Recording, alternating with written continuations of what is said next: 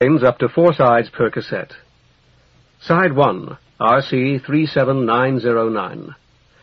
Nightside, The Long Sun, The Book of the Long Sun, Volume 1, by Gene Wolfe. Copyright 1993 by Gene Wolfe. All rights reserved. Read by John Horton. This book contains 333 pages on 7 sides. If you would like to skip over any remaining announcements or introductory material, place your cassette player in fast forward until a beep is heard. Stop at that point to hear the beginning of the book. Library of Congress annotation. The Whirl is a huge interstellar spacecraft, so old that its inhabitants have forgotten their origins and purpose. This artificial world contains whole cities, many of which have reverted to a medieval-like state. In one of these towns, a religious leader receives a vision of the outsider, and events compel him to begin a mission of discovery that will change his life and his world forever. 1993. From the book jacket. It has been nearly a decade since the completion of Gene Wolfe's 4-volume epic, The Book of the New Sun. One of the modern masterpieces of imaginative literature, an evocation of a world so far in the future that magic and technology, poetry and science are indistinguishable, a world heavy with time but not yet bereft of hope, a world brought to life by Mr. Wolfe's unique blend of slightly archaic diction and ever-surprising vocabulary. The New York Times Book Review. In the intervening years, his award-winning novels and stories have solidified his reputation both in fantasy and science fiction with a cascade of stunning achievements. No SF writer has been more highly and continually praised. Now Wolfe returns to science fiction with a mighty multi-volume mega-novel of mystery, war, and revolution. The Book of the Long Sun, set on a world, the Whirl, existing inside a giant starship sent from Earth to colonize a distant planet. Wolfe's previous work in this future universe has been hailed as a major landmark of contemporary American literature by Booklist, and a masterpiece of science fantasy comparable in importance to the major works of Tolkien and Lewis by Publishers Weekly. Enormous in breadth and scope, Wolfe's ambitious new work opens out into a world of wonders, of gods and humans, aliens and machines, and mysterious adventures far out in space and deep inside the human spirit. It is set on a ship world whose origins are shrouded in legend, ruled by strange gods who appear infrequently to their worshippers on large screens, and peopled by a human race changed by eons of time, yet familiar. Nightside, The Long Sun is the beginning of a masterpiece of science fiction for this decade. Life on the Whirl and the struggles and triumphs of Pater Silk to satisfy the demands of the gods will captivate readers yearning for something new and different in science fiction, for the magic of the future. The Book of the Long Sun is launched with success. About the author, Gene Wolfe lives in Barrington, Illinois. He is the author of The Book of the New Sun, The Earth of the New Sun, The Fifth Head of Cerberus, Soldier of the Mist, The Island of Dr. Death, and other stories, and many other books of fantasy and science fiction. He is one of the most famous living science fiction writers. Other books by Gene Wolfe: Castle of Days, Castle View, Endangered Species, Free Live Free, Pandora by Holly Hollander, 7 American Nights, Soldier of Arete, Stories from the Old Hotelt, There Are Doors. This book is dedicated to Joe Mayhew for at least a dozen reasons. Nightside, The Long Sun. Chapter 1. The Manteon on Sun Street. Enlightenment came to Pater Silk on the ball court. Nothing could ever be the same after that. When he talked about it afterward, whispering to himself in the silent hours of the night as was his custom, and once when he told Mater Marble, who was also Mater Rose, he said that it was as though someone who had always been behind him and standing, as it were, at both his shoulders, had, after so many years of pregnant silence, begun to whisper into both his ears. The bigger boys had scored again, Pater Silk recalled, and Horn was reaching for an easy catch when those voices began, and all that had been hidden was displayed. Few of these hidden things made sense, nor did they wait upon one another. He, young Pater Silk, that absurd clockwork figure, watched outside a clockwork show whose works had stopped, tall Horn reaching for the ball, his flashing grin frozen in forever. Dead Pater Pike, mumbling prayers as he slit the throat of a speckled rabbit he himself had bought. A dead woman in an alley off Silver Street, and the people of the quarter. Lights beneath everyone's feet, like cities low in the night sky, and oh, the rabbit's warm blood drenching Pater Pike's cold hands. Proud houses on the Palatine. Mater Marble playing with the girls, and Mater Mint wishing she dared. Old Mater Rose praying alone, praying to scolding Scylla in her palace under Lake Limna. Feather falling not so lightly as his name implied, shoved aside by Horn, not yet quite prone on the crumbling shiprock blocks, though shiprock was supposed to last until the end of the whirl. Viron and the lake, crops withering in the fields, the dying fig and the open empty sky. All this and much else besides, lovely and appalling, blood-red and living green, yellow, blue, white, and velvet black, with minglings of other colors and of colors he had never known. Yet all these were as nothing. It was the voices that mattered, only the paired voices, though there were more, he felt sure, if only he had ears for them, and all the rest an empty show, shown to him so that he might know it for what it was, spread for him so that he might know how precious it was. Though its shining clockwork had gone some trifle awry and must be set right by him, for this he had been born. He forgot the rest at times, though at others all these things would reoccur to him, rough truths cloaked in a new certainty. But he never forgot the voices that were in fact but one voice, and what they, who were one, had said. Never forgot the bitter lesson, though once or twice he tried to push it away, those fell words heard as Feather fell, poor little Feather, as the rabbit's hot blood spilled from the altar, as the first settlers took up the homes prepared for them in this familiar Viron, as the dead woman seemed to stir, rags fluttering in the hot wind borne halfway round the whorl, a wind that blew ever stronger and wilder as clockwork that had never really stopped began to turn again. I will not fail, he told the voices, and felt he lied, yet felt the approbation, too. And then, his left hand moved, snatching the ball from Horn's very fingers. Pater Silk spun about. The black ball flew like a black bird, straight through the ring at the opposite end of the ball court. It struck the hellstone with a satisfying thump and an eruption of blue sparks, and threaded the ring a second time as it bounced back. Horn tried to stop him, but Pater Silk knocked him sprawling, caught the ball again, and smoked it in for a second double. The monitor's chimes sang their three-note paean, and its raddled gray face appeared to announce the final score, 13-12. 13-12 was not a bad score, Pater Silk reflected, as he took the ball from Feather and stuffed it into a trousers pocket. The bigger boys would not be too downcast, while the smaller boys would be ecstatic. This last, at least, was already quite apparent. He repressed the impulse to hush them and lifted two of the most diminutive onto his shoulders. "Back to class," he announced. "Class for all of you. A little arithmetic will do you good. Feather, throw Villis my towel, please." Feather, one of the larger small boys, obliged. Villis, the boy perched upon Silk's right shoulder, managed to catch it, though not deftly. "Pater," Feather ventured, "you always say there's a lesson in everything." Silk nodded, mopping his face and rubbing his already disheveled yellow hair. He had been touched by a god. By the outsider. And although the outsider was not one of the 9, he was an undoubted god nevertheless. This was enlightenment. "Pater?" "I'm listening, Feather. What is it you want to ask?" But enlightenment was for theodidacts, and he was no holy theodidact, no gaudily painted gold-crowned figure in the writings. How could he tell these children that in the middle of their game...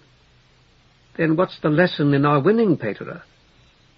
That you must endure to the end, Silk replied, his mind still upon the outsider's teaching. One of the hinges of the ball-court gate was broken. 2 boys had to lift the gate to swing it, creaking backward. The remaining hinge would surely break too, and soon, unless he did something. Many theodidacts never told, or so he had been taught in the schola. Others told only on their deathbeds. For the first time he felt he understood that. We endured to the end, Horn reminded him, but we lost just the same. You're bigger than I am, bigger than any of us. Silk nodded and smiled. I did not say that the only object was to win.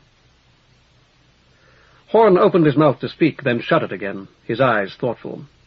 Silk took Goldcrest and Villas from his shoulders at the gate and dried his torso, then reclaimed his black tunic from the nail on which he had hung it. Sun Street ran parallel to the sun, as its name indicated, and as usual at this hour it was blazing hot. Regretfully he pulled his tunic over his head, smelling his own sweat. You lost, he remarked to Villas, once the stifling tunic was in place. When Horn got the ball away from you, but you won when everyone on our team did. What have you learned from that?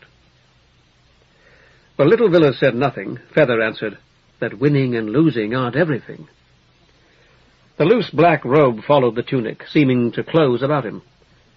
Good enough, he told Feather.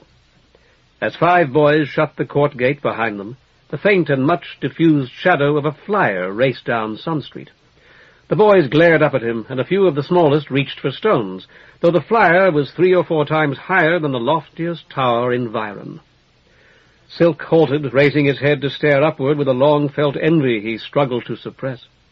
Had he been shown the flyers among his myriad leaping visions? He felt he had, but he had been shown so much. The disproportionate gauzy wings were nearly invisible in the glare of the unshaded sun, so that it seemed that the flyer flew without them, arms outstretched, feet together, an uncanny figure black against the burning gold. If the flyers are human, Silk admonished his charges, it would surely be evil to stone them. If they are not, you must consider that they may be higher than we are in the spiritual world, just as they are in the temporal. As an afterthought he added, even if they are spying on us, which I doubt. Had they, too, achieved enlightenment, and was that why they flew? Did some god or goddess, it would be Hyrax, perhaps, or his father, sky-ruling Pas, teach those he favored the art of flight? The palestra's warped and weathered door would not open until Horn had wrestled manfully with its latch. As always, Silk delivered the smaller boys to Matera Marble first. We won a glorious victory, he told her. She shook her head in mock dismay, her smooth oval face, polished bright by countless dustings, catching the sunlight from the window. My poor girls were beaten, alas, Paterer. It seems to me that Matera Mint's big girls grow quicker and stronger with each week that passes. Wouldn't you think our merciful Molpe would make my smaller ones quicker, too? Yet it doesn't seem she does it. By the time they're quicker, they'll be the big girls, perhaps. That must be it, Paterer. While I'm only a small girl myself, snatching at every chance to put off the minuens and subtrahends for as long as possible, always willing to talk, never willing to work. Matera Marble paused, her work-worn steel fingers flexing the cubit stick while she studied Silk. You be careful this afternoon, Paterer. You must be tired already after scrambling around up there all morning and playing with the boys. Don't fall off that roof. He grinned. I'm finished with my repairs for today, Matera. I'm going to sacrifice after Manteon, a private sacrifice. The old Sib tilted her gleaming head to one side, thus lifting an eyebrow. Then I regret that my class will not participate. Will your lamb be more pleasing to the 9, do you think, without us? For an instant, Silk was tempted to tell her everything there and then. He drew a deep breath instead, smiled, and closed the door. Most of the larger boys had already gone into Matera Rose's room. Silk dismissed the rest with a glance, but Horn lingered. May I speak with you, Paterer? It'll just take a minute. If it is only a minute. And the boy said nothing, Silk added, Go ahead, Horn. Did I foul you? If I did, I apologize. It certainly wasn't intentional. Is it—" Horn let the question trail away, staring at the splintering floorboards. "Speak up, please, or ask your question when I come back. That would be better." The tall boy's gaze moved to the whitewashed mud-brick walls. "Pater, is it true that they're going to tear down our palestra and your manteon? That you're going to have to go someplace else or no place? My father heard that yesterday. Is it true?" "No." Horn looked up with new hope, though the flat negative had left him speechless. "Our palestra and our manteon will be here next year, and the year after that, and the year after that as well." Suddenly conscious of his posture, Silk stood straighter, squaring his shoulders. "Does that put your mind at rest? They may become larger and better known, and I hope that they will. Perhaps some god or goddess may speak to us through our sacred window again, as Pass once did when Pater the Pike was young. I don't know, though I pray for it every day. But when I'm as old as Pater the Pike, the people of this quarter will still have a manteon and a palestra. Never doubt it." "I was going to say—" Silk nodded. "Your eyes have said it for you already. Thank you, Horn. Thank you. I know that whenever I'm in need I can call on you, and that you'll do all that you can without counting the cost. But, Horn—" "Yes, Pater?" "I knew all that before." The tall boy's head bobbed. "And all the other sprats, too, Pater. There are a couple of dozen that I know we can trust, maybe more." Horn was standing as straight as a guardsman on parade now. With a slight shock of insight, Silk realized that this unaccustomed perpendicularity was in imitation of his own, and that Horn's clear, dark eyes were very nearly level with his. "And after that," Horn continued, "there will be others, new boys, and men." Silk nodded again, gravely reflecting that Horn was already a grown man in every way that mattered, and a man far better educated than most. "And I don't want you to think I'm mad about it, knocking me over like that, Pater. You hit me hard, but that's the fun of the game." Silk shook his head. "That's merely how the game is played. The fun comes when someone small knocks down someone larger." "You were their best player, Pater. It wouldn't have been fair to them if you hadn't played as well as you can." Horn glanced over his shoulder at Mater Rose's open door. "I have to go now. Thanks, Pater." There was a line in the writings that applied to the game and its lessons. Lessons more important, Silk felt, than any Mater Rose might teach. But Horn was already almost to the doorway. To his back, Silk murmured, "Men build scales, but the gods blow upon the lighter pan." He sighed at the final word, knowing that the quotation had come a second too late, and that Horn, too, had been too late. That Horn would tell Mater Rose that he, Pater Silk, had detained him, and that Mater Rose would punish him nevertheless, without bothering to find out whether it was true. Silk turned away. There was no point in remaining to listen, and Horn would fare that much worse if he tried to intervene. How would the outsider have chosen such a bungler? Was it possible that the very gods were ignorant of his weakness and stupidity? Some of them? The manteon's rusty cash-box was bare, he knew, yet he must have a victim, and a fine one.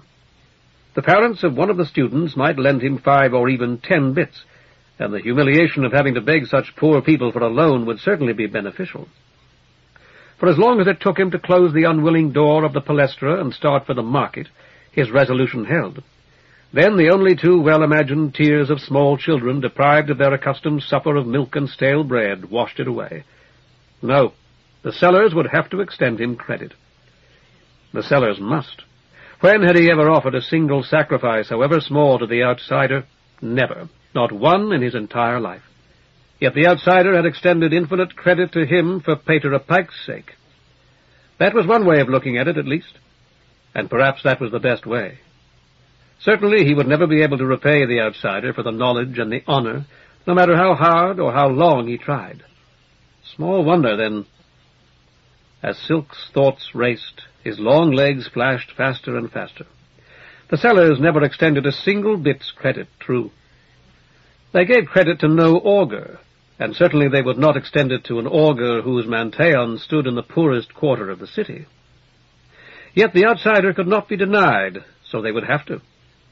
He would have to be firm with them, extremely firm, Remind them that the outsider was known to esteem them last among men already, that according to the writings he had once, having possessed and enlightened a fortunate man, beaten them severely in person. And though the 9 could rightly boast, a black civilian floater was roaring down Sun Street, scattering men and women on foot and dodging ramshackle carts and patient grey donkeys, its blowers raising a choking cloud of hot yellow dust. Like everyone else, Silk turned his face away, covering his nose and mouth with the edge of his robe. "You there, Augur!" The floater had stopped, its roar fading to a plaintive whine as it settled under the rutted street.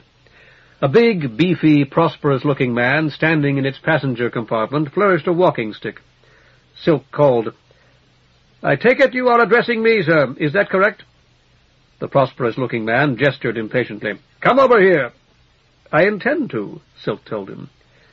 A dead dog rotting in the gutter required a long stride that roused a cloud of fat, blue-backed flies. "Paterer would be better mannered, sir, but I'll overlook it.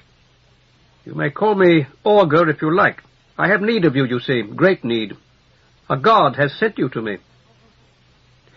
The prosperous-looking man looked at least as surprised as Horn had when Silk had knocked him down. "I require 3 cards," Silk continued. 3 cards or more. I require them at once for a sacred purpose. You can provide them easily, and the gods will smile on you. Please do so." The prosperous-looking man mopped his streaming brow with a large peach-colored handkerchief that sent a cloying fragrance to war with the stenches of the street. "I didn't think that the chapter let you augurs do this sort of thing, Paterer." "Beg? Why, no, you're perfectly correct, sir. It's absolutely forbidden. But there's a beggar on every corner. You must know the kinds of things they say, and that's not what I'm telling you at all. I'm not hungry, and I have no starving children. I don't want your money for myself, but for a god, for the outsider. It's a major error to restrict one's worship to the 9, as I— Never mind. The outsider must have a suitable offering from me before shade down. It's absolutely imperative. You'll be certain to gain his favor by supplying it." "I wanted—" the prosperous-looking man began. Silk raised his hand. "No! The money. 3 cards at least at once. I've offered you a splendid opportunity to gain his favor. You've lost that now, but you may still escape his displeasure if only you'll act without further delay.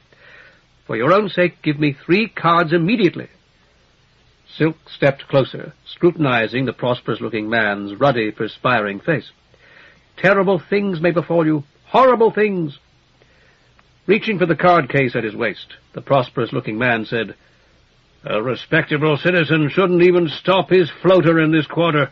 I simply— If you own this floater, you can afford 3 cards easily, and I'll offer a prayer for you, many prayers that you may eventually attain to—" Silk shivered. The driver rasped, "Shut your shaggy mouth and let Blood talk, you butcher!"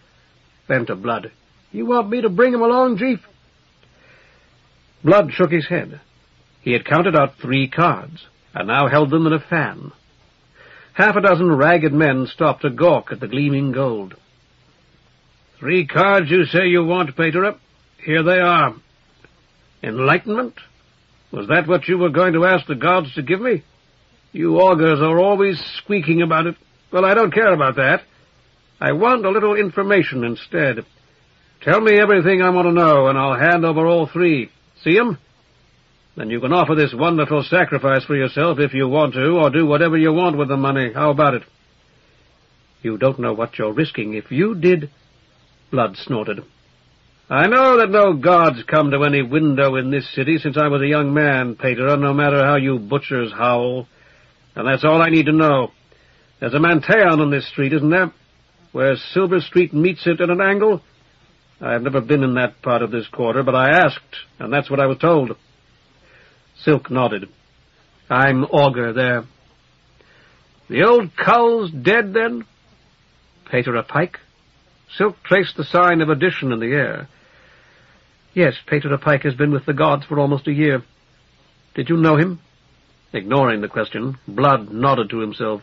"Gone to mainframe, eh?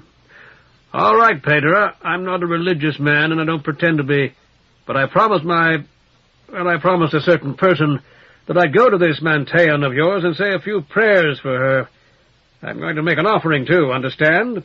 Because I know she'll ask if I did. That's besides these cards here. So is there somebody there who'll let me in? Silk nodded again. Mater a Marble or Mater a Mint would be delighted to, I'm sure. You'll find them both in the palestra on the other side of our ball court. Silk paused, thinking. Mater a Mint's rather shy, though she's wonderful with the children. Perhaps you'd better ask for Mater a Marble in the first room to your right. She could leave one of the older girls in charge of her class for an hour or so, I would think. Blood closed his fan of cards as if about to hand them over to Silk. I'm not too crazy about chemical people, Paterer. Somebody told me you've got a Mater a Rose. Maybe I could get her, or isn't she there any more? Oh, yes. Silk hoped his voice did not reflect the dismay he felt whenever he thought of Mater a Rose. But she's quite elderly, sir, and we try to spare her poor legs whenever we can. I feel sure that Mater a Marble would prove completely satisfactory. No doubt she will. Blood counted his cards again, his lips moving, his fat, beringed fingers reluctant to part from each wafer-thin, shining rectangle. You were going to tell me about enlightenment a minute ago, Paterer. You said you'd pray for me. Yes, Silk confirmed eagerly, and I meant it. I will. Blood laughed. Don't bother. But I'm curious, and I've never had such a good chance to ask one of you about it before. Isn't enlightenment really pretty much the same as possession? Not exactly, sir. Silk gnawed his lower lip. You know, sir, at the Schola they taught us simple, satisfying answers to all of these questions. We had to recite them to pass the examination, and I'm tempted to recite them again for you now. But the actualities, enlightenment, and possession, aren't really simple things at all. Or at least, enlightenment isn't. I don't know a great deal about possession, and some of the most respected hierologists are of the opinion that it exists potentially, but not actually. A god's supposed to pull on a man just like a tunic. That's what they say. Well, some people can, so why not a god? Watching Silk's expression, Blood laughed again. You don't believe me, do you, Paterer? Silk said, I've never heard of such people, sir. I won't say they don't exist, since you assert that they do, although it seems impossible. You're young yet, Paterer. If you want to dodge a lot of mistakes, don't you forget that. Blood glanced sidelong at his driver. Get on these putts, Grayson. Make them keep their paws off my floater. Enlightenment. Silk stroked his cheek, remembering. That ought to be easy, it seems to me. Don't you just know a lot of things you didn't know before? Blood paused, his eyes upon Silk's face. Things that you can't explain, or aren't allowed to? A patrol of guardsmen passed, their slug guns slung and their left hands resting on the hilts of their swords. One touched the bill of his jaunty green cap to Blood. It's difficult to explain, Silk said. In possession, there's always some teaching for good or ill. Or at any rate, that's what we're taught, though I don't believe. In enlightenment, there's much more. As much as the Theodidact can bear, I would say. It happened to you, Blood said softly. Lots of you say it did. But from you, it's Lily. You were enlightened, or you think you were. You think it's real. Silk took a step backward, bumping against one of the onlookers. I didn't call myself enlightened, sir. You didn't have to. I've been listening to you. Now you listen to me. I'm not giving you these cards, not for your holy sacrifice or for anything else. I'm paying you to answer my questions, and this is the last one. I want you to tell me, right now, what enlightenment is when you got it, and why you got it. Here they are. He held them up again. Tell me, Paterer, and they're yours. Silk considered, then plucked them from Blood's hand. As you say, enlightenment means understanding everything as the God who gives it understands it. Who you are and who everyone else is, really. Everything you used to think you understood, you see with complete clarity in that instant, and know that you didn't really understand it at all. The onlookers murmured, each to his neighbor. Several pointed toward Silk. One waved over the drawer of a passing handcart. Only for an instant, Blood said. Yes, only for an instant. But the memory remains. so that you know that you knew." The 3 cards were still in Silk's hand. Suddenly afraid that they would be snatched away by one of the ragged throng around him, he slipped them into his pocket. "And when did this happen to you? Last week? Last year?" Silk shook his head, glancing up at the sun. The thin black line of the shade touched it as he watched. "Today, not an hour ago. A ball. I was playing a game with the boys." Blood waved the game away. "And it happened. Everything seemed to stand still. I really can't say whether it was for an instant, or a day, or a year, or any other period of time. And I seriously doubt that any such period could be correct. Perhaps that's why we call him the outsider, because he stands outside of time, all the time." "Uh-huh." Blood favored Silk with a grudging smile. "I'm sure it's all smoke. Just some sort of daydream. But I've got to admit it's interesting smoke, the way you tell it. I've never heard of anything like this before." "It's not exactly what they teach you in the Schola," Silk conceded. "But I feel in my heart that it's the truth." He hesitated. "By which I mean that it's what I was shown by him, or rather that it's one of an endless panorama of things.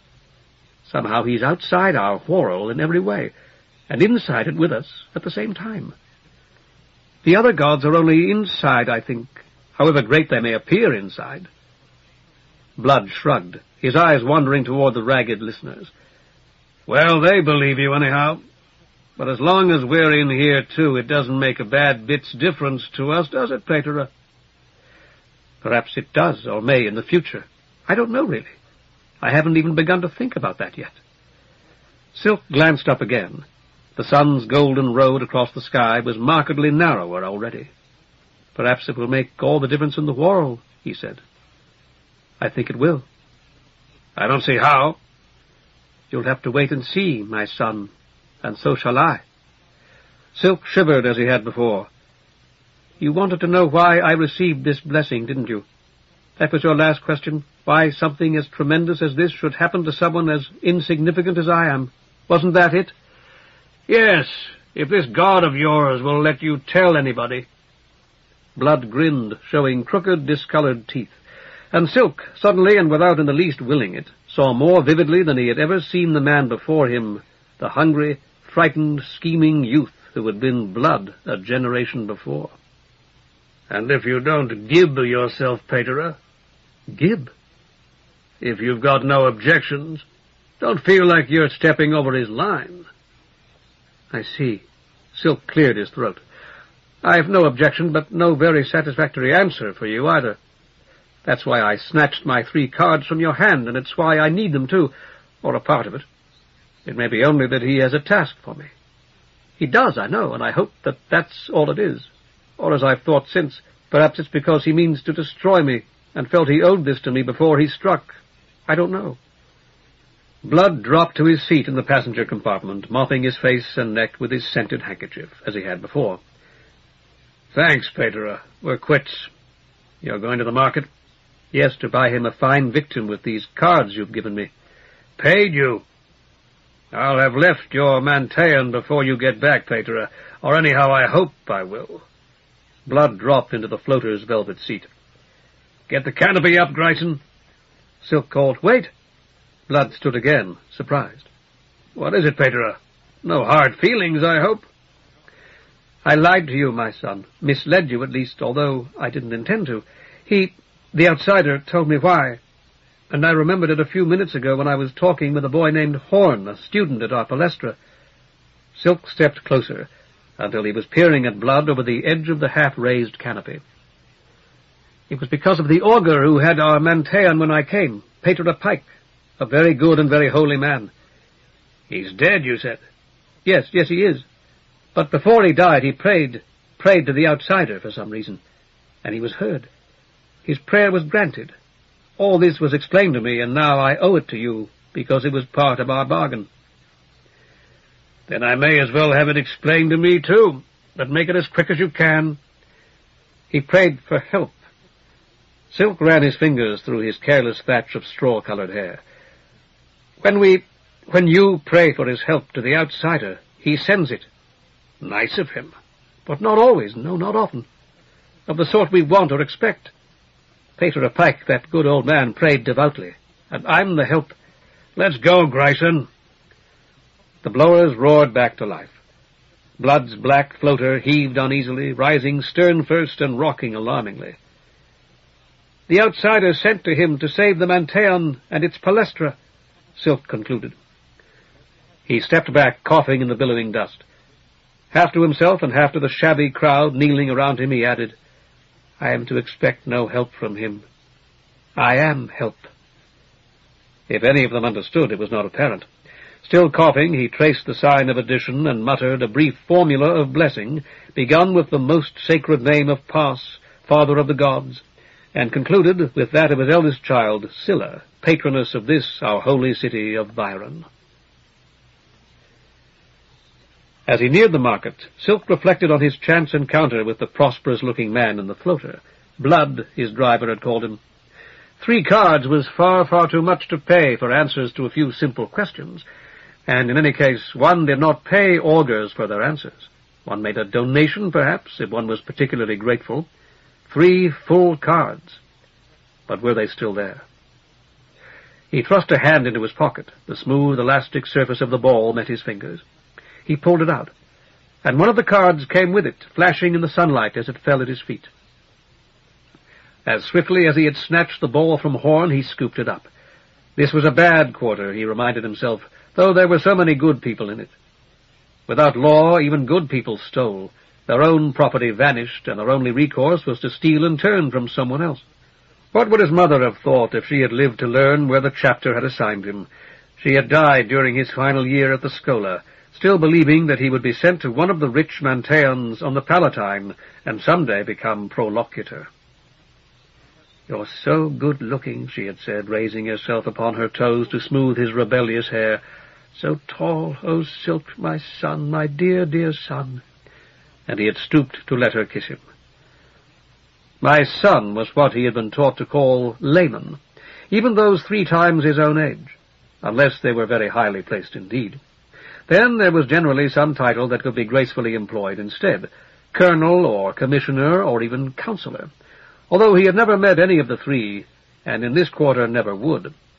Though here was a poster with the handsome features of Councillor Loris, the secretary of the Ayuntamiento, features somewhat scarred now by the knife of some vandal who had slashed his poster once and stabbed it several times. Silk felt suddenly glad that he was in the chapter and not in politics, though politics had been his mother's first choice for him. No one would slash or stab the pictured face of his cognizance, the prolocutor, surely. He tossed the ball into his right hand and thrust his left into his pocket. The cards were still there. 1, 2, 3. Many men in this quarter who worked from shade up to dark, carrying bricks or stacking boxes, slaughtering, hauling like oxen, or trotting beneath the weighty litters of the rich, sweeping and mopping, would be fortunate to make 3 cards a year.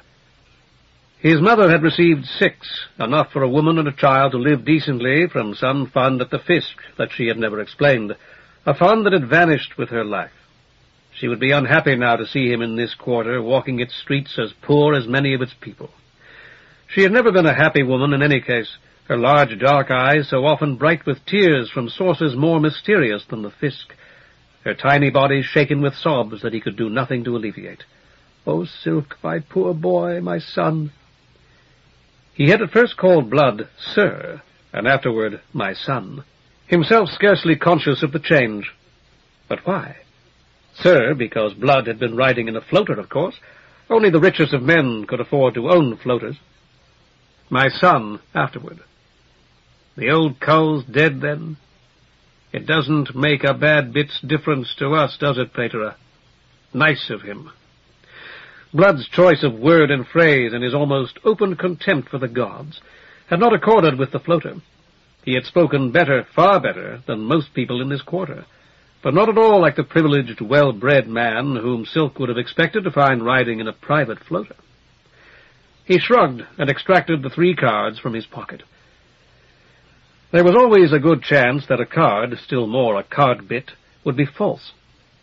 There was even a chance, as Silk admitted to himself, that the prosperous-looking man in the floater, that this odd man, Blood, kept false cards in a special location in his card case. Nevertheless, all three of these appeared completely genuine.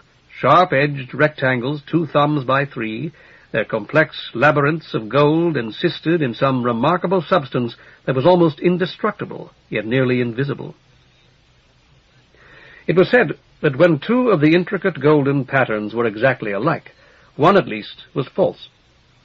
Silk paused to compare them, then shook his head and hurried off again in the direction of the market. If these cards were good enough to fool the sellers of animals, that was all that mattered, though he would be a thief. A prayer, in that case, to Tenebrous Tartarus, Pas's elder son, the terrifying god of night and thieves. Maytera Marble sat watching at the back of her class. There had been a time long ago when she would have stood, just as there had been a time when her students had labored over keyboards instead of slates. Today, now, in whatever year this might be. Her chronological function could not be called.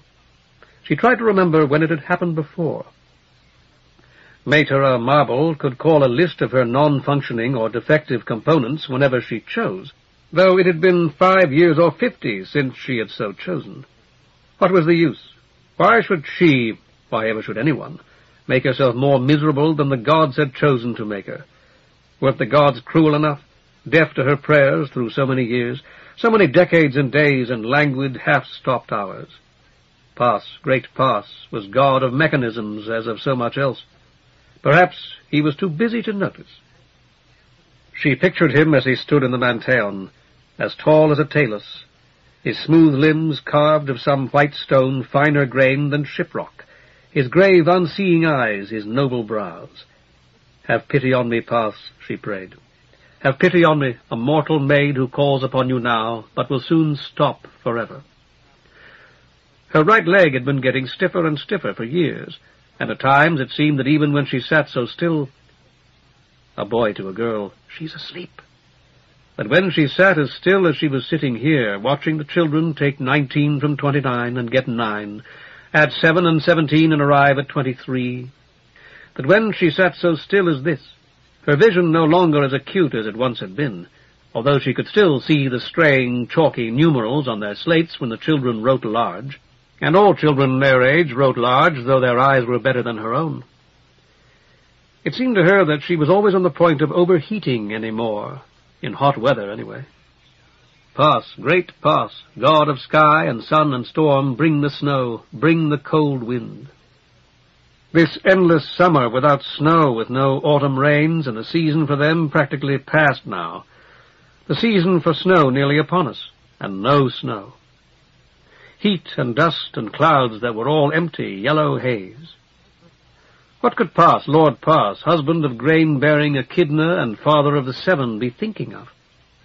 A girl, look, she's asleep. Another, I didn't think they slept. A knock at the Sun Street door of the Palestra. I'll get it. That was Asphodella's voice. This was Rachel's. No, I will. Fragrant white blossoms and sharp white teeth. Maytera Marble meditated upon names. Flowers, or plants of some kind at least, for bio-girls. Animals or animal products for bio-boys. Metals or stones for us. Both together, let me! Her old name had been... A crash as a chair fell.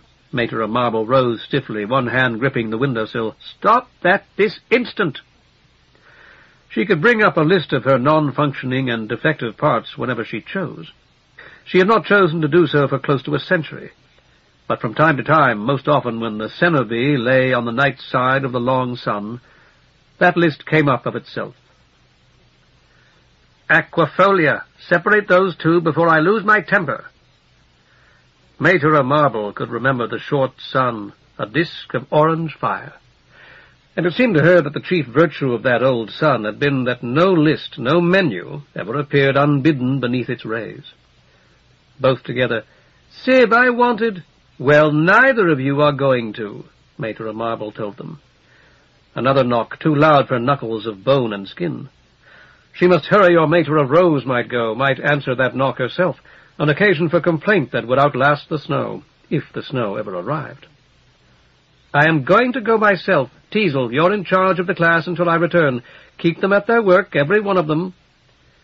To give her final words more weight, Mater Marble paused as long as she dared. "I shall expect you to name those who misbehaved." A good step toward the door. There was an actuator in her right leg that occasionally jammed when it had been idle for an hour or so, but it appeared to be functioning almost acceptably. Another step, and another.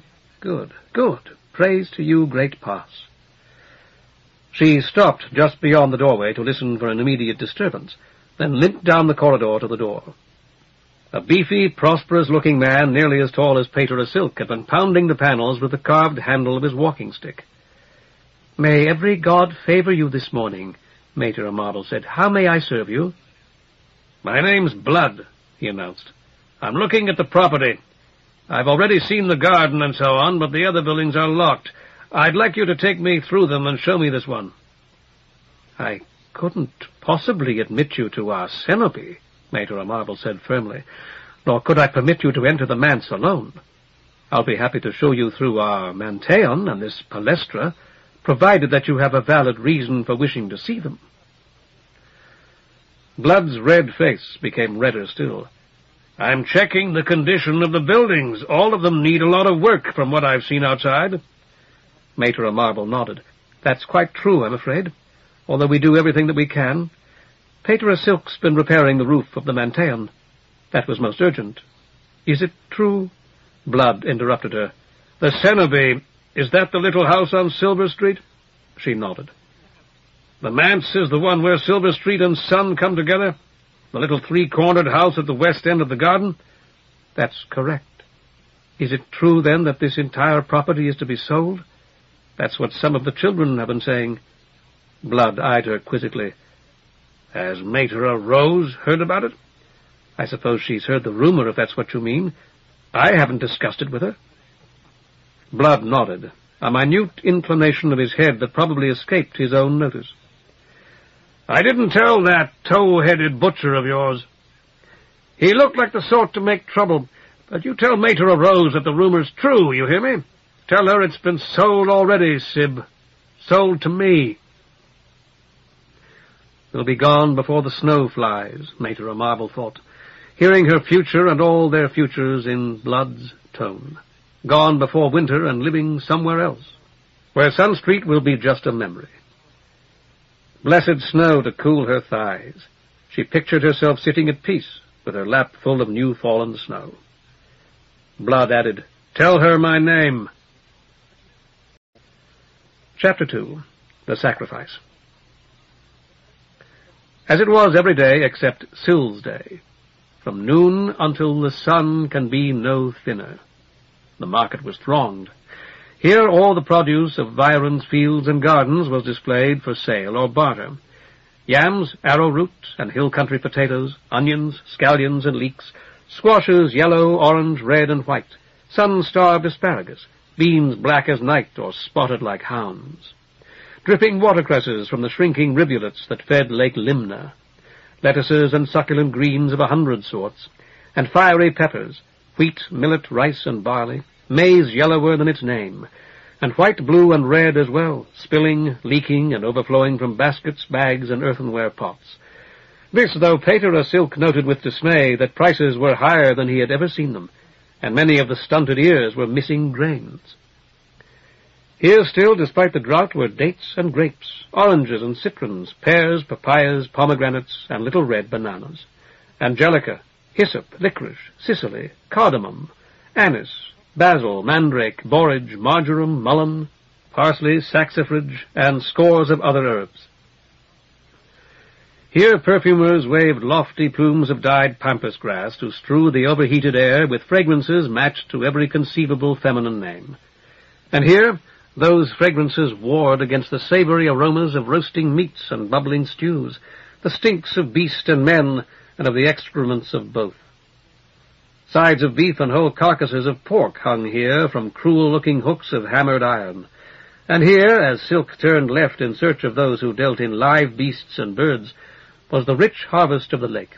gap-mouthed fish with silver sides and starting eyes, mussels, writhing eels, fretful black crawfish with claws like pliers, eyes like rubies, and fat tails longer than a man's hand, sober grey geese, and ducks richly dressed in brown, green, black, and that odd blue so seldom seen elsewhere that it is called teal.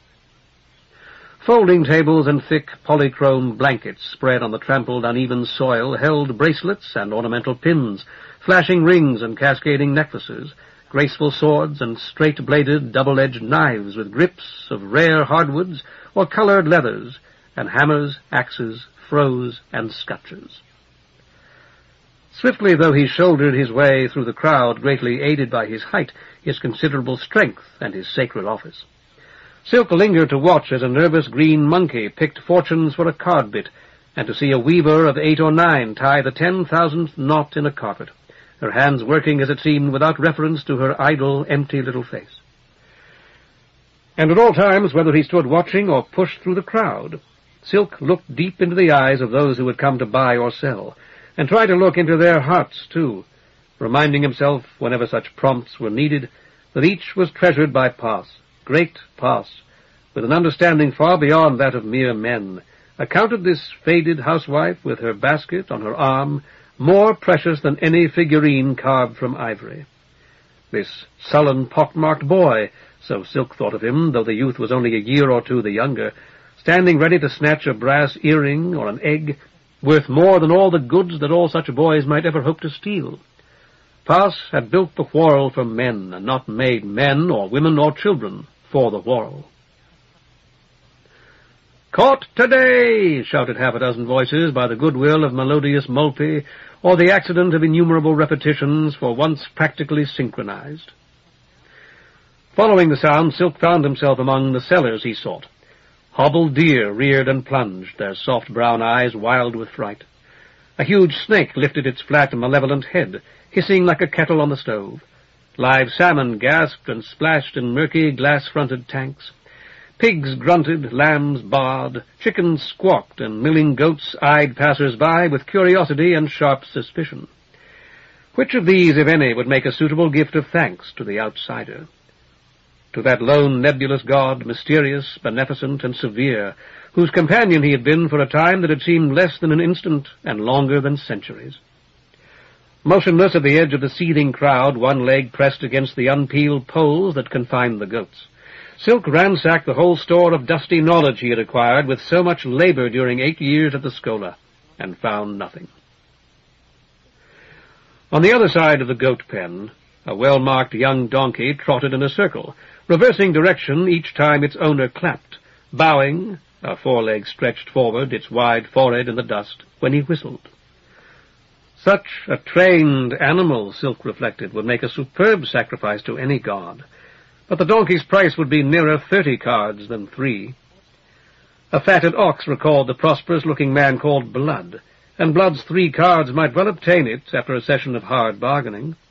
Many augurs chose such victims whenever they could, and what remained after the sacrifice would supply the Palestra's kitchen for at least a week, and feed Mater of Rose, Mater of Mint, and himself like so many commissioners as well. But Silk could not believe that a mutilated and stall-fed beast, however sumptuous, would be relished by a god, nor did he himself often indulge in meats of any kind. Lambs, unrelieved black for Stygian Tartarus, deathly Hyrax, and grim Phia, purest white for the remainder of the 9, were the sacrifices most frequently mentioned in the chrasmologic writings. But he had offered several such lambs already, without attracting a divine presence to the sacred window. What sort of thanks would such a lamb, or even an entire flock of such lambs, for Blood's cards put a sizable flock within his reach, be now to the veiled god who had, unbribed, so greatly favored him today? This dog-headed ape, trained to light its master's way with cresset or lantern, and, according to a badly lettered placard, to defend him from footpads and assassins, would cost at least as much as the donkey. Shaking his head, Silk walked on. A flyer, perhaps the same flyer, sailed serenely overhead, his widespread, gauzy wings visible now, his body a dark cross against the darkening streak of the sun. The burly, bearded man beside Silk shook his fist, and several persons muttered maledictions. "Don't nobody ever want it to rain," the nearest of the sellers of beasts remarked philosophically. "But everybody wants to go on eating." Silk nodded his agreement. "The gods smile on us, my son, or so it is written. It's a wonder they don't laugh aloud." "Do you think they're really spying on us, Pedro, the way the Ayuntamiento keeps telling us? Or do they bring on rain? Rain and storms, that's what my old father used to say, and his before him. I've noticed myself that it's true pretty often. Lord Past must know that we could use some these days." "I really don't know," Silk confessed. "I saw one around noon today, and it hasn't rained yet. As for spying upon Byron, what could a flyer see here that any foreign traveller couldn't?" "Nothing I know about," the seller spat. "That's supposed to bring on rain too, Pater. Let's hope it works this time. Looking for a good sacrifice, are you?" Silk's face must have betrayed his surprise, because the seller grinned, revealing a broken front tooth. "I know you, Pater, that old Mantean on Sun Street. Only you went right on past the sheepfold today. Guess they haven't been working out for you." Silk endeavored to appear indifferent. "I'll recognize the beast I want when I see it." "Course you will, so let me show you mine." The seller raised a soiled finger. "No, wait a bit. Let me ask you one question first. I'm just an ignorant man, Pater, but isn't a child the best sacrifice of all? The very best gift that a man or even a whole city can make to the gods? The greatest and the highest?" Silk shrugged. "So it's written, though no such victim has been offered here within living memory. I don't believe that I could do it myself, and it's against the law in any case." "Exactly what I'm getting at." Like a conspirator, the seller glanced warily from side to side. "So what's nearest to a child, eh? Only on the right side of the law? What is it, I ask you, Pater? You and me being flash-grown men and not no sprats, that half those high-bred females up on the Palatine is given suck to on the side. A catacrest, isn't that it?" With a showman's flourish, the seller reached beneath the stained red cloth that draped his table, and produced a small wire cage containing an orange and white catacrest. Silk was no judge of these animals, but to him it appeared hardly more than a kitten. The seller leaned forward, and his voice dropped to a hoarse whisper. "Stolen, Pater, stolen, or I couldn't possibly sell it even to you for—" He licked his lips, his restless gaze taking in Silk's faded black robe and lingering on his face. "For just 6 little cards. It talks, it walks on its hind legs sometimes, too, and it picks up things to eat with its little paws. It's exactly like a real child. You'll see." Looking into the animal's melting blue eyes, the long, nictorant pupils were rapidly narrowing in the sunlight. Silk could almost believe him. The seller tested the point of a long-bladed knife with his finger. "You recollect this, don't you, Tick? Then you better talk when I tell you to, and not try to get away, neither, when I let you out." Silk shook his head. If he had seen the motion, the seller ignored it. "Say, shop! Talk for the Reverend Augur, Tick. Say, shop!" He prodded the unhappy little catacrest with the point of his knife. "Shop! Say it!" "Never mind," Silk told the seller wearily. "I'm not going to buy him." "It'd make you a fine sacrifice, Pater, the finest you could have inside of the law. What was it I told you? 7 cards, was that it? Tell you what, I'll make it 6, but only for today. Just 6 cards, because I've heard good things about you and hope to do more business with you in the future." Silk shook his head again. "Told you Tick was boiling, didn't I? I knew it, and believe me, I put crimp on the lad that did it, or I wouldn't have got Tick here half so cheap. Talked about rolling him over to Hoppy and all that."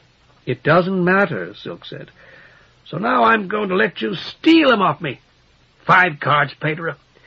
You can talk, you little faker, say something. You can go through the whole market if you like, and if you can find a nice catacrest like this any cheaper, bring me there and I'll match the price. 5 cards, we'll say. You won't be able to touch one half this good for 5 cards. I promise you that, and I'm a man of my word. Ask anybody." "No, my son." "I need the money bad, Pater. I guess I shouldn't say that, but I do. A man has to have some money to buy animals so he's got something to sell, see?" His voice fell again, so low this time that it was scarcely audible. "I put mine into a few cold uns. You take my meaning, Peter? Only they warmed up and went bad on me before I could move 'em. So here's what I say. 5 cards, with one of 'em chalked. How's that? 4 down, see, right now. And a card next time I see you, which I will on Mope's Day after this common Sills Day, Peter, I hope." "No," Silk repeated. "Word," the little catacrest said distinctly. "Shoo word who ad plan." "Don't you call me a bad man?" Sliding the slender blade between the wires, the seller prodded the catacrest's minute pink nose with the point of his knife. "The Reverend Augur's not interested in seeing any cully bird, you flea-bit little pap-sucker." He glanced up hopefully at Silk. "Are you, Peter? It is a talking bird at that. Naturally, it doesn't look exactly like a child. It's a good talker, though. A valuable animal." Silk hesitated.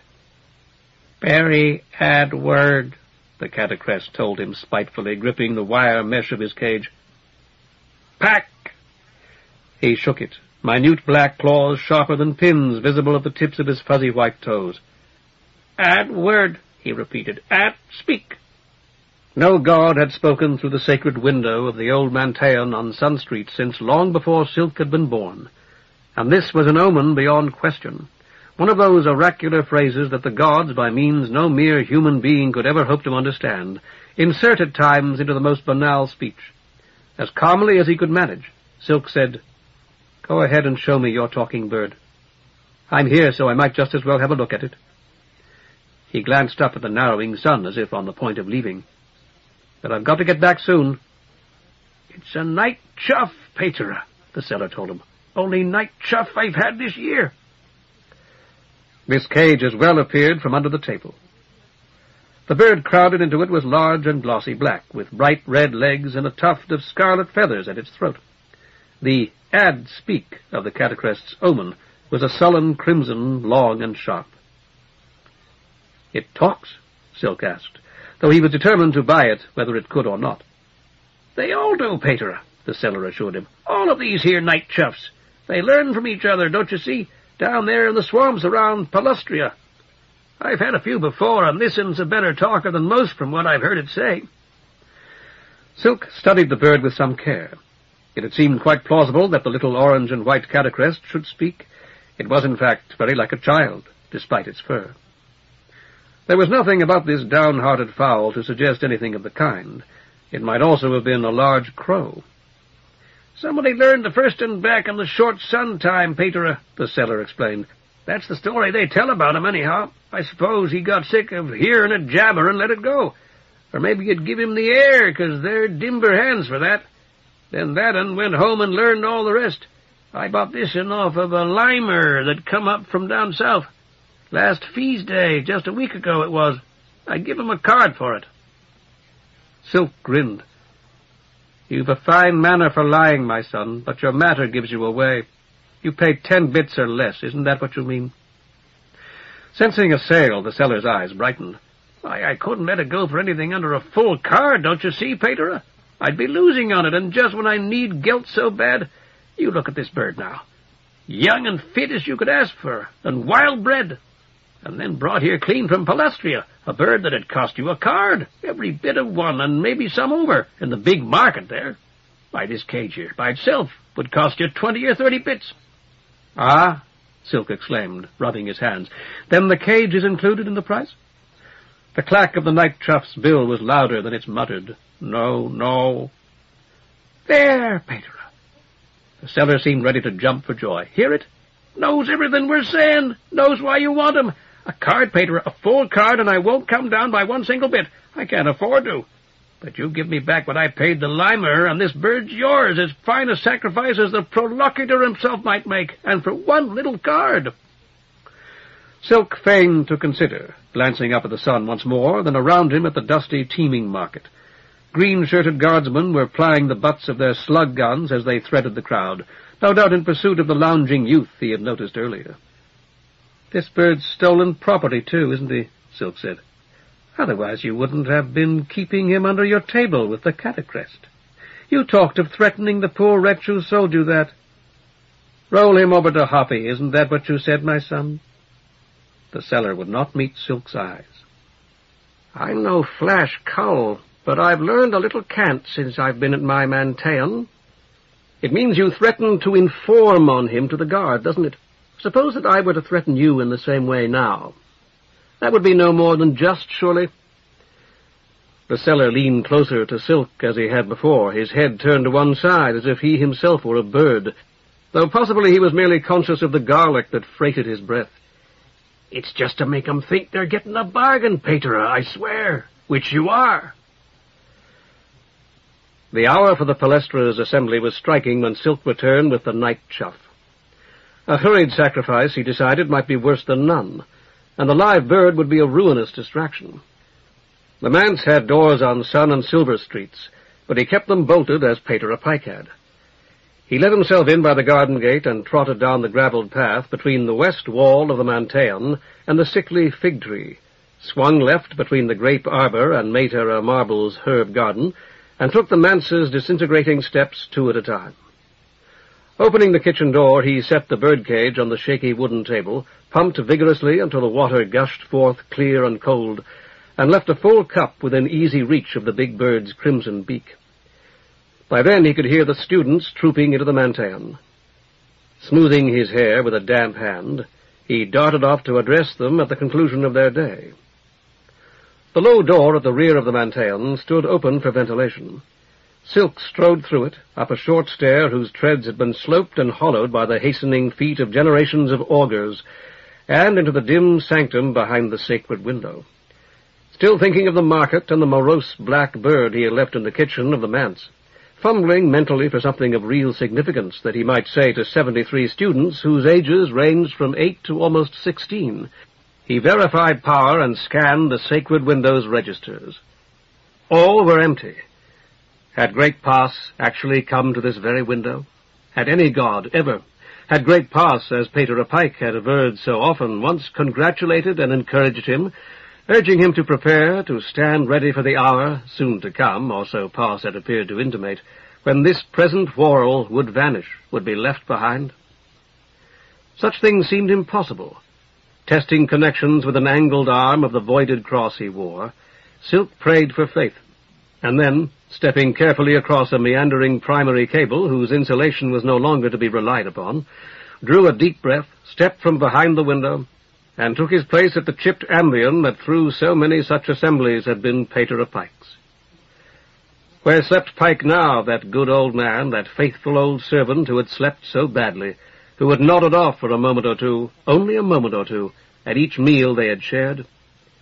Who had both resented and loved the tall young acolyte who had been thrust upon him after so many years, so many slow decades of waiting alone, who had loved him as no one had except his mother.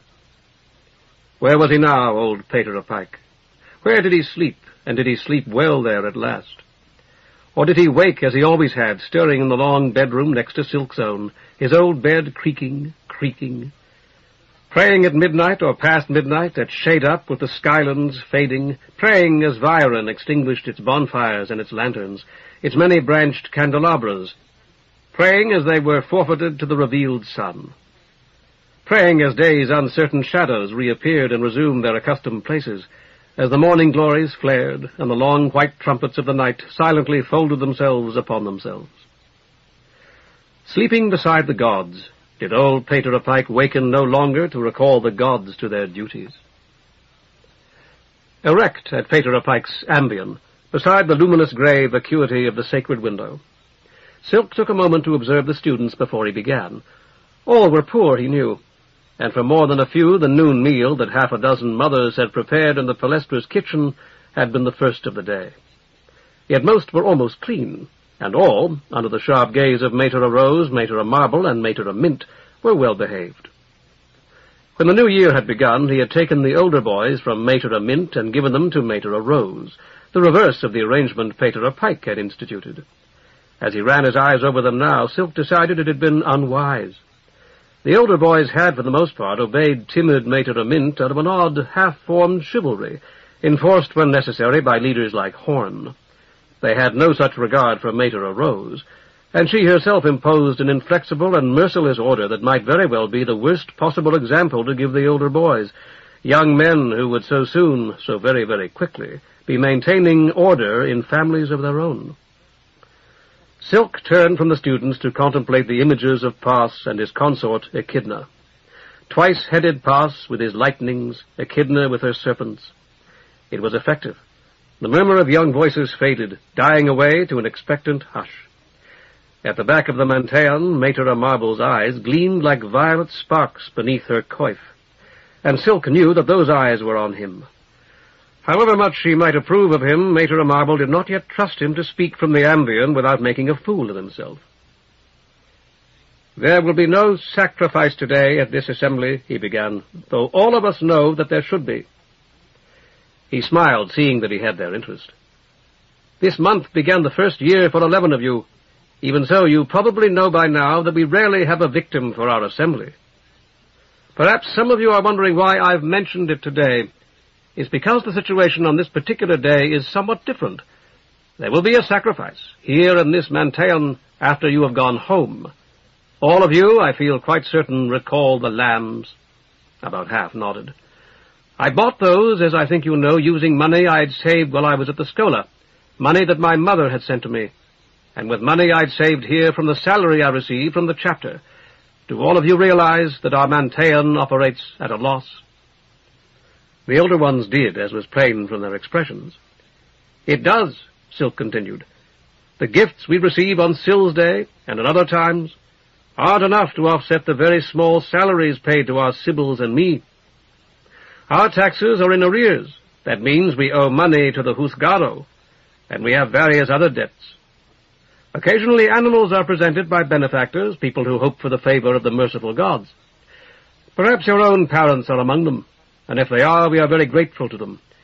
When no such victims are presented, our Sibyls and I pool our salaries to buy a victim for Sill's Day, generally a pigeon. But the lambs, as I said, I bought myself. Why do you think I did that, Adax?" Adax, as old as Horn, and with coloring nearly as light as Silk's own, stood.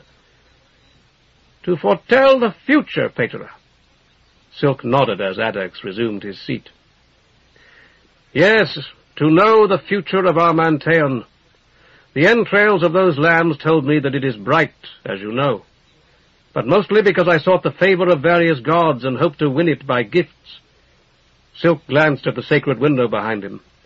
"I offered the first lamb to Pas and the second to Scylla, the patroness of our city. Those, so I thought, were all that I had funds for. A single white lamb for all-powerful Pas, and another for Scylla. And I asked, as I should tell you, for a particular favor. I asked that they appear to us again, as they did of old. I long for assurances of their love, not thinking how needless they would be when ample assurances are found throughout the chrasmologic writings." He tapped the worn book before him on the Ambion. "Late one evening, as I read the writings, I came to understand that. I'd read them from boyhood, and never learned in all that time how much the gods love us, though they had told me over and over. Of what use was it, in that case, for me to have a copy of my own? I sold it, but the 20 bits it brought would not have bought another white lamb or even a black lamb for Fia, whose day this is. I bought a grey lamb instead, and offered it to all the gods, and the entrails of the grey lamb held the same messages of hope that I had read in the white lambs. Then I should have known, though I did not, that it was not one of the 9 who was speaking to us through the lambs. Today I learned the identity of that god, but I won't tell you that today. There is still too much I have not understood." Silk picked up the writings and stared at the binding for a moment before he spoke again. "This is the Manteon's copy. It's the one that I read now, and it's a better one, a better printed copy with more extensive notes than my old one, the one I sold so that I might make a gift to all the gods. There are lessons there, and I hope that every one of you will master them. Wrestle with them a while if they seem too difficult for you at first, and never forget that it was to teach you these wrestlings that our Palestra was founded long ago." "Yes, Kit, what is it?" "Pater, is a god really going to come?" Some of the older students laughed. Silk waited until they were quiet again before he replied. "Yes, Kit, a god will come to our sacred window, though we may have to wait a very long time.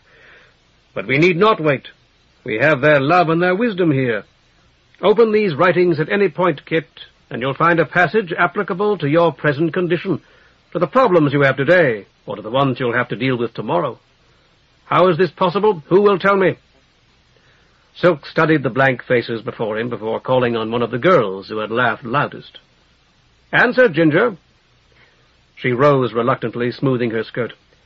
Because everything's connected to everything else, Paterer? It was one of his own favorite sayings. Don't you know, Ginger? Because everything's connected. Silk shook his head. That everything in the world is dependent on every other thing is unquestionably true. But if that were the answer to my question, we ought to find any passage from any book as appropriate to our condition as one from the cosmologic writings.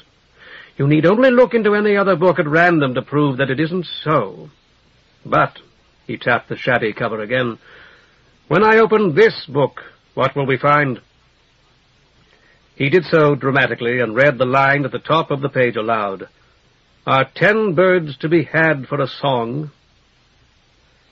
The clarity of this reference to his recent transaction in the market stunned him, affrighting his thoughts like so many birds. He swallowed and continued. You have daubed Oreb the raven, but can you make him sing? I'll interpret that for you in a moment, he promised. First, I wish to explain to you that the authors of these writings knew not only the state of the quarrel in their time, and what it had been, but what was yet to come. I'm referring, he paused, his eyes lingering on every face, to the plan of Pas. Everyone who understands the plan of Pas understands the future.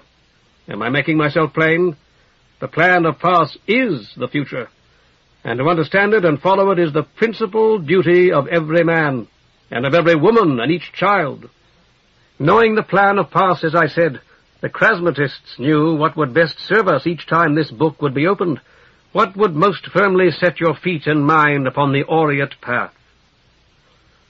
Silk paused again to study the youthful faces before him. There was a flicker of interest here and there, but no more than a flicker. He sighed. Now we return to the lines themselves. The first, are 10 birds to be had for a song, bears 3 meanings at least. As you grow older and learn to think more deeply, you'll learn that every line of the writings bears 2 meanings or more. One of the meanings here applies to me personally. I'll explain that meaning in a moment. The other 2 have application to all of us, and I'm going to deal with them first. To begin, we must assume that the birds referred to are of the singing kind. Notice that in the next line, when the singing kind isn't intended, that is made plain. What then is signified by these 10 singing birds? Children in class, that is to say yourselves, provide an obvious interpretation, surely. You're called upon to recite for the good sibyls who are your teachers, and your voices are high like the twitterings of songbirds. To buy something for a song is to buy it cheaply. The meaning, as we see, is this multitude of young scholars to be sold cheaply? And the answer is clearly no. Remember, children, how much great Pas values and tells us over and over again that he values every living creature in the whorl, every color and kind of berry and butterfly, and human beings above all. No, birds are not to be sold for a song. Birds are precious to Pas. We don't sacrifice birds and other animals to the immortal gods because they are of no value, do we? That would be insulting to the very gods. Are 10 birds to be had for a song? No. No, you children are not to be sold cheaply. He had their interest now. Everyone was awake, and many were leaning forward in their seats. For the second, we must consider the second line as well. Notice that 10 singing birds might easily produce, not 10, but tens of thousands of songs. For a moment the picture filled his mind as it had once, perhaps, filled that of the long-dead cosmologic author.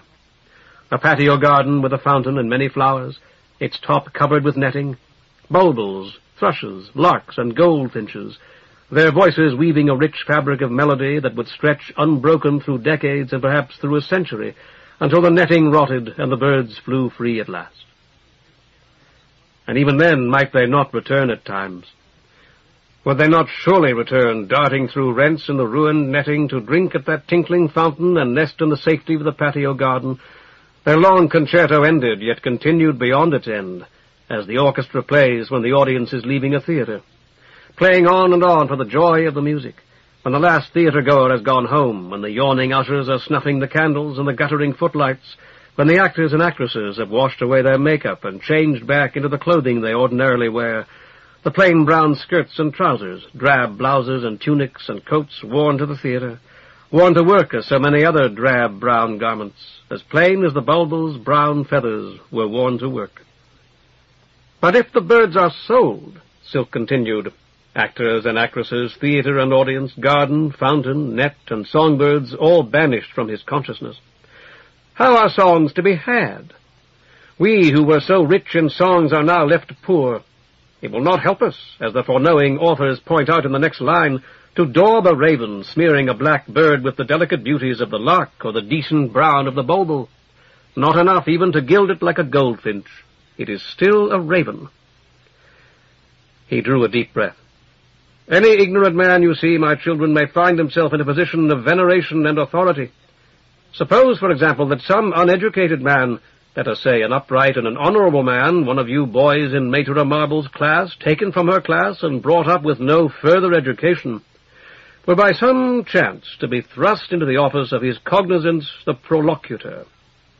You would eat and sleep in his cognizance's big palace on the Palatine. You would hold the baculus and wear the jeweled robes, and all the rest of us would kneel for your blessing. But you could not provide us with the wisdom that it would be your duty to supply. You would be a croaking raven daubed with paint with gaudy colors. While he counted silently to 3, Silk stared up at the Manteon's dusty rafters, giving the image time to sink into the minds of his audience. I hope that you understand from what I've said why your education must continue. And I hope, too, that you also understand that though I took my example from the chapter, I might just as easily have taken it from common life, speaking of a trader or a merchant, of a chief clerk or a commissioner. You have need of learning, children, in order that the quarrel will someday have need of you. Silk paused once more, both hands braced upon the old cracked stone ambion. The tarnished sunlight that streamed through the lofty window above the wide sun street door was perceptibly less brilliant now. Thus the writings have made it abundantly clear that your palestra will not be sold, not for taxes or any other reason. I've heard that there is a rumor that it will be, and that many of you believe it. I repeat, that is not the case. For a moment he basked in their smiles. Now I'll tell you about the meaning that this passage holds for me. It was I who opened the writings, you see, and so there was a message for me as well as for all of us here. Today, while you were studying, I went to market. There I purchased a fine speaking bird, a night chough, for a private sacrifice, one that I shall make when you have gone home. I've already told you how, when I bought the lambs you enjoyed so much, I hoped that a god pleased with us would come to this window, as gods appeared here in the past, and I tried to show you how foolish that was. Another gift, a far greater gift, was given me instead, a gift that all the lambs in the market could not buy.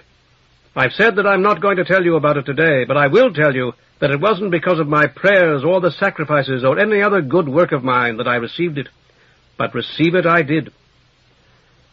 Old Mater Rose coughed, a dry, skeptical sound from the mechanism that had replaced her larynx before Silk had spoken his first word.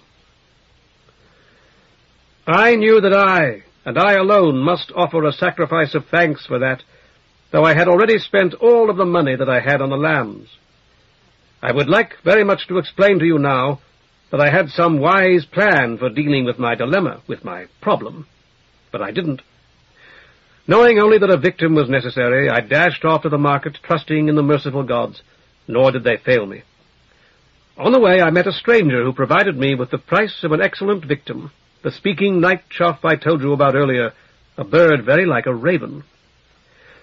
I found out, you see, that birds are not sold for a song, and I was given a sign, such is the generosity of the gracious gods to those who petition them, that a god will indeed come to this sacred window when I have made my sacrifice. It may be a long time, as I told Kit, so we must not be impatient.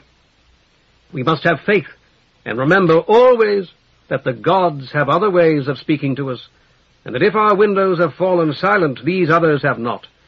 In omens and dreams and visions the gods speak to us as they did when our parents and grandparents were young.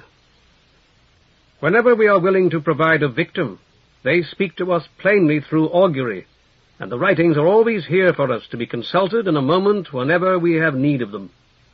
We should be ashamed to say, as some people sometimes do, that in this age we are like boats without rudders. Thunder rumbled through the windows, louder even than the bawlings of the beggars and vendors on Sun Street. The children stirred uneasily at the sound. After leading them in a brief prayer, Silk dismissed them.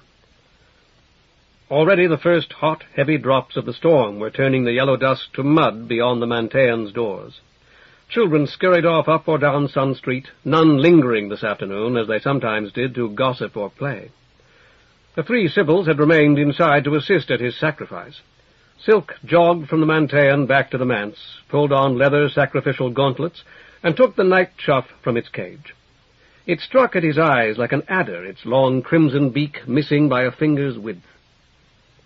He caught its head in one gauntleted hand, reminding himself grimly that many an augur had been killed by the victim he had intended to sacrifice. That scarcely a year passed without some unlucky augur, somewhere in the city, being gored by a bull or a stag. "Don't try that again, you bad bird," he spoke half to himself. "Don't you know you'll be accursed forever if you harm me? You'll be stoned to death and your spirit handed over to devils." The night chough's bill clacked. Its wings beat vainly until he trapped its struggling body beneath his left arm. Back in the dim and airless heat of the Mantean, the Sibyls had kindled the sacrificial fire on the altar. When Silk entered, a solemn procession of one down the central aisle, they began their slow dance. Their wide black skirts flapping, their tuneless voices lifted in an eerie ritual wail that was as old as the whorl itself. The fire was a small one, and its fragrant split cedar was already burning fast. Silk told himself that he would have to act quickly if his sacrifice were not to take place when the flames were dying, always a bad omen. Passing the bird quickly over the fire, he pronounced the shortest invocation and gave his instructions in a rush of uncadenced words. "Bird, you must speak to every god and goddess you encounter, telling them of our faith and of our great love and loyalty. Say, too, how grateful I am for the immense and undeserved condescension accorded me, and tell them how earnestly we desire their divine presence at this our sacred window. Bird, you must speak thus to great Pas, the father of the gods. Bird, you must speak thus also to sinuous Echidna, great Pas's consort. You must speak so to scolding Scylla, to marvelous Molpe, to black Tartarus, to mute Hyrax, to enchanting Thelxiopeia, to ever-feasting Phia, to desert Sphigs, and to any other god that you may encounter in Mainframe, but particularly to the outsider who has greatly favored me, saying that for the remainder of my days I will do his will, that I abase myself before him." "No, no," the night chough muttered as it had in the market, and then, "Please, no." Silk pronounced the final words. "Have no speech with devils, bird, neither are you to linger in any place where devils are." Grasping the frantic night chough firmly by the neck, he extended his gauntleted right hand to Mater Rose, the senior among the Sibyls. Into it she laid the bone-hilted knife of sacrifice that Pater Pike had inherited from his own predecessor. Its long, oddly crooked blade was dull with years and the ineradicable stains of blood. But both edges were bright and keen. The night chough's beak gaped. It struggled furiously. A last strangled half-human cry echoed from the distempered walls of the Mantean, and the wretched night chough went limp in Silk's grasp. Interrupting the ritual, he held the flaccid body to his ear, then brushed open one blood-red eye with his thumb. "It's dead," he told the wailing women. For a moment he was at a loss for words. Helplessly he muttered, "I've never had this happen before. Dead already before I could sacrifice it." They halted their shuffling dance. Mater Marble said diplomatically, "No doubt it has already carried your thanks to the gods, Pater." Mater Rose sniffed loudly and reclaimed the sacrificial knife. Little Mater Mint inquired timidly, "Aren't you going to burn it, Pater?" Silk shook his head. Mishaps of this kind are covered in the rubrics, Mater, although I admit I never thought I'd have to apply those particular strictures. They state unequivocally that unless another victim can be produced without delay, the sacrifice must not proceed. In other words, we can't just throw this dead bird into the sacred fire. This could just as well be something that one of the children picked up in the street. He wanted to rid himself of it as he spoke, to fling it among the benches or drop it down the chute into which Mater Marble and Mater Mint would eventually shovel the still sacred ashes of the altar fire. Controlling himself with an effort, he added, "All of you have seen more of life than I. Haven't you ever assisted at a profane sacrifice before?" Mater Rose sniffed again. Like her earlier sniff, it reeked of condemnation. What had happened was unquestionably Pater Silk's fault, and his alone. It had been he and none other, as the sniff made exquisitely plain, who had chosen this contemptible bird. If only he had been a little more careful, a little more knowledgeable, and above all a great deal more pious, in short, much, much more like poor dear Pater Pike. Nothing of this shameful kind could possibly have occurred. Mater Marble said, "No, Pater, never. May I speak with you when we're through here on another topic? In my room in the Palestra, perhaps?" Silk nodded. "I'll meet you there as soon as I've disposed of this, Mater." The temptation to berate himself proved too strong. I ought to have known better. The writings warned me, but they left me foolish enough to suppose that my sacrifice might yet be acceptable, even if our sacred window remained empty. This will be a salutary lesson for me, Mater. At least I certainly hope it will be, and it had better be. Thank fear that the children weren't here to see it. By this time Mater Mint had nerved herself to speak. "No one can ever know the mind of the outsider, Pater. He isn't like the other gods who take counsel with one another in mainframe." "But when the gods have spoken so clearly—" Realizing that what he was saying was not to the point, Silk left the thought incomplete. "You're right, of course, Mater. His desires have been made plain to me, and this sacrifice was not included among them. In the future I'll try to confine myself to doing what he's told me to do. I know I can rely upon all of you to assist me in that, as in everything." Mater Rose did not sniff a third time, mercifully contenting herself with scratching her nose instead. Her nose, her mouth, and her right eye were the most presentable parts of her face, and though they had been molded of some tough polymer, they appeared almost normal. Her left eye, with which she had been born, seemed at once mad and blind, bleared and festering. While trying to avoid that eye, and wishing, as he so often had since coming to the Mantean, that replacements were still available, Silk shifted the night chuff from his left hand to his right. "Thank you, Mater Rose, Mater Marble, Mater Mint. Thank you. We'll do much better next time, I feel certain." He had slipped off his sacrificial gauntlets. The hated bird felt warm and somehow dusty in his perspiring hands. "In the Palestra in 5 minutes or so, Mater Marble." Chapter 3. Twilight. "In here, Pater." Silk halted abruptly, nearly slipping as the wet gravel rolled beneath his shoes. "In the arbor," Mater Marble added. She waved her black-clad arm and gleaming hand just visible through the screening grape leaves. The first fury of the storm had passed off quickly, but it was still raining, a gentle pattering that settled like a benediction upon her struggling beds of kitchen herbs. "We meet like lovers," Silk thought as he regained his balance and pushed aside the dripping foliage, and wondered for an instant whether she did not think the same. No. As lovers, he admitted to himself. For he loved her as he had loved his mother, as he might have loved the older sister he had never had, striving to draw forth the shy smile she achieved by an inclination of her head, to win her approval, the approbation of an old sibyl, of a worn-out chem at whom nobody, when he had been small and there had been a lot more chems around, would ever have troubled to glance twice, whom no one but the youngest children ever thought interesting. How lonely he would have been in the midst of the brawling congestion of this quarter, if it had not been for her. She rose as he entered the arbor and sat again as he sat. He said, "You really don't have to do that when we're alone, Sib. I've told you." Mater Marble tilted her head in such a way that her rigid metal face appeared contrite. "Sometimes I forget. I apologize, Pater. And I forget that I should never correct you, because I always find out as soon as it's too late that you were right after all. What is it you want to talk to me about, Mater? You don't mind the rain? Mater Marble looked up at the overarching thatch of vines. Of course not, but you must. If you don't feel like walking all the way to the Palestra, we could go into the Mantean. I want to see if the roof still leaks anyway.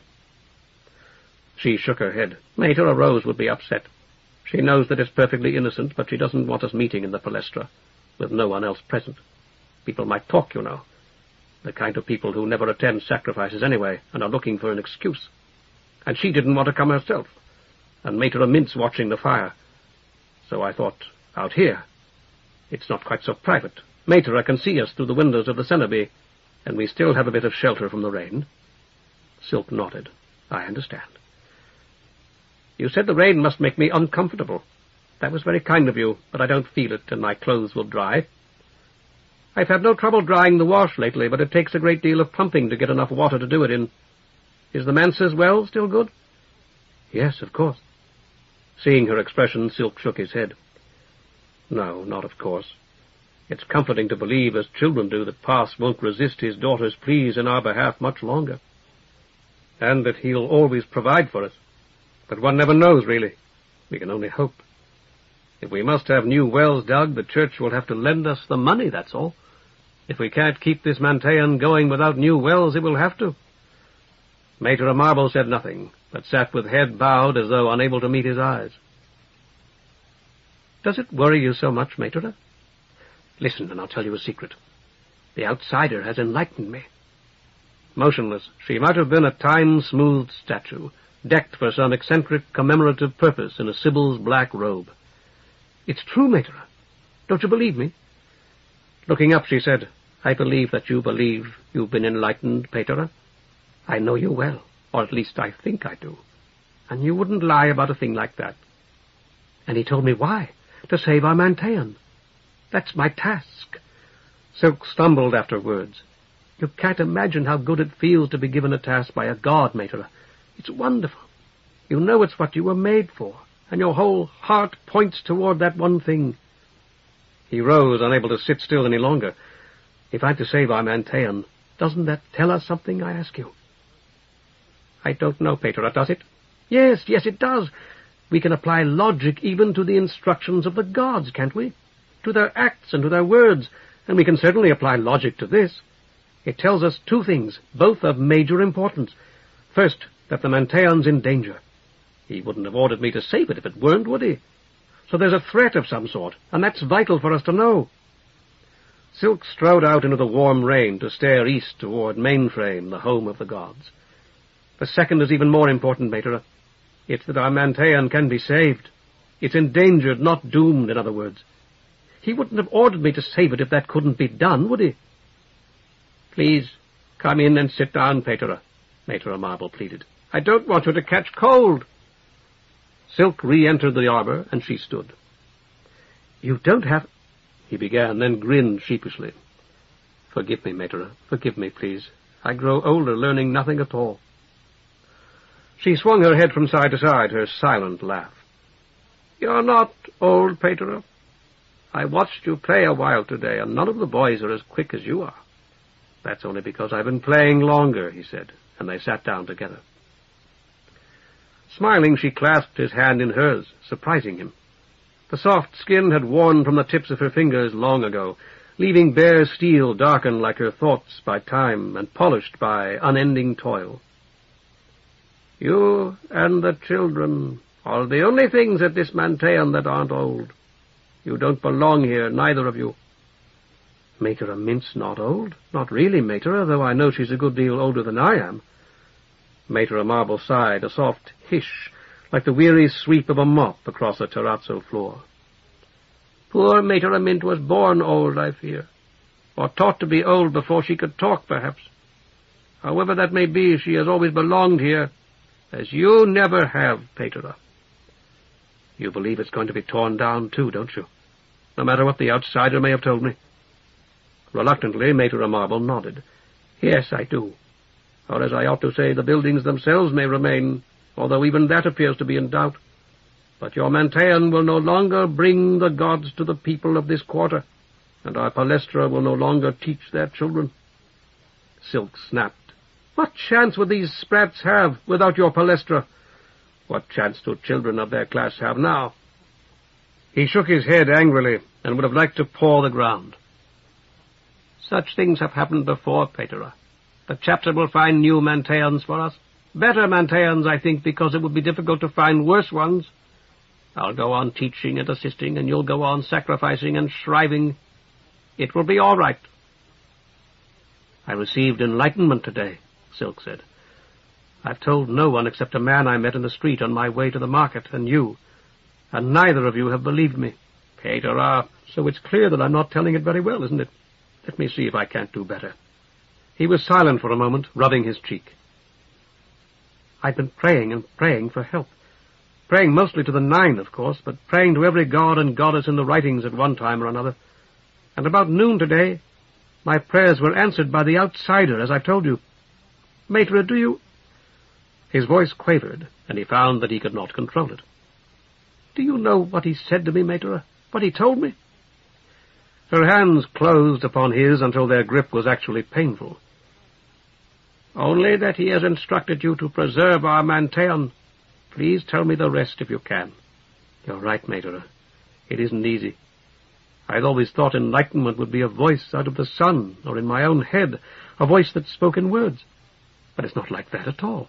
He whispers to you in so many voices, and the words are living things that show you, not just seeing the way you might see another person in a glass, but hearing and smelling, and touch and pain too, but all of them wrapped together so they become the same, parts of that one thing. And you understand. When I say he showed me, or that he told me something, that's what I mean." Mater Marble nodded encouragingly.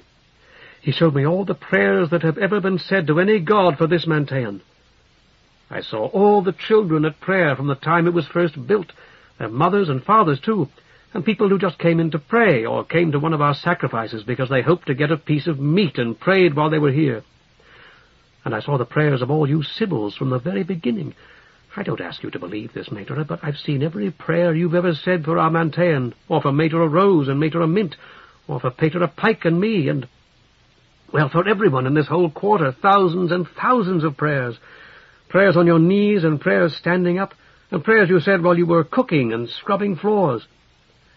There used to be a Mater Milkwort here, and I saw her praying, and a Mater Beetle, a big dark woman with sleepy eyes." Silk paused for a breath. "Most of all, I saw Pater Pike." "This is wonderful," Mater Marble exclaimed. "It must have been marvelous, Pater." Silk knew it was impossible, that it was only their crystalline lenses catching the light, but it seemed to him that her eyes shone. And the outsider decided to grant all those prayers. He told Pater Pike, and Pater Pike was so happy. "Do you remember the day I came here from the Schola, Mater?" Mater Marble nodded again. "That was the day. The outsider granted Pater Pike enlightenment that day, and he said, here's the help that I'm... Silk had begun to weep, and was suddenly ashamed. It was raining harder now, as if encouraged by the tears that streaked his cheeks and chin. Mater Marble pulled a big, clean white handkerchief out of her sleeve and gave it to him. "She's always so practical," he thought, wiping his eyes and nose. "A handkerchief for the little ones. She must have a child sobbing in her class every day. The record of her days is written in tears, and today I'm that sobbing child." He managed to say, "Your children can't often be as old as I am, Mater." "In class, you mean, Pater? They're never as old. Oh, you must mean the grown men and women who were mine when they were boys and girls. Many of them are older than you are. The oldest must be 60, or about that. I didn't teach until then."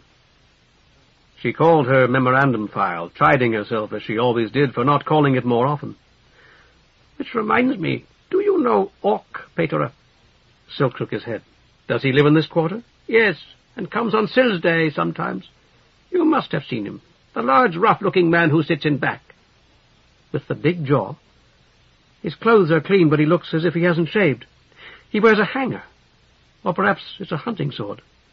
And he's always alone. Was he one of your boys?" Mater Marble nodded sadly. "He's a criminal now, Pater. He breaks into houses." "I'm sorry to hear that," Silk said.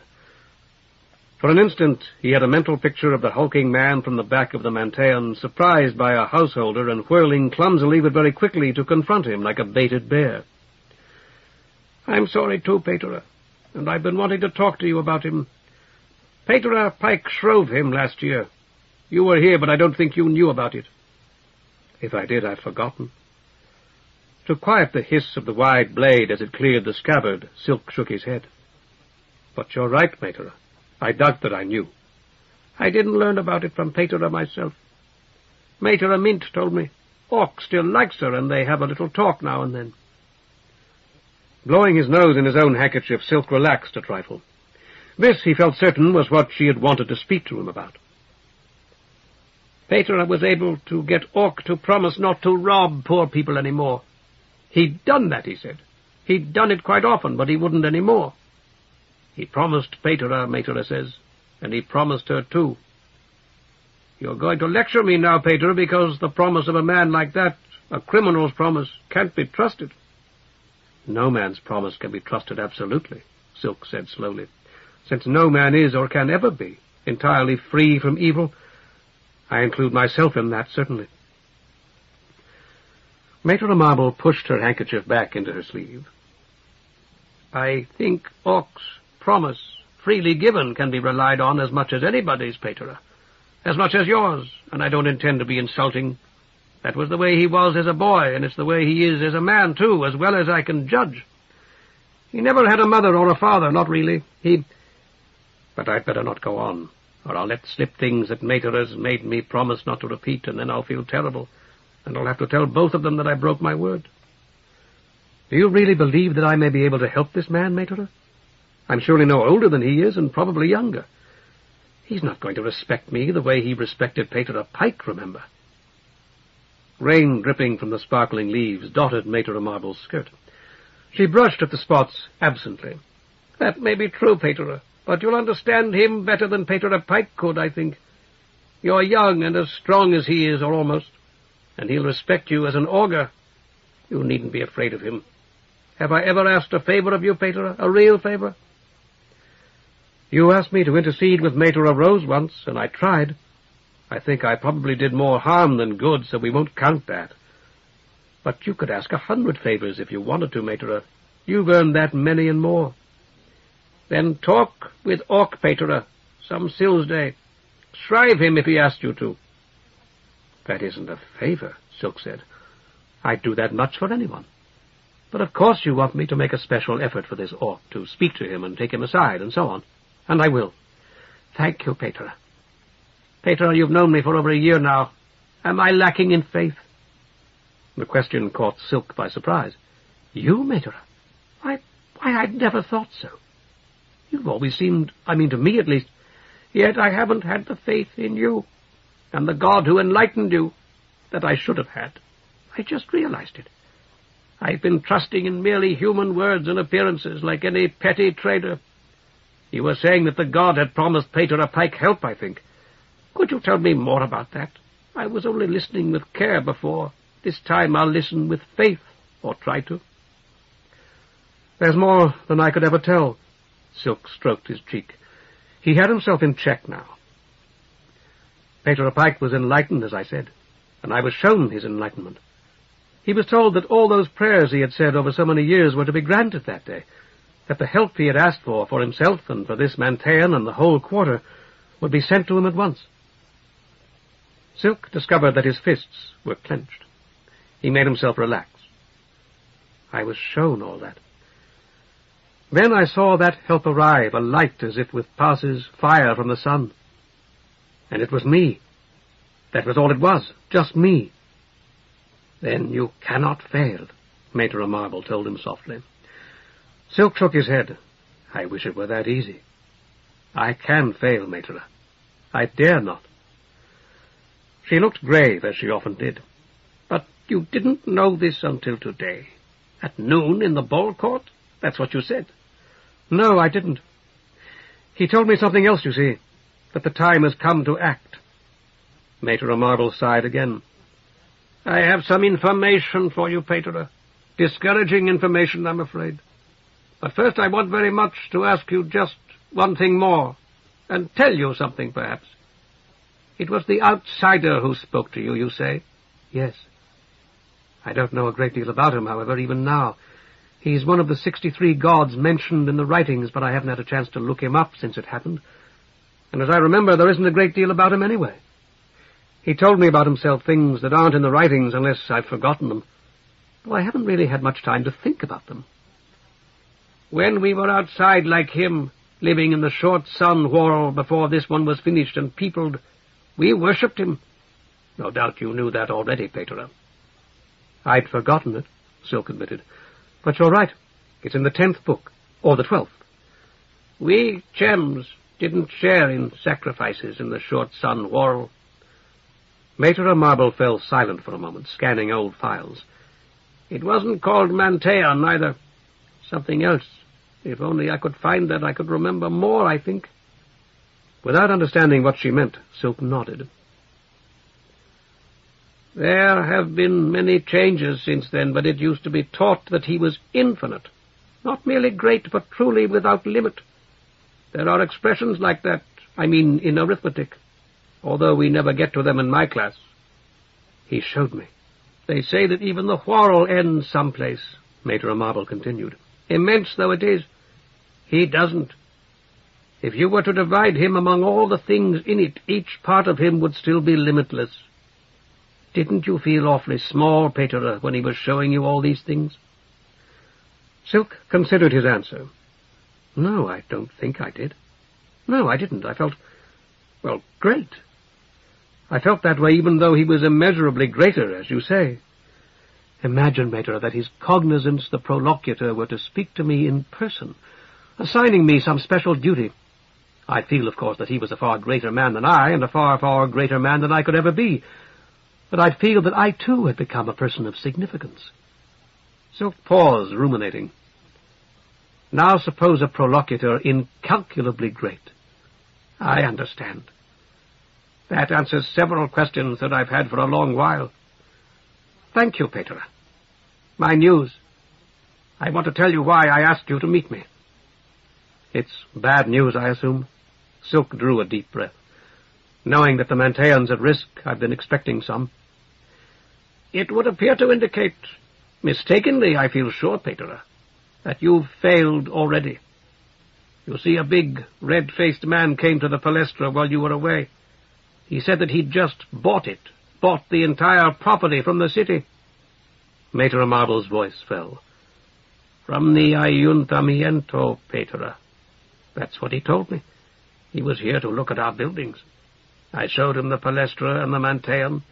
I'm quite sure he didn't get into the cenobi or the manse, but he looked at everything from the outside. He said the sale was complete? She nodded. You're right, Mater. This sounds very bad.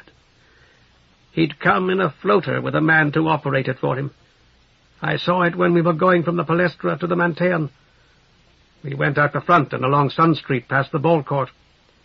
He said he'd talked to you before he came here, but he hadn't told you he'd bought it. He said he'd thought you'd make trouble. Silk nodded slowly. I'd have hauled him out of his floater and broken his neck, I think, Mater. Or at least I would have tried to. She touched his knee. That would have been wrong, Paterer. You'd go to the Alhambrera and into the pits.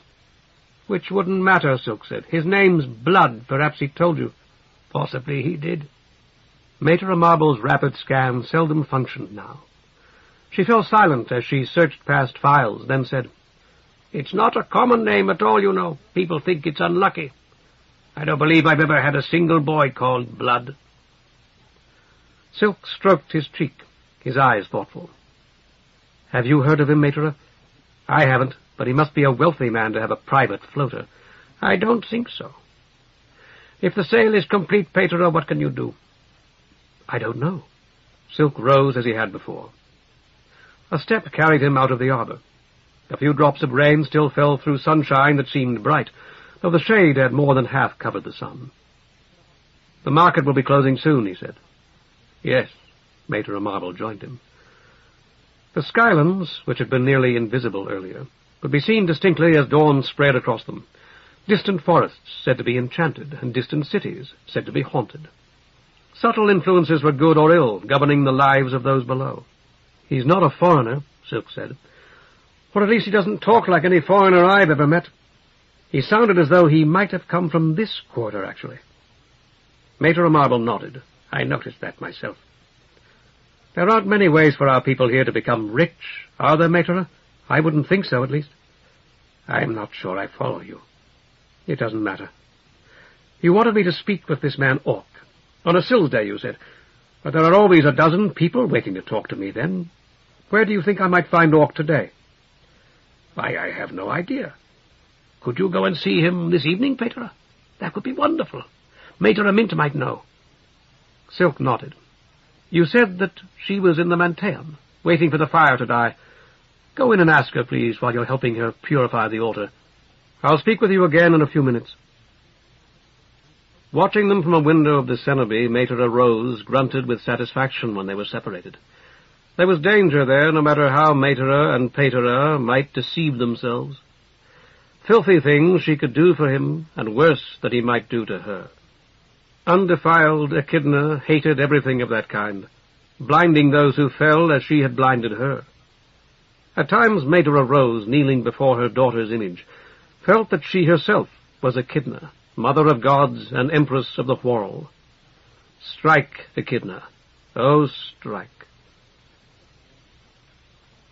It was dark enough already for the bang of the door to kindle the bleared light in one corner of Silk's bedroom, the room over the kitchen, the old storeroom that old Pater Pike had helped clean out when he arrived. For Silk had never been able to make himself move his possessions into Pike's larger room, to throw out or burn the faded portraits of the old man's parents or his threadbare, too-small clothing. By that uncertain glow, Silk changed into his second-best robe. Collar and cuffs were detachable in order that they might be more easily and thus more frequently laundered. He removed them and laid them in the drawer beside his only spare set. What else? He glanced in the mirror. Some covering for his untidy yellow hair, certainly. There was the wide straw hat he had worn that morning while laying new shingles on the roof, and the blue-trimmed black calotte that Pater Pike had worn on the coldest days. Silk decided upon both. The wide straw would cast a strong shadow on his face, but might blow off. The calotte fit nicely beneath it, and would supply a certain concealment still. Was this how men like this man Orc felt? Was it how they planned? As reported by Mater Marble, Mater Mint had named half a dozen places in which he might come across Orc. All were in the Aurea, the worst section of the quarter. He might be robbed, might be murdered, even though he offered no resistance. If Blood would not see him... Silk shrugged. Blood's house would be somewhere on the Palatine. Silk could scarcely conceive of anyone who rode in a privately owned floater living anywhere else. There would be civil guardsmen everywhere on the Palatine after dark, guardsmen on foot, on horseback, and in armed floaters. One could not just kick down a door, as scores of housebreakers did in this quarter every night. The thing was impossible. Yet something must be done, and done tonight, and he could not think of anything else to do. He fingered his beads, then dropped them back into his pocket, removed the silver chain and voided cross of pass, and laid them reverently before the triptych, folded 2 fresh sheets of paper, put them into the battered little pen case he had used at the Schola, and slipped it into the big inner pocket of his robe. He might need a weapon. He would almost certainly need some sort of tool. He went downstairs to the kitchen. There was a faint stirring from the smelly waste bin in the corner. A rat, no doubt. As he had often before, Silk reminded himself to have Horn catch him a snake that might be tamed. Through the creaking kitchen door he stepped out into the garden again. It was almost dark, and would be fully dark by the time he reached the Aurea, 8 streets away.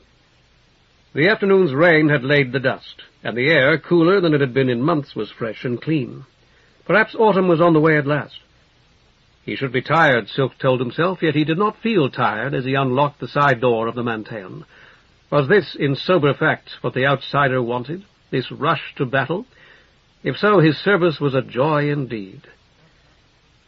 The altar fire was out, the interior of the Mantean lit only by the silver sheen of the sacred window and the hidden flame of the fat blue glass lamp between Echidna's feet.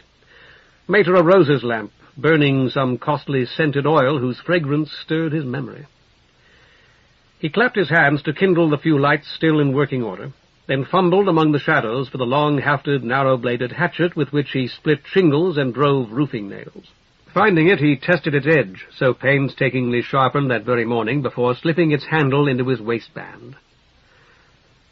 That, he decided after walking up and down and twice pretending to sit, would not do.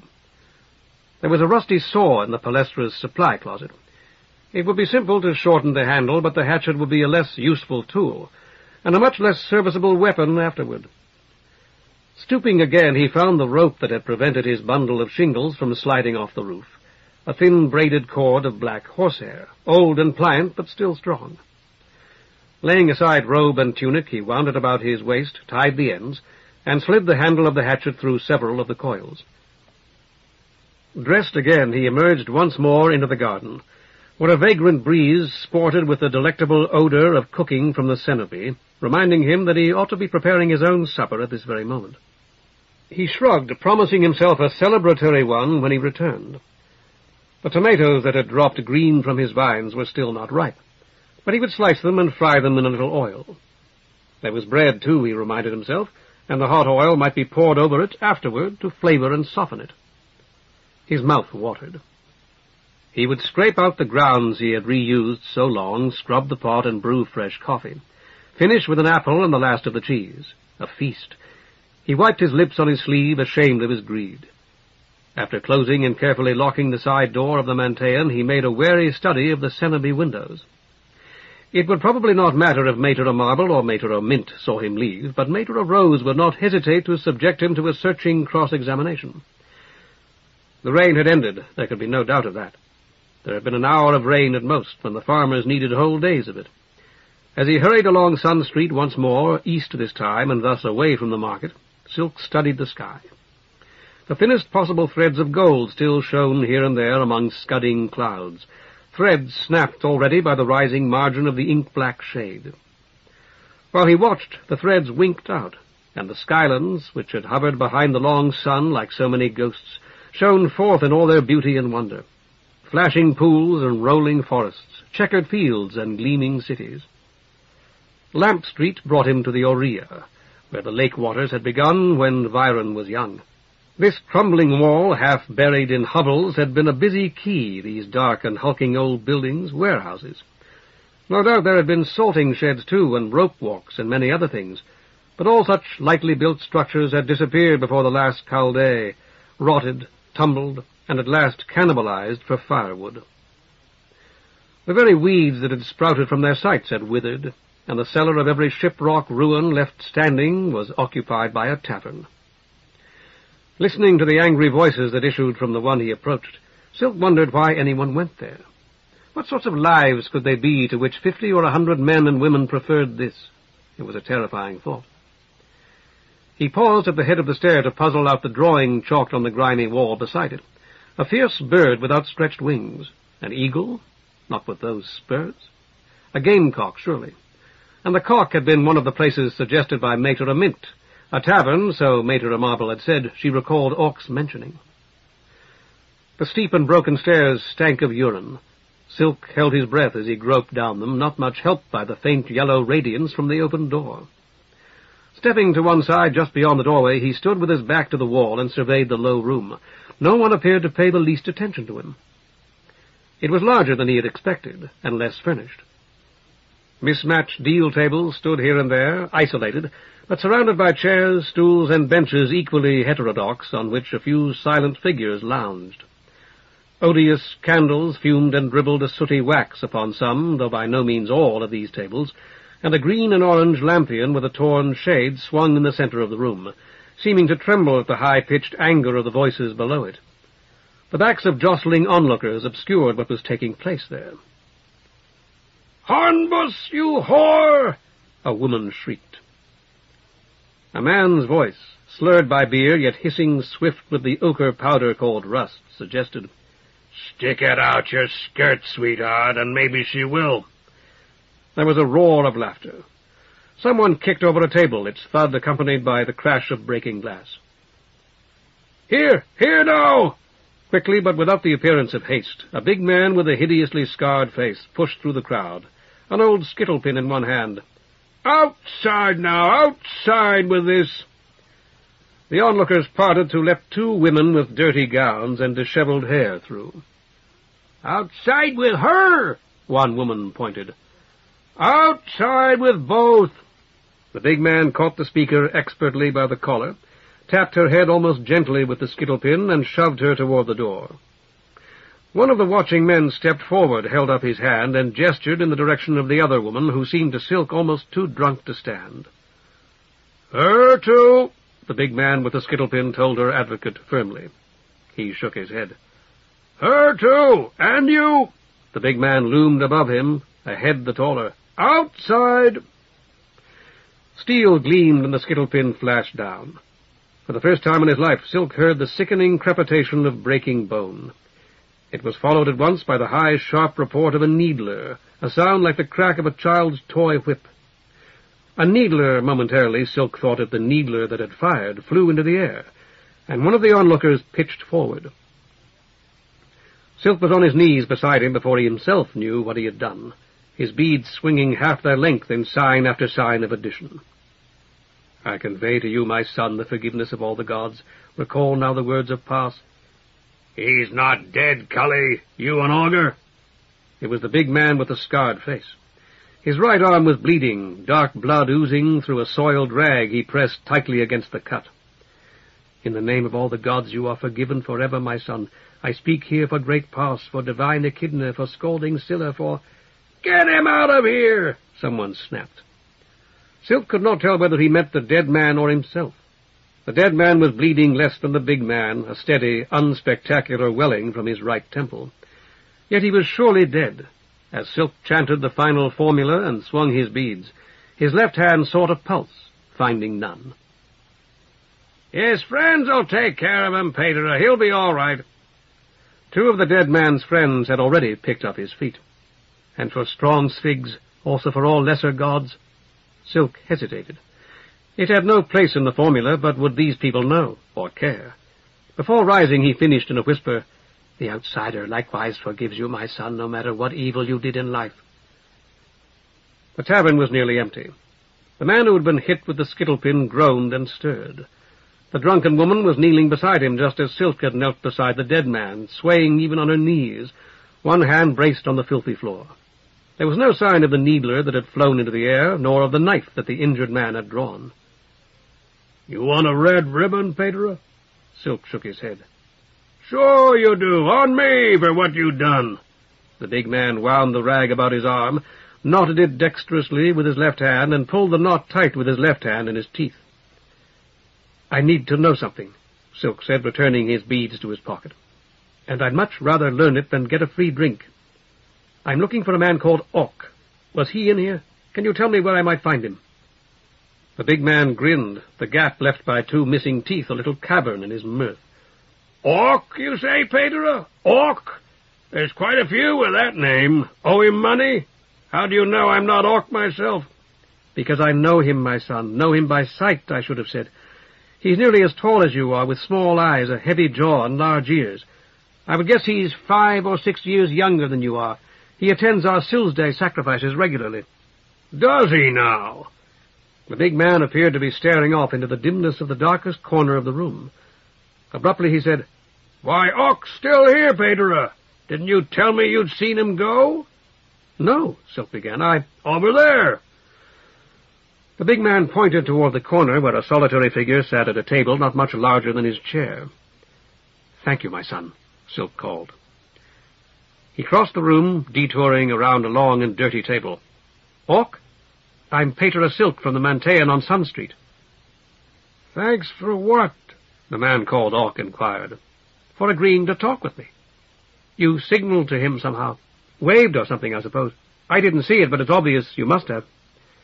"Sit down, Pater." There was no other chair. Silk brought a stool from the long table and sat. "Somebody send you?" Silk nodded. "Mater a mint, my son." But I don't wish to give you the wrong impression.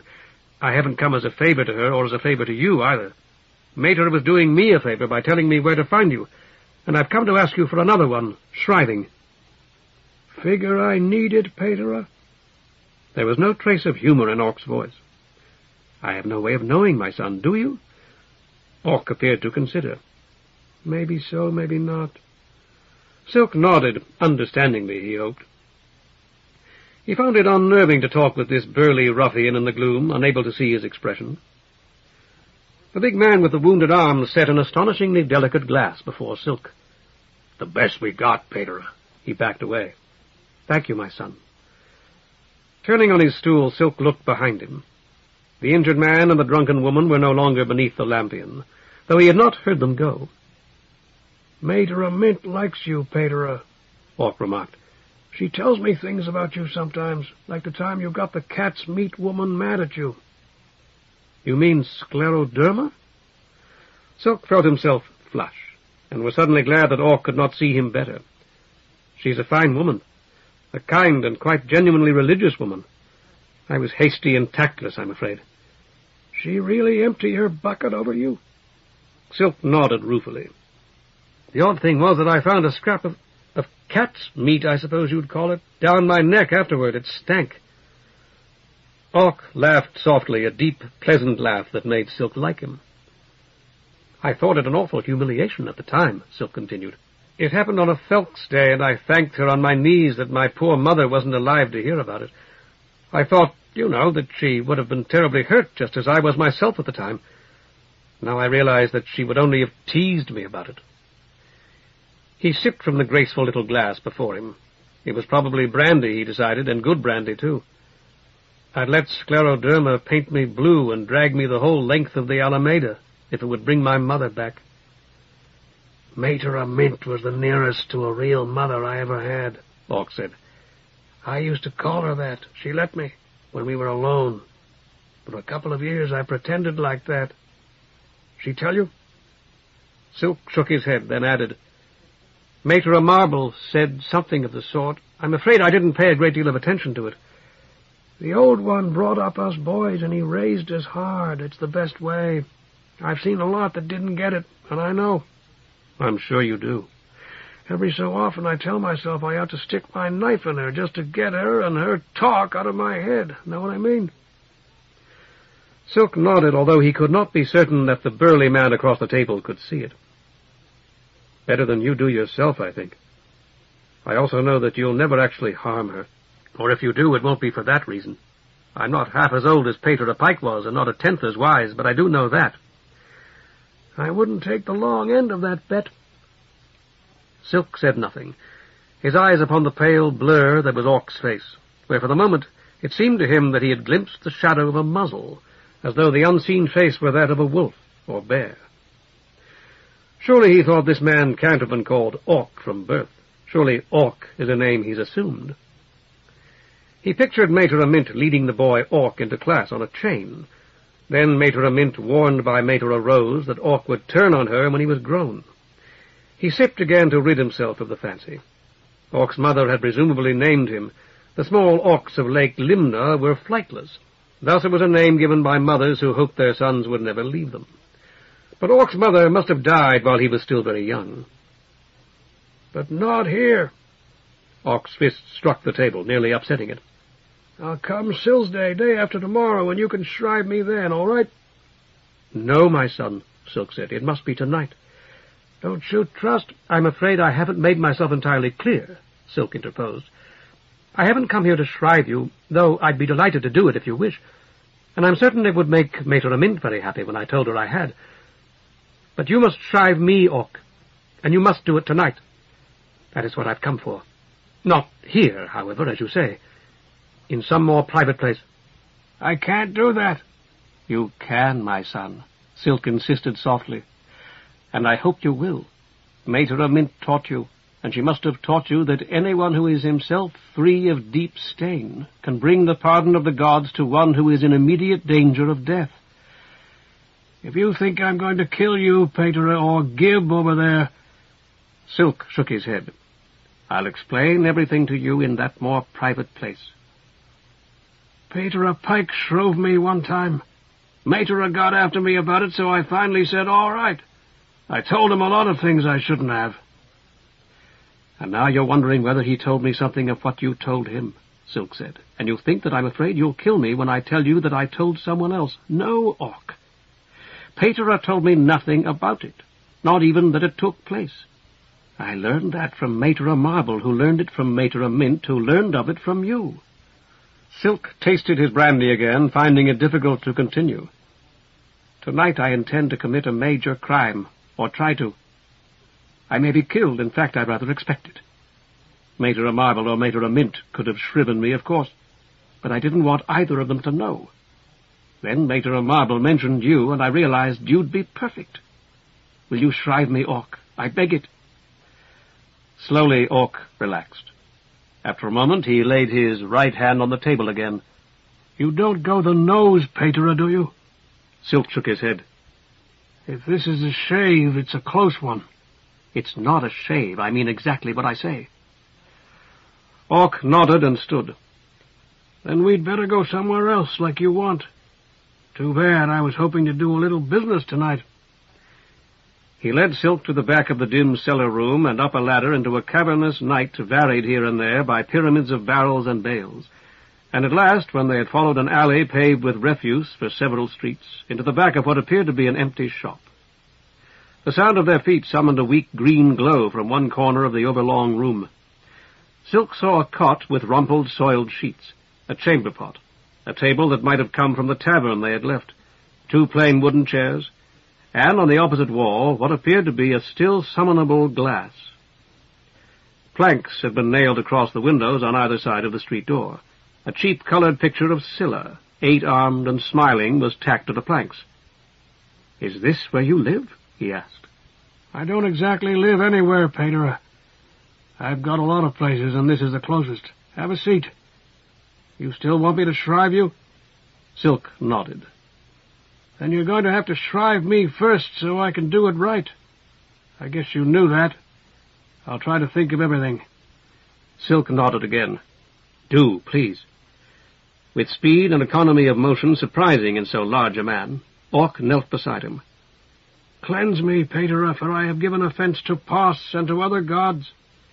His gaze upon the smiling picture of Scylla, and so well away from Orc's heavy, brutal face. Silk murmured, as the ritual required, "Tell me, my son, and I will bring you his forgiveness from the well of his boundless mercy." I killed a man tonight, Peter. You saw it. Caelan's his name. Gernard was set to stick Gib, but he got him. With his skittle pin, Silk prompted softly. That's Lily, Peter. That's when Caelan come out with his needler, only I had mine out. He intended to shoot Gib, didn't he? I think so, Peter. He works with Gernard off and on, or anyway he used to. Then there was no guilt in what you did, Orc. Thanks, Peter. After that, Orc remained silent for a long time. Silk prayed silently while he waited, listening with half an ear to angry voices in the street and the thunderous wheels of a passing cart, his thoughts flitting from and returning to the calm, amused, and somehow melancholy voices he had heard in the ball court as he had reached for the ball he carried in a pocket still, and to the innumerable things the owner of those voices had sought to teach him. I robbed a few houses up on the Palatine. I was trying to remember how many. 20 I can think of for sure, maybe more. And I beat a woman, a girl called... You needn't tell me her name, Orc. Pretty bad, too. She was trying to get more out of me after I'd already given her a real nice brooch. I'd had too much, and I hit her, cut her mouth. She yelled, and I hit her again and floored her. She couldn't work for a week, she said. I shouldn't have done that, Peter. No, Silk agreed. She's better than most, and high, wide, and handsome, too. Know what I mean, Peter? That's why I gave her the brooch, when she wanted more. I understand. I was going to kick her. I didn't, but if I had, I'd probably have killed her. I kicked a man to death once. That was part of what I told Peter Pike. Silk nodded, forcing his eyes away from Orc's boots. If Peter brought you pardon, you need not repeat that to me. And if you refrain from kicking the unfortunate woman, you have earned the favor of the gods, of Scylla and her sisters particularly, by your self-restraint. Orc sighed. Then that's all I've done, Pater, since last time. Solved those houses and beat on Chenille. And I wouldn't have, Pater, if I hadn't have seen she wanted it for rust. Or anyhow, I don't think I would have. You understand that it's wrong to break into houses, Orc. You must, or you wouldn't have told me about it.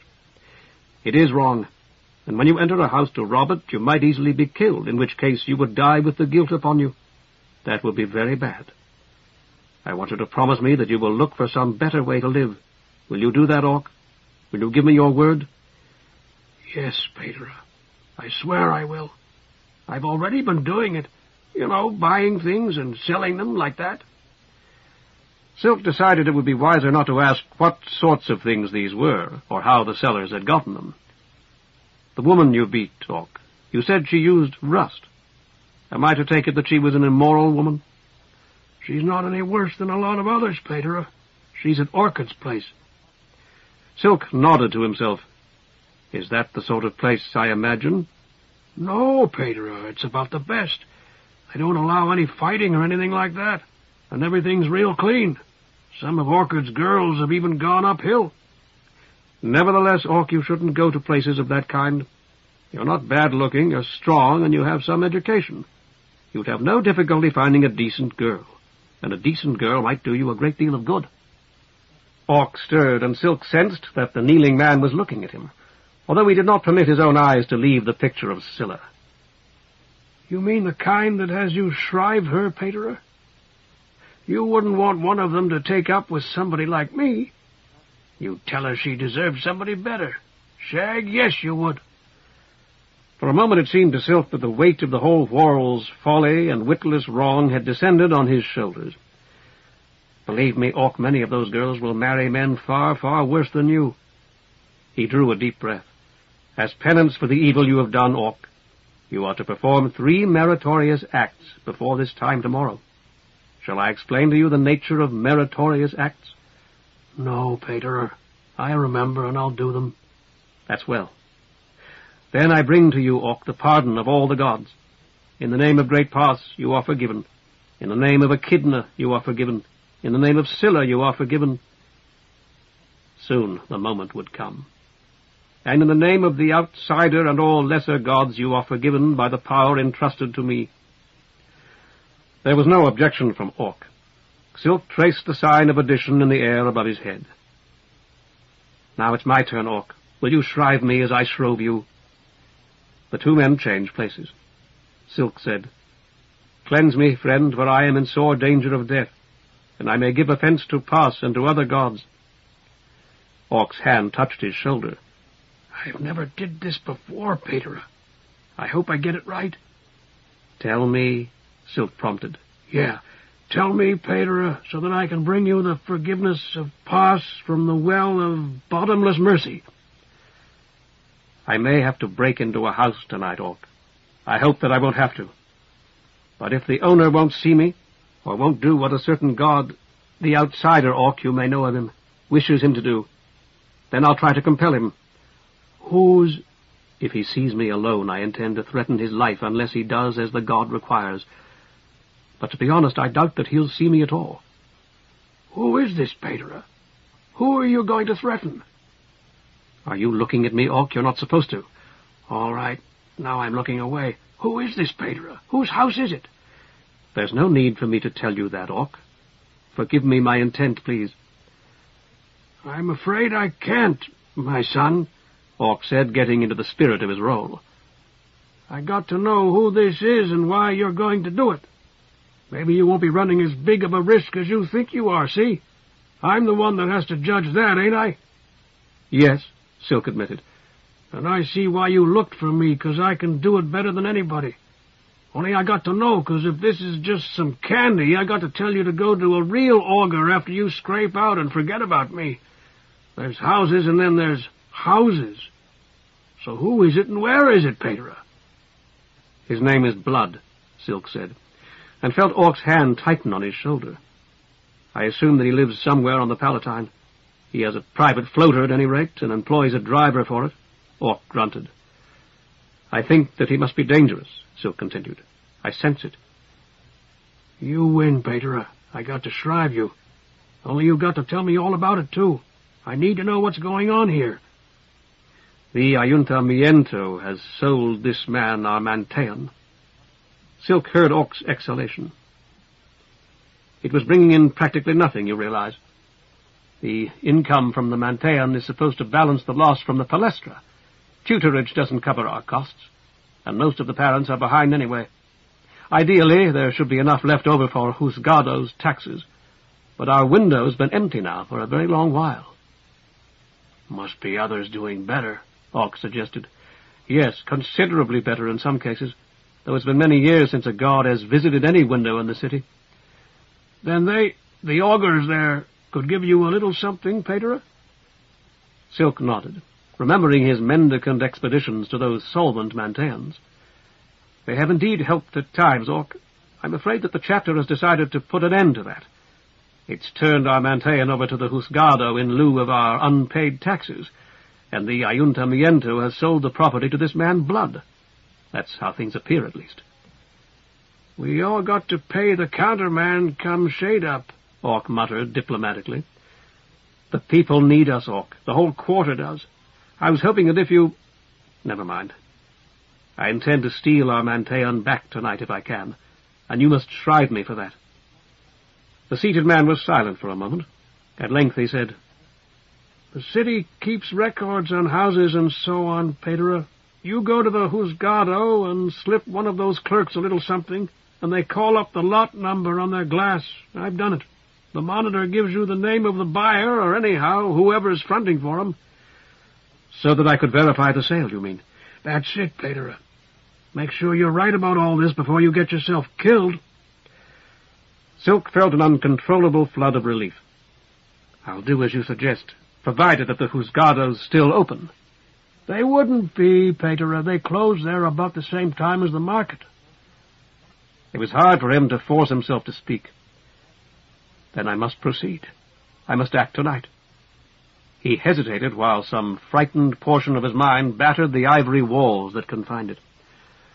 Of course, this may not be the Blood you know, Orc. There must be a great many people of that name. Could the Blood you know, buy our Mantean? It must be worth 20,000 cards or more. 10, Orc muttered. 12, maybe, only he probably got it for the taxes. What's he look like, Peter? A tall, heavy man. Angry-looking, I'd say, although it may only have been that his face was flushed. There are wide bones under his plump cheeks, or so I'd guess. Lots of rings? Silk struggled to recall the prosperous-looking man's fat, smooth hands. Yes, he said. Several, at least. Could you smell him? Are you asking whether he smelled bad? No, certainly not. In fact, Orc grunted. What was it? I have no idea, but it reminded me of the scented oil. No doubt you've noticed it in the lamp before Scylla in our Mantean. A sweet, heavy odor, not quite so pungent as incense. He calls it musk rose, Orc said dryly. Musk's a buck that works for him. It is the Blood you know, then? Yeah, it is. Now be quiet a minute, Peter. I got to remember the words. Orc rocked back and forth. There was a faint noise like the grating of sand on a shiprock floor as he rubbed his massive jaw. As a penance for the evil that you're getting ready to do, Peter, you've got to perform 2 or 3 meritorious acts I'll tell you about tonight. That is too light a penance, Silk protested. Don't weigh feathers with me, Peter, 'cause you don't know what they are yet. You're going to do 'em, ain't you? Yes, Orc, Silk said humbly. That's good. Don't forget. All right, then I bring to you, Peter, the pardons of all the gods. In the name of Great Pos, you're forgiven. In the name of Echidna, you're forgiven. In the name of Scylla, of Molpe, of Tartarus, of Hyrax, of Thelxiopeia, of Thea, of Sphinx, and of all the lesser gods you're forgiven, Peter, by the powers trusted to me. Silk traced the sign of addition, hoping that the big man was doing the same over his head. The big man cleared his throat. Was that all right? Yes, Silk said, rising. "It was very good indeed for a layman." "Thanks. Now about blood, you say you're going to solve his place, but you don't even know where it is." "I can ask directions when I reach the Palatine." Silk was dusting his knees. "Blood isn't a particular friend of yours, I hope?" Orc shook his head. "It ain't there. I've been there a time or two, and that gets us to one of those meritorious acts that you just now promised me about. You've got to let me take you there." "If it isn't inconvenient." "It's shaggy. Excuse me, Petra. Yeah, it's going to put me out by a dog's right. Only you've got to let me do it anyhow, if you really go to Blood's. If you don't, you'll get lost, sure, trying to find it. Or somebody will know you, and that'll be worse. But first you're going to give Blood a whistle on my glass over there, see? Maybe he'll talk to you. Or if he wants to see you, he might even send somebody." Orc strode across the room and clapped his hands. The monitor's colourless face rose from the depths of the glass. "I want Blood," Orc told it. "That's the buck that's got the big place off the old Palustrio Road." He turned to Silk. "Come over here, Petra. You stand in front of it. I don't want him to see me." Silk did as he was told. He had talked through glasses before. There had been one in the prelate's chambers at the Schola, though not often. Now he discovered that his mouth was dry. He licked his lips. "Blood is not available, sir," the monitor told him imperturbably. "Would someone else do?" "Musk, perhaps," Silk said, recalling the name Orc had mentioned. "It will be a few minutes, I fear, sir." "I'll wait for him," Silk said. The glass faded to an opalescent grey. "You want to sit, Petra?" Orc was pushing a chair against the backs of his calves. Silk sat down, murmuring his thanks. "I don't think that was too smart, asking for Musk. Maybe you know what you're doing." Still watching the glass, Silk shook his head. "You had said he worked for Blood, that's all." "Don't tell him you're with me, all right?" "I won't." Orc did not speak again, and the silence wrapped itself about them. Like the silence of the windows, Silk thought, the silence of the gods, pendant, waiting. This glass of Orc's was rather like a window. All glasses were, although they were so much smaller. Like the windows, glasses were miraculous creations of the short sun days, after all. What was it Matra Marble had said about them? Matra herself, the countless quiescent soldiers that the outsider had revealed, and in fact all similar persons, all chems of whatever kind, were directly or otherwise marvels of the inconceivably inspired short sun whorl. And in time, soon perhaps, would be gone. Their women rarely conceived children, and in Matra's case it was quite... Silk shook his shoulders, reminding himself severely that in all likelihood Matra Marble would long outlive him, that he might be dead before shade-up, unless he chose to ignore the outsider's instructions. The monitor reappeared. "Would you like me to provide a few suggestions while you're waiting, sir?" "No, thank you." "I might straighten your nose just a trifle, sir, and do something regarding a coiffeur. You would find that of interest, I believe?" "No," Silk said again, and added as much to himself as to the monitor, "I must think." Swiftly the monitor's grey face darkened. The entire glass seemed to fall away. Black, oily-looking hair curled above flashing eyes from which Silk tore his own in horror. As a swimmer bursts from a wave and discovers himself staring at an object he has not chosen, at the summer sun, perhaps, or a cloud, or the top of a tree, Silk found that he was looking at Musk's mouth, lips as feverishly red and fully as delicate as any girl's. To damp his fear, he told himself that he was waiting for Musk to speak, and when Musk did not, he forced himself to speak instead. "My name is Petra Silk, my son." His chin was trembling. Before he spoke again, he clenched his teeth. "Mine is the Sun Street Manteon, or I should say it isn't, which is what I must see Blood about." The handsome boy in the glass said nothing and gave no sign of having heard. In order that he might not be snared by that bright and savage stare again, Silk inventoried the room in which Musk stood. He could glimpse a tapestry and a painting, a table covered with bottles, and two elaborately inlaid chairs with padded crimson backs and contorted legs. "Blood has purchased our Manteon," he found himself explaining to one of the chairs. By that I mean he's paid the taxes, I suppose, and they have turned the deed over to him. It will be very hard on the children. On all of us, to be sure, but particularly on the children, unless some other arrangement can be made. I have several suggestions to offer, and I'd like—" A trooper in silvered conflict armor had appeared at the edge of the glass. As he spoke to Musk, Silk realized with a slight shock that Musk hardly reached the trooper's shoulder. "A new bunch at the gate," the trooper said. Hurriedly, Silk began. "I'm certain for your sake, or for Blood's, I mean, that an accommodation of some sort is still possible. A guard, you see—" The handsome boy in the glass laughed and snapped his fingers, and the glass went dark. Chapter 4. Nightside. It had been late already when they had left the city. Beyond the black streak of the shade, the skylands had been as clear and as bright as Silk, who normally retired early and rose at shade-up, had ever seen them. He stared at them as he rode, his thoughts drowned in wonder. Here were nameless mountains filling in violet valleys to the rim with their vast black shadows. Here were savanna and steppe, and a coastal plain ringing a lake that he judged must certainly be larger than Lake Limna. All these doming the gloomy sky of night, while they themselves were bathed in sunlight.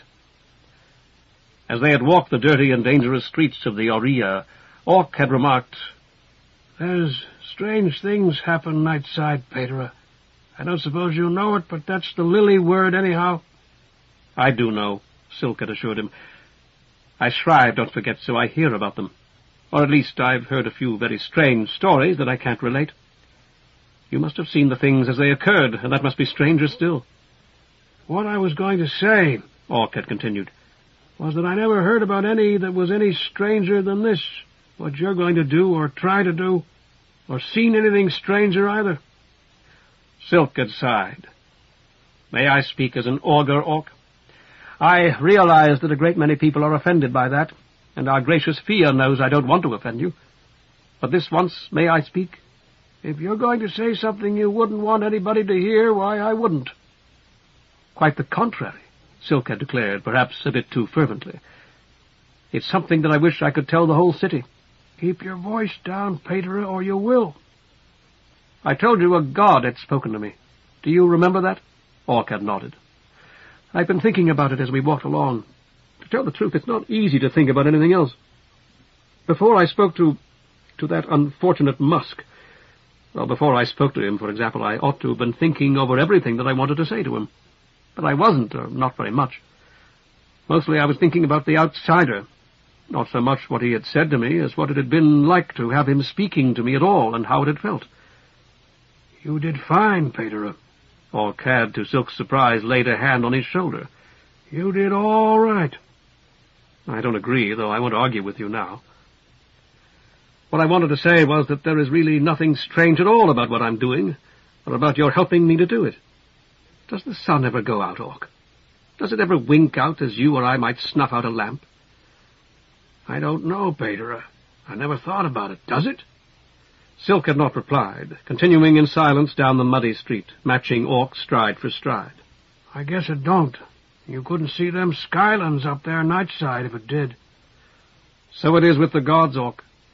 They speak to us all the time, exactly as the sun shines all the time. When the dark cloud that we call the shade gets between us and the sun, we say it's night or nightside, a term I never heard until I came to Sun Street." "It don't really mean night, Pedro, not exactly. It means— All right, look at it like this. There's a day way of doing, see? That's the regular way. And then there's the other way, and nightside's when you do this other way, when everything's on the night side of the shade." "We're on the night side of the shade for only half the day," Silk had told him. "But we are on the night side of whatever it is that bars us from the gods almost constantly, throughout our whole lives. And we really shouldn't be. We weren't meant to be. I got that one small ray of sunshine, you see, and it shouldn't be strange at all. It should be the most ordinary thing in the world." He had expected Orc to laugh, and was surprised and pleased when he did not.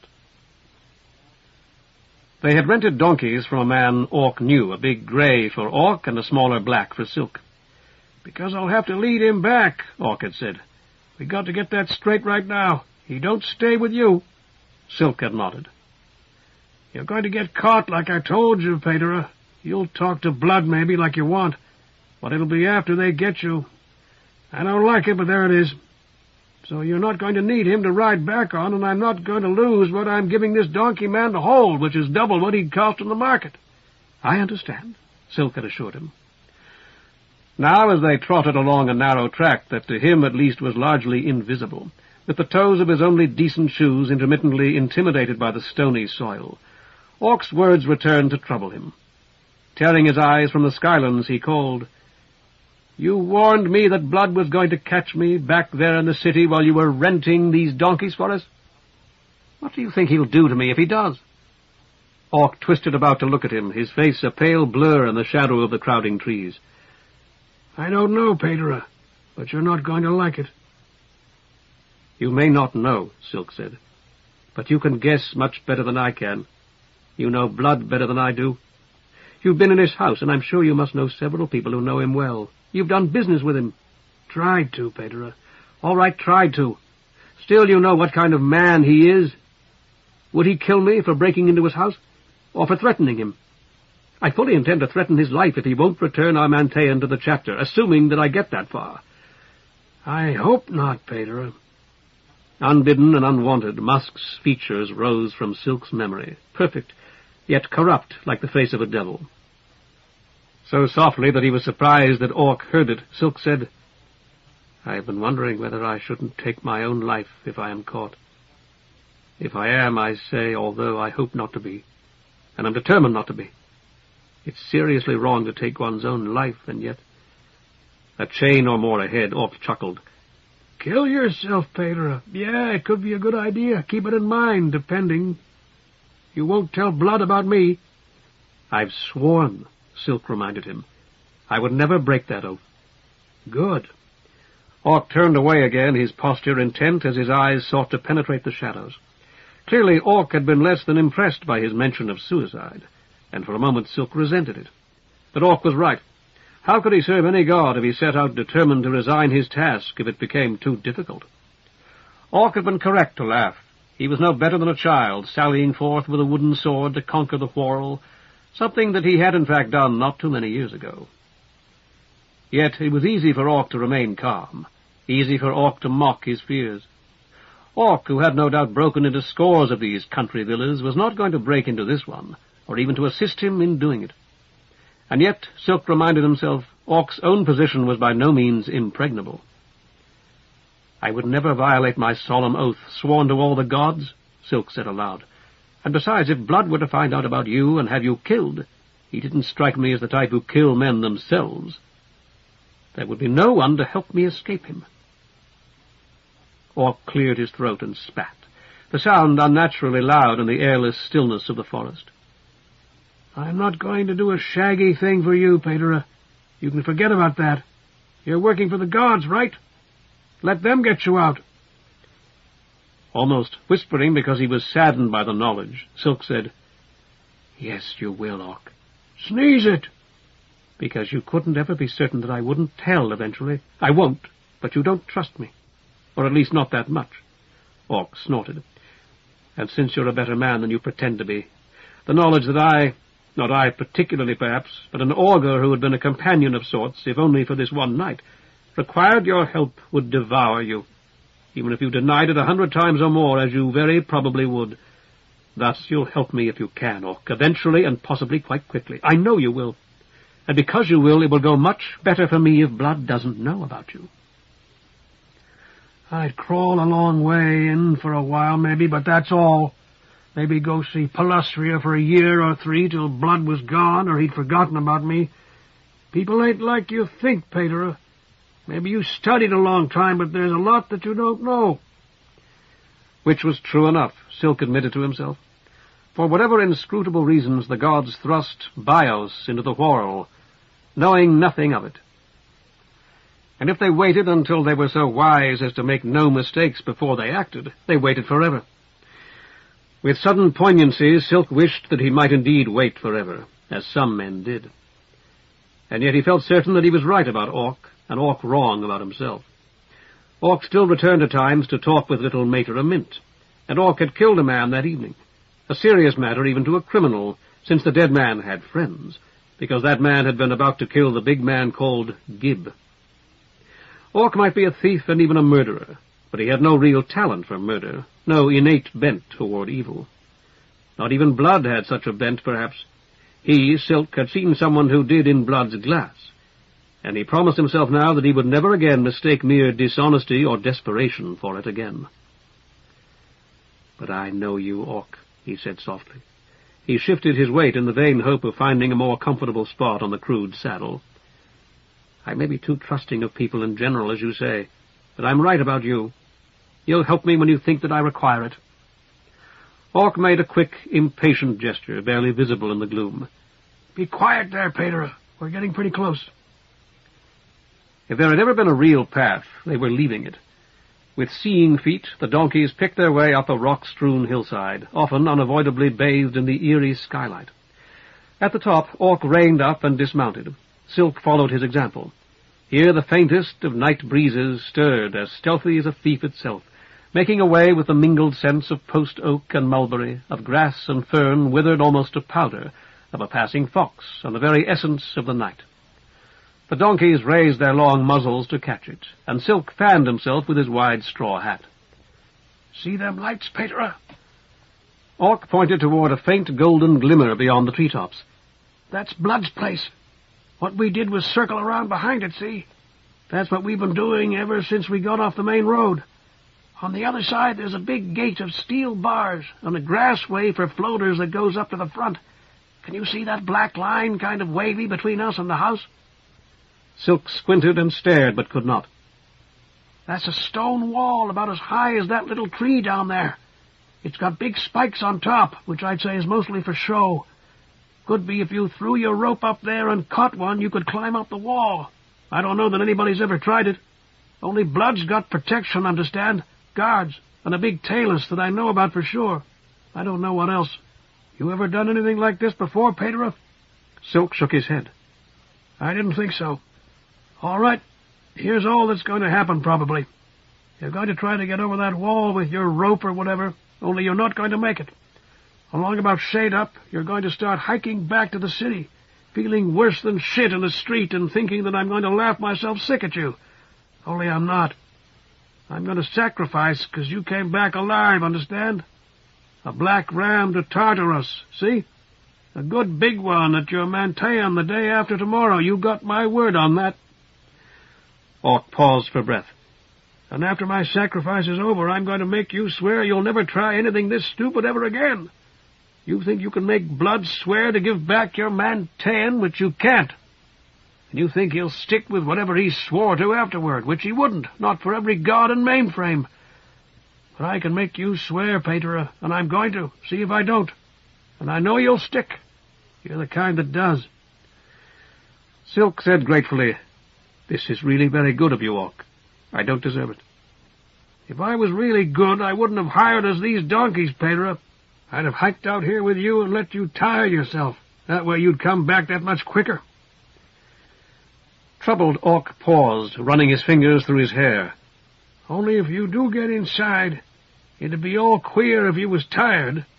You don't work when you're fagged out, not in my trade, only when you're cold up and full of jump. Only I've done 100 or more, and I wouldn't try to solve this one for 1,000 gold boys. Goodbye, Pedro. Fia's smile on you." "Wait a moment." Silk took him by the sleeve. "Haven't you been inside that house? You said you had." "A couple of times on business, Pedro. I don't know anything much about it."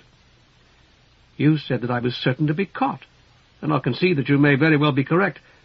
Nevertheless, I don't intend to be caught, and if I am, I will have failed the outsider, the god who has sent me, just as I will have failed him if I don't make the attempt tonight. Can't you see that? Haven't you ever been caught yourself, Orc? You must have been." Orc nodded reluctantly. "Once, Pedro, when I was just a sprat. He winnowed me out. By Fia's sow, I thought he was going to kill me. And when he was through, he kicked me out into the street. That was right in our quarter. I'll show you the house sometime." He tried to pull free, but Silk retained his grip on his sleeve. "How were you caught, Orc? What was it that you did wrong? Tell me, please, so I won't make the same mistake." "You done it already, Pedro. Orc sounded apologetic. Look here. I'd solved a few places, and I got pretty hard on myself and thought I couldn't get caught. I had some picks, know what I mean? And I showed 'em off and called myself a master of the art, thinking Tartarus himself would pull his hat off to me. Got to where I never troubled to look things over the way a flash buck ought to. Orc fell silent, and Silk asked, "What was the detail you overlooked?" "Debt, Paterer," Orc chuckled. "That don't go with blood, 'cause it's not him you got to worry about." "Tell me anyway," Silk insisted. "Well, Paterer, this bucko that had the house had a good lay, see? Taking care of all the shoes and such like up at Ermin's. You know about Ermin's? A gold boy or maybe 2 for supper. Gilt places like that deal on Sill's Day, 'cause Spig's days they're plumb night, see? So I gleaned once he'd got off he'd put down a few and snooze like a soldier. If I was to flush his fussock, rouse up his wife, Paterer, she'd stave her broom getting him off straw, and I'd beat the hoof to my own tune. Only he owed 'em, you see. Up to Ermin's. They're holding his lower back on him. So he was straight up, or nearly. So he napped me, and I owed it." Silk nodded. "Now you tonight, Paterer, you're doing the same thing. You're not Flash. You don't know who's there or who ain't, or how big the rooms might be, or what kind of windows. Not a pip of the scaver you got to have right in your hand." "You must be able to tell me something," Silk said. Orc adjusted the heavy hanger he wore. "The house is a tidy stone place with a wing to each side. 3 floors in 'em, and the middle's 2. When you come in the front, like I did, there's a big front room, and that's the farthest I got. Him that told me about floors says there's a capital cellar and another underneath. There's guards. You saw one of that quality in my glass. And there's a tall ass, begging your pardon, Paterer. Like what I told you already." "Have you any idea where Blood sleeps?" Orc shook his head, the motion scarcely visible. "But he don't sleep a hour, Nightside. The Flash never do, see? His business will keep him out of bed till shade up." Sensing Silk's incomprehension, Orc elaborated. "People coming to talk to him like I did are the ones that work for him with their hats off so he can tell where they come from and where they're going, Paterer." "I see." Orc took the reins of the smaller donkey and mounted his own. "You got 4, maybe 5 hours to shade up. Then you got to get back. I wouldn't be too close to that wall then if I was you, Paterer. There might come a guard walking the top. I've known him to do that." "All right." Silk nodded, reflecting that he had some ground to cover before he was near the wall at all. "Thank you again. I won't betray you, whatever you may think, and I won't get caught if I can help it." As he watched Orc ride away, Silk wondered what he had really been like as a schoolboy, and what Mater Mint had found to say to that much younger Orc that had left so deep an impression. For Orc believed, despite his hard looks and thieves' cant, and unlike many superficially better men, his faith was more than superstition. Scylla's smiling picture on the wall of that dismal, barren room had not come to its place by accident. Its presence there had revealed more to Silk than Orc's glass. Deep within his being, Orc's spirit knelt in adoration. Inspired by the thought, Silk knelt himself, though the sharp flints of the hilltop gouged his knees. The outsider had warned him that he would receive no aid. Still, it was licit, surely, to ask help of other gods. And dark Tartarus was the patron of all who acted outside the law. "A black lamb to you alone, kindly Tartarus, as quickly as I can afford another. Be mindful of me, who come in the service of a minor god." But Blood, too, acted outside the law, dealing in rust and women and even smuggled goods, also Orc had indicated. It was more than possible that Tartarus would favor Blood. Sighing, Silk stood, dusted off the legs of his oldest trousers, and began to pick his way down the rocky hillside. Things would be as they would be, and he had no choice but to proceed, whether with the aid of the dark god or without it. Pass, the twice-seeing, might side with him, or scolding Scylla, who wielded more influence here than her brother. Surely Scylla would not wish the city that most honored her to lose a Manteon. Encouraged, Silk scrambled along. The faint golden lights of Blood's house soon vanished behind the treetops, and the breeze with them. Below the hill the air lay hot and close again, stale and overripe with a summer protracted beyond reason. Or perhaps not. As Silk groped among close-set trunks, with leaves crackling and twigs popping beneath his feet, he reflected that if the year had been a more normal one, this forest might now lie deep in snow, and what he was doing would be next to impossible. Could it be that this parched, overheated, and seemingly immutable season had in actuality been prolonged for his benefit? For a few seconds the thought halted him between step and step. All this heat and sweat for him? Poor Mater Marble's daily sufferings, the children's angry rashes, the withered crops and shrinking streams. No sooner had he had the thought than he came close to falling into the gully of one, catching hold by purest luck to a branch he could not see. Cautiously he clambered down the uneven bank, then knelt on the water-smoothed stones of the stream bed to seek water with his fingers, finding none. There might be pools higher or lower, but here at least what had been a stream could be no drier. With head cocked, he listened for the familiar music of fast-flowing water over stones. Far away a nightjar called.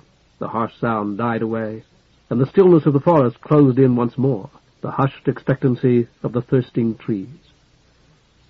This forest had been planted in the days of the Calde, also one of his teachers at the Schola had informed him, in order that its watershed might fill the city's wells.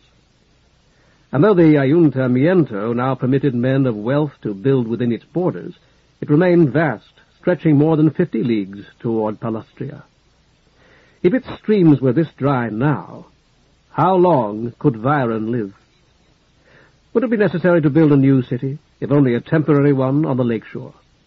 Wishing for light as well as water, Silk climbed the opposite bank, and after 100 strides saw through the bare, close-ranked trees the welcome gleam of skylight on dressed and polished stone. The wall surrounding Blood's villa loomed higher and higher as he drew nearer. Orc had indicated a height of 10 cubits or so. To Silk, standing before its massive base and peering up at the fugitive glints of skylight on the points of its ominous spikes, that estimate appeared unnecessarily conservative. Somewhat discouraged already, he uncoiled the thin horsehair rope he had worn about his waist, thrust the hatchet into his waistband, tied a running noose in one end of the rope, as Orc had suggested, and hurled it up at those towering points. For a moment that seemed at least a minute, the rope hung over him like a miracle, jet black against the shining skylands, lost in blind dark where it crossed the boundless sooty smear of the shade. A moment more, and it lay limp at his feet. Biting his lips, he gathered it, reopened the noose, and hurled it again. Unlooked for, the last words of the dying stableman to whom he had carried the forgiveness of the gods a week earlier returned, the summation of 50 years of toil. I tried, Petra. I tried. With them, the broiling heat of the four-flight bedroom, the torn and faded horse-cloths on the bed, the earthenware jug of water, and the hard end of bread that some man of substance had no doubt intended for his mount, that the stableman could no longer chew. Another throw, the ragged amateurish sketch of the wife who had left when the stableman could no longer feed her and her children. One last throw, and then he would return to the old manse on Sun Street, where he belonged, and go to bed, forgetting this absurd scheme of rescue with the brown lice that had crept across the faded blue horsecloths. A final throw. I tried, Petra, I tried. Descriptions of 3 children that their father had not seen since before he, Silk, had been born. All right, he thought, just one more attempt. With this, his 6th cast, he snared a spike, and by this time he could only wonder whether someone in the house had not already seen his noose rising above the wall and falling back. He heaved hard on the rope and felt the noose tighten, wiped his sweating hands on his robe, planted his feet against the dressed stone of the wall, and started up. He had reached twice his own considerable height when the noose parted and he fell. Pass! He spoke more loudly than he had intended. For 3 minutes or more after that exclamation, he cowered in silence beside the base of the wall, rubbing his bruises and listening. At length he muttered, Scylla, Tartarus, great pass, remember your servant, don't treat him so, and stood to gather and examine his rope. The noose had been sliced through almost cleanly at the place where it must have held the spike. Those spikes were sharp-edged, clearly like the blades of swords, as he ought to have guessed. Retreating into the forest, he groped among branches he could scarcely see for a forked one of the right size.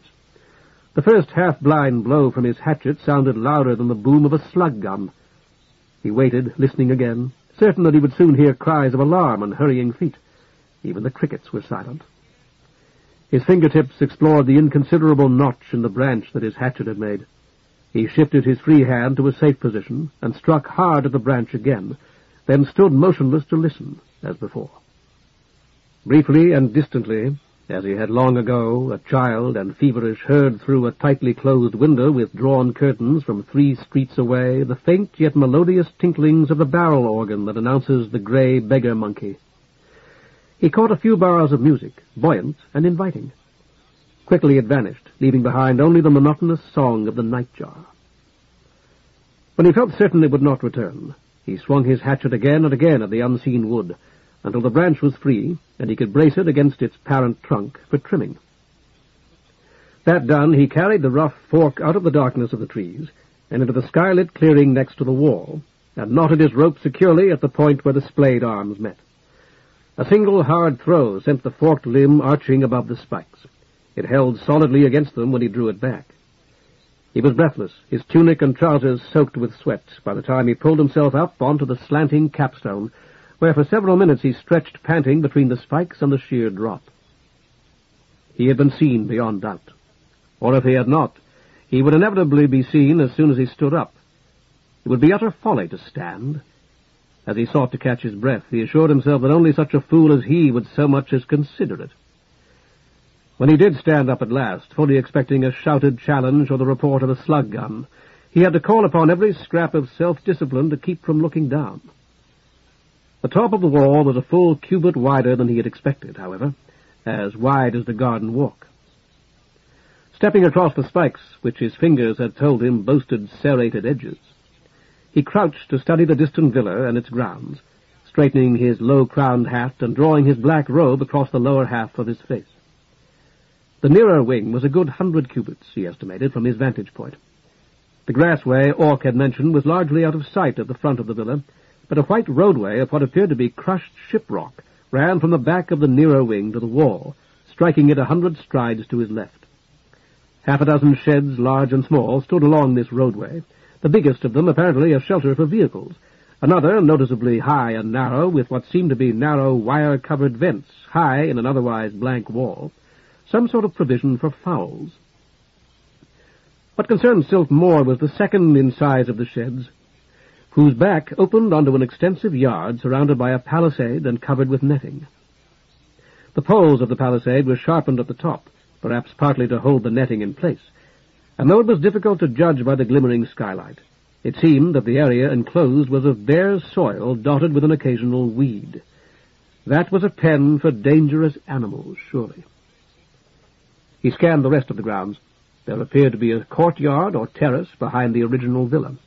Though it was largely hidden by the wing, he glimpsed flagstones and a flowering tree in a ceramic tub. Other trees were scattered over the rolling lawns with studied carelessness, and there were hedges as well. Blood had built this wall and hired guards, but he did not really fear intrusion. There was too much foliage for that. Although if his watchdogs liked to lie in the shadows, an intruder who sought to use Blood's plantings to mask his approach could be in for an ugly surprise, in which case an uncomplicated dash for the villa might be best. What would an experienced and resolute housebreaker like Orc have done in his place? Silk quickly regretted the thought. Orc would have gone home or found an easier house to rob. He had said as much. This Blood was no common magnate, no rich trader or graft-swollen commissioner. He was a clever criminal himself, and one who, appeared more anxious than might be expected about his own security. A criminal with secrets, then. Or with enemies who were themselves outside the law, so it appeared. Certainly Orc had not been his friend. At the age of 12, Silk had once, with several other boys, broken into an empty house.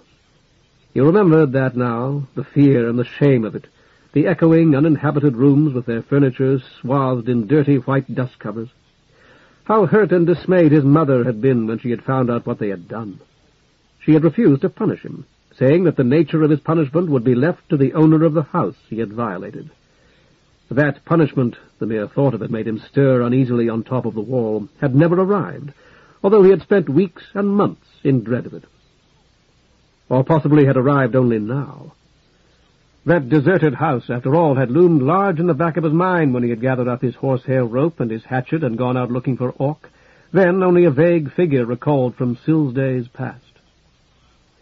And if it had not been for Orc and Mater Mint, if it had not been for the repairs he had been making on the roof of the Manteon, but most of all if it had not been for that well-remembered house whose rear window he had helped to force, if it had not been for all those things together, he would never have undertaken to break into this villa of Blood's. Or rather, into an imagined house on the Palatine belonging to Blood. On the Palatine where, as he realized now, the respectable rich would never have allowed such a man as Blood to live. Instead of this preposterous, utterly juvenile escapade, he would have what? Have penned another appeal to Patera Remora, the coadjutor of the chapter, perhaps, although the chapter had, as seemed clear, already made its decision.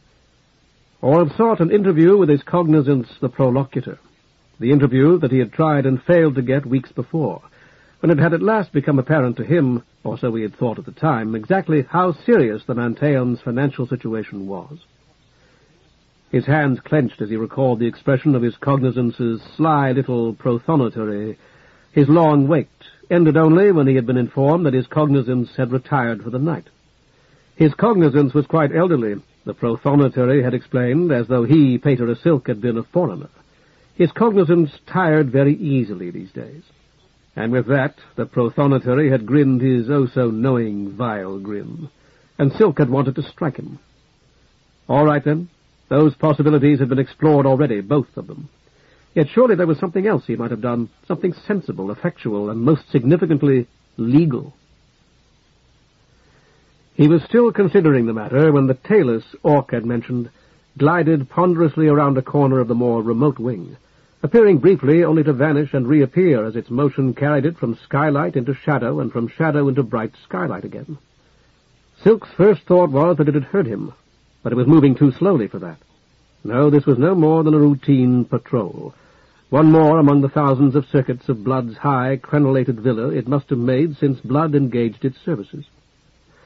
Nervously, Silk wondered how good the big machine's vision was, and whether it routinely scanned the top of the wall.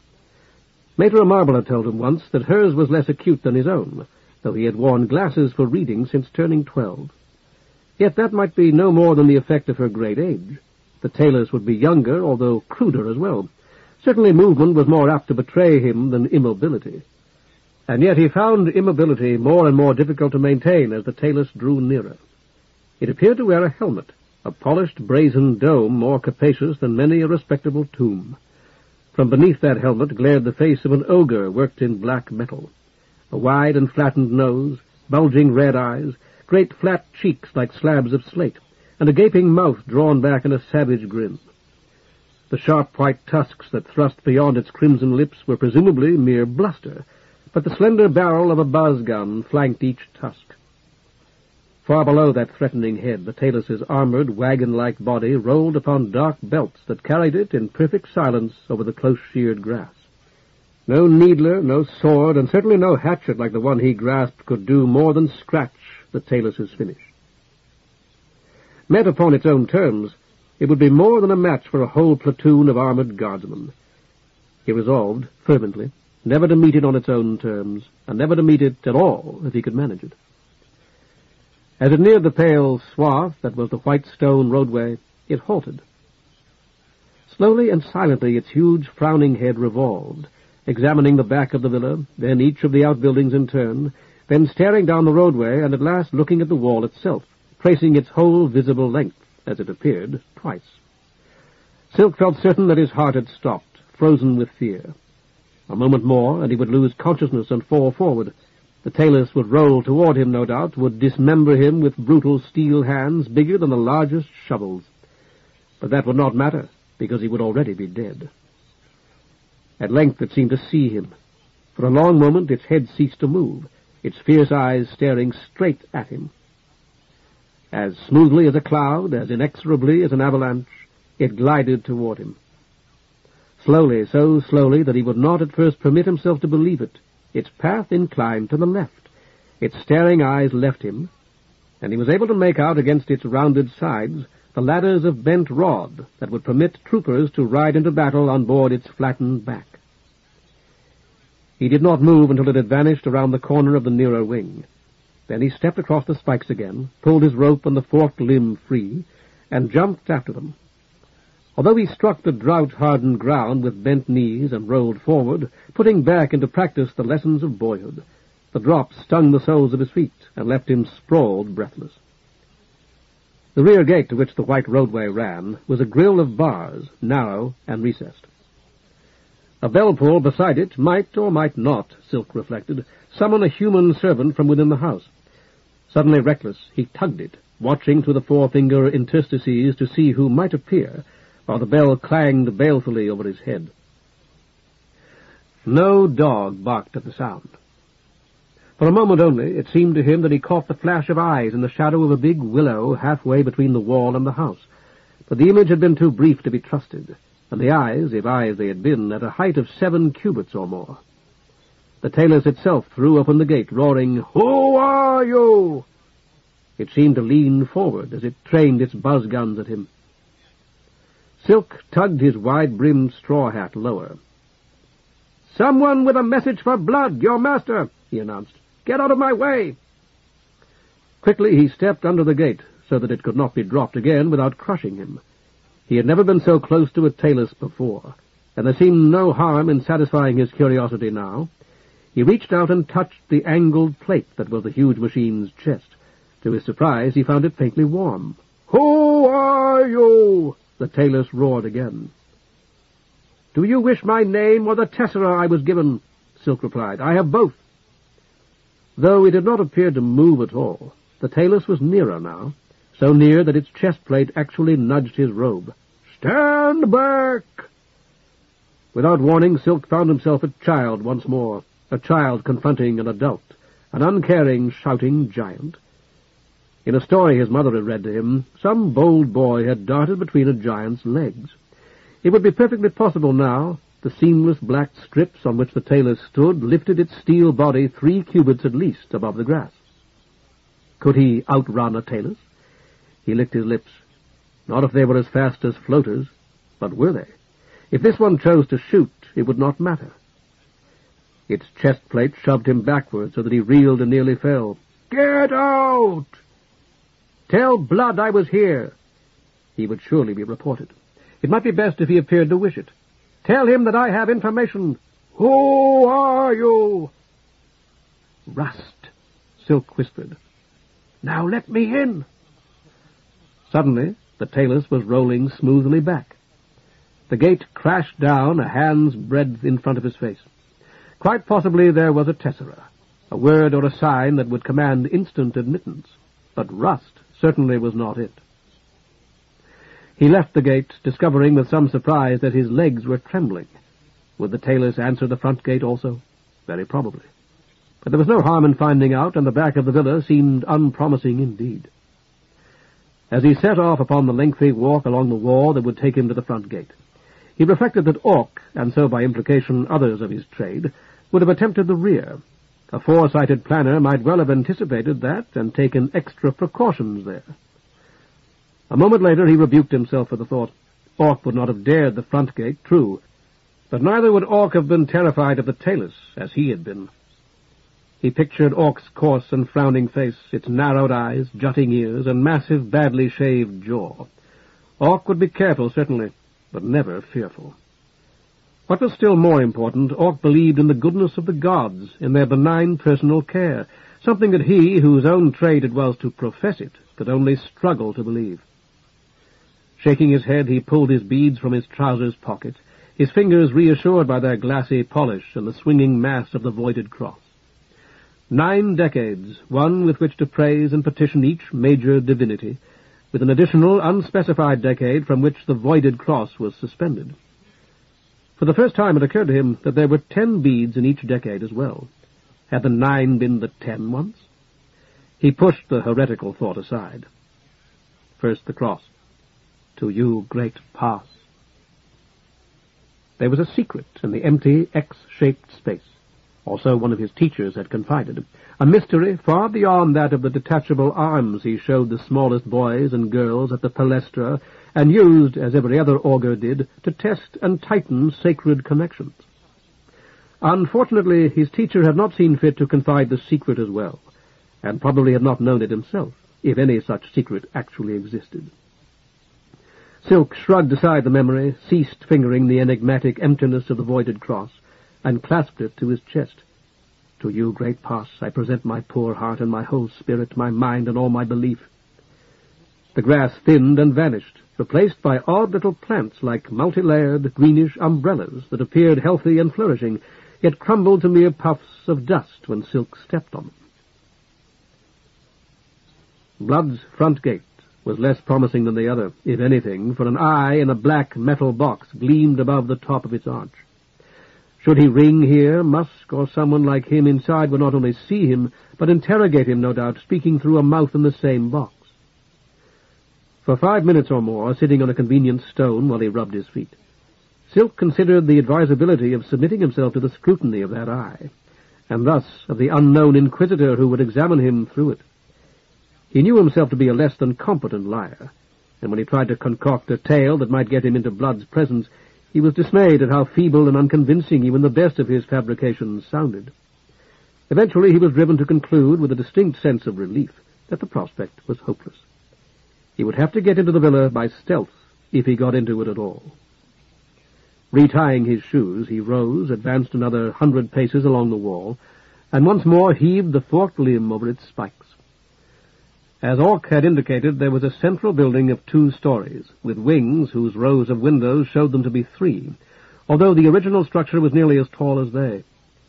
Both the original structure and its wings appeared to be of the same smooth grayish stone as the wall, and all 3 were so high that throwing the limb onto the roof of any appeared quite impossible.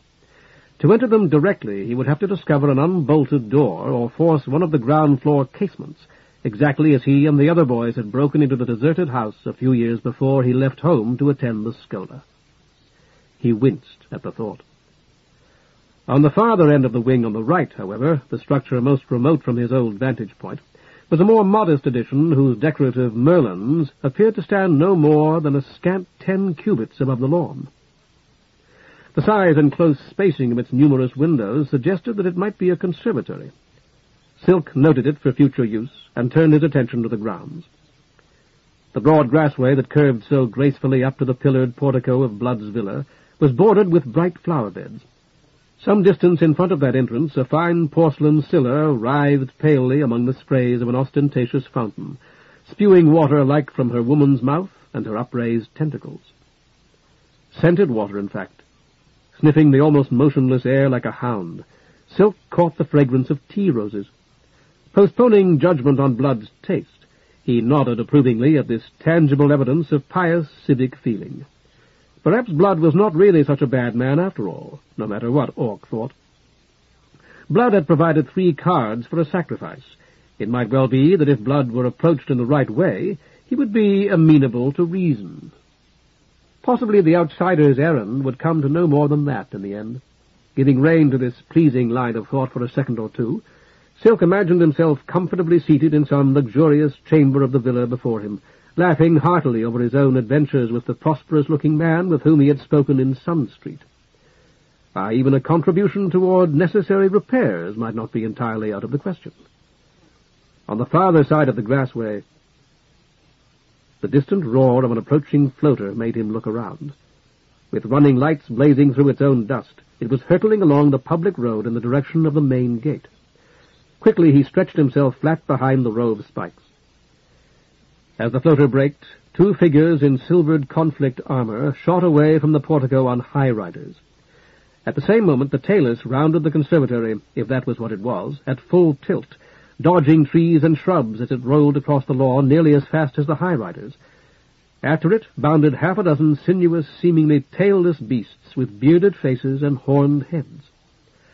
While Silk watched fascinated, the thick metal arms of the Talus stretched like telescopes, 20 cubits or more to catch hold of a ring high in the wall near the gate. For a second they paused. An unseen chain rattled and creaked. They shrank, drawing the ring and its chain with them, and the gate rose. The shadow of a drifting cloud from the east veiled the pillars of the portico, then the steps at their bases. Silk murmured a frantic appeal to Tartarus, and tried to judge its speed. There was a faint and strangely lonely whine from the blowers as the floater glided under the gate's rounded arch. One of the horned beasts sprang onto its transparent canopy, appearing to crouch upon empty air until it was driven off snarling by the armored men, who cursed and brandished their short-tubed slug guns as if to strike it. The drifting shadow had reached Scylla's fountain by the time the horned beast sprang away. The Talus let the heavy gate fall again as the floater swept proudly up the darkening grassway, escorted by the high riders and accompanied by all 6 horned beasts, which rose upon their hind legs again and again to peer inside. It halted and settled onto the grass before the wide stone steps of the villa, and the Talus called the horned beasts from it with a shrill, shuddering wail that could have issued from no human throat. As the brilliantly dressed passengers disembarked, Silk leaped from the wall and dashed across the lawn toward the conservatory. With a desperate effort, flung the forked limb over its ornamental battlement, and swarmed up the horsehair rope, over the battlement, and onto the roof. Chapter 5. The White-Headed One. For what seemed to him the greater part of an hour, Silk lay behind the battlement trying to catch his breath. Had he been seen? If the Talus or one of the armored men had seen him, they would have come at once, he felt certain. But if one of Blood's guests had, it might easily be 10 minutes or even longer before he decided that he should report what he had seen, and reach the appropriate person. It might be that he would not so much as try until prompted by another guest to whom he mentioned the incident. Overhead, the skylands sailed serenely among broad bars of sterile cloud, displaying countless now sunlit cities in which nobody at all knew or cared that one Pater of Silk, an augur of faraway Viren, was frightened almost to death and might soon die.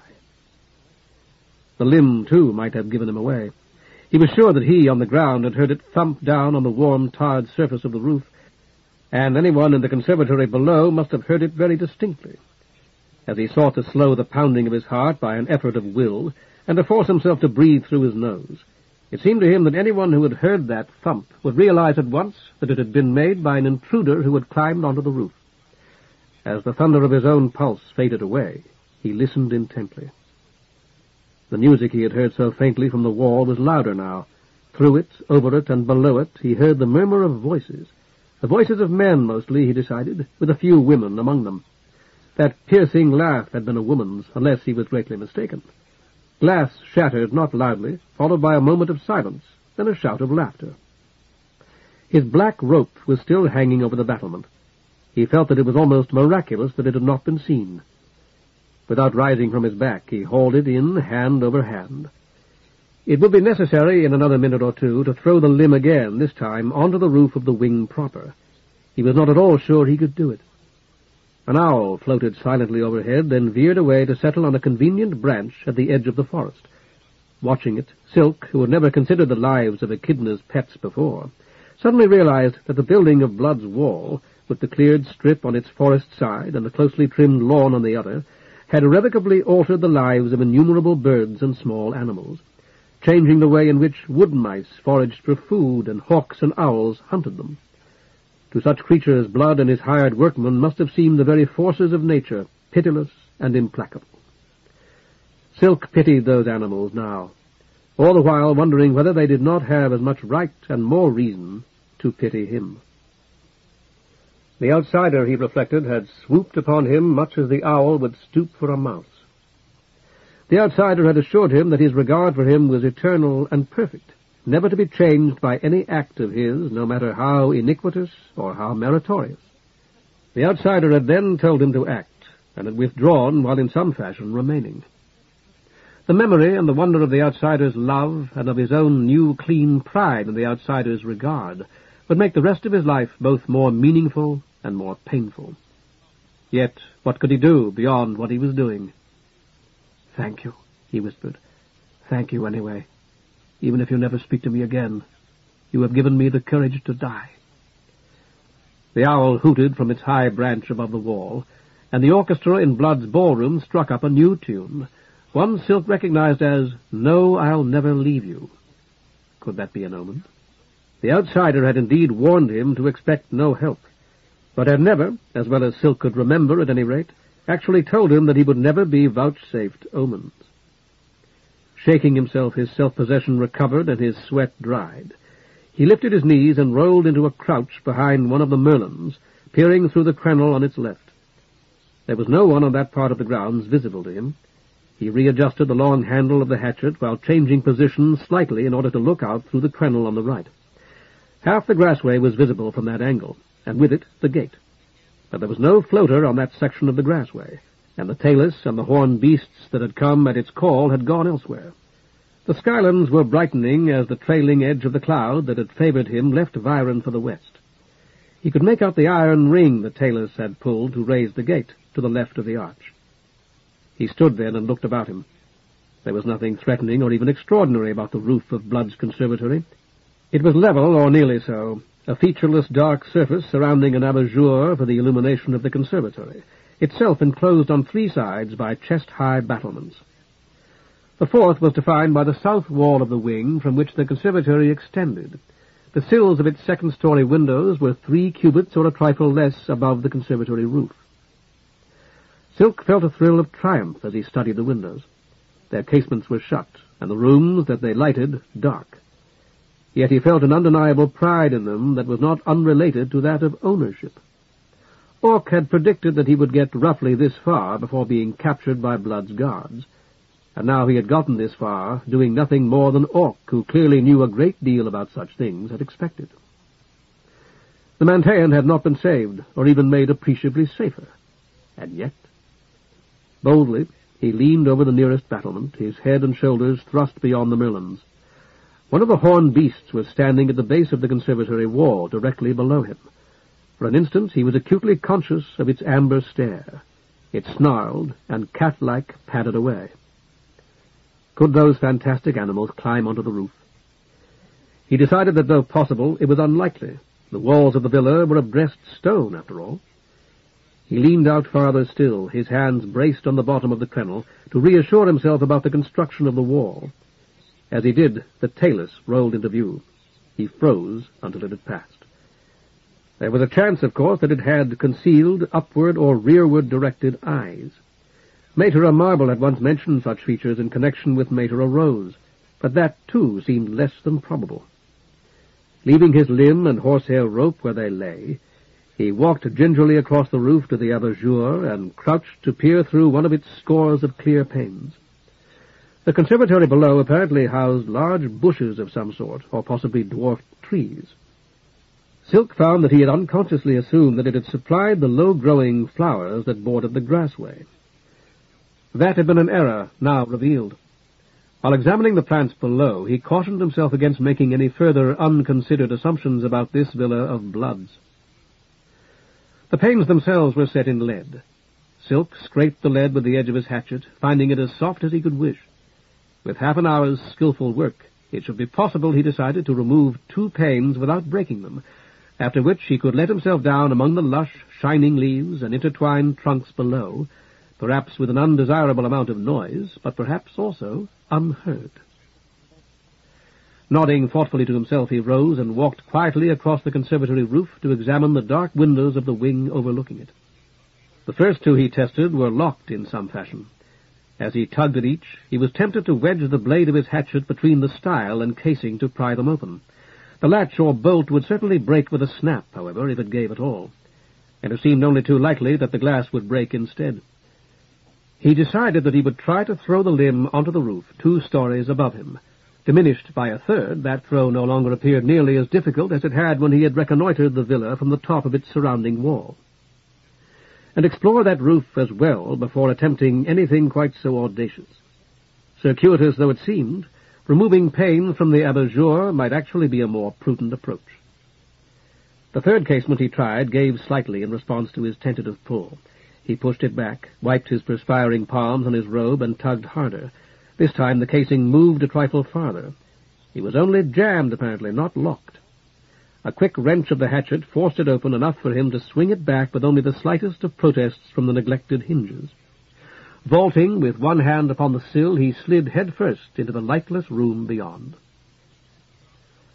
The gritty wooden floor was innocent of carpet. Silk explored it with his fingertips in ever wider arcs, while he knelt, motionless, alert for any sound from within the room. His fingers touched something the size of a pigeon's egg, something spherical, hard and dry. He picked it up. It yielded slightly when squeezed. Suspicious, he lifted it to his nostrils and sniffed. Excrement. He dropped it and wiped his fingers on the floor. Some animal was penned in this room and might be present now, as frightened of him as he was of it, if it was not already stalking him. Not one of the horned cats, surely. They were apparently freed to roam the grounds at night. Something worse, then, something more dangerous. Or nothing. If there was an animal in the room, it was a silent one indeed. Even a serpent would have hissed by now, surely. Silk got to his feet as quietly as he could and inched along the wall, his right hand grasping his hatchet, the fingers of his left groping what might have been splintered paneling. A corner as empty as the whole room seemed to be. He took a step, then another. If there were pictures or even furniture, he had thus far failed to encounter them. Another step. Pull up the right foot to the left now, pausing to listen. He could detect only his own whistling breath and the faint tinklings of the distant orchestra. His mouth felt dry, and his knees seemed ready to give way beneath him. Twice he was forced to halt, bracing his trembling hands against the wall. He reminded himself that he was actually in Blood's villa, and that it had not been as difficult as he had feared. The task to follow would be much harder. He would have to locate Blood without being discovered himself, and speak with him for some time in a place where they could talk without interruption. Only now was he willing to admit that it might prove impossible. A second corner. This vertical molding was surely the frame of a door. The pale rectangle of the window he had opened was on the opposite side of the room. His hand sought and found the latch. He pushed it down. It moved freely, with a slight rattle. But the door would not open. "Have you been bad?" He jerked the hatchet up, about to strike with deadly force at whatever might come from the darkness. About to kill, he told himself a moment later, some innocent sleeper whose bedchamber he had entered by force. "Have you?" The question had a spectral quality. He could not have said whether it proceeded from a point within arm's reach or wafted through the open casement. "Yes." To his own ears the lone syllable sounded high and frightened, almost tremulous. He forced himself to pause and clear his throat. "I've been bad many times, I'm afraid. I regret them all." "You're a boy, I can tell." Silk nodded solemnly. "I used to be a boy not so long ago. No doubt some of my friends would tell you that I'm a boy still in many respects, and they may well be right." His eyes were adjusting to the darker darkness of the room, so that the skylight that played across the roof of the conservatory and the grounds in the distance, mottled though it was by the diffused shadows of broken clouds, made them appear almost sunlit. The light spilling through the open window showed clearly now the precise rectangle of flooring on which he had knelt, and dimly the empty, unclean room to either side. Yet he could not locate the speaker. "Are you going to hurt me with that?" It was a young woman's voice, almost beyond question. Again Silk wondered whether she was actually present. "No," he said as firmly as he could. He lowered the hatchet. "I will do you no violence, I swear." Blood dealt in women, so Orc had said. Now Silk felt that he had a clearer idea of what such dealings might entail. "Are you being kept here against your will?" "I go whenever I want. I travel. Usually I'm not here at all." "I see," Silk said, though he did not in either sense. He pushed down the latch bar again. It moved as readily as it had before, and the door remained as stubborn. "I go very far sometimes. I fly out the window and no one sees me." Silk nodded again. "I don't see you now." "I know." "Sometimes you must go out through this door, though, don't you?" "No." Her flat negative bore in its train the illusion that she was standing beside him, her lips almost brushing his ear. He groped for her, but his hand found only empty air. "Where are you now?" "You can see me, you say. I'd like to see you." "I'll have to get back in." "Get back in through the window?" There was no reply. He crossed the room to the window and looked out, leaning on the sill. There was no one on the roof of the conservatory, no one but the tailors in sight on the grounds beyond. His rope and limb lay where he had left them. Devils, according to legends no one at the Schola had really credited, could pass unseen, for devils were spirits of the lower air, presumably personifications of destructive winds. "Where are you now?" he asked again. "Please come out. I'd like to see you." Nothing.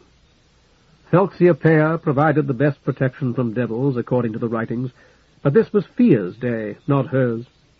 Silk petitioned Fear, Phelxia, and for good measure, Scylla, in quick succession before saying, "I take it you don't want to talk to me, but I need to talk to you. I need your help, whoever you are." In Blood's ballroom, the orchestra had struck up "Brave Guards of the 3rd Brigade." Silk had the feeling that no one was dancing, that few, if any, of Blood's guests were even listening. Outside, the tailors waited at the gate, its steel arms unnaturally lengthened, both its hands upon the ring. Turning his back on the window, Silk scanned the room. A shapeless mass in a corner, one that he had not traversed when he had felt his way along the walls to the door, might conceivably have been a huddled woman. With no very great confidence, he said, "I see you." "To 14 more my sword I pledged," sang the violins with desperate gaiety. Beardless lieutenants in brilliant green dress uniforms, twirling, smiling beauties with plumes in their hair. But they were not there, Silk felt certain, no more than the mysterious young woman whom he himself was trying to address was here. He crossed to the dark shape in the corner and nudged it with the toe of his shoe, then crouched, put aside his hatchet, and explored it with both hands. A ragged blanket and a thin, foul-smelling mattress. Picking up his hatchet again, he rose and faced the empty room. "I'd like to see you," he repeated. "But if you won't let me, if you won't even talk to me any more, I'm going to leave." As soon as he had spoken, he reflected that he had probably told her precisely what she wanted to hear. He stepped to the window. "If you require my help, you must say so now." He waited, silently reciting a formula of blessing, then traced the sign of addition in the darkness before him. "Goodbye, then." Before he could turn to go, she rose before him like smoke, naked and thinner than the most miserable beggar. Although she was a head shorter, he would have backed away from her if he could. His right heel thumped the wall below the window. "Here I am. Can you see me now?" In the dim skylight from the window, her starved and bloodless face seemed almost a skull. "My name's Mucor." Silk nodded and swallowed, half afraid to give his own, not liking to lie. "Mine's Silk." Whether he succeeded or was apprehended, Blood would learn his identity. "Pater Silk. I'm an augur, you see." He might die, perhaps, but if he did, his identity would no longer matter. "Do you really have to talk with me, Silk? That's what you said." He nodded. "I need to ask you how to open that door. It doesn't seem to be locked, but it won't open." When she did not reply, he added, "I have to get into the house. Into the rest of it, I mean." "What's an augur? I thought you were a boy." "One who attempts to learn the will of the gods through sacrifice, in order that he may—" "I know. With the knife and the black robe. Lots of blood. Should I come with you, Silk? I can send forth my spirit. I'll fly beside you wherever you go." "Call me Pater, please. That's the proper way. You can send forth your body too, Mucor, if you want." "I'm saving myself for the man I'll marry." It was said with perfect, too perfect, seriousness. "That's certainly the correct attitude, Mucor. But all I meant was that you don't have to stay here if you don't wish to. You could climb out of this window very easily and wait out there on the roof. When I've finished my business with Blood, we could both leave this villa, and I could take you to someone in the city who would feed you properly and take care of you." The skull grinned at him. "They'd find out that my window opened, Silk. I wouldn't be able to send my spirit any more." "You wouldn't be here. You'd be in some safe place in the city. You could send out your spirit whenever you wanted, and a physician—" "Not if my window was locked again. When my window is locked, I can't do it, Silk. I think it's locked now." She giggled, a high, mirthless tittering that stroked Silk's spine like an icy finger. "I see," he said. "I was about to say that someone in the city might even be able to make you well. You may not care about that, but I do. Will you at least let me out of your room? Open your door for me?" "Not from this side. I can't." He sighed. "I didn't really think you could. I don't suppose you know where Blood sleeps?" "On the other side of the house." "In the other wing?" "His room used to be right under mine, but he didn't like hearing me. Sometimes I was bad. The North Edition. This one's the South Edition." "Thank you." Silk stroked his cheek. "That's certainly worth knowing. He'll have a big room on the ground floor, I suppose." "He's my father." "Blood is?" Silk caught himself on the point of saying that she did not resemble him. "Well, well, that may be worth knowing, too. I don't plan to hurt him, Mucor, though I rather regret that now. He has a very nice daughter. He should come and see her more often, I think. I'll mention it forcefully if I get to talk with him." Silk turned to leave, then glanced back at her. "You really don't have to stay here, Mucor." "I know. I don't." "You don't want to come with me when I leave? Or leave now yourself?" "Not the way you mean. Walking like you do." "Then there's nothing I can do for you except give you my blessing, which I've done already. You're one of Moltke's children, I think. May she care for you and favor you this night and every night." "Thank you, Silk." It was the tone of the little girl she had once been. 5 years ago, perhaps, he decided, or perhaps 3 or less than 3. He swung his right leg over the windowsill. "Watch out for my lynxes."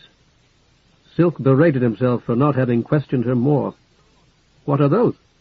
"My children. Do you want to see one?" "Yes," he said. "Yes, I do, if you want to show him to me." "Watch." Mucor was looking out the window, and Silk followed her gaze. For half a minute he waited beside her, listening to the faint sounds of the night. Blood's orchestra seemed to have fallen silent. Ghost-like, a floater glided beneath the arch, its blowers scarcely audible.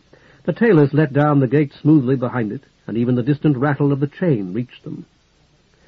A section of abat-jour pivoted upward, and a horned head with topaz eyes emerged from beneath it, followed by a big, soft-looking paw.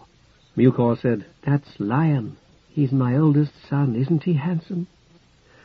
Silk managed to smile. "Yes, he certainly is. But I didn't know you meant the horned cats." "Those are their ears. But they jump through windows, and they have long teeth and claws that can hurt worse than a bull's horns." "I imagine so." Silk made himself relax. "Lynxes, is that what you call them? I've never heard of the name, and I'm supposed to know something about animals." The lynx emerged from the abat-jour and trotted over to stand beneath the window, looking up at them quizzically.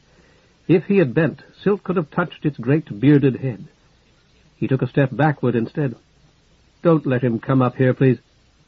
"You said you wanted to see them, Silk." "This is close enough." As if it had understood, the lynx wheeled. A single bound carried it to the top of the battlement surrounding the conservatory roof, from which it dived as though into a pool. "Isn't he pretty?" Silk nodded reluctantly. "I found him terrifying, but you're right. I've never seen a lovelier animal, though all sabered sphinxes, cats are beautiful. She must be very proud of him." "So am I." "I told him not to hurt you." Mucor squatted on her heels, folding like a carpenter's rule. "By standing beside me and talking to me, you mean?"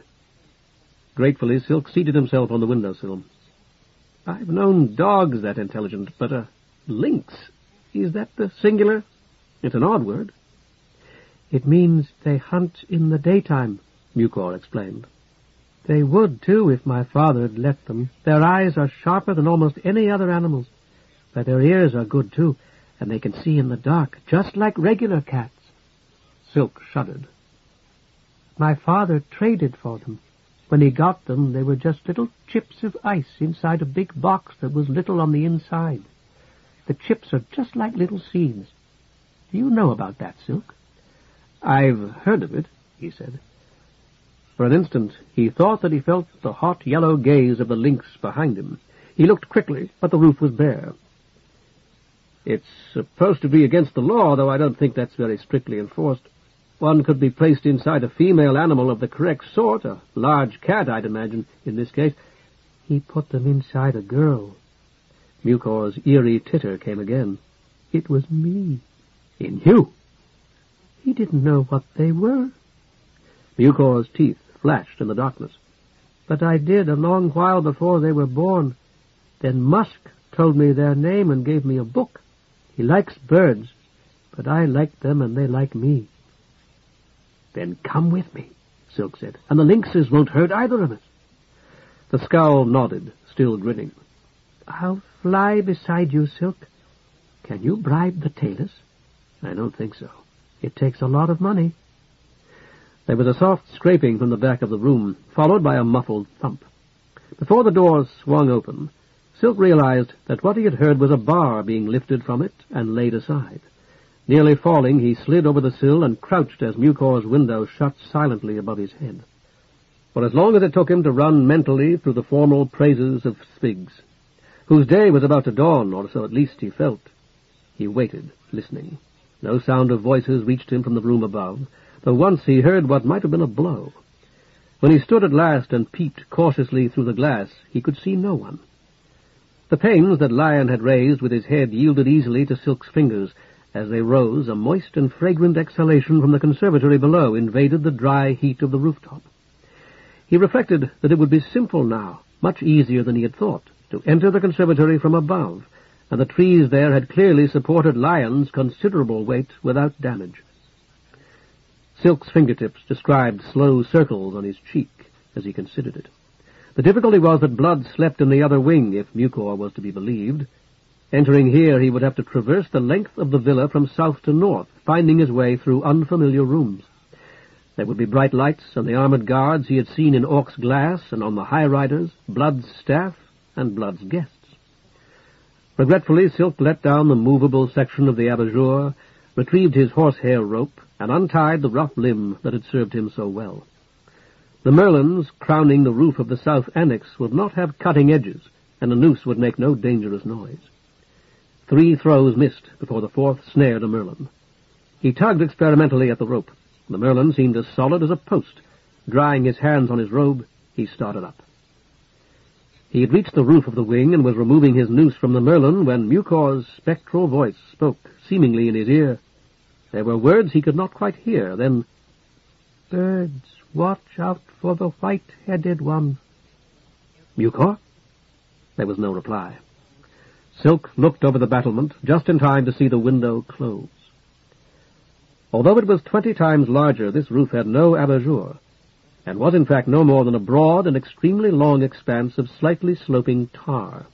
Beyond the parapet at its northern end, the lofty stone chimneys of the original structure stood like so many pallid sentries in the glimmering skylight. Silk had enjoyed several lively conversations with chimney sweeps since arriving at the Mantean on Sun Street, and had learned, with many other things, that the chimneys of great houses were frequently wide enough to admit the sweep employed to clean and repair them, and that some had interior steps for his use. Walking softly and keeping near the center so that he could not be seen from the ground, Silk walked the length of the roof. When he was near enough to look down on it, he saw that the more steeply pitched roof of the original structure was tiled rather than tarred. Its tall chimneys were clearly visible now. There were 5, of which 4 appeared to be identical.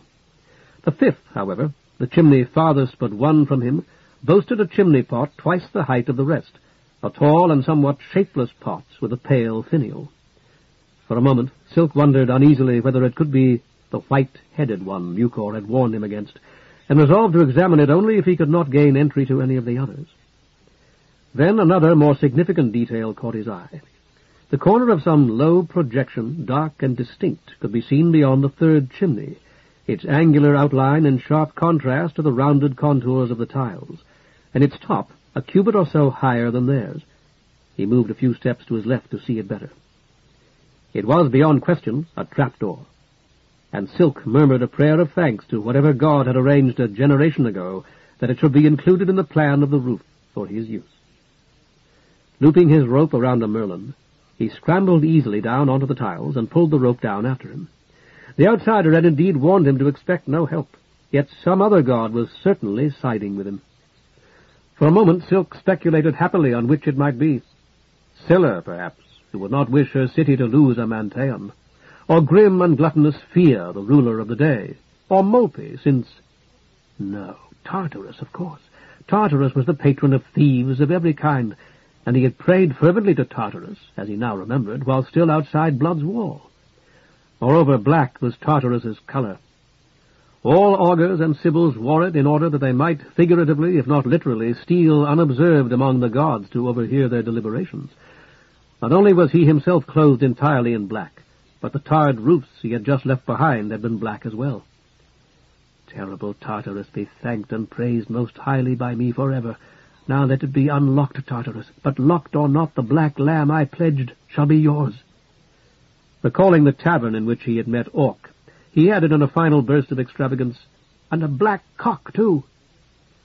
And yet, he told himself, it was only logical that the trapdoor should be precisely where it was. Tiles must break at times, must be broken fairly frequently by the violent hailstorms that had ushered in every winter for the past few years, and each such broken tile would have to be replaced. A trapdoor giving access to the roof from the attic of the villa would be much more convenient, as well as much safer, than a 70-cubit ladder. A ladder of that size would very likely require a whole crew of workmen just to get it into place. He tried to hurry across the intervening tiles to the trapdoor, but their glazed, convex, and unstable surfaces hindered him quite literally at every stride. Twice tiles cracked beneath his impatient feet, and when he had nearly reached the trapdoor, he slipped unexpectedly and fell, and saved himself from rolling down the roof only by clutching at the rough masonry of the third chimney. It was reassuring to note that this roof, like those of the wings and the conservatory, was walled with ornamental battlements. He would have had a bad time of it if it had not been for the chimney. He was glad he had escaped it. He would have been shaken and bruised, and he might well have made enough noise to attract the attention of someone inside the villa. But at the end of that ignominious fall, he would not have dropped from the edge of the roof to his death.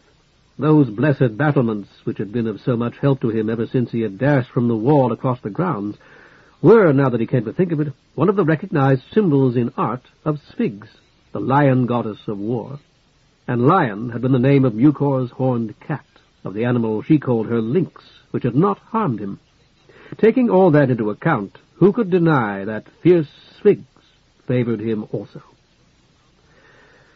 Silk caught his breath, made sure of his footing, and let go of the chimney. Here, not a hand's breadth from the toe of his right shoe, was the thing he had slipped on, this blotch on the earthen-red surface of the roof. He stooped and picked it up. It was a scrap of raw skin, and a regular patch about as large as a handkerchief from the pelt of some animal, still covered with coarse hair on one side and slimy with rotting flesh and rancid fat on the other, reeking with decay. He flung it aside with a snort of disgust. The trapdoor lifted easily. Below it was a steep and tightly spiraled iron stair. A more conventional stairway, clearly leading to the upper floor of the original villa, began a few steps from the bottom of the iron one. Briefly he paused, looking down at it to savor his triumph. He had been carrying his horsehair rope in an untidy coil, and had dropped it when he slipped. He retrieved it and wound it around his waist beneath his robe, as he had when he had set out from the Mantaean that evening. It was always possible, he reminded himself, that he would need it again. Yet he felt as he had during his last year at the Scola, when he had realized that final year would actually be easier than the one before it, that his instructors no more wished him to fail after he had studied so long than he himself did, and that he would not be permitted to fail unless he curtailed his efforts to an almost criminal degree. The whole villa lay open before him, and he knew, roughly, if not precisely, where Blood's bedchamber was located. In order to succeed, he had only to find it and conceal himself there before Blood retired. Then, he told himself with a pleasant sensation of virtue, he would employ reason, if reason would serve. If it would not, it would not, and the fault would be Blood's, not his. Those who opposed the will of a god, even a minor god like the outsider, were bound to suffer. Silk was pushing the long handle of his hatchet through the rope around his waist when he heard a soft thump behind him. Dropping the trapdoor, he whirled. Leaping so that it appeared taller than many men, a huge bird flapped misshapen wings, shrieked like a dozen devils and struck at his eyes with its hooked bill. Instinctively he threw himself backward onto the top of the trapdoor and kicked. His left foot caught the white-headed bird full in the body without slowing its attack in the least. Vast wings thundering, it lunged after him as he rolled away. By some prodigy of good luck, he caught it by its downy neck, but the carpels of its wings were as hard as any man's knuckles, and were driven by muscles more powerful than the strongest's. They battered him mercilessly as both tumbled. The edge of the crenel between two merlins was like a wedge driven into his back. Still struggling to keep the bird's cruel hooked beak from his face and eyes, he jerked the hatchet free. A carpel struck his forearm like a hammer, and the hatchet fell to the stone pavement of the terrace below. The white-headed one's other carpel struck his temple, and the illusory nature of the world of the senses was made manifest. It narrowed to a miniature, artificially bright, which Silk endeavored to push away until it winked out. Chapter 6. New Weapons. A whole whirl swam beneath Silk's flying, beclouded eyes. Highland and tableland, jungle and dry scrub, savanna and pampa. The plaything of 100 idle winds, buffeted yet at peace. He sailed over them all, dizzy with his own height and speed, his shoulder nudged by storm cloud, the solitary flyer 60 leagues below him, a darting dragonfly with wings of lace. A black dragonfly that vanished into blacker cloud, into distant voices, and the odor of carrion. Silk choked on his own spew and spat. Terror rose from the wheeling scene to foot him like a falcon, its icy talons in his vitals. He had blinked, and in that single blink the whirl had rolled over like a wind-tumbled basket or a wave-tossed barrel. The drifting skylands were up, and the uneven, unyielding surface on which he lay, down. His head throbbed and spun, and an arm and both legs burned. He sat up. His mouth was wet with slime, his black robe discolored and stinking.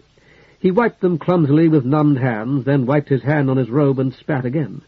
The grey stone of the battlement had been crowding his left shoulder. The bird he had fought, the white-headed one of Mucor's warning, was nowhere to be seen. Or perhaps, he thought, he had only dreamed of a terrible bird. He stood, staggered, and fell to his knees. His eyes closed of themselves. He had dreamed it all, his tortured mind writhing among nightmares. The horrible bird, the horned beasts with their incandescent stares, the miserable mad girl, his dark rope reaching blindly again and again for new heights, the silent forest, the burly burglar with his hired donkeys, and the dead man sprawled beneath the swinging, hanging lamp. But he was awake now, awake at last, and the night was spent, awake and kneeling beside his own bed in the manse on Sun Street. It was shade-up, and today was Sphinx Day. Already he should be chanting stabbing Sphinx's morning prayer. O divine lady of the swords, of the gathering armies of the swords. He fell forward, retching, his hands on the still warm, rounded tiles. The second time he was wiser, not attempting to stand until he was confident that he could do so without falling. Before he gained his feet, while he lay trembling beside the battlement, dawn faded and winked out. It was night again, feast day night once more, an endless night that had not yet ended and might never end.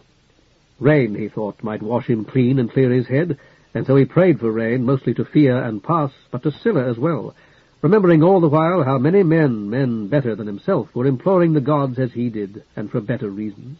How long had they been praying, offering such small sacrifices as they could, washing great pauses, images in orchards of dying trees and in fields of stunted corn?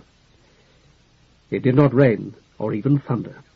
Excited voices drifted to him from somewhere far away. He caught the name Hyrax, repeated over and over. Someone or something had died. Hyrax. Feather had replied at the Palestra a week or two before, fumbling after some fact associated with the familiar name of the god of death. Hyrax is right in the middle. In the middle of Pos and Echidna's sons, Feather? Or of all their children? Of their whole family, Paetra. There's only the 2 boys in it. Feather also was one of a pair of brothers, Hyrax and Tartarus. Feather had waited fearfully for correction, but he, Paetra Silk, had smiled and nodded. Tartarus is the oldest, and Hyrax is the youngest, Feather had continued, encouraged. Mater's cubit stick tapped her lectern. "The older feather and the younger. You said yourself that there were only two." "Hyrax," said someone far below the other side of the battlement. Silk stood up. His head still throbbed and his legs were stiff, but he did not feel as though he were about to gag again. The chimneys, they all looked the same now, and the beckoning trap-door seemed an impossible distance away.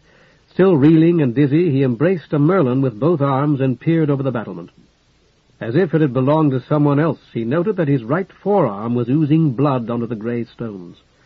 40 cubits and more below, 3 men and 2 women were standing in a rough circle on the terrace, all of them looking down at something. For a slow half-minute at least, Silk could not be certain what it was. A third woman pushed one of the others aside, then turned away as if in disgust. There was more talk until one of the armored guards arrived with a lamp.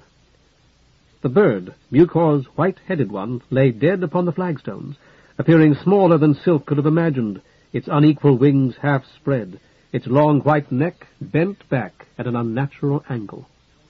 He had killed it, or rather, it had killed itself. One of the men around the dead bird glanced upwards, saw Silk watching him, pointed, and shouted something Silk could not understand. Rather too late, or so he feared, he waved as though he were a member of the household and retreated up the steep slope of the roof.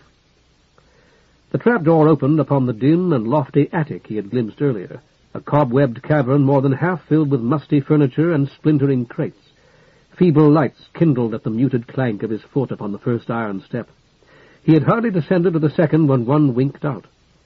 It was a promising place in which to conceal himself, but it would no doubt be the first to be searched should the man on the terrace raise the alarm. Silk had rejected it by the time he reached the bottom of the spiraling steps, and with a pang of regret hurried straight to the wider wooden stair and ran down them to the upper floor of the original villa. Here a narrow tapestry-covered door opened onto a wide and luxuriously furnished corridor not far from a balustraded staircase up which cultured voices floated. A fat, formally dressed man sat in an elaborate red velvet and gilt armchair a few steps from the top of the staircase. His arms rested on a rosewood table, and his head upon his folded arms.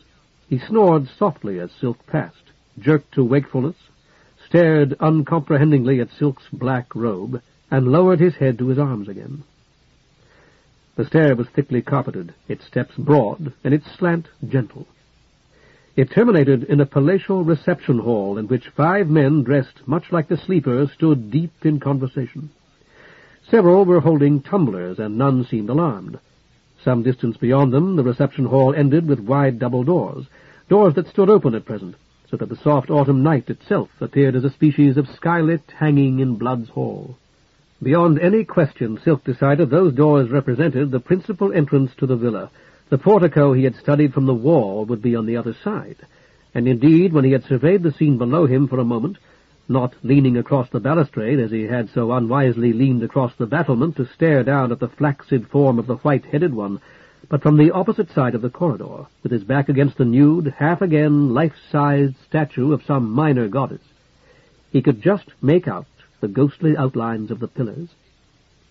Unbidden, the Manteon's familiar fire-crowned altar rose before him as he stared at the open doors. The altar, the manse, the palestra, and the shady arbor where he had sometimes chatted too long with Mater of Marble. Suppose that he were to walk down this staircase quite normally, stroll through that hall, nodding and smiling to anyone who glanced toward him. Would any of them stop him, or call for guards? It seemed unlikely. His own hot blood trickling down his right arm wet his fingers and dripped onto Blood's costly carpet. Shaking his head, Silk strode swiftly past the stair and seated himself in the matching red armchair on the other side. As long as his arm bled, he could be tracked by his blood. Down the spiral stair from the roof, down the attic stair, and along this corridor. Parting his robe, he started a tear above the hem of his tunic with his teeth and ripped away a strip. Could not the blood trail be turned to his advantage? Silk rose and walked rapidly along the corridor, flexing his wrist and clenching his right hand to increase the bleeding, and entered the south wing by a short flight of steps. There he halted for a moment to wind the strip about his wound and knot it with his teeth, just as Gib, the big man in the cock, had. When he had satisfied himself that it would remain in place, He retraced his steps, passing the chair in which he had sat, the stairhead, the sleeper, and the narrow tapestry-covered door leading to the attic. Here, beyond paired icons of the minor deities Ganymedia and Catamitus, wide and widely spaced doors alternated with elaborately framed mirrors and amphorae overfilled with hothouse roses. As Silk approached the entrance to the north wing, an officer in the uniform of the guard emerged from an archway at the end of the corridor. The door nearest Silk stood half open. He stepped inside and shut it softly behind him.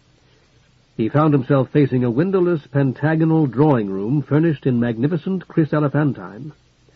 For a moment he waited with his back to the corridor door, listening as he had listened so often that night. When he heard nothing, he crossed the thick carpet and opened one of the drawing-room's ivory-encrusted doors.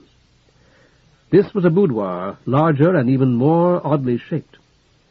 There were wardrobes, 2 chairs, a rather tawdry shrine of Kypris, whose smouldering thurible filled the room with the sweetness of frankincense, and a white dressing-table before a glass whose pearlescent glow appeared to intensify as he entered. When he shut the door behind him, a swirl of colors danced across the glass. He fell to his knees. "Sir?" Looking up, Silk saw that the glass held only the gray face of a monitor. He traced the sign of addition. "Wasn't there a god I saw?" "I am no god, sir, merely the monitor of this terminal. What may I do to serve you, sir? Would you care to critique your digitally enhanced image?" Disconcerted, Silk stood. No, thank you." He struggled to recall how Orc had addressed the monitor in his glass. "I'd like to speak to a friend, if it isn't too much trouble, my son." That had not been it, surely. The floating face appeared to nod. "The friend's name, please. I will attempt it." "Orc." "And this Orc lives where?" "In the area. Do you know where that is?" "Indeed I do, sir. However, there are 54 Orcs resident there. Can you supply the street?" "No, I'm afraid I have no idea." Suddenly weary, Silk drew out the dressing-table's somewhat soiled little stool and sat down. "I'm sorry to have put you to so much trouble, but if you're—" "There is an Orc in the area with whom my master has spoken several times," the monitor interrupted. "No doubt he is the Orc you want. I will attempt to locate him for you." "No," Silk said. "This Orc lives in what used to be a shop. So it must be on a shopping street, I suppose, with a lot of other stores and so on. Or at least on a street that used to have them." Remembering it, he recalled the thunder of the cartwheels. "A street paved with cobblestones. Does that help?" "Yes, that is the Orc with whom my master speaks, sir. Let us see whether he is at home." The monitor's face faded, replaced by Orc's disordered bed and jar of slops. Soon the image swelled and distorted, becoming oddly rounded. Silk saw the heavy wooden chair from which he had shriven Orc, and beside which he had knelt when Orc shrived him. He found it heartening somehow to know that the chair was still there. "I fear that Orc is unavailable, sir. May I leave a message with my similitude?" Yes." Silk stroked his cheek. "Ask him, please, to tell Orc that I appreciate his help very, very much, and that if nothing happens to me, it will be my great pleasure to tell Mater Mint how kind he was. Tell him, too, that he's specified only one meritorious act thus far, while the penance he laid upon me called for 2 or 3, for 2 at least. Ask him to let me know what the others should be." Too late. It occurred to Silk that Orc had asked that his name not be mentioned to the handsome boy who had spoken through Blood's glass. "Now then, my son, you refer to your master. Who is that?" "Blood, sir. Your host." "I see. Am I, by any chance, in Blood's private quarters now?" "No, sir. These are my mistress's chambers." "Will you tell Blood about the message I left for that man who lives in the area?" The monitor nodded gravely. "Certainly, sir, if he inquires." "I see." A sickening sense of failure descended upon Silk. "Then please tell Orc also where I was when I tried to speak to him and warn him to be careful." "I shall, sir. Will that be all?" Silk's head was in his hands. "Yes, and thank you." "No, He straightened up. "I need a place to hide, a good place, and weapons." "If I may say so, sir," remarked the monitor, "you require a proper dressing more than either. With respect, sir, you are dripping on our carpet." Lifting his right arm, Silk saw that it was true. Blood had already soaked through the strip of black cloth he had torn from his tunic a few minutes earlier. Crimson rivulets trickled toward his elbow. "You will observe, sir, that this room has 2 doors, in addition to that through which you entered. The one to your left opens upon the balneum. My mistress's medicinal supplies are there, I believe. As to—" Silk had risen so rapidly that he had knocked over the stool. Darting through the left-hand door, he heard nothing more. The balneum was larger than he had anticipated, with a jade tub more than big enough for the naked goddess at the head of the staircase and a separate water closet. A sizable cabinet held a startling array of apothecary bottles, an aura of violet salve that Silk recognized as a popular aseptic, a roll of gauze, and gauze pads of various sizes. A small pair of scissors cut away the blood-soaked strip.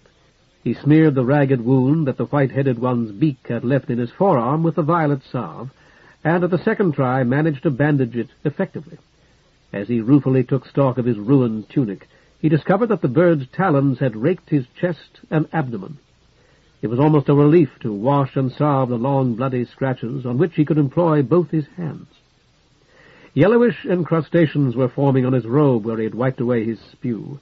He took it off and washed it as thoroughly as he could in a lavabo, wrung it out, smoothed it as well as he could, pressed it between 2 dry towels, and put it back on. Inspecting his appearance in a mirror, he decided that he might well pass a casual examination in a dim light. Returning to the boudoir, he strewed what he took to be face powder over the clotted blood on the carpet. The monitor watched him, unperturbed. "That is most interesting, sir." "Thank you." Silk shut the powder box and returned it to the dressing-table. "Does the powder possess cleansing properties? I was unaware of it." Silk shook his head. "Not that I know of. I'm only masking these so visitors won't be unsettled." "Very shrewd, sir." Silk shrugged. "If I could think of something better, I'd do it. When I came in, you said that you weren't a god. I knew you weren't. We had a glass in a palestra I attended." "Would you like to speak to someone there, sir?" "Not now, but I was privileged to use that glass once, and it struck me then, I suppose it struck all of us, and I remember some of us talking about it one evening, that the glass looked a great deal like a sacred window, except for its size, of course. All sacred windows are 8 cubits by 8. Are you familiar with them?" "No, sir." Silk righted the stool and sat down. "There's another difference, too. Sacred windows don't have monitors." "That is unfortunate, sir." "Indeed." Silk stroked his cheek with 2 fingers. "I should tell you, then, that the immortal gods appear at times in the sacred windows." "Ah." "Yes, my son, I've never seen one, and most people, those who aren't augurs or sibyls particularly, can't see the gods at all. Although they frequently hear the voice of the god, they see only a swirl of color." The monitor's face flushed brick red. "Like this, sir?" "No, not at all like that. I was going to say that, as I understand it, those people who can see the gods first see the swirling colors as well. When the theophany begins, the colors are seen, then the god appears, and then the colors reappear briefly as the god vanishes. All this was set down in circumstantial detail by the devoted Cadis nearly 2 centuries ago. In the course of a long life, he'd witnessed the theophanies of Echidna, Tartarus, and Scylla, and finally that of Pas. He called the colors he'd seen the holy hues." "Fascinating, sir. I fear, however, that it has little to do with me. May I show you what it is I do, sir? What I do most frequently, I should say. Observe." The monitor's floating face vanished, replaced by the image of a remarkably handsome man in black. Although the tunic of the man in the glass was torn and white gauze showed beneath it, Silk did not recognize this man as himself until he moved and saw the image move with him. "Is that—" He leaned closer. "No, but—" "Thank you, sir," his image said, and bowed. "Only a first attempt, although I think it a rather successful one. I shall do better next time. Take it away, please. I am already too much given to vanity, believe me. As you wish, sir, his image replied. I intended no disrespect. I merely desired to demonstrate to you the way in which I most frequently serve my mistress. Would you care to see her in place of yourself? I can easily display an old likeness. Silk shook his head. An old unlikeness, you mean? Please return to your normal appearance. As you wish, sir. In the glass, Silk's face lost its blue eyes and brown cheeks, its neck and shoulders vanished, and its features became flatter and coarser. We were speaking of the gods. No doubt I told you a good deal that you already know. No, sir, I know very little about gods, sir. I would advise you to consult an augur. Then let's talk about monitors, my son. You must know more than most about monitors. You're a monitor yourself. My task is my joy, sir. We're fortunate, then, both of us. When I was in the house of a certain man I know, a man who has a glass like this one, he clapped his hands to summon the monitor. Is that the usual method? Clapping the hands or tapping on the glass, sir. All of us much prefer the former, if I may be excused for saying it. I see. Silk nodded to himself. Aren't there any other methods? We actually appear in response to any loud sound, sir, to determine whether there is something amiss. Should a fire be in progress, for example, I would notify my master or his steward and warn his guests. And from time to time, Silk said, you must look into this room although no one has called you, even when there has been no loud sound. Isn't that so? No, sir. You don't simply look in to make certain everything's all right? No, sir. My mistress would consider that an invasion of her privacy, I'm sure. When I entered this room, Silk continued, I did not make any sound that could be called loud, or at least none that I'm aware of. Certainly I didn't clap my hands or tap on this glass, yet you appeared. There was a swirl of color, then your face appeared in the glass. Shortly afterward you told me you weren't a god. You closed the door, sir. Very gently, Silk said. I didn't want to disturb your mistress. Most considerate, sir. Yet the sound of my shutting that door summoned you. I would think that in that case almost any sound would do, however slight. I really cannot say what summoned me, sir. That's a suggestive choice of words, my son. I concede that it may be, sir. The monitor's face appeared to nod. Such being the case, perhaps I may proffer an additional suggestion. It is that you abandon this line of inquiry. I will not reward your persistence, sir. Prior to entering the balneum, you inquired about weapons, sir, and places of concealment. One of our wardrobes might do. Thank you. Silk looked into the nearest, but it was filled almost to bursting with coats and gowns. As to weapons, sir, the monitor continued, you may discover a useful one in my lowest left drawer beneath the stockings. More useful than this, I hope. Silk closed the wardrobe. I am very sorry, sir. There appear to have been many purchases of late of which I have not been apprised. Silk hardly heard him. There were angry and excited voices in the corridor.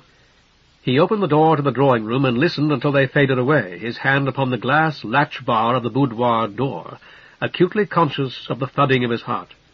Are you leaving, sir? The left drawer, I think you said. Yes, sir. The lowest of the drawers to your left. I can guarantee nothing, however, sir. My mistress keeps a small needler there, or perhaps I should say she did so not long ago. It may, however— Silk had already jerked out the drawer. Groping under what seemed to be at least 100 pairs of women's hose, his fingers discovered not one but 2 metal objects. My mistress is sometimes careless regarding the safety catch, sir. It may be well to exercise due caution until you have ascertained its condition. I don't even know what that is, Silk muttered as he gingerly extracted the first. It was a needler so small that it lay easily in the palm of his hand, elaborately engraved and gold-plated.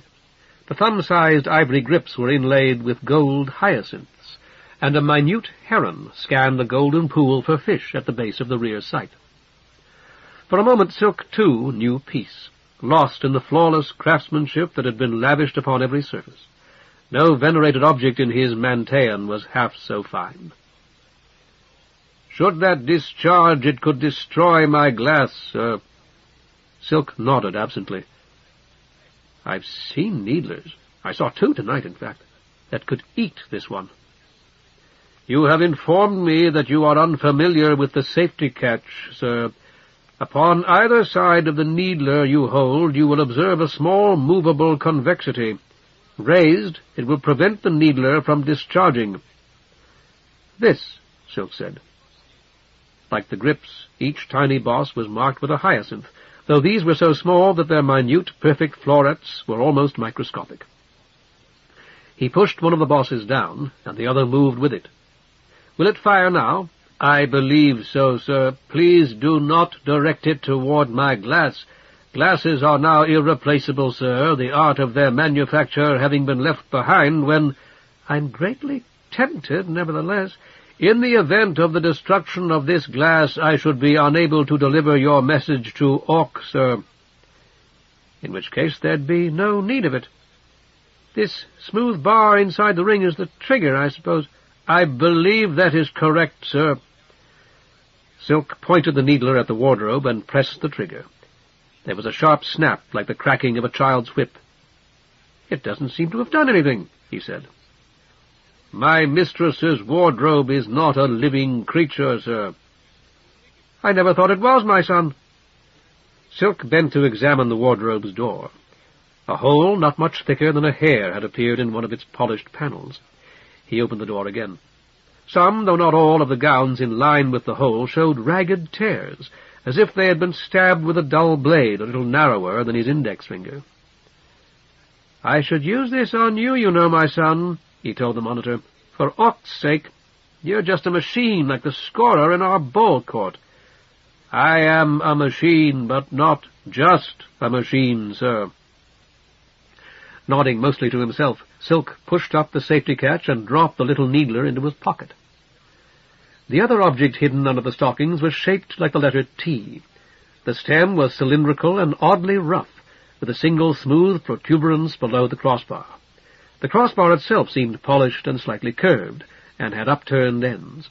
The entire object felt unnaturally cold, as reptiles often do. Silk extracted it from the stockings with some difficulty, and examined it curiously. "Would it be convenient for me to withdraw, sir?" the monitor asked. Silk shook his head. "What is this?" "I don't know, sir." He regarded the monitor narrowly. "Can you lie under extreme provocation, my son? Tell an untruth? I know a Chem quite well, and she can, or so she says." "No, sir." "Which leaves me not a whit the wiser." Silk seated himself on the stool again. "I suppose not, sir." "I think I know what this is, you see." Silk held the T-shaped object up for the monitor's inspection. It gleamed like polished silver. "I'd appreciate confirmation and some instructions on how to operate it." "I am afraid I cannot assist you, sir, although I would be glad to receive your own opinion." "I think it's an Azoth.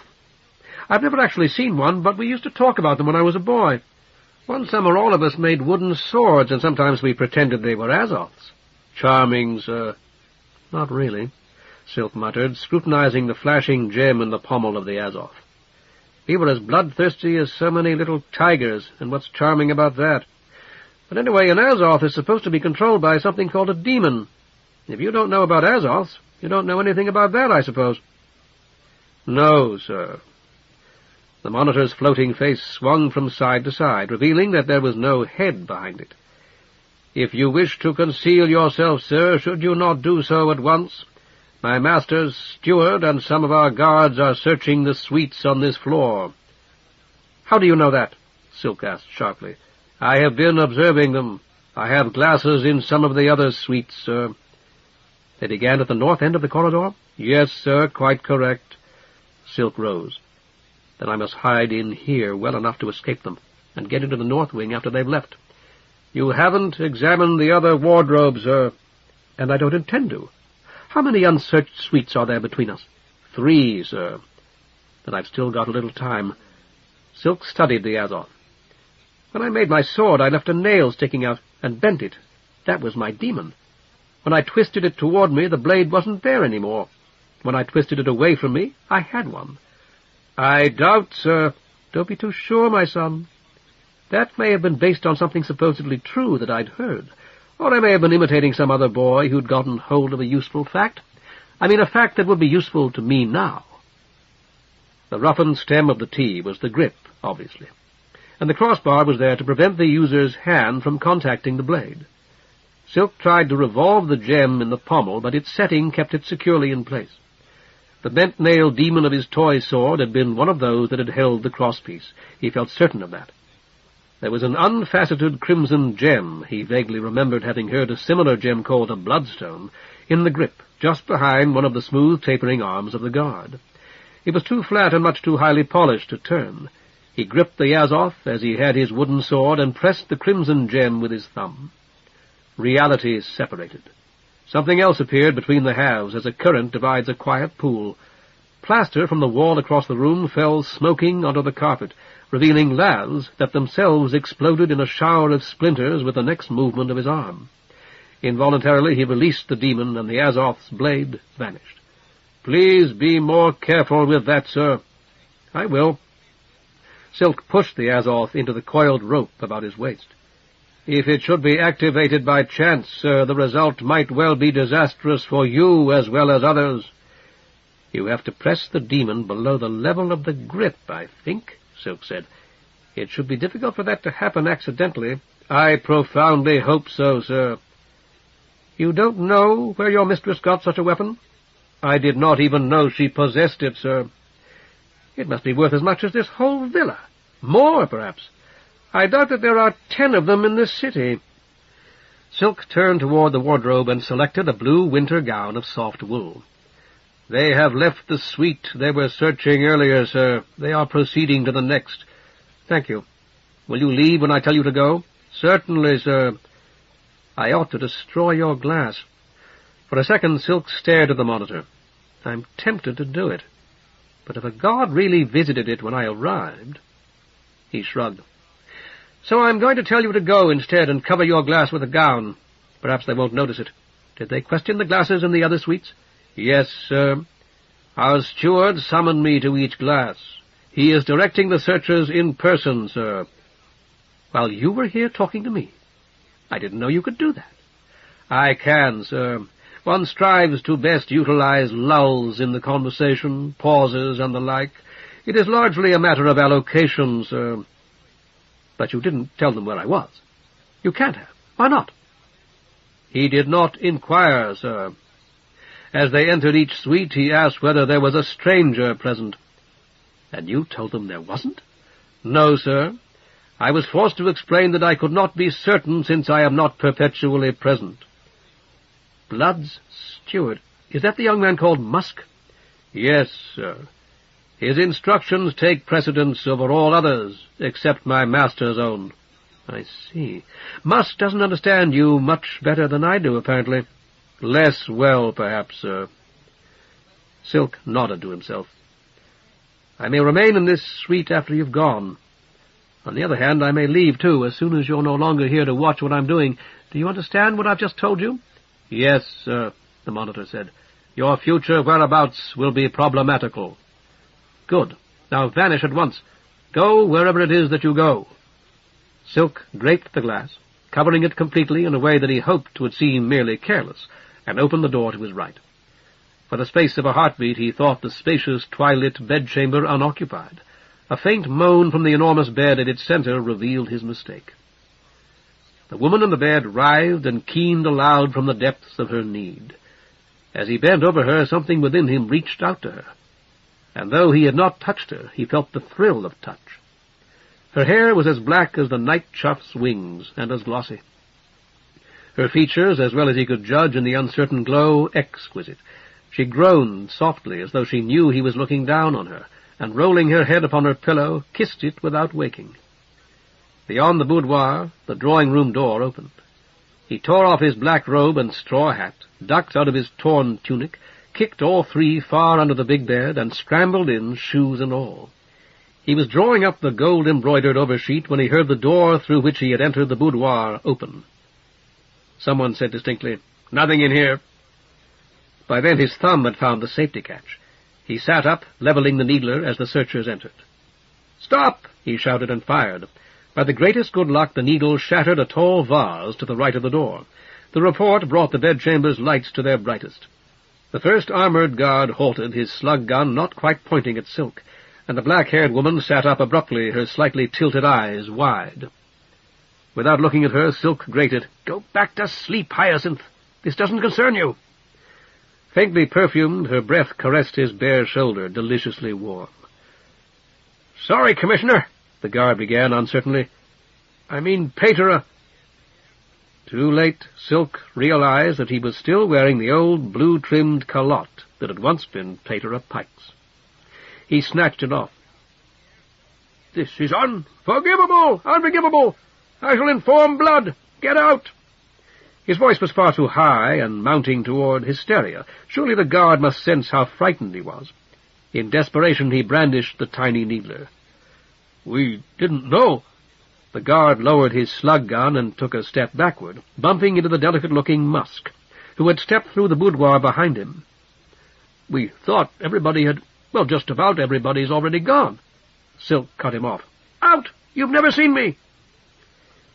It had been, as he decided as soon as he had said it, the worst thing he could possibly have said, since Musk had certainly seen him only a few hours earlier.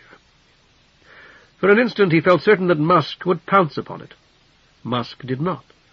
Silencing the sputtering guard with a shove, Musk said, "The outside door should have been locked. Take your time." He turned on his heel, and the guard shut the boudoir door quietly behind them. Trembling, Silk waited until he heard the corridor door close as well before he kicked away the luxurious coverings and got out of the bed. His mouth was parched, and his knees without strength. "What about me?" the woman asked.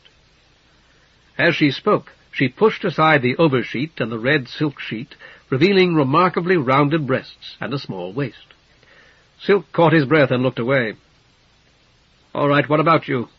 Do you want me to shoot you?" She smiled and threw her arms wide.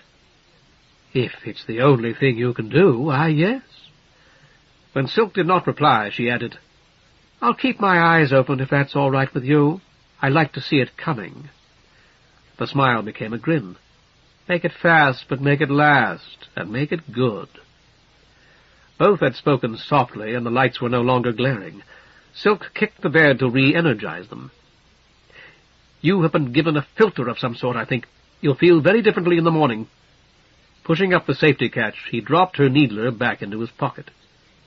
"I was given nothing." The woman in the bed licked her lips, watching for his reaction. "I took what you're calling a filter before the first ones got here." "Rust?" Silk was on his knees beside the bed, groping for the clothing he had kicked beneath it.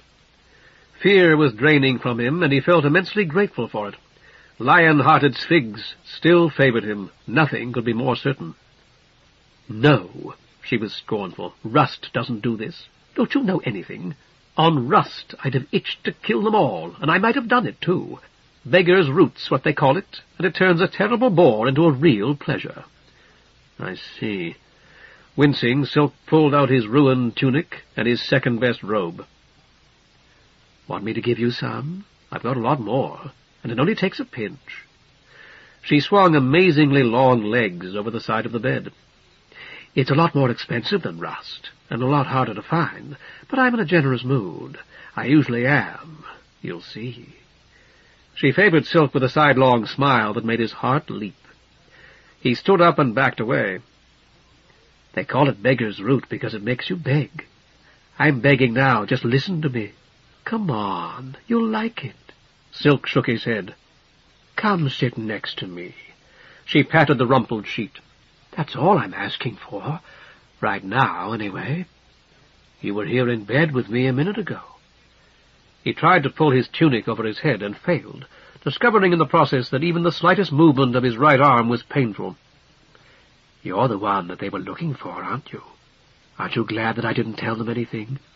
You really ought to be. Musk can be awfully mean. Don't you want me to help you with that? Don't try. He retreated another step. Sliding off the bed, she picked up his robe. She was completely naked.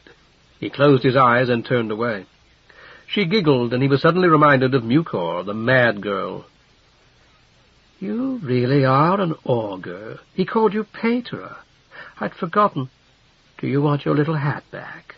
I stuck it under my pillow.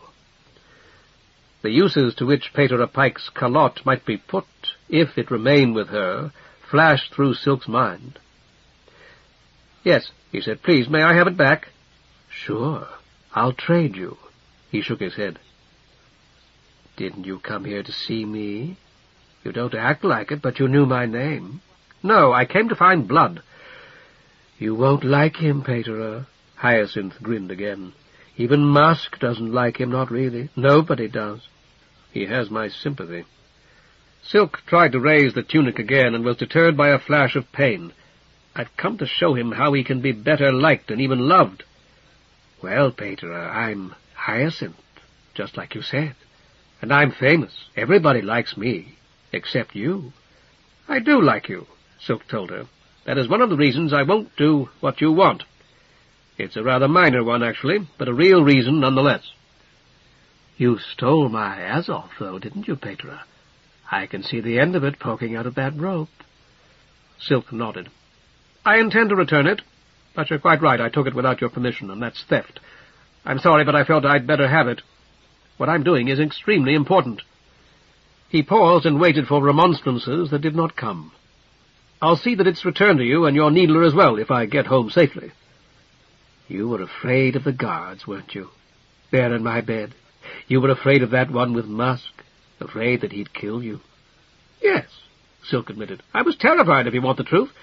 And now I'm just as terrified of you, afraid that I'll give in to you, disgrace my calling, and lose the favor of the immortal gods. She laughed. You're right. Silk tried to put on his tunic again, but his right forearm burned and throbbed. I'm certainly not brave, but at least I'm brave enough to admit it. Wait just a minute, she said. Wait right here. I'm going to get you something. He glimpsed the balneum through the door she opened. As she closed it behind her, it occurred to him that Pater Pike's calotte was still in the bed under her pillow. Moved by that weak impulse which turns back travelers to retrieve trifles, he rescued it and put it on. She emerged from the balneum, naked still, holding out a gold cup scarcely larger than a thimble, half filled with brick-colored powder. Here, Pater, you put it into your lip. No, I realize that you mean well, but I'd rather be afraid. She shrugged and pulled forward her own lower lip. For a moment it made her ugly, and Silk felt a surge of relief. After emptying the little cup into the hollow between lip and gum, she grinned at him. This is the best money can buy, and it works fast. Sure you don't want some? I've got a lot. No, he repeated.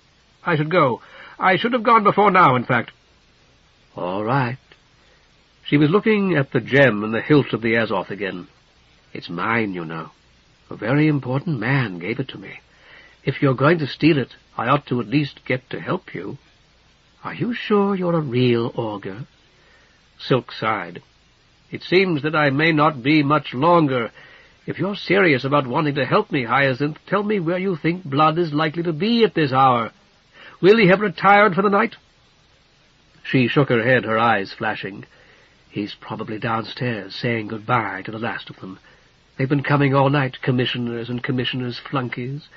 Every once in a while he sends a really important one up here for me. I lost count, but there must have been 6 or 7 of them. I know. Silk tried to push the hilt of the Azoth more deeply into the coil of rope. I've lain between your sheets. You think I ought to change them? I didn't think men cared. Silk knelt to fish his broad-brimmed straw hat from beneath the bed. I doubt that those men do. I can call a servant. They're busy looking for me, I imagine. Silk tossed the hat onto the bed and readied himself for one last try at his tunic. Not the maids. She took his tunic from him. You know your eyes want to look at me. You ought to let them do it. Hundreds of men must have told you how beautiful you are. Would you displease the gods to hear it once more? I wouldn't. I'm still young, and I hope to see a god before I die." He was tempted to add that he might well have missed one by a second or less when he entered her chambers, but he did not. "You've never had a woman, have you?" Silk shook his head, unwilling to speak. "Well, let me help you get this on, anyway." She held his tunic as high as she could stretch while he worked both arms into the sleeves, then snatched her Azoth from the rope coiled around his waist and sprang toward the bed. He gaped at her, stunned. Her thumb was upon the demon, the blade slot pointed at his heart. Backing away, he raised both hands in the gesture of surrender. She posed like a duelist. "They say the girls fight like troopers in Clydegaunt." She parried awkwardly twice, and skewered and slashed an imaginary opponent. By that time he had recovered at least a fraction of his composure. "Aren't you going to call the guards?" "Don't think so." She lunged and recovered. "Wouldn't I make a fine swordsman, Petra? Look at these legs." "No, I don't think so," she pouted. "Why not?" "Because one must study swordsmanship and practice day after day. There is a great deal to learn, or so I've been told. To speak frankly, I'd back a shorter, less attractive woman against you, assuming that she was less attracted to admiration than those bottles in your balneum, too." Hyacinth gave no sign of having heard. "If you really can't do what I want, if you won't, I mean, couldn't you use this Azoth instead? And kiss me and pretend? I'd show you where I want you to put the big jewel, and after a while you might change your mind." "Isn't there an antidote?" To prevent her from seeing his expression, he crossed the room to the window and parted the drapes. There was no one around the dead bird on the terrace now. "You have all those herbs. Surely you must have the antidote, if there is one." "I don't want the antidote, Petra. I want you." Her hand was on his shoulder. Her lips brushed his ear. "And if you go out there like you're thinking, the cats'll tear you to pieces." The blade of the Azoth shot past his ear, 50 cubits down to the terrace, to slice the dead bird in two and leave a long, smoking scar across the flagstones. Silk flinched from it. "For Paz's love, be careful!" Hyacinth whirled off like a dancer as she pressed the demon again. Shimmering through the bedchamber like summer heat, the Azoth's illimited discontinuity hummed of death, parting the universe, slitting the drapes like a razor and dropping a long section slabbed from wall and window frame at Silk's feet. "Now you have to," she told him, and came at him with a sweeping cut that scarred half the room. "Say you will, and I'll give it back." As he dove through the window, the Azoth's humming blade divided the stone sill behind him, but all the fear he ought to have felt was drowned in the knowledge that he was leaving her. Had he struck the flagstones head first, he would have been spared a great deal of pain. As it was, he turned head over heels in mid-air. There was only a moment of darkness, like that a bruiser knows when he is knocked to his knees. For what might have been seconds or minutes, he lay near the divided body of the white-headed one, hearing her voice call to him from the window without comprehending anything it said. When at last he tried to stand, he found that he could not. He had dragged himself to within 10 paces of the wall, and shot 2 of the horned cats Mucor called lynxes, when a guard in silvered armor took the needler from his hand. After what seemed a very long time, unarmored servants joined him. These carried torches with which they kept the snarling lynxes at bay. Supervised by a fussy little man with a pointed iron-gray beard, they rolled Silk onto a blanket and carried him back to the villa. Chapter 7. The Bargain. "It isn't much," the fussy little man said, "but it's mine for as long as he lets me have it." It was a moderately large and very cluttered room in the north wing of Blood's villa, and the fussy little man was rummaging in a drawer as he spoke. He snapped a flask under the barrel of a clumsy-looking gun, pushed its muzzle through one of the rents in Silk's tunic, and fired. Silk felt a sharp pain as though he had been stung by a bee. "This stuff kills a lot of people," the fussy little man informed him. "So that's to see if you're one of them. If you don't die in a minute or two, I'll give you some more. Having any trouble breathing?" Clenching his teeth against the pain in his ankle, Silk drew a deep breath and shook his head. "Good. Actually, that was a minimal dose. It won't kill you, even if you're sensitive to it, but it'll take care of those deep scratches and make you sick enough to tell me I mustn't give you any more." The fussy little man bent to stare into Silk's eyes. "Take another deep breath and let it out." Silk did so. "What's your name, Doctor?" "We don't use them much here." "You're fine. Hold out that arm." Silk raised it, and the bee stung again. "Stops pain and fights infection." The fussy little man squatted, pushed up Silk's trousers leg, and put the muzzle of his odd-looking gun against Silk's calf. "It didn't operate that time," Silk told him. "Yes, it did. You didn't feel it, that's all. Now we can take that shoe off."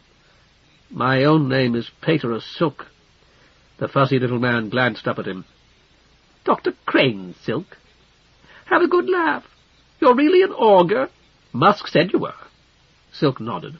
"And you jumped out of that second-floor window. Don't do that again." Dr. Crane untied the laces and removed the shoe. "My mother hoped I'd be tall, you see. She was tall herself, and she liked tall men. My father was short." Silk said, "I understand." "I doubt it." Dr. Crane bent over Silk's foot, his pinkish scalp visible through his grey hair. "I'm going to cut away this stocking. If I pull it off, it might do more damage." He produced shiny scissors exactly like those Silk had found in Hyacinth's balneum.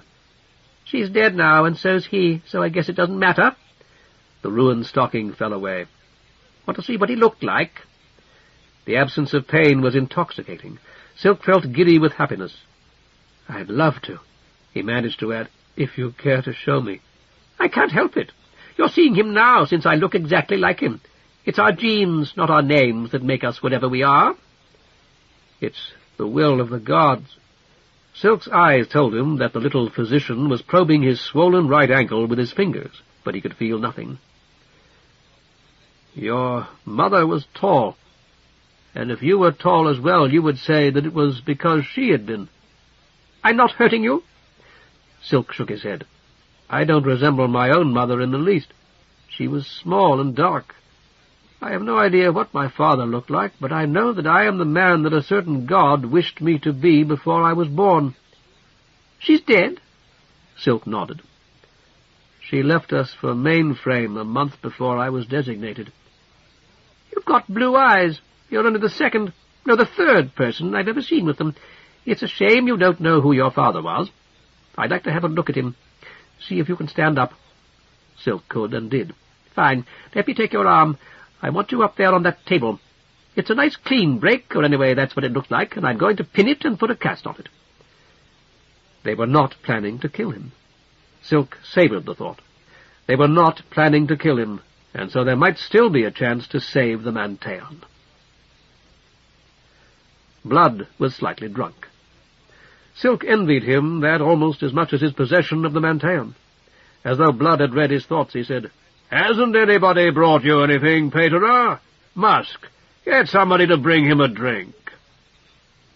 The handsome young man nodded and slipped out of the room, at which Silk felt somewhat better.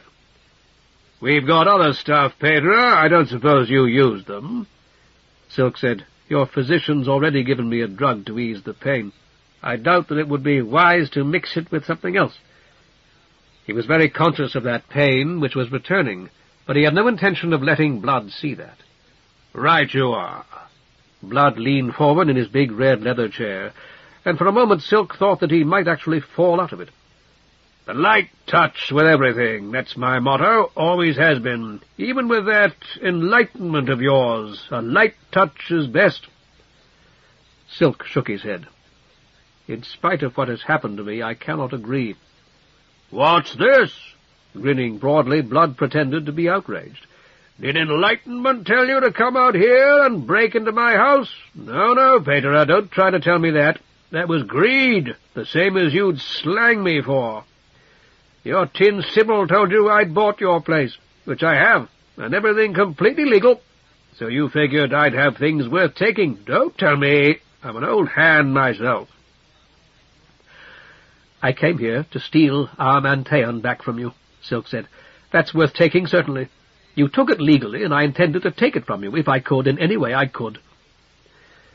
Blood spat, looked around for his drink, and finding the tumbler empty, dropped it on the carpet. "What did you think you could do? Nick the shaggy deed out of my papers? It wouldn't mean a shaggy thing. Musk's the buyer of record, and all he'd have to do is pay a couple of cards for a new copy." "I was going to make you sign it over to me," Silk told him. "I intended to hide in your bedroom until you came, and threatened to kill you unless you did exactly as I ordered." The door opened. Musk entered, followed by a liveried footman with a tray. The footman set the tray on an inlaid table at Silk's elbow. "Will that be all, sir?" Silk took the squat, water-white drink from the tray and sipped. "Yes, thank you. Thank you very much, Musk." The servant departed. Musk smiled bitterly. "This is getting interesting." Blood leaned forward, his wide red face redder than ever. "Would you really have killed me, Pedro?" Silk, who would not have, felt certain he would not be believed. "I hoped that it wouldn't be necessary." I see. And it never crossed your mind that I'd yell for some friends in the city guard the minute you left? That I wouldn't even have had to use my own people on you because the guard would do their work instead?" Blood laughed, and Musk concealed his smile behind his hand. Silk sipped again, wondering briefly whether the drink was drugged. If they wanted to drug him, he reflected, they would have no need of subterfuge. Whatever it was, the drink was very strong, certainly. Drugged or undrugged, it might dull the pain in his ankle. He ventured a cautious swallow. He had drunk brandy already tonight, the brandy Gibb had given him. It seemed a very long time ago. Surely Blood would make no charge for this drink, whatever else he might do. Not once in a month did Silk drink anything stronger than water. "Well, didn't you?" Blood snorted in disgust. "You know, I've got a few people working for me that don't think any better than you do, Pedro." Silk returned his drink to the tray. "I was going to make you sign a confession. It was the only thing I could think of, so it was what I planned." "Me? Confess to what?" It didn't matter. Fatigue had enfolded Silk like a cloak. He had never known that a chair could be as comfortable as this one, a chair in which he could sleep for days. A conspiracy to overthrow the Ayuntamiento, perhaps, something like that. Recalling certain classroom embarrassments, he forced himself to breathe deeply so that he would not yawn. The faint throbbing in his foot seemed very far away, driven beyond the fringes of the most remote Veronese lands by the kindly sorcery of the squat tumbler. "I would have given it to to another augur, one I know well. I was going to seal it, and make him promise to deliver it to the Husgado if anything happened to me, something like that." "Not too bad." Blood took Hyacinth's little needler from his waistband, thumbed off its safety catch, and aimed it carefully at Silk's chest. Musk frowned and touched Blood's arm. Blood chuckled. "Oh, don't worry. I only wanted to see how he'd behave in my place. It doesn't seem to bother him much." The needler's tiny, malevolent eye twitched to the right and spat, and the squat tumbler exploded, showering Silk with shards and pungent liquor. He brushed himself with his fingers. "What would you like me to sign over to you? I'll be happy to oblige. Give me the paper." "I don't know." Blood dropped Hyacinth's gold-plated needler on the stand that had held his drink. "What have you got, Pedro?" 2 drawers of clothing and 3 books. No, 2. I sold my personal copy of the writings. "My beads. I've got those here, and I'll give them to you now if you like. My old pen case, but it's still in my robe up in that woman's room. You could have somebody bring it, and I'll confess to climbing onto your roof and entering your house without your permission, and give you the pen case, too." Blood shook his head. "I don't need your confession, Pedro. I have you." "As you like." Silk visualized his bedroom over the kitchen and the manse. "Passes Gamadian. That's steel, of course. But the chain's silver and should be worth something. I also have an old portable shrine that belonged to Pater of Pike. I've set it up on my dresser, so I suppose you could say it's mine now. There's a rather attractive triptych, a small polychrome lamp, an offertory cloth, and so on, with a teak case to carry them in. Do you want that? I had hoped, foolishly no doubt, to pass it on to my successor. Blood waved the triptych aside. How'd you get through the gate? I didn't. I cut a limb in the forest and tied it to this rope. Silk pointed to his waist. I threw the limb over the spikes on your wall and climbed the rope. We'll have to do something about that. Blood glanced significantly at Musk. You say you were up on the roof, so it was you that killed Hyrax. Silk sat up straight, feeling as if he had been wakened from sleep. You gave him the name of the god? Musk did. Why not? Musk said softly, He was a griffin vulture, a mountain bird, beautiful. I thought I might be able to teach him to kill for himself. But it was no go, Blood continued. Musk got angry with him and was going to knife him. Musk has the muse out back. Silk nodded politely. Pater Pike had once remarked to him that you could never tell from a man's appearance what might give him pleasure.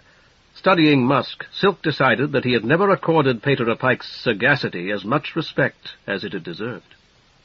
So I said that if he didn't want him, he could give him to me, Blood continued, and I put him up there on the roof for a pet. I see. Silk paused. You clipped his wings. I had one of Musk's helpers do it, Blood explained, so he wouldn't fly off. He wouldn't hunt anyhow. Silk nodded, mostly to himself. But he attacked me, I suppose, because I picked up that scrap of hide. We were next to the battlement, and in the excitement of the moment I will not call him Hyrax. Hyrax is a sacred name. Forgot that he could no longer fly. Blood reached for the needler. You're saying I killed him. That's a shaggy lie. You did it. Silk nodded. He died by misadventure while fighting with me. But you may say that I killed him if you like. I was certainly trying to. And you stole this needler from Hyacinth before she drove you through the window with her Azoth. Must be about a 30-cubit drop. Why didn't you shoot her? Would you have, Silk inquired, if you had been in my place? Blood chuckled. And fed her to Musk's birds. What I have done to you already is surely much worse than anything that Hyacinth did to me. I say nothing of what I intended to do to you. Are you going to shoot me? If he lunged, Silk decided, he might be able to wrestle the little needler from Blood in spite of his injured leg. And with the muzzle to Blood's head, he might be able to force them to let him go. He readied himself, calculating the distance as he edged forward in his chair. I might at that, Paterer. Blood toyed with the needler, palming it, flipping it over, and weighing it in his hand. He seemed nearly sober now. You understand, or I hope you do anyway, that we haven't committed any kind of a crime, not a one of us, not me, not Musk here, not any of my people. Silk started to speak, then decided against it. You think you know about something? All right, I'll guess. Tell me if I'm wrong. You've been talking with Hy, and so you think she's a whore. One of our guests tonight gave her that Azoth. Quite a little present, plenty good enough for a counselor. Maybe she bragged on some of her other presents, too. Have I hit the target? Silk nodded guardedly, his eyes on the needler. She'd had several visitors. Blood chuckled. He's blushing, Musk. Take a look at him. Yes, Paterer, I know. Only they didn't pay, and that's what matters to the law. They were my guests, and Hy's one of my house guests. So if she wants to show somebody a good time, that's her business and mine, but none of yours. You came out here to get back your Mantean, you tell me. Well, we didn't take it away from you. Blood emphasized his point with the needler, jabbing at Silk's face. If we're going to talk about what's not legal, we've got to talk about what's legal, too. And legally, you never did own it. It belonged to the chapter, according to the deed I've got. Isn't that right? Silk nodded. And the city took it from the chapter for taxes owed, not from you, because you never had it. Back last week, that was, I think. Everything was done properly, I'm sure. The chapter was notified and so on. They didn't tell you? No. Silk sighed and forced himself to relax. I knew that it might happen, and in fact I warned the chapter about it. I was never informed that it had happened. Then they ought to tell you they're sorry, Petra, and I hope they will. But that's got nothing to do with Musk and me. Musk bought your Mantean from the city, and there was nothing irregular about it. He was acting for me with my money, but there's nothing illegal about that either. It's just a business matter between him and me. 13,000 cards we paid, plus the fees. We didn't steal anything, did we? And we haven't hurt you or anybody, have we? It will hurt the entire quarter, several thousand poor families, if you close the Mantean. They can go somewhere else if they want to, and that's up to the chapter anyhow, I'd say. Blood gestured toward the welts on Silk's chest with the needler. You got hurt some, and nobody's arguing about that. But you got banged up fighting my pet bird and jumping out a window. I was just defending herself with that Azoth, something she's got every right in the world to do. You aren't planning to peep about her, are you? Peep? Go crying to the froggies. I see. No, of course not. That's good. I'm happy to hear you being reasonable. Just look at it. You broke into my house hoping to take my property. It's Musk's, but you didn't know that. You've admitted that to Musk and me, and we're ready to swear to it in front of a judge if we have to. Silk smiled. It seemed to him a very long time since he had last smiled. You aren't really going to have me killed, are you, Blood? You're not willing to take the risk. Blood's finger found the trigger of the needler. Keep on talking like that, and I might, Petra. I don't believe so. You'd have someone else do it, probably Musk. You're not even going to do that, however. You're trying to frighten me before you let me go. Blood glanced at Musk, who nodded and circled behind Silk's chair. Silk felt the tips of Musk's fingers brush his ears. If you go on talking to me like you have been, Petra, you're going to get hurt. It won't leave any marks, but you won't like it at all. Musk has done it before. He's good at it. Not to an augur. Those who harm an augur in any way suffer the displeasure of all the gods. The pain was as sudden as a blow, and so sharp it left Silk breathless, an explosion of agony. He felt as though his head had been crushed. There's places behind your ears, Blood explained. Musk pushes them in with his knuckles. Gasping for air, his hands to his mastoids, Silk could not even nod. We can do that again and again if we have to, Blood continued. And if we finally give up and go to bed, we can start over in the morning. A red mist had blotted out Silk's vision, but it was clearing. He managed, You don't have to explain my situation to me. Maybe not. I'll do it whenever I want to, just the same. So to get on with this, you're right. We just as soon not kill you if we don't have to. There's 3 or 4 different reasons for that, all of them pretty good. You're an augur to start with. If the gods ever paid any attention to Viren, they quit a long time ago. Myself, I don't think there was ever anything in it except a way for people like you to get everything they wanted without working. But the chapter looks after you, and if it ever got out that we did for you, I mean, just talk, because they'd never be able to prove anything, it would get people stirred up and be bad for business. Silk said, Then I would not have died for nothing, and felt Musk's fingers behind his ears again. Blood shook his head, and the contingent agony halted, poised at the edge of possibility. Then, too, we just bought your place, so that might make some people think of us. Did you tell anybody you were coming? Here it was. Silk was prepared to lie if he must, but preferred to dodge if he could. He said, You mean one of our Sibyls? No, nothing like that. Blood nodded, and the danger was past.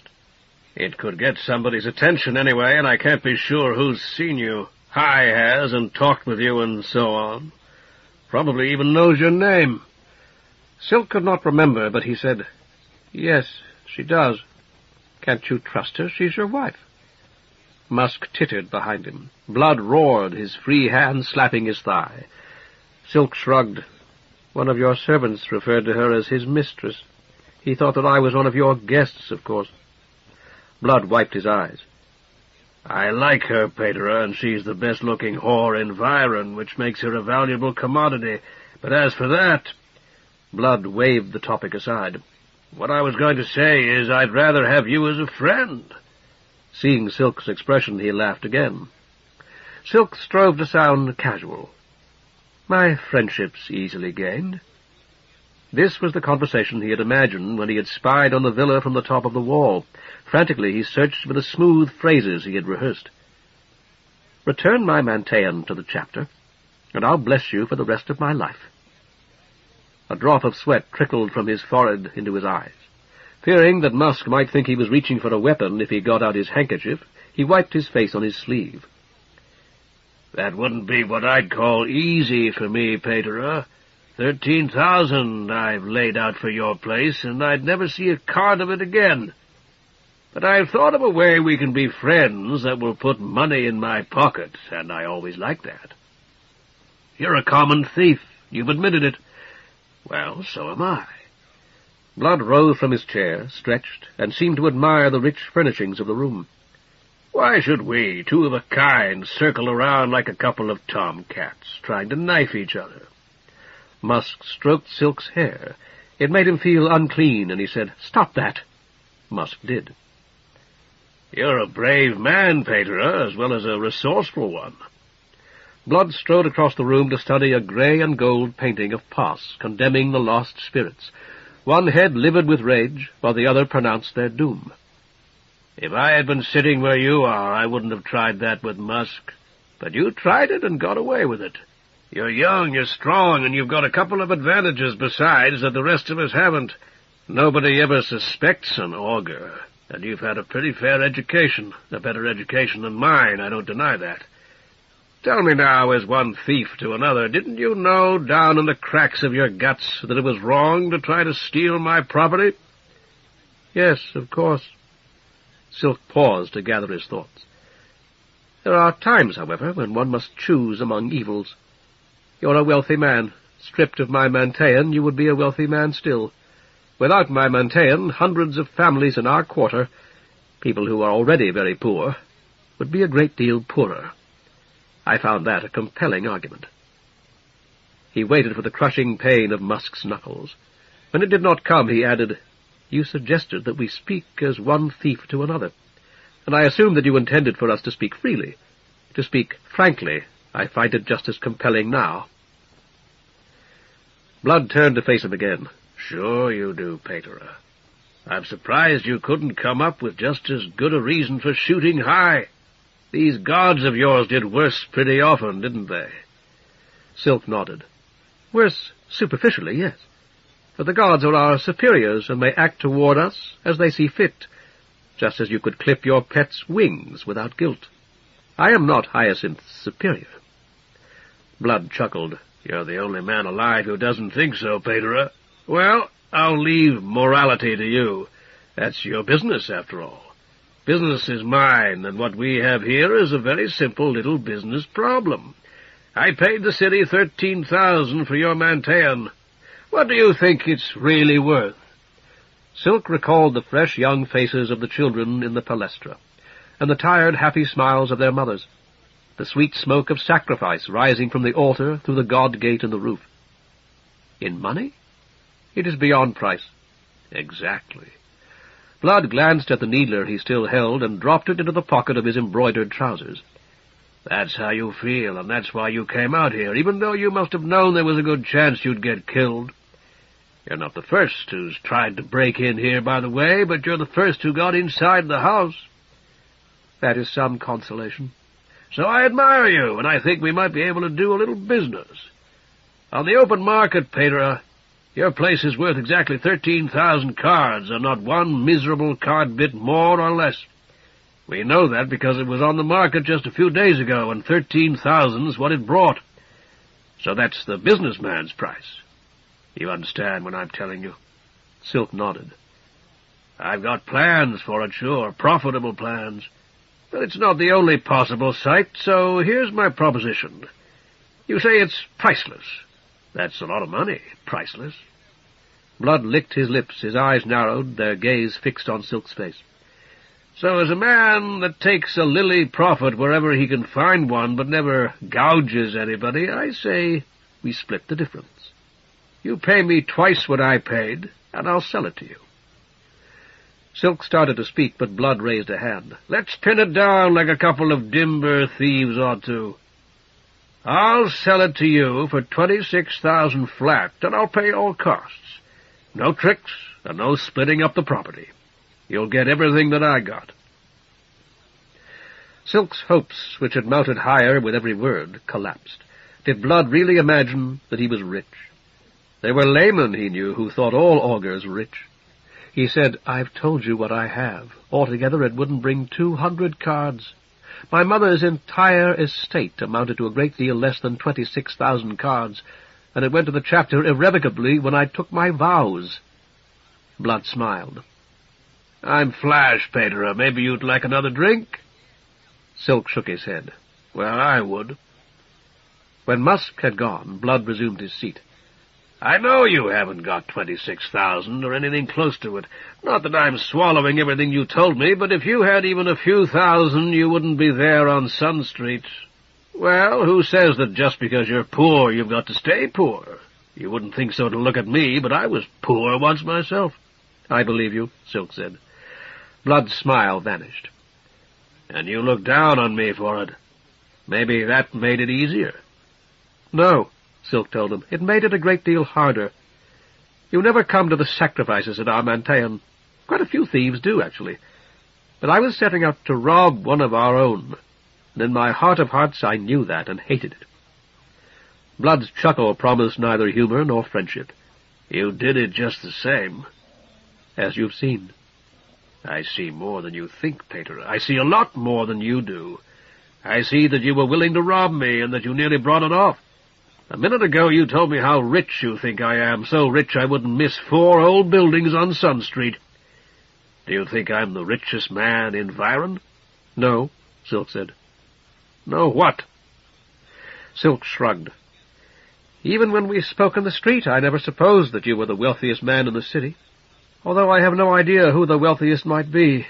I only thought that you were wealthy, as you obviously are." "Well, I'm not the richest," Blood declared. "And I'm not the crookedest, either. There are richer men than I am, and crookeder men than I am, lots of them. And, Pater, most of them aren't anywhere near as close to the Ayuntamiento as I am. That's something to keep in mind, whether you think so or not." Silk did not reply, or even indicate by any alteration of his expression that he had heard.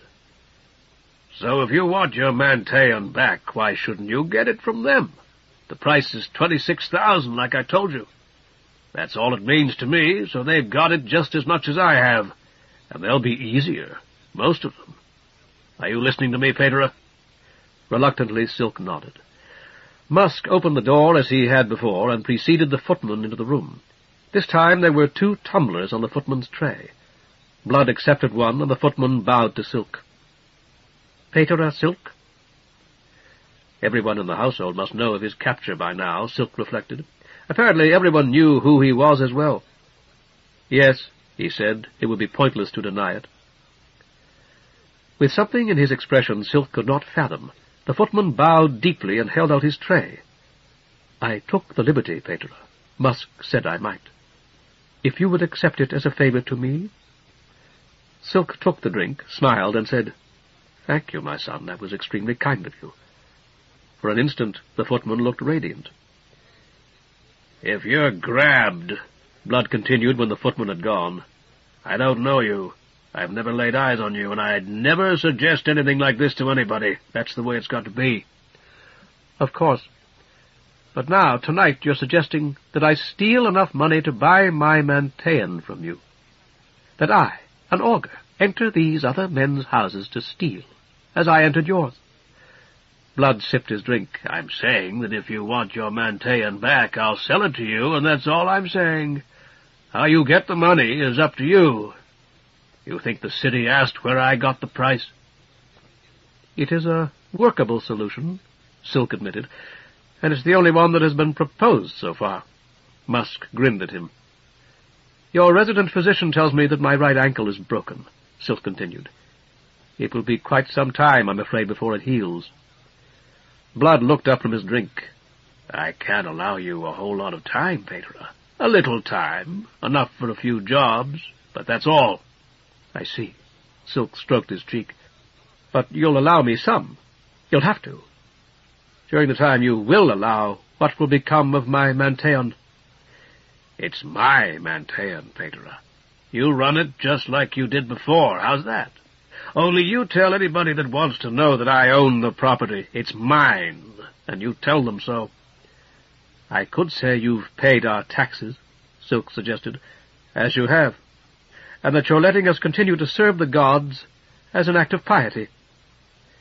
It was a lie he hoped might eventually become the truth. That's good. But anything you take in over expenses is mine, and any time I want to see the books, you've got to bring them out here.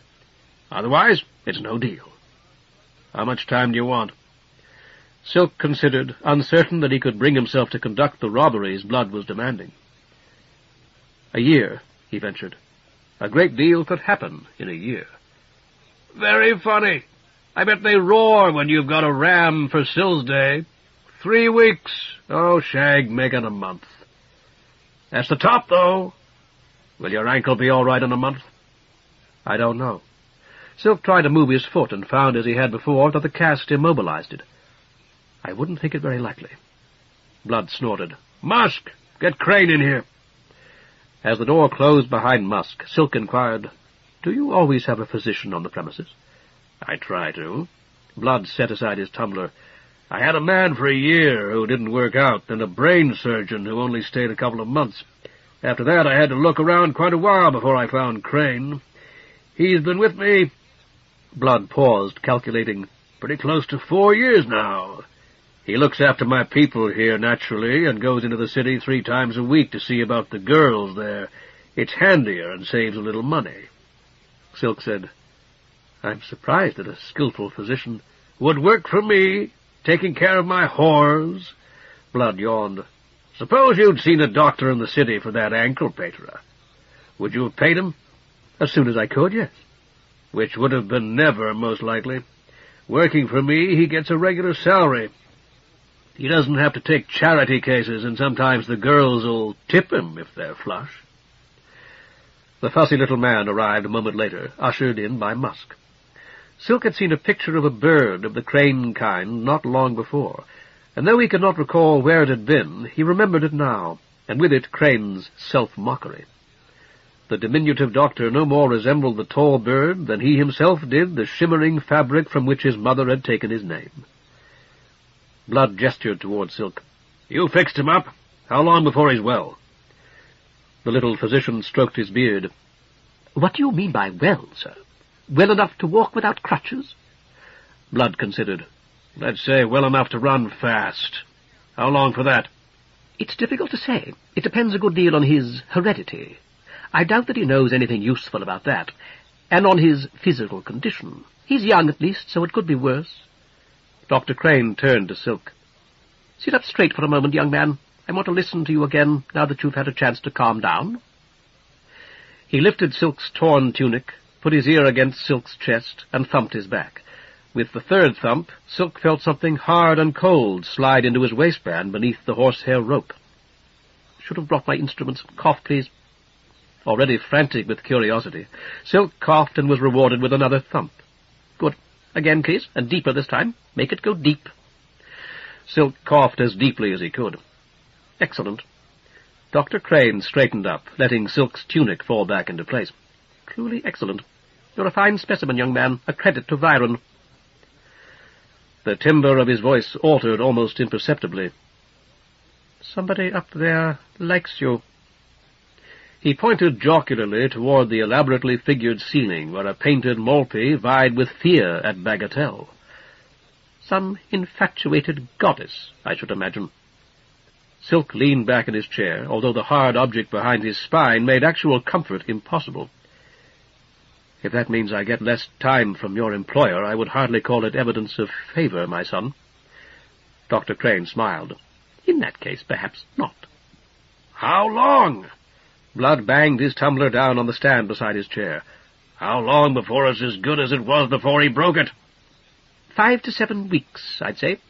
He could run a little sooner than that with his ankle correctly taped. All this assumes proper rest and medical treatment in the interim, sonic stimulation of the broken bone and so forth. Silk cleared his throat. I cannot afford elaborate treatment, Doctor. All I'll be able to do is hobble about and pray that it heals." "Well, you can't come here," Blood told him angrily. "Was that what you were hinting at?" Dr. Crane began. "Possibly, sir, you might retain a specialist in the city." Blood sniffed. "We should have shot him and gotten it over with. By Fia's sow, I wish the fall had killed him. No specialist. He'll see himself whenever you're in that part of the city. When is it? Sphinx Day and Hyrax Day?" "That's right, and tomorrow's Sphinx Day." Dr. Crane glanced toward an ornate clock on the opposite side of the room. "I should be in bed already." "You'll see him then," Blood said. "Now get out of here." Silk told Crane, "I sincerely regret the inconvenience, Doctor. If your employer will only give me a bit more time, it wouldn't be necessary." At the door, Crane turned and appeared almost to wink. Blood said, "We'll compromise, Paterer. Pay attention, because it's as far as I'm willing to go. Aren't you going to drink that?" Feeling Musk's knuckles behind his ears, Silk took a dutiful sip. "In a month, 1 month from today, you'll bring me a substantial sum. You hear that? I'll decide when I see it whether it's substantial enough. If it is, I'll apply it to the 26,000, and let you know how long you've got to come up with the rest. But if it isn't, you and that tin Sybil will have to clear out." Blood paused, his mouth ugly, swirling his drink in his hand. "Have you got anybody else living there? Maybe another augur?" "There are 2 more Sybils," Silk told him, "Mater Rose and Mater Mint. You've met Mater Marble, I believe. I am our only augur." Blood grunted. "Your Sybils will want to come out here and lecture me. Tell them they won't get past the gate." "I will." "They're healthy? Crane could have a look at them when he comes to see you if they need doctoring." Silk warmed to the man. "That's exceedingly kind of you." There was always some good to be found in everyone, he reminded himself, the unnoted yet unfailing gift of ever-generous Pass. Mater Mint's quite well, as far as I know. Mater Rose is as well as could be expected, and is largely prosthetic now in any case, I'm afraid. "Digital arms and legs, that sort of thing?" Blood leaned forward, interested. "There aren't too many of those around anymore." "She got them some years ago, before I was born, really. There was some disease requiring amputations." It occurred to Silk that he should know more about Mater Rose's history, about the histories of all 3 Sybils, than he did. "They were still easily found, then, from what she says." "How old is she?" "I'm not sure." Silk berated himself mentally again. This was something he should know. "I suppose it's in our records. I can look it up for you, and I would be happy to do so." "Just being polite," Blood told him. "She must be, 90 if she's got a lot of tin parts. How old would you say I am, Paterer?" "Older than you look, I suppose," Silk ventured. What guess would flatter Blood? It would not do to say something ridiculous. 45, possibly? "I'm 49. Blood raised his tumbler in a mock toast. "Nearly 50. Musk's fingers had twitched as Blood spoke, and Silk knew with an absolute certainty he could not have defended that Blood was lying. That he was at least 5 years older. "And not a part in my body that isn't my own, except for a couple of teeth." "You don't look it." "Listen, Paterer, I could tell you." Blood waved the topic aside. "Never mind, it's late. How much did I say? In a month? 5,000? "You said a substantial sum," Silk reminded him. "I was to bring you as much as I could acquire, and you would decide whether it was enough. Am I to bring it here?" "That's right. Tell the eye at my gate who you are, and somebody will go out and get you. Musk, have a driver come around out front." "For me?" Silk asked. "Thank you. I was afraid I'd have to walk. That is, I couldn't have walked with my leg like this. I would have had to beg rides on farm carts, I'm afraid." Blood grinned. "You're a 13,000-card profit to me, Paterer. I've got to see you're taken care of. Listen now. You know how I said those Sybils of yours weren't to come out here and bother me? Well, that still goes, but tell that one, the old one, what's her name?" "Mater Rose," Silk supplied. "Her. You tell Mater of Rose that if she's interested in getting another leg or something and can raise the gelt, I might be able to help her out. Or if she's got something like that she'd like to sell, maybe to help you out. She won't get a better price anywhere." "My thanks are becoming monotonous, I'm afraid," Silk said, "but I must thank you again on Mater's behalf and in my own." "Forget it. There's getting to be quite a market for those parts now, even the used ones, and I've got a man who knows how to recondition them." Musk's sleek head appeared in the doorway. "Floater's ready." Blood stood swaying slightly. "Can you walk, Paterer?" "No, naturally you can't. Not good. Musk, fetch him one of my sticks, will you? Not one of the high-priced ones. Grab on, Paterer." Blood was offering his hand. Silk took it, finding it soft and surprisingly cold, and struggled to his feet, acutely conscious of the object Crane had put into his waistband, and of the fact that he was accepting help from the man he had set out to rob. "Thank you yet again," he said, and clenched his teeth against a sharp flash of pain. As his host, Blood would want to show him out, and if Blood were in back of him, Blood might well see the object under his tunic. Wishing mightily for the robe he had left behind in Hyacinth's bedchamber, half incapacitated by guilt and pain, Silk managed, "May I lean on your arm? I shouldn't have had so much to drink." Side by side they staggered into the reception hall. Its wide double doors still let in the night, but it was a night, or so Silk fancied, soon to be grey with shade-up. A floater waited on the grassway, its canopy open, a liveried driver at its controls. The most eventful night of his life was nearly over. Musk rattled the cast on Silk's ankle with a battered walking-stick, smiled at his wince, and put the stick into his free hand. Silk discovered that he still detested Musk, though he had come almost to like Musk's master. "Floater'll take you back there, Paterer," Blood was saying. "If you tell anyone about our little agreement, it's cancelled, and don't you forget it. A high stack next month, and I don't mean a few hundred." The liveried driver had left the floater to help. In a moment more, Silk was safely settled on the broad, cushioned seat behind the drivers, with Dr. Crane's chilly, angular mystery again gouging at his back. "Thank you," he repeated to Blood. "Thank you both." He hoped that Blood would take his phrase to include Musk as well as Blood himself, though he actually intended Blood and the driver. "I do appreciate it very much. You mentioned our agreement, however, and I would be exceedingly grateful—" Tentatively he put out his hand, palm up. "What is it now, for fear's sake?" "My needler, please. I hate to ask after all you've done, but it's in your pocket. If you're not still afraid I might shoot you, may I have it back?" Blood stared at him. "You want me to bring you several thousand cards? I presume that's what you mean when you speak of a substantial sum? Several thousand cards when I can scarcely walk. The least you can do is return my weapon so that I've something to work with." Blood giggled, coughed, then laughed loudly. Perhaps only because Silk heard it in the open air for the first time that night, Blood's laughter seemed to him almost the sound that sometimes rose on quiet evenings from the pits of the Alhambra. He was forced to remind himself again that this man, too, was loved by Paz. "What a buck! He might do it, Musk. I really think he might do it." Blood fumbled Hyacinth's little needler out of his pocket, and pushed its release. A score of silver needles leaped from its breech to shower like rain upon the closely cropped grass. Musk leaned toward Blood, and Silk heard him whisper, "Lamp Street." Blood's eyebrows shot up. "Excellent, you're right. You always are." He tossed the golden needler into Silk's lap.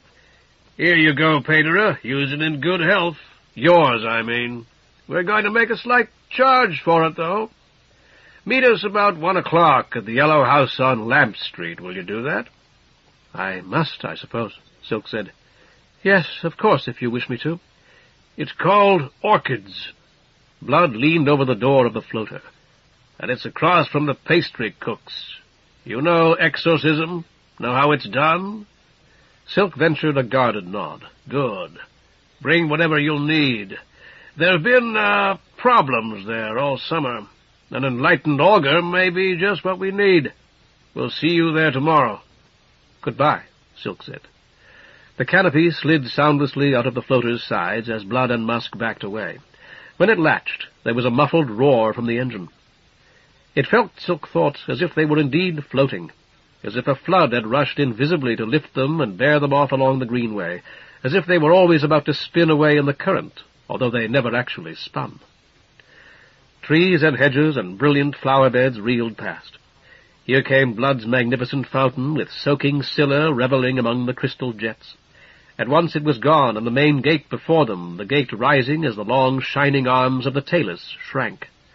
A dip and a wiggle, and the floater was through, blown down the highway like a sere leaf, sailing through an eerie nightscape turned to liquid, leaving behind it a proud plume of swirling yellow-grey dust. The skylands still shone overhead, cut in two by the black bow of the shade. Far above even the skylands, hidden but pleasant nonetheless, shone the myriad pinpricks of fire the outsider had revealed. They, too, held lands unknowable in some incomprehensible fashion. Silk found himself more conscious of them now than he had been since that lifetime outside time in the ball court. Coloured spheres of flame infinitely far. The ball was still in his pocket, the only ball they had. He must remember not to leave it here in Blood's floater, or the boys would have no ball tomorrow. No, not tomorrow. Tomorrow was Sphinx Day. No palestra. The day to prepare for the big sacrifice on Syl's Day, if there was anything to sacrifice. He slapped his pockets until he found Blood's 2 cards and the one that held the ball.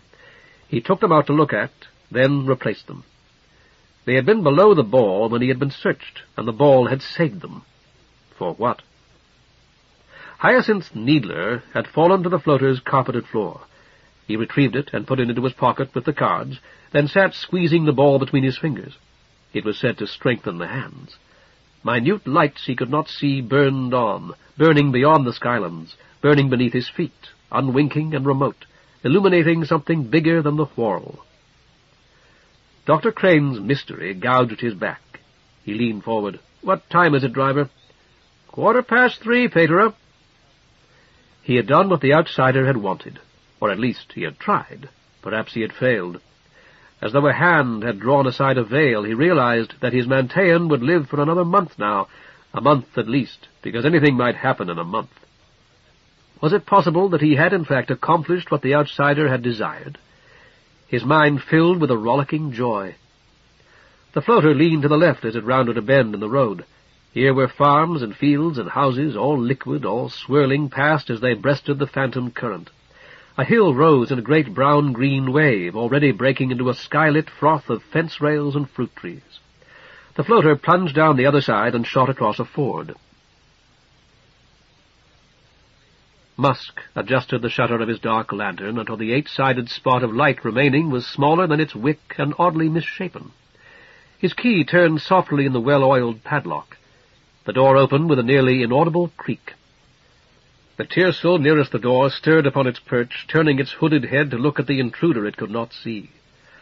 On the farther side of a partition of cotton netting, the merlin that had been Musk's first hawk unhooded, blinked, and roused. There was a tinkle of tiny bells, gold bells that Blood had given Musk to mark some now-forgotten occasion 3 years ago. Beyond the merlin, the grey-blue peregrine might have been a painted carving. The end of the mews was walled off with netting. The big bird sat its rowelled perch there, immobile as the falcon, still immature, but showing in every line a strength that made the falcon seem a toy. Musk untied the netting and stepped in. He could not have said how he knew that the big bird was awake, and yet he did. Softly he said, "Ha, hawk." The big bird lifted its hooded head, its grotesque crown of scarlet plumes swaying with the motion. "Ha, hawk," Musk repeated as he stroked it with a turkey feather. Chapter 8. The Border on the Larder. As they sped across a field of stubble, the driver inquired, "Ever ridden in one of these before, Paterer?" Drowsily, Silk shook his head before he realized that the driver could not see him. He yawned and attempted to stretch, brought up sharply by pain from his right arm and the gouged flesh of his chest and belly. "No, never. But I rode in a boat once. Out on the lake, you know, fishing all day with a friend and his father. This reminds me of that. This machine of yours is about as wide as the boat was, and only a little bit shorter. I like it better. Boats rock too much for me. Where are we going, Pedro? You mean... The road, or perhaps another road, had appeared again. Seeming to gather its strength like a horse, the floater soared over the wall of dry-laid stones that had barred them from it. "Where should I drop you? Musk said to take you back to the city." Silk edged forward on the seat, knowing himself stupid with fatigue and struggling against it. "They didn't tell you?" "No, Pedro." Where was it he wanted to go? He recalled his mother's house and the wide, deep windows of his bedroom, with borage growing just beyond the sills. "At my Mantean, please, on Sun Street. Do you know where it is?" "I know where Sun Street is, Pedro. I'll find it." Here was a cartload of firewood bound for the market. The floater dipped and swerved, and it was behind them. The man on the cart would be first at the market, Silk thought. But what was the point of being first at the market with a load of firewood? Surely there would be wood there already, wood that had not sold the day before. Perhaps the man on the cart wanted to do a little buying of his own when he had disposed of his cargo. "Going to be another hot one, Pedro." That was it, of course. The man on the cart. Silk turned to look back at him, but he was gone already. There was only a boy leading a mule, a laden mule and a small boy whom he had never noticed at all. The man on the cart had wanted to avoid the heat. He would sell what he had brought and sit drinking till twilight in the Cock or some place like it. In the coolest tavern he could find, no doubt, and spend most of the money his wood had brought him, sleep on the seat of his cart as it made its slow way home. What if he, Silk, slept now on this capacious seat, which was so tantalizingly soft? Would not the driver, would not this old half-magical floater take him where he wanted to go in any event? Would the driver rob him while he slept Fine Blood's 2 cards, Hyacinth's golden needler, and the thing that he still did not dare to look at? The thing. He felt he had guessed its identity while he still sat in that jewel box of a room to one side of Blood's reception hall. Would he not be robbed? Had the man upstairs, the man asleep in the chair near the stair, ever gotten home, and had he gotten home safely? Many men must have slept in this floater, men who had drunk too heavily. Silk felt that he himself had drunk too heavily. He had sipped from both drinks. Blood was certainly a thief. He had admitted as much himself, but would Blood employ a driver who would rob his guests? It seemed unlikely. He, Silk, could sleep here, sleep now in safety if he wished. But he was very hungry. "All right," he said. "Pedro? Go to Sun Street. I'll direct you from there. I know the way." The driver glanced over his shoulder, a burly young man whose beard was beginning to show. "Where it crosses Trade. Will that be all right, Pedro?" "Yes." Silk felt his own chin rough as the driver's looked. "Fine." He settled back in the soft seat, almost oblivious of the object beneath his tunic, but determined not to sleep until he had washed, eaten, and wrung any advantage that might be gained from his present position. The driver had not been told he was Blood's prisoner. That was clear from everything he said, and it presented an opportunity that might not come again. But in point of fact, he was a prisoner no longer. He had been freed, though no fuss had been made about it, when Blood and Musk had taken him to this floater. Now, whether he liked it or not, he was a sort of factor of Blood's, an agent through whom Blood would obtain money. Silk weighed the term in his mind and decided it was the correct one. He had given himself wholly to the gods with a holy oath. Now his allegiance was inescapably divided, whether he liked it or not. He would give the 26,000 cards he got, if indeed he got them, not to the gods, but to Blood, though he would be acting in the gods' behalf. Certainly he would be Blood's factor in the eyes of the chapter and the whorl, should either the chapter or the whorl learn of whatever he would do. Blood had made him his factor, creating this situation for his own profit. Thoughtfully, Silk stroked his cheek, feeling the roughness of his newly grown beard again. For Blood's own personal profit, as was only to be expected. But their relationship bound them both, like all relationships. He was Blood's factor whether he liked it or not, but also Blood's factor whether Blood liked it or not. He had made good use of the relationship already when he had demanded the return of Hyacinth's needler. Indeed, Blood had acknowledged it still earlier, when he had told Dr. Crane to look in at the Mantean. Further use might be made of it as well. A factor, but not a trusted factor, to be sure. Blood might conceivably plan to kill him once he had turned over the entire 26,000, if he could find no further use for him. Thus it would be wise to employ this temporary relationship to gain some sort of hold on Blood before it was ended. That was something more to keep in mind. And the driver, who no doubt knew so many things that might be of value, did not know that. "Driver," Silk called, "are you familiar with a certain house on Lamp Street? It's yellow, I believe, and there's a pastry cook's across the street." "Sure am, Paterer." "Could we go past it, please? I don't think it will be very much out of our way." The floater slowed for a trader with a string of pack mules. "I can't wait, Paterer, if you're going to be inside very long." "I'm not even going to get out," Silk assured him. "I merely wish to see it." Still watching the broadening road, the driver nodded his satisfaction.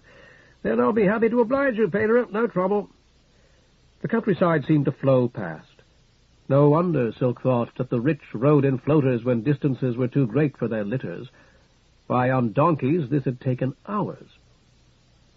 "Have a good time, Paterer? You stayed awfully late." "No," Silk said, then reconsidered. "In a way I did, I suppose. It was certainly very different from everything I'm accustomed to." The driver chuckled politely. "I did have a good time, in a sense," Silk decided.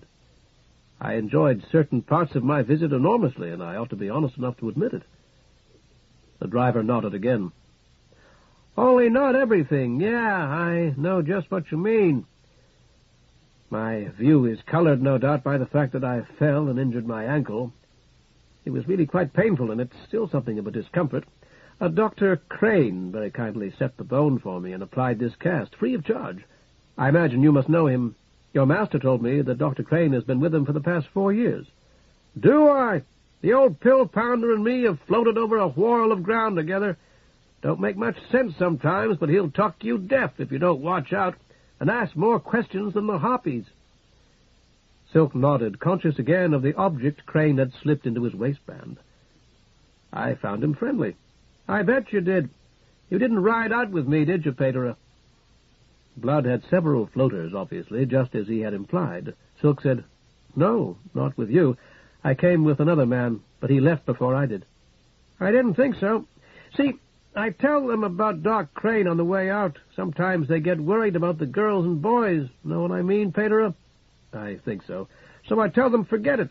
We got a doctor right there to check everybody over, and if they got some kind of little problem of their own, I'm talking about the older bucks, Paterer, you know, why, maybe he could help them out. It's good for Doc, because sometimes they give him something, and it's good for me, too. I've had quite a few of them thank me for telling them after the party." "I fear I have nothing to give you, my son," Silk said stiffly. It was perfectly true, he assured himself. The 2 cards in his pocket were already spent, or as good as spent. They would buy a fine victim for Sill's Day, less than 2 days off. "That's all right, Paterer. I didn't figure you did. It's a gift to the chapter. That's how I look at it." "I can give you my blessing, however, when we separate, and I will." "That's all right, Paterer," the driver said. "I'm not much for sacrifice and all that." "All the more reason you may require it, my son," Silk told him, and could not keep from smiling at the sepulchral tones of his own voice. It was a good thing the driver could not see him. With Blood's villa far behind them, the burglar was fading and the augur returning. He had sounded exactly like Paterer Pike. Which was he, really? He pushed aside the thought. "Now this feels just like a boat, and no mistake, don't it, Paterer?" Their floater was rolling like a barrel as it dodged pedestrians and rattling mule-drawn wagons. The road had become a street in which narrow houses vied for space. Silk found it necessary to grasp the leather-covered bar on the back of the driver's seat, a contrivance he had previously assumed was intended only to facilitate boarding and departure. "How high will these go?" he asked. "I've always wondered." 4 cubits empty, Paterer. Oh, that's what this one'll do, anyhow. That's how you test them. Run them up as high as they'll go and measure. The higher she floats, the better shape everything's in." Silk nodded to himself. "You couldn't go over one of these wagons, then, instead of around it?" "No, Paterer.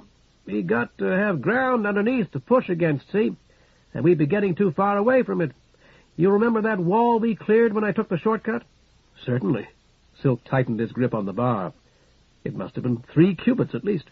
"Not quite, Paterer. It's a little lower than that at the place where I went over. But what I was going to say was we couldn't have done it if we'd been full of passengers like we were coming out. We'd have had to stay on the road then. I understand, or at any rate I think I do. But look up ahead, Pater. The floater slowed. See him lying in the road? Silk sat up straight to peer over the driver's liveried shoulder.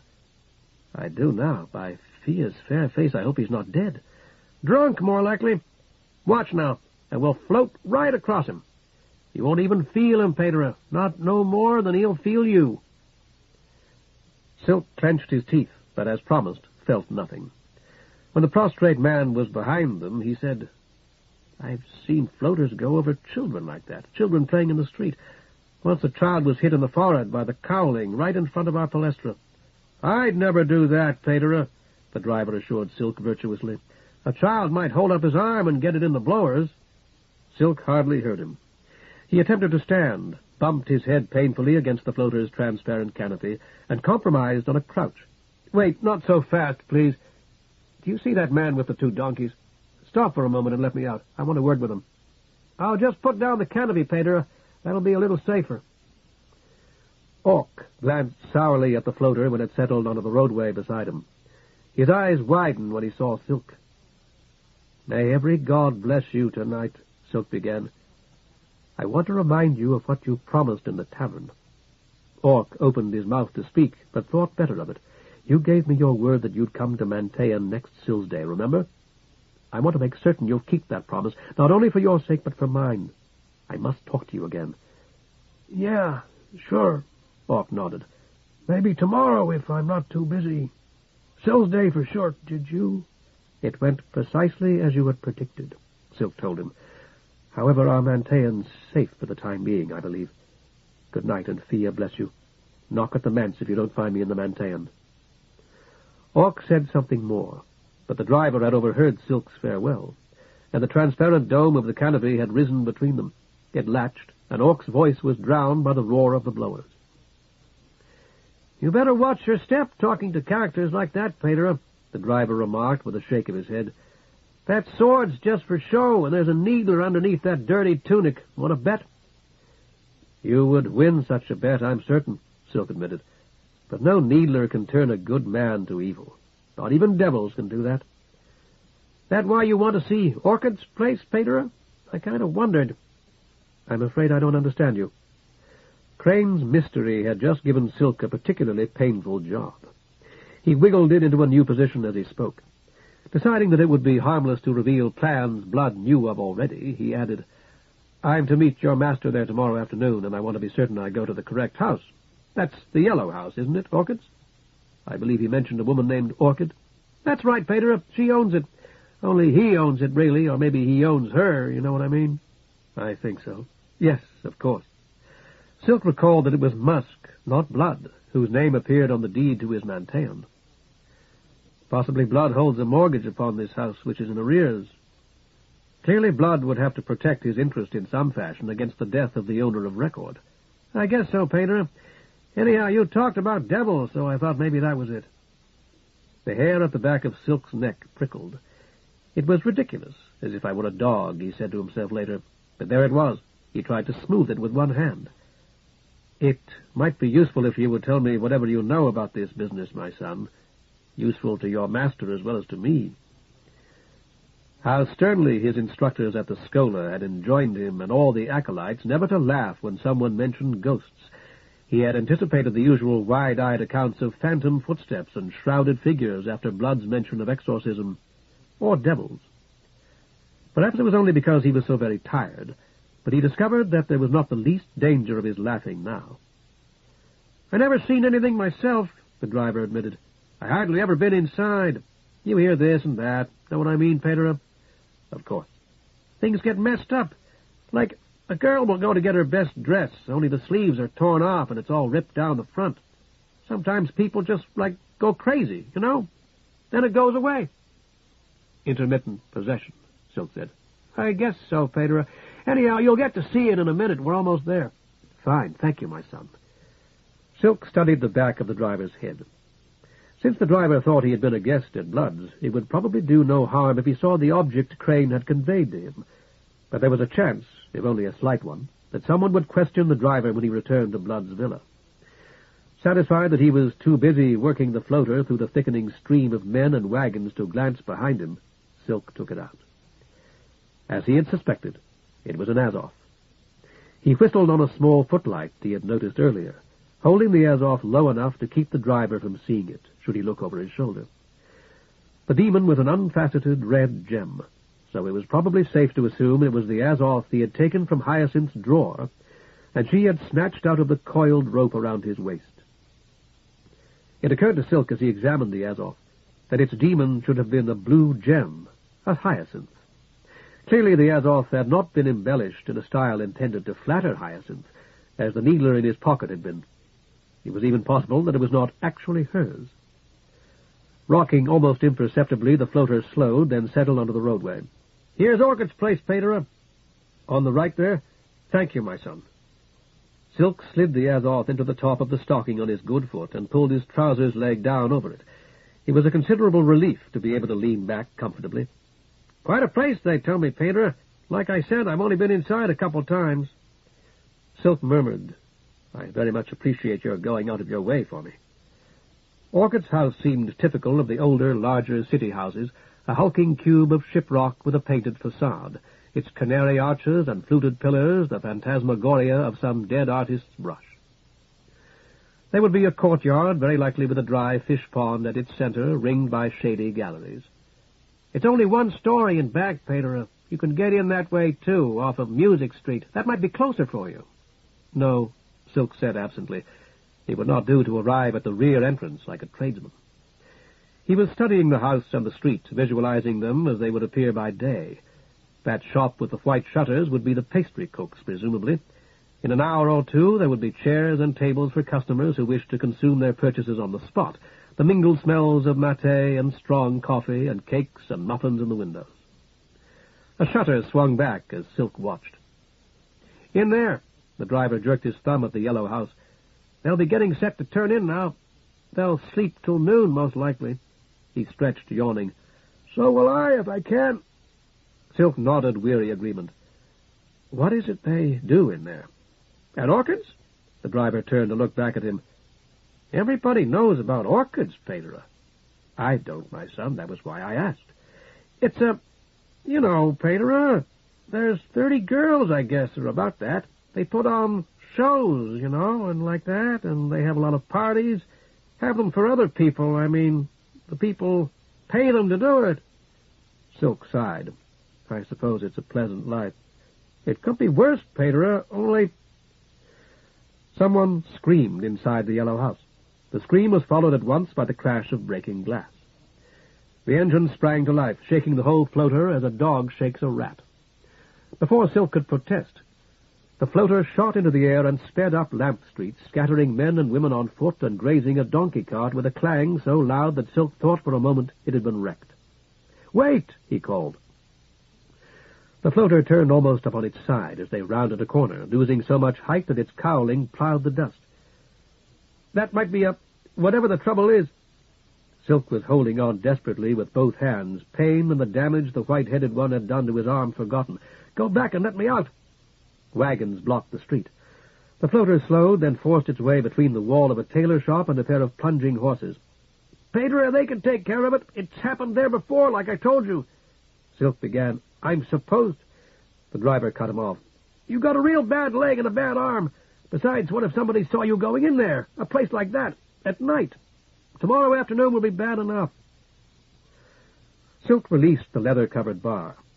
"Did you really float away so quickly out of concern for my reputation? I find that difficult to believe." "I'm not going to go back there, Paterer," the driver said stubbornly, "and I don't think you could walk back if you tried." "Which way from here?" "To get to your Mantean, I mean." The floater slowed, hovered. This was Sun Street.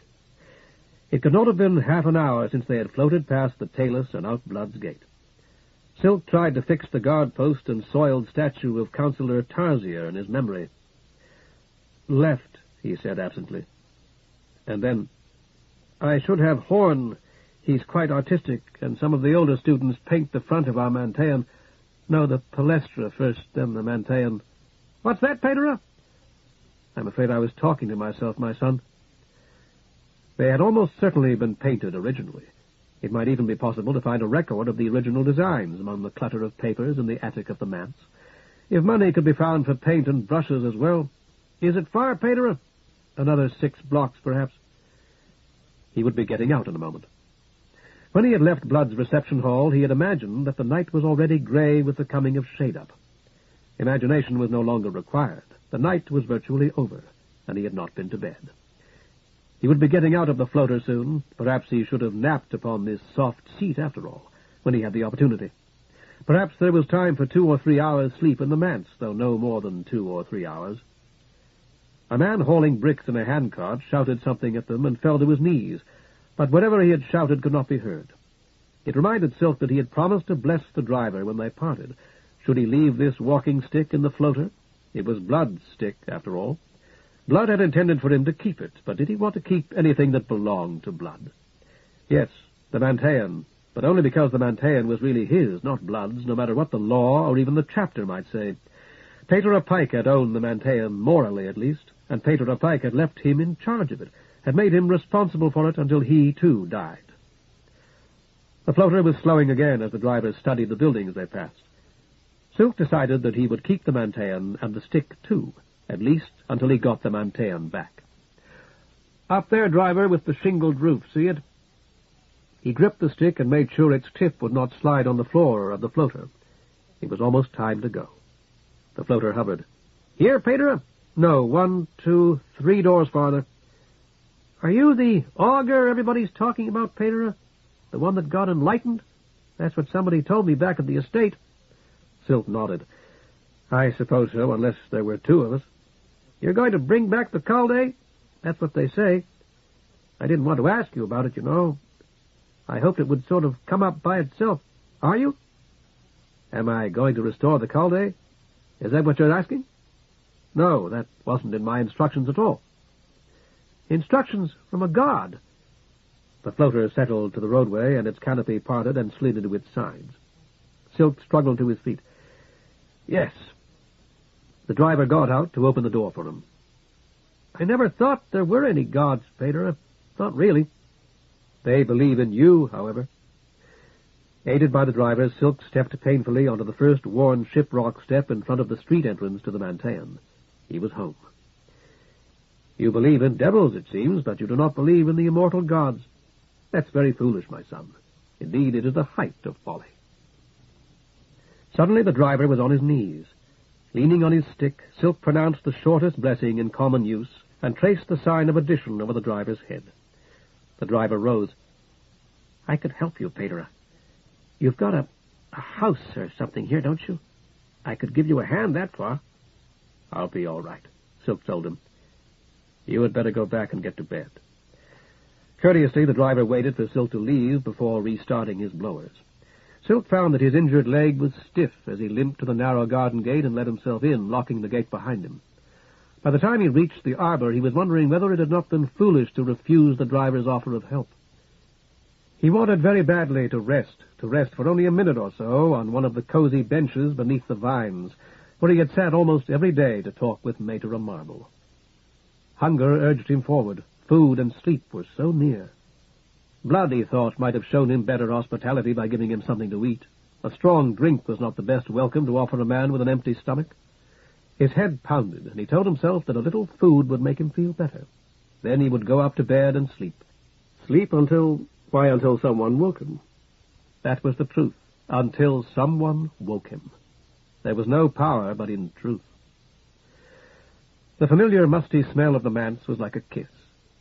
He dropped into a chair, pulled the Azoth from his stocking, and pressed it to his lips, then stared at it. He had seen it in her hand, and if the doctor was to be believed, it was her parting gift. How preposterous that he should have such a thing, so lovely, so precious, and so lethal, so charged with the forgotten knowledge of the earlier world. It would have to be hidden, and hidden well, before he slept. He was by no means sure that he could climb the steep and crooked stair to the upper floor, less sure that he could descend it again to prepare food without falling, but utterly certain that he would not be able to sleep at all unless the Azoth was at hand, unless he could assure himself, whenever he was assailed by doubts, that it had not been stolen. With a grunt and a muttered prayer to Sphinx, It was certainly Svig's day by now, Silk had decided, and Svig's was the goddess of courage in the face of pain in any event. He made his way slowly up the stair, got the rusty and utterly barren cash box that was supposed to secure the Mantean's surplus funds from beneath his bed, locked the Azoth in it, and returned the key to its hiding place under the water jug on his nightstand. Descending proved rather easier than he had expected. By putting most of his weight on the stick and the railing and advancing his sound foot one step at a time, he was able to progress quite well with a minimum of pain. Giddy with success, he went into the kitchen, leaned the stick in a corner, and after a brief labor at the pump, washed his hands. Shade-up was peeping in through every window, and although he always rose early, it was an earlier and thus a fresher morning than he had seen in some time. He really was not, he discovered with delight, so very tired after all, or so very sleepy. After a second session with the pump, he splashed water over his face and hair and felt better still. He was tired, yes, and he was ravenously hungry. Still, he could face this new day. It might even be a mistake to go to bed after he had eaten. His green tomatoes waited on the windowsill, but surely there had been 4. Perplexed, he searched his memory. There were only 3 there now. Might someone have entered the garden, intent upon the theft of a single unripe tomato? Mater Marble cooked for the Sybils. Briefly, Silk visualized her, bent above a smoking pan, stirring his tomato into a fine hash of bacon and onions. His mouth watered, but nothing could possibly be less like Mater Marble than any such borrowing. Wincing with every step and amused by his own grimaces, he limped to the window and looked more closely. The remains of the 4th tomato were there, a dozen seeds and flecks of skin. Furthermore, a hole had been eaten, bored almost, in the 3rd. Rats, of course, although this did not really look like the work of a rat. He pared away the damaged portion, sliced the remainder and the remaining pear, then belatedly realized that cooking would require a fire in the stove. The ashes of the last were lifeless gray dust without a single gleam, as it seemed to Silk they always were. Others spoke of starting a new fire from the embers of the previous one. His own fires never seemed to leave those rumored long-lived embers. He laid a few scraps of hoarded waste paper on top of the cold ashes and added kindling from the box beside the stove. Showers of white-hot sparks from the igniter soon produced a fine blaze. As he started out to the woodpile, he sensed a furtive movement, stopped, and turned as quickly as he could manage to look behind him. Something black had moved swiftly and furtively at the top of the larder.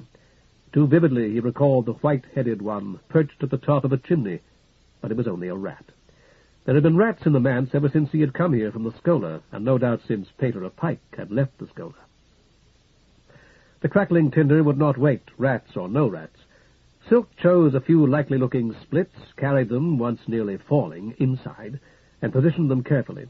No doubt the rat was gone by now, but he fetched Blood's stick from its place in the corner anyway, pausing by the Silver Street window to study the indistinct, battered head at the end of the sharply angled handle. It seemed to be a dog's, or perhaps... He rotated the stick, holding it higher to catch the grayish daylight. Or perhaps, just possibly, a lioness's. After a brief uncertainty, he decided to consider it the head of a lioness. Lionesses symbolized Svigs. This was her day, and the idea pleased him. Lions were big cats, and big cats were needed for rats, vermin too large and strong themselves for cats of ordinary size to deal with. Without real hope of success, he rattled the stick along the top of the larder. There was a flutter and a sound he did not at once identify as a squawk. Another rattle, and a single black feather floated down. It occurred to Silk then that a rat might have carried the dead bird there to eat. Possibly there was a rat hole in the wainscoting up there, but the bird had been too large to be dragged through it. He paused, listening. The sound he had heard had not been made by a rat, surely. After a moment he looked in the waste bin. The bird was no longer there. If his ankle had been well, he would have climbed up on the stool. As things and he himself stood, that was out of the question. "Are you up there, bird?" he called. "Answer me." There was no reply. Blindly he rattled Blood's stick across the top of the high larder again, and this time there was a quite unmistakable squawk. "Get down here," Silk said firmly. The bird's hoarse voice replied, "No, no." "I thought you were dead." Silence from the top of the larder. "You stole my tomato, didn't you? And now you think I'll hurt you for that. I won't, I promise. I forgive you the theft." Silk tried to remember what night choughs were supposed to eat in the wild. Seeds? No, the bird had left the seeds. Carrion, no doubt. Cut me, the bird suggested throatily. Sacrifice you? I won't, I swear. The writings warned me the sacrifice would be ineffectual, and I shouldn't have tried one after that. I've been punished very severely by one of your kind for it, believe me. I'm not such a fool as to try the same sacrifice again. Silk waited motionless, listening. After a second or two, he felt certain that he could hear the bird's stealthy movements above the crack of whips and rumble of cartwheels that drifted through the window from Silver Street. "Come down," he repeated. The bird did not answer, and Silk turned away. The fire in the stove was burning well now, yellow flame leaping from the cook hole. He rescued his frying pan from the sink, wiped it out, poured the remaining oil into it, shaking the last lingering drop from the neck of the cruet, and put the pan on the stove. His tomatoes would be greasy if he put them into the oil while it was still cold, unpleasantly flavored if he let the oil get too hot. Leaning Blood's stick against the door of the larder, he gathered up the stiff green slices, limped over to the stove with them, and distributed them with care over the surface of the pan, rewarded by a cloud of hissing, fragrant steam. There was a soft cluck from the top of the larder. "I can kill you whenever I want, just by banging around out there with my stick," Silk told the bird. "Show yourself, or I'll do it." For a moment, a long crimson bill and one bright black eye were visible at the top of the larder. "Me," the night chough said succinctly, and vanished at once. Good. The garden window was open already. Silk drew the heavy bolt of the Silver Street window and opened it as well. "It's shade up now, and it will be much brighter soon. Your kind prefers the dark, I believe. You'd better leave at once." "No fly." "Yes, fly. I won't try to hurt you. You're free to go." Silk watched for a moment, then decided that the bird was probably hoping that he would lay aside Blood's stick. He tossed it into a corner, got out a fork, and began turning the tomato slices. They sputtered and smoked, and he added a pinch of salt. There was a knock at the garden door. Hurriedly, he snatched the pan from the fire. "Half a minute." Someone was dying, surely, and before death came, desired to receive the pardon of Pa. The door opened before he could hobble over to it, and Mater Rose looked in. "You're up very early, Pater. Is anything wrong?" Her gaze darted about the kitchen, her eyes not quite tracking. One was pupilless, and as far as Silk knew, blind. The other a prosthetic creation of crystal and fire. "Good morning, Mater." Awkwardly, the fork and the smoking pan remained in Silk's hands. There was no place to put them down. "I suffered a little mishap last night, I'm afraid. I fell. It's still somewhat painful, and I haven't been able to sleep." He congratulated himself. It was all perfectly true. "So you're making breakfast already? We haven't eaten yet over in the Cenobie." Mater Rose sniffed hungrily, a dry, mechanical inhalation. "Marble's still fooling around in the kitchen. The littlest thing takes that girl forever." "I'm quite certain Mater Marble does the best she can," Silk said stiffly. Mater Rose ignored it. "If you want to give me that, I'll take it over to her. She can see to it for you till you come back." "I'm sure that's not necessary." Sensing that he must eat his tomatoes now, if he was to eat them at all, Silk cut the thinnest slice in two with his fork. "Must I leave this instant, Mater? I can hardly walk." "Her name's Teasel, and she's one of Marble's bunch." Mater Rose sniffed again. "That's what her father says. I don't know her." Silk, who did, froze, the half-slice of tomato halfway to his mouth. "Teasel?" Her father came pounding on the door before he got up. "The mother's sitting with her," he said. "He knocked over here first, but you didn't answer." "You should have come at once, Mater." "What would have been the use when he couldn't wake you up? I waited till I could see you were out of bed." Mater Rose's good eye was upon the half-slice. She licked her lips and wiped her mouth on her sleeve. "Know where she lives?" Silk nodded miserably, and then with a sudden surge of wholly deplorable greed, thrust the hot half-slice into his mouth, chewed and swallowed. He had never tasted anything quite so good. "It's not far. I suppose I can walk it, if I must. I could send Marble after Pater Pard when she's done cooking. She could show him where to go." Silk shook his head. You're going to go after all, are you? A moment too late, Mater Rose added, Pater? Silk nodded. Want me to take those? No, thank you, Silk said, miserably aware that he was being selfish. I'll have to get on a robe, a collar, and so forth. You'd better get back to the Cenobie, Mater, before you miss breakfast. He scooped up one of the smaller slices with his fork. What happened to your tunic? And a clean tunic, thank you. You're right, Mater, you're quite right. Silk closed the door virtually in her face, shot the bolt, and popped the whole sizzling slice into his mouth. Mater Rose would never forgive him for what he had just done, but he had previously done at least 100 other things for which Mater Rose would never forgive him either. The stain of evil might soil his spirit throughout all eternity, for which he was deeply and sincerely sorry. But as a practical matter, it would make little difference. He swallowed a good deal of the slice and chewed the rest energetically. Which? Croaked a muffled voice. Go, Silk mumbled. He swallowed again. Fly home to the mountains. You're free. He turned the rest of the slices, cooked them half a minute more, and ate them quickly, relishing their somewhat oily flavor almost as much as he had hoped, scraped the mold from the remaining bread, and fried the bread in the leftover liquid, and ate that as he once more climbed the stair to his bedroom. Behind and below him the bird called, Goodbye, and then, Bye-bye, from the top of the larder. Chapter 9. Oreb and Others. Teasel lay upon her back, with her mouth open and her eyes closed. Her black hair, spread over the pillow, accentuated the pallor of her face. Bent above her as he prayed, Silk was acutely conscious of the bones underlying her face, of her protruding cheekbones, her eye sockets, and her high and oddly square frontal. Despite the mounting heat of the day, her mother had covered her to the chin with a thick red wool blanket that glowed like a stove in the sun-bright room. Her forehead was beaded with sweat, and it was only that sweat, which soon reappeared each time her mother sponged it away, that convinced him that Teasel was still alive. When he had swung his beads and chanted the last of the prescribed prayers, her mother said, I heard her cry out, Pater, as if she'd pricked her finger. It was the middle of the night, so I thought she was having a nightmare. I got out of bed and went in to see about her. The other children were all asleep, and she was still sleeping too. I shook her shoulder, and she woke up a little bit and said she was thirsty. I ought to have told her to go get a drink herself. Silk said, No, only I didn't, Pater. I went to the crock and got a cup of water, and she drank it and closed her eyes. After a moment, Teasel's mother added, The doctor won't come. Martin tried to get him.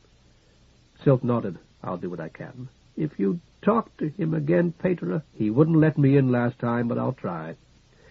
Teasel's mother sighed as she looked at her daughter. There was blood on her pillow, Pater. Not much. I didn't see it till shade up. I thought it might have come out of her ear, but it didn't. She felt so cold. Teasel's eyes opened, surprising them both. Weakly she said, The terrible old man. Her mother leaned forward. What's that?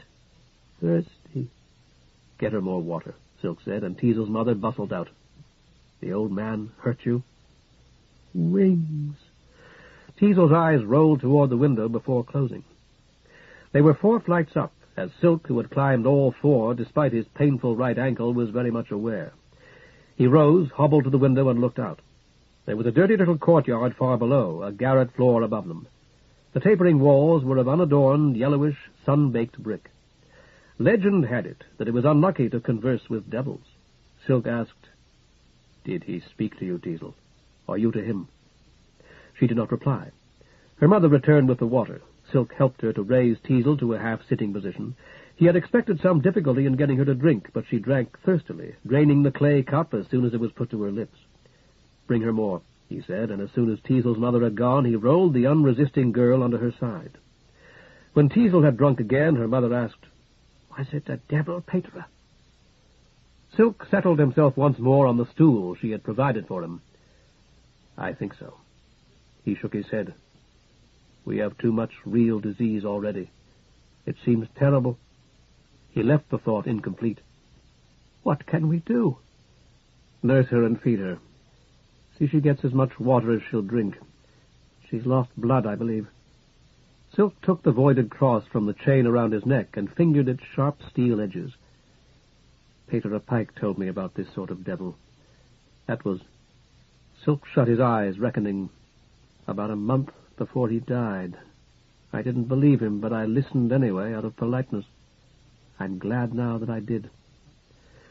Teasel's mother nodded eagerly. Did he tell you how to drive it away? It's away now, Silk told her absently. The problem is to prevent it from returning. I can do what Peter Pike did. I don't know how he learned it or whether it had any real efficacy, but he said that the child wasn't troubled a second time. Assisted by Blood's stick, Silk limped to the window, seated himself on the sill, and leaned out, holding the side of the weathered old window frame with his free hand. The window was small, and he found he could reach the crumbling bricks above it easily. With the pointed corner of the one of the 4 Gamadians that made up the cross, he scratched the sign of addition on the bricks. I'll hold you, Peter. Teasel's father was gripping his legs above the knees. Silk said, "Thank you." He scratched Peter Pike's name to the left of the tilted X. Peter Pike had signed his work, so he had said. I brought the cart for you, Peter. I told my chief about you, and he said it would be all right. After a moment's indecision, Silk added his own name on the other side of the X. "Thank you again." He ducked back into the room. "I want you both to pray to Fia. Healing is hers, and it would appear that whatever happened to your daughter happened at the end of her day." Teasel's parents nodded together. "Also to Svigs, because today's hers, and to surging Scylla, not only because our city is hers, but because your daughter called for water. Lastly, I want you to pray with great devotion to the outsider." Teasel's mother asked, Why, Peter? "Because I told you to," Silk replied testily. "I don't suppose you'll know any of the prescribed prayers to him, and there really aren't that many anyway, but make up your own. They'll be acceptable to him as long as they're sincere." As he descended the stairs to the street, one steep and painful step at a time, Mucor spoke behind him. That was interesting. What are you going to do next? He turned as quickly as he could. As if in a dream, he glimpsed the mad girl's death's head grin, and eyes that had never belonged to Teasel's stooped, hard-handed father. She vanished as he looked, and the man who had been following him down the stairs shook himself. "Are you well, Martin?" Silk asked. "I went all queer there, Peter. Don't know what come over me." Silk nodded, traced the sign of addition, and murmured a blessing. "I'm good enough now, I think I am. Worrying too much about Sel, maybe. Rabbit shit on my grave." In the past, Silk had carried a basin of water up the stairs to his bedroom and washed himself in decent privacy. That was out of the question now.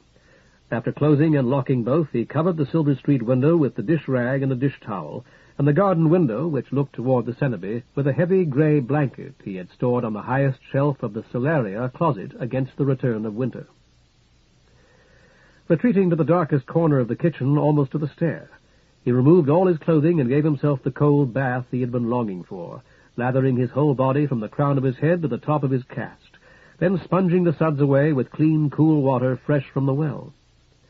Dripping and somewhat refreshed, yet so fatigued that he seriously considered stretching himself on the kitchen floor, he examined his discarded clothing. The trousers, he decided, were still salvageable. With a bit of mending, they might be worn again, as he had worn them before, while he patched the Mantean's roof or performed similar chores. He emptied their pockets, dropping his prayer beads, Blood's 2 cards, and the rest on the scarred old kitchen table. The tunic was ruined, but would supply useful rags after a good laundering. He tossed it into the wash-basket on top of his trousers and undershorts, dried those parts of himself that had not been dried already by the baking heat of the kitchen with a clean dish towel, and made his way up to bed. If it had not been for the pain in his ankle, he would have been half asleep before he passed the bedroom door. His donkey was lost in the yellow house. Shards of the tumbler Blood broke with Hyacinth's golden needler cracked under the donkey's hooves, and a horned owl as big as a flyer circled overhead, awaiting the moment to pounce. Seeing the double punctures the owl had left half concealed in the hair at the back of Teasel's neck, he shuddered. The donkey fastened its teeth in his ankle like a dog. Though he flailed at it with Sphinx's walking stick, it would not let go. Mother was riding Orc's big grey donkey side saddle. He saw her across the skylit rooftops, but he could not cry out. When he reached the place, her old wooden bust of the Calde lay among the fallen leaves. He picked it up, and it became the ball. He thrust it into his pocket and woke. His bedroom was hot and filled with sunlight, his naked body drenched with sweat. Sitting up, he drank deeply from the tepid water jug. The rusty cash-box key was still in its place and was of great importance. As he lay down again, he remembered that it was Hyacinth whom he had locked away. A black-clad imp with a blood-red sword stood upon his chest to study him, its head cocked to one side. He stirred, and it fled, fluttering like a little flag. Hard, dry rain blew through the window and rolled across the floor, bringing with it neither wind nor respite from the heat. Silk groaned and buried his perspiring face in the pillow. It was Mater Marble who woke him at last, calling his name through the open window. His mind still sluggish with sleep, he tried to guess how long he had slept, concluding only that it had not been long enough. He staggered to his feet. The busy little clock beside his triptych declared that it was after 11, nearly noon. He struggled to recall the positions of its hands when he had permitted himself to fall into bed. 8, or after 8, or possibly 8:30. Teasel, poor little Teasel, had been bitten by an owl, or by a devil with wings if it had come in through her window, and thus a devil twice impossible. Silk blinked and yawned and rubbed his eyes. "Peter, are you up there?" She might see him if he went near the window. Fumbling in a drawer for clean underclothes, he called, "What is it, Mater?" "A doctor. He says he's come to treat you. Are you hurt, Peter?" "Wait a moment." Silk pulled on his best trousers, the only pair that remained, and crossed the room to the window, twice stepping painfully on pebbles. Mater Marble waited in the little path, her upturned face flashing in the hot sunshine. Dr. Crane stood beside her, a shabby brown medical bag in one hand. "May every god favor you both this morning," Silk called down politely. Crane waved his free hand in response. "Sphinx Day and Hyrax Day, remember? That's when I'm in this part of town. Today's Sphinx Day. Let me in." "As soon as I get dressed," Silk promised.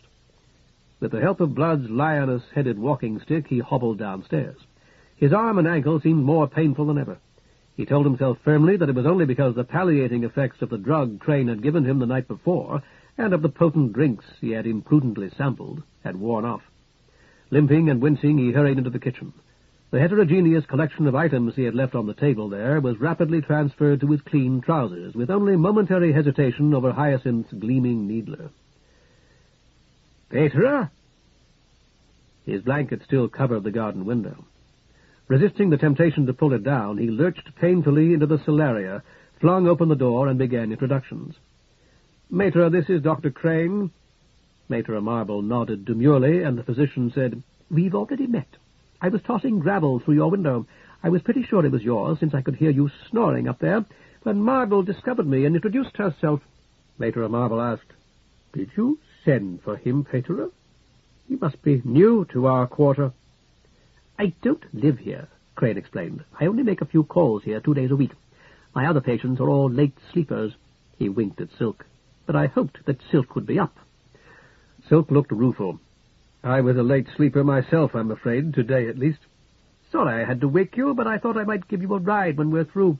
It's not good for you to walk too much on that ankle." By a gesture, Crane indicated the solaria. "I'd like to have you sitting down. Can we go inside?"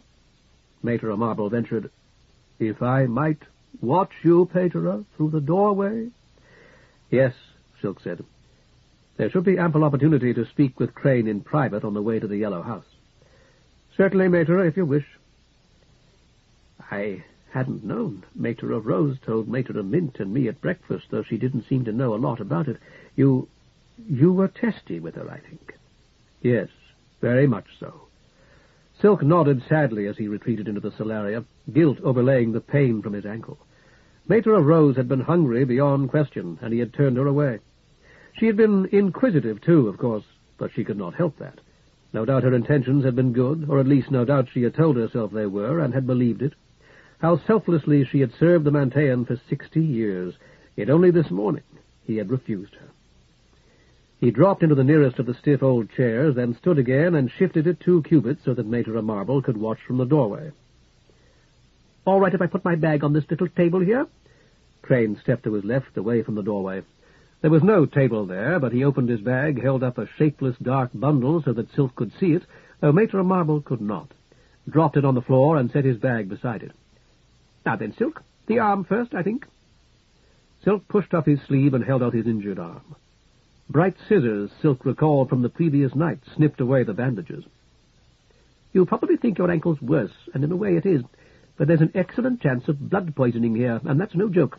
Your ankle's not going to kill you, not unless we're playing in the worst sort of luck, anyway."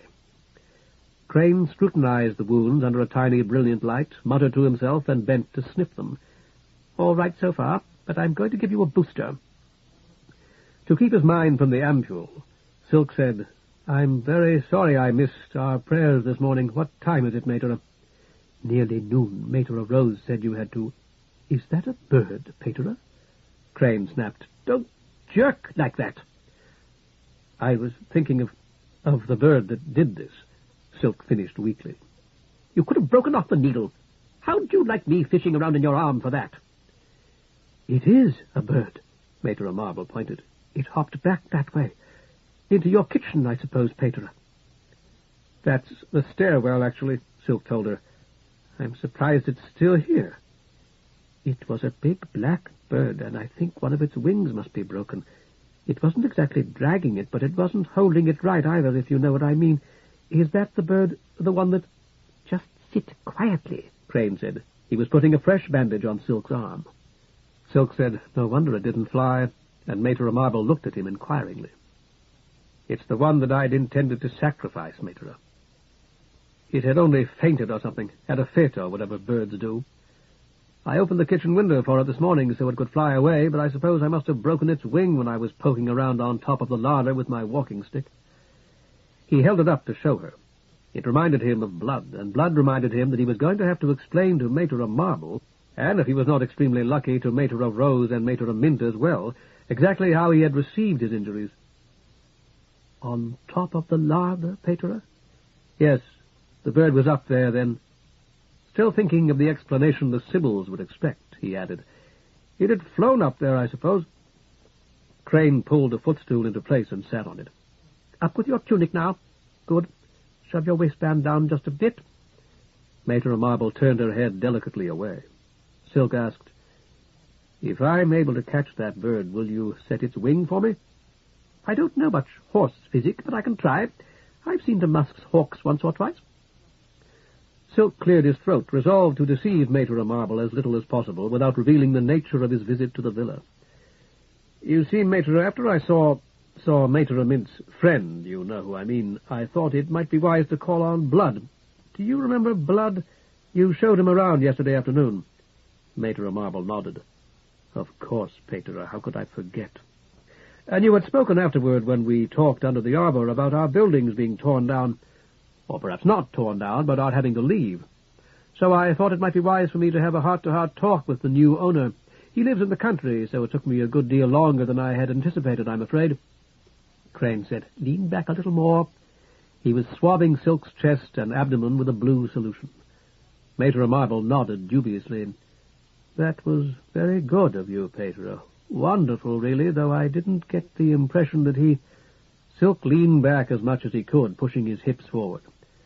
"But he did, Mater. He's going to give us, I ought to say, another month here at least, and it's possible that we may never have to go."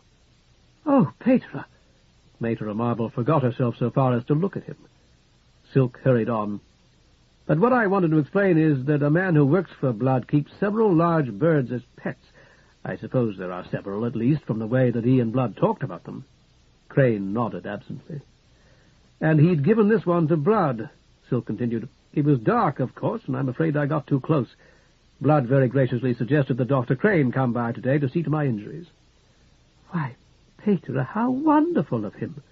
Mater Marble's eyes positively shone with admiration for Silk's diplomatic skills, and he felt himself blush. "All part of my job," Crane said modestly, replacing the stopper in the blue bottle. Silk swallowed and took a deep breath, hoping that this was the proper moment. "Before we leave, Doctor, there's something I must bring up. A moment ago you said you would treat that injured bird if I was able to catch it. You were gracious about it, in fact." Crane nodded warily as he rose. "Excuse me. I have to get my cutter." "This morning," Silk continued, "I was called to bring the forgiveness of the gods to a little girl named Teasel." Mater Marble stiffened. "She's close to death, but I dare to hope that she may recover, provided she receives the most basic medical attention. Her parents are poor and have many other children." "Hold your leg out." Crane sat down on the footstool again and took Silk's foot in his lap. The cutter buzzed. "They can't possibly pay you," Silk continued doggedly. "Neither can I, except with prayers. But without your help, Teasel may die. Her parents actually expect her to die. Otherwise her father wouldn't have come here before shade-up looking for me. There are only 2 doctors in this quarter, and neither will treat anyone unless he's paid in advance. I promised Teasel's mother I'd do what I could to get her a doctor, and you're the only real hope I have." Crane looked up. There was something in his eyes, a gleam of calculation and distant speculation, that Silk did not understand. "You were there this morning?" Silk nodded. "That was why I got to bed so late. Her father had come to the Cenobie before I returned from my talk with Blood, and when Mater Rose saw that I had come home, she came and told me. I went at once. The memory of green tomatoes stung like a hornet. Or almost at once," he added weakly. Mater Marble said, "You must see her, Doctor, really, you must." Crane ignored her, fingering his beard. "And you told them you'd try to get a doctor for what's-her-name?" Hope blossomed in Silk. "Yes, I did. I'd be in your debt till Pass ends the quarrel. And I'd be delighted to show you where she lives. We could stop there on the way." Mater Marble gasped. "Pater, all those steps!" Crane bent over the cast again. His cutter whined, and half of it fell away. "You're not going to climb a lot of stairs if I have anything to say about it. Not with this ankle. Marble here can show me." "Oh, yes." Mater Marble was dancing with impatience. "I've got to see her. She's one of mine." "Or you can just give me the address," Crane finished. "My bearers will know where it is. I'll see to her and come back here for you." He removed the rest of the cast. "This hurt you much?" "Not nearly as much as worrying about Teasel did," Silk told him. "But you've taken care of that, or at least taken care of the worst aspect of it. I'll never be able to thank you enough." "I don't want your thanks," Crane said. He rose again, dusting particles of the cast from his trousers legs. "What I want is for you to follow my instructions. I'm going to give you a remedial wrapping. It's valuable and reusable, so I want it back when your ankle's healed. And I want you to use it exactly as I tell you." Silk nodded. "I will, I promise." "As for you, Marble," Crane turned to look at her, "you might as well ride along with me. It'll save you the walk. I want you to tell this girl's parents that I'm not doing this out of the goodness of my heart, because I don't want to be pestered night and day by beggars. It's a favor to Silk. Pater Silk, is that what you call him? And it's a one-time thing." Mater Marble nodded humbly. The little physician went to his bag again and produced what looked like a wide strip of thin yellow chamois. "Ever see one of these?" Silk shook his head. "You kick them." Crane punted the wrapping, which flew against the wall on the other side of the room. "Or you can just throw it a couple of times or beat something smooth, like that footstool." He retrieved the wrapping, juggling it. "When you do, they get hot. You woke it up by banging it around. You follow me? Here, feel." Silk did. The wrapping was almost too hot to touch and seemed to tingle. "The heat'll make your ankle feel better, and the sonic, you can't hear it, but it's there, will get the healing process going. What's more, it'll sense the break in your medial malleolus and tighten itself enough to keep it from shifting." Crane hesitated. "You can't get them any more, but I've got this one. Usually I don't tell people about it." "I'll take good care of it," Silk promised, "and return it whenever you ask." Mater Marble ventured, "Shouldn't we be going?" "In a minute. Wrap it around your ankle, Pater. Get it fairly tight. You don't have to tie it or anything. It'll hold on as long as it senses the broken bone." The wrapping seemed almost to coil itself about Silk's leg, its heat intense but pleasant. The pain in his ankle faded. "You'll know when it's stopped working. As soon as it does, I want you to take it off and throw it against the wall like I showed you, or beat a carpet with it." The physician tugged at his beard. Let's see, today's Sphinx Day. I'll come back on Hyrax Day, and we'll see. Regardless, you ought to be walking almost normally a week from now. If I don't take it Hyrax Day, I'll pick it up then. But until I do, I want you to stay off that ankle as much as you can. Get a crutch if you need one, and absolutely no running and no jumping, you hear me? Silk nodded. Yes, of course. But you told Blood it would be 5. It's not as bad as I figured, that's all. A simple misdiagnosis. Your head augur, what do they call him, the prolocutor? Haven't you noticed that when he gets sick, I'm not the one he sends for? Well, that's why. Now and then I make a mistake. The sort of doctors he has in never do. Just ask them. Mater Marble inquired, How does it feel, Pater? Marvelous. I'm tempted to say as though my ankle had never been injured, but it's actually better than that. As if I'd been given a new ankle, a lot better than the one I broke. I could give you dozens of things that would make you feel better, Crane told him, starting with a shot of pure and a sniff of rust. This will really make you better, and that's a lot harder. Now, what about this bird of yours? If I'm going to have to doctor it, I'd like to do it before we go. What kind of bird is it? A night chough, Silk told him.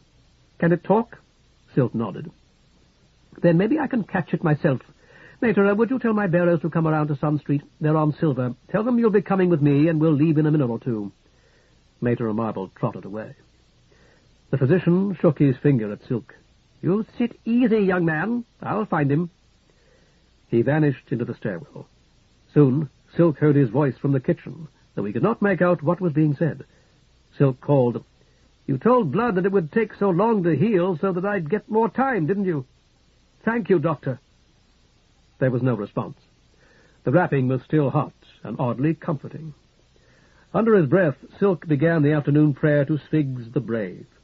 A fat, blue-backed fly sizzled through the open doorway, looked around for food, and bumped the glass of the nearer Sun Street window.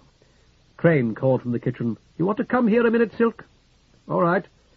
Silk stood and walked almost normally to the kitchen door, his right foot bare and the wrapping heavy about his ankle. He's hiding up there. Crane pointed to the top of the larder.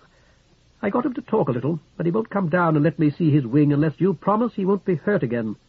Really? Silk asked. The night chough croaked from the top of the larder, and Crane nodded and winked. Then I promise. May great Path judge me if I harm him or permit others to do so. No cut, croaked the bird. No stick. Correct, Silk declared. I will not sacrifice you or hurt you in any other fashion whatsoever. Pat bird. Until your wing is well enough for you to fly, then you may go free. No cage. Crane nudged Silk's arm to get his attention and shook his head. Correct. No cage. Silk took the cage from the table and raised it over his head, high enough for the bird to see it. Now watch this. With both hands he dashed it to the floor, and slender twigs snapped like squibs. He stepped on it with his good foot, then picked up the ruined remnant and tossed it into the kindling box. Crane shook his head. You're going to regret that, I imagine. It's bound to be inconvenient at times. With its sound wing flapping furiously, the black bird fluttered from the top of the larder to the table. Good bird, Crane told it. He sat down on the kitchen stool. I'm going to pick you up, and I want you to hold still for a minute. I'm not going to hurt you any more than I have to. I was a prisoner myself for a while last night, Silk remarked, more than half to himself. Even though there was no actual cage, I didn't like it. Crane caught the unresisting bird expertly, his hands gentle yet firm. Get my bag for me, will you? Silk nodded and returned to the solaria. He closed the garden door, then picked up the dark bundle that Crane had displayed to him. As he had guessed, it was his second-best robe, with his old pen case still in its pocket. It had been wrapped around his missing shoe. Although he had no stocking for his right foot, he put on both, shut the brown medical bag, and carried it into the kitchen. The bird squawked and fluttered as Crane stretched out its injured wing. Dislocated, he said, exactly like a dislocated elbow on you. I pushed it back into place, but I want to splint it so he won't pop it out again before it heals. Meanwhile, he'd better stay inside, or a cat will get him. Then he must stay in on his own, Silk said. Stay in, the bird repeated. Your cage is broken, Silk continued severely, and I certainly don't intend to bake in here with all the windows shut, merely to keep you from getting out. go out, the bird assured him. Crane was rummaging in his bag. I hope not. Silk pulled the blanket from the garden window, threw it open, and refolded the blanket. What time are you supposed to meet Blood at the Yellow House? 1 o'clock, sharp. Silk carried the blanket into the solaria. When he returned, he added, I'm going to be late, I imagine. I doubt that he'll do anything worse than complain about it. That's the spirit. He'll be late himself if I know him. He likes to have everybody on hand when he shows up. I doubt if that'll be before 2. Stepping across to the Silver Street window, Silk took down the dish rag and the dish towel and opened it as well. It was barred against thieves, and it occurred to him that he was caged in literal fact. Here in this old 4-room manse he had taught himself to call home. He pushed away the thought. If Crane's litter had been on Silver Street, it was gone now. No doubt Mater Marble had performed her errand, and it was waiting on Sun Street. This should do it. Crane was fiddling with a small slip of some stiff blue synthetic. You'll be ready to go when I get back? Silk nodded, then felt his jaw. I'll have to shave. I'll be ready then. Good. I'll be running late, and the girls will get cranky if they can't go out and shop. Crane applied a final strip of almost invisible tape to keep the little splint in place. This will fall right off after a few days. When it does, let him fly if he wants to. If he's like the hawks, you'll find that he's a pretty good judge of what he can and can't do. No, fly, the bird announced. Not now, that's for sure. If I were you, I wouldn't even move that wing any more today. Silk's mind was elsewhere. It's diabolic possession, isn't it? At the Yellow House. Crane turned to face him. I don't know. Whatever it is, I hope you have better luck with it than I've had. What's been happening there? My driver and I heard a scream last night, but we didn't go inside. The little physician laid a finger to his nose. There are 1,000 reasons why a girl might scream, especially one of those girls. Might have been a stain on her favorite gown, a bad dream, or a spider. A tiny needle of pain penetrated the protection of the wrapping. Silk opened the cabinet that closed the kitchen's pointed north corner and got out the stool Pater Pike had used at meals. I doubt that Blood wants me to exorcise his women's dreams. Crane snapped his medical bag shut. No one except the woman herself is really occupying the consciousness of what people like you choose to call a possessed woman, Silk. Consciousness itself is a mere abstraction. A convenient fiction, actually. When I say that a man's unconscious, I mean no more than that certain mental processes have been suspended. When I say that he's regained consciousness, I mean that they've resumed. You can't occupy an abstraction as if it were a conquered city. A moment ago you said the woman herself occupied it, Silk pointed out. With a last look at the injured bird, Crane rose. So they really do teach you people something besides all that garbage? Silk nodded. It's called logic. So it is, Crane smiled, and Silk discovered to his own surprise that he liked him. Well, if I'm going to look in on this sick girl of yours, I'd better scoot. What's the matter with her? Fever? Her skin felt cold to me, but you're a better judge of diseases than I. I should hope so. Crane picked up his bag. Let's see, through the front room there for Sun Street, isn't it? Maybe we can talk a little more on our way to Orchid's place. Look at the back of her neck, Silk said. Crane paused in the doorway, shot him a questioning glance, then hurried out. Murmuring a prayer for Teasel under his breath, Silk went into the solaria and shut and bolted the Sun Street door, which Crane had left standing open. As he passed a window, he caught sight of Crane's litter. Mater Marble reclined beside the bearded physician, her intent metal face straining ahead as though she alone were urging the litter forward by sheer force of thought. While Silk watched, its bearers broke into a trot, and it vanished behind the window frame. He tried to recall whether there was a rule prohibiting a Sibyl from riding in a man's litter. It seemed likely that there was, but he could not bring a particular stricture to mind. As a practical matter, he could see little reason to object as long as the curtains were up. The lioness-headed walking-stick lay beside the chair in which he had sat for Crane's examination. Absently, he picked it up and flourished it. For as long as the wrapping functioned, he would not need it, or at least would need it very little. He decided that he would keep it near at hand anyway. It might be useful, particularly when the wrapping required restoration.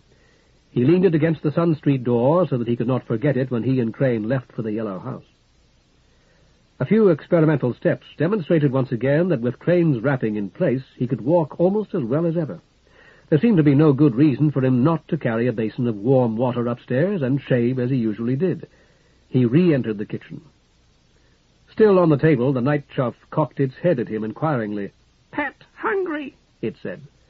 "So am I," he told it, "but I won't eat again until after midday." "Noon now." "I suppose it is." Silk lifted a stove lid and peered into the firebox. For once, a few embers still glowed there. He breathed upon them gently and added a handful of broken twigs from the ruined cage, reflecting that the night chuff was clearly more intelligent than he had imagined. "Bird hungry." Flames were flickering above the twigs. He debated the need for real firewood and decided against it. "Do you like cheese?" "Like cheese." Silk found his wash basin and put it under the nozzle of the pump. "It's hard, I warn you. If you're expecting nice, soft cheese, you're going to be disappointed." "Like cheese." "All right, you can have it." A great many vigorous strokes of the pump handle were required before the first trickle of water appeared. But Silk half filled his basin and set it on the stove, and as an afterthought replenished the night chuff's cup. "Cheese now?" the night chuff inquired. "Fish heads?" "No fish heads, I haven't got any." He got out the cheese, which was mostly rind, and set it next to the cup. "You'd better watch out for rats while I'm away. They like cheese, too." "Like rats." The night chuff clacked its crimson beak and pecked experimentally at the cheese. "Then you won't be lonely." The water on the stove was scarcely warm, the twigs beneath it nearly out. Silk picked up the basin and started for the stair. "Where rats?" He paused and turned to look back at the night chuff. "Do you mean you like them to eat?" "Yes, yes." "I see. I suppose you might kill a rat at that if it wasn't too big. What's your name?" "No name." The night chuff returned its attention to the cheese. "That was supposed to be my lunch, you know. Now I'll have to find lunch somewhere or go hungry." "You Silk?" "Yes, that's my name. You heard Dr. Crane use it, I suppose. But we need a name for you." He considered the matter. "I believe I'll call you Oreb. That's a raven in the writings, and you seem to be some sort of raven. How do you like that name?" "Oreb." "That's right. Musk named his bird after a god, which was very wrong of him. But I don't believe that there could be any objection to a name from the writings if it weren't a divine name, particularly when it's a bird's name there. So, Oreb it is." At his washstand upstairs, he stropped the big bone-handled razor that had waited in his mother's bureau until he was old enough to shave, lathered his face, and scraped away his reddish-blonde beard. As he wiped the blade clean, it occurred to him, as it did at least once a week, that the razor had almost certainly been his father's. As he had so many times before, he carried it to the window to look for some trace of ownership. There was no owner's name and no monogram, not even a maker's mark. As often in this weather, Mater Rose and Mater Mint were enjoying their lunch at a table carried from the Cenobie and set in the shade of the fig tree. When he had dried his face, Silk carried the basin back to the kitchen, poured out his shaving water, and joined the two Sibyls in the garden. By a gesture, Mater Rose offered him the chair that would normally have been Mater Marble's. "Won't you join us, Pater? Be more than enough here for 3. It stung, as she had no doubt intended. Silk said, "No, but I ought to speak with you for a moment." "And I with you, Pater. I with you." Mater Rose began elaborate preparations for rising. He sat down hurriedly. "What is it, Mater?" "I had hoped to tell you about it last night, Pater, but you were gone." A napkin-draped basket at Silk's elbow exuded the very perfume of Mainframe. Mater Marble had clearly baked that morning, leaving the fruit of her labor in the Cenobie's oven for Mater Mint to remove after she herself had left with Crane. Silk swallowed his saliva, muttered, "Yes," and left it at that. "And this morning it had quite escaped my mind. All that I could think of was that awful man, the little girl's father. I will be sending Horn to you this afternoon for correction, Pater. I have punished him already, you may be sure. Now he must acknowledge his fault to you. That is the final penalty of his punishment." Mater Rose paused to render her closing words more effective, her head cocked like the night chuff's as she fixed Silk with her good eye. "And if you should decide to punish him further, I will not object. That might have a salutary effect." "What did he do?" The synthetic part of Mater of Rose's mouth bent sharply downward in disgust. As he had on several similar occasions, Silk wondered whether the aged, disease-ridden woman who had once been Mater of Rose was still conscious.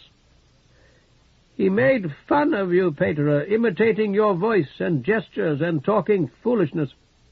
"Is that all?" Mater of Rose sniffed as she extracted a fresh roll from the basket. "I would say it was more than enough." Mater of Mint began, "If Pater himself, before Pater was born, I endeavored to inculcate a decent respect for the holy calling of augur, a calling, like that of we Sibyls, established by our sacred Scylla herself. I continue that effort to this day. I try, as I have always tried, to teach every student entrusted to my care to respect the cloth, regardless of the man or woman who wears it." "A lesson to us all," Silk sighed. "Very well, I'll talk to him when I can. But I'm leaving in a few minutes, and I may not be back until late. That was what I wanted to tell you, to tell Mater of Mint particularly." She looked up, a question in her melting brown eyes. "I'll be engaged, and I can't say how long it may take.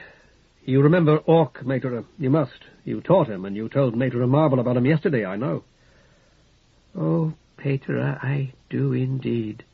Mater of Mint's small, not uncomely face glowed. Mater of Rose sniffed, and Mater of Mint dropped her eyes again. "I spoke to him last night, Mater, very late." "You did, Pater?" Silk nodded. "But I'm forgetting something I should tell you.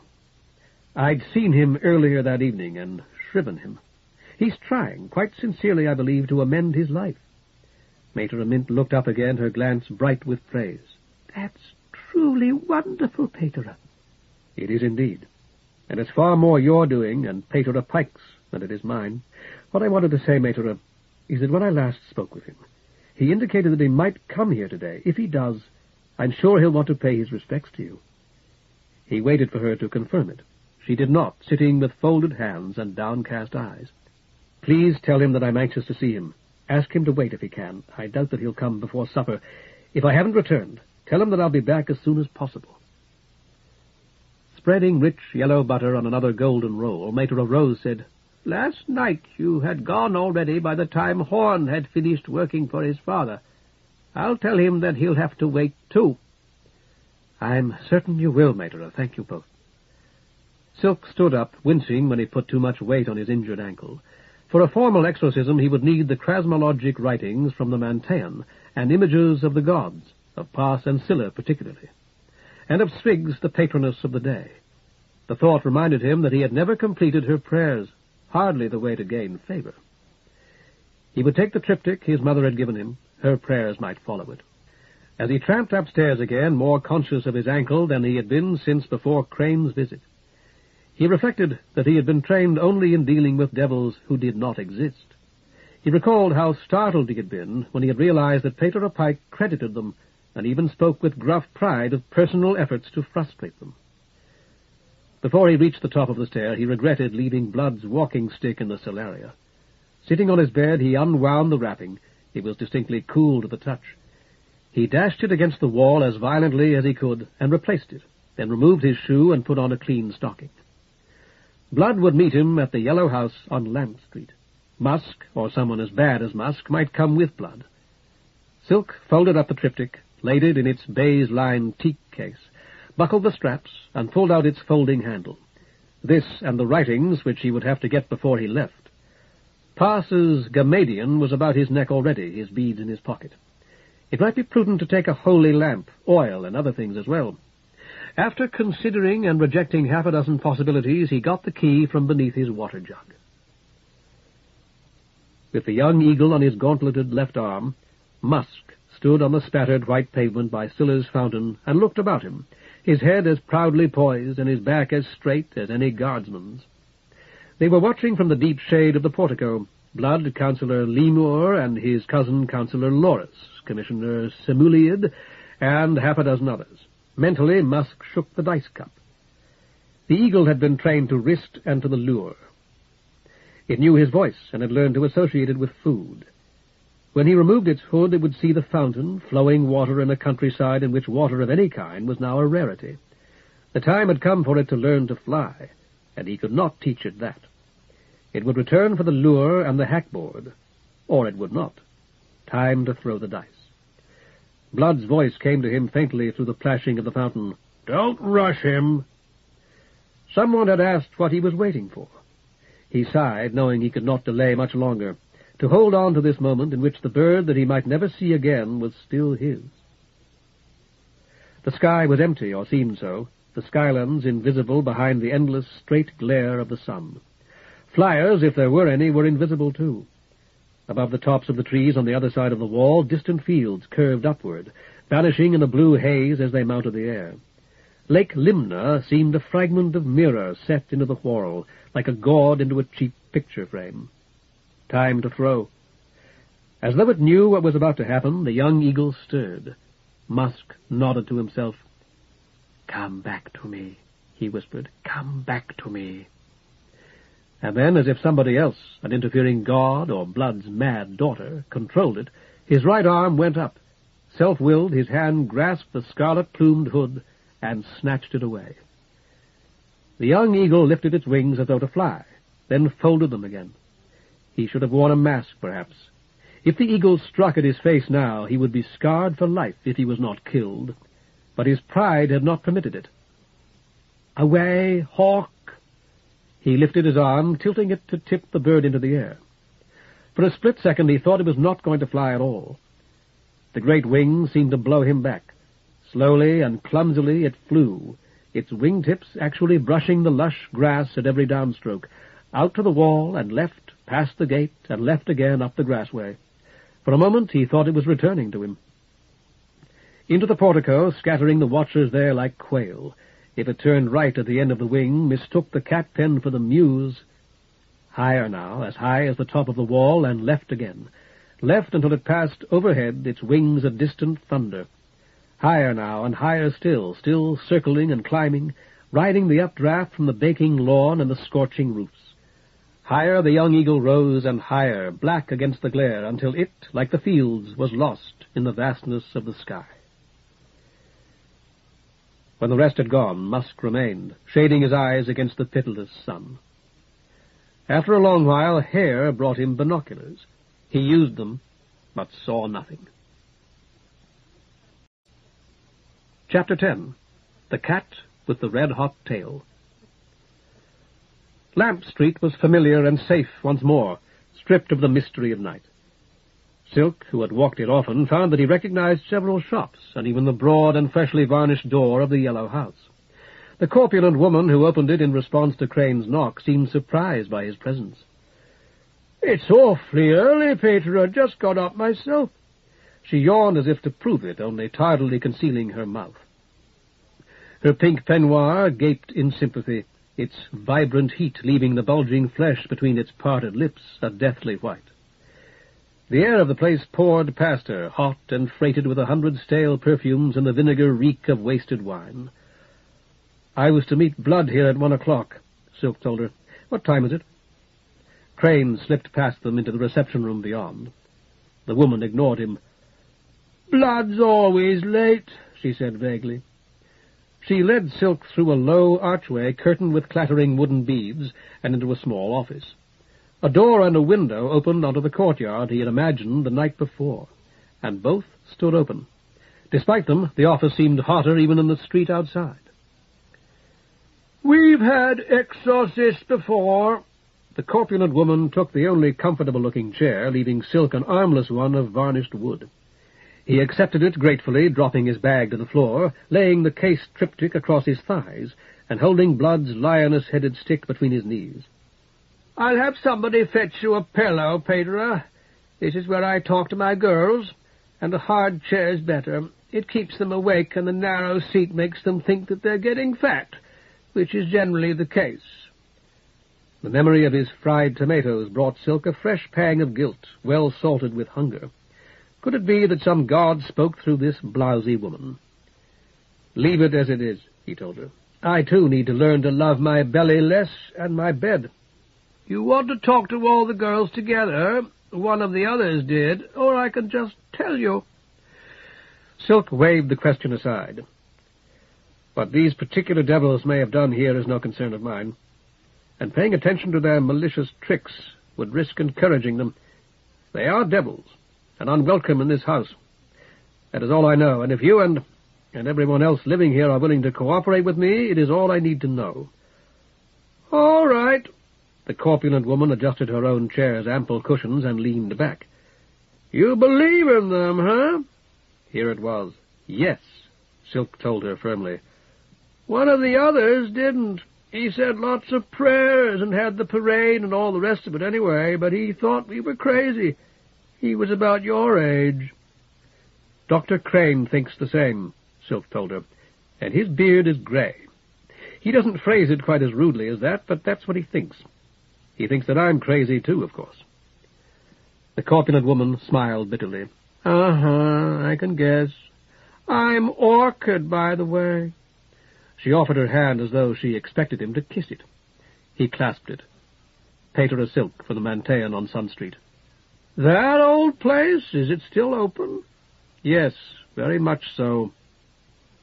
The question reminded Silk that it soon might not be, although it was better not to mention that. "We're not now," Orchid told him. "Not until 9, so you've got plenty of time. But tonight's our biggest night, usually, so I'd appreciate it if you were finished by then." At last, noticing his averted eyes, she tugged ineffectually at the edges of the pink peignoir. "It should take me no more than 2 hours to perform the initial rites and the ceremony proper, provided I have everyone's cooperation. But it may be best to wait until Blood arrives.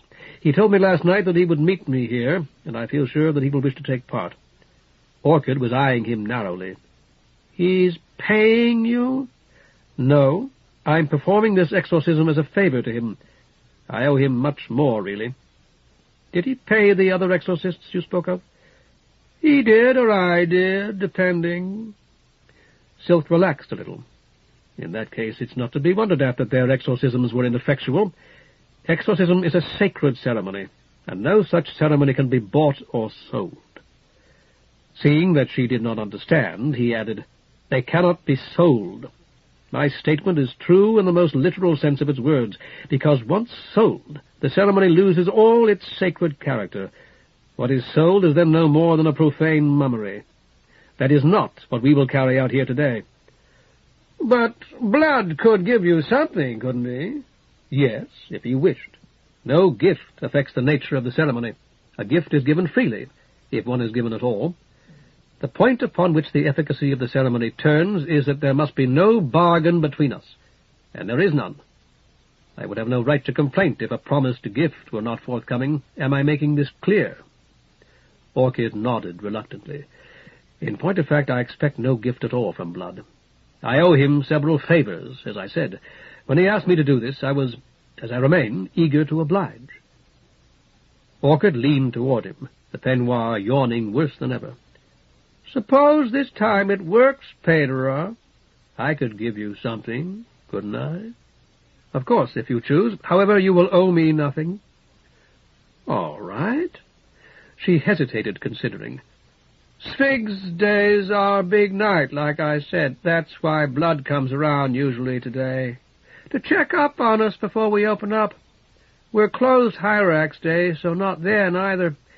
But come in any other day, and I'll give you a pass. How's that?" Silk was stunned.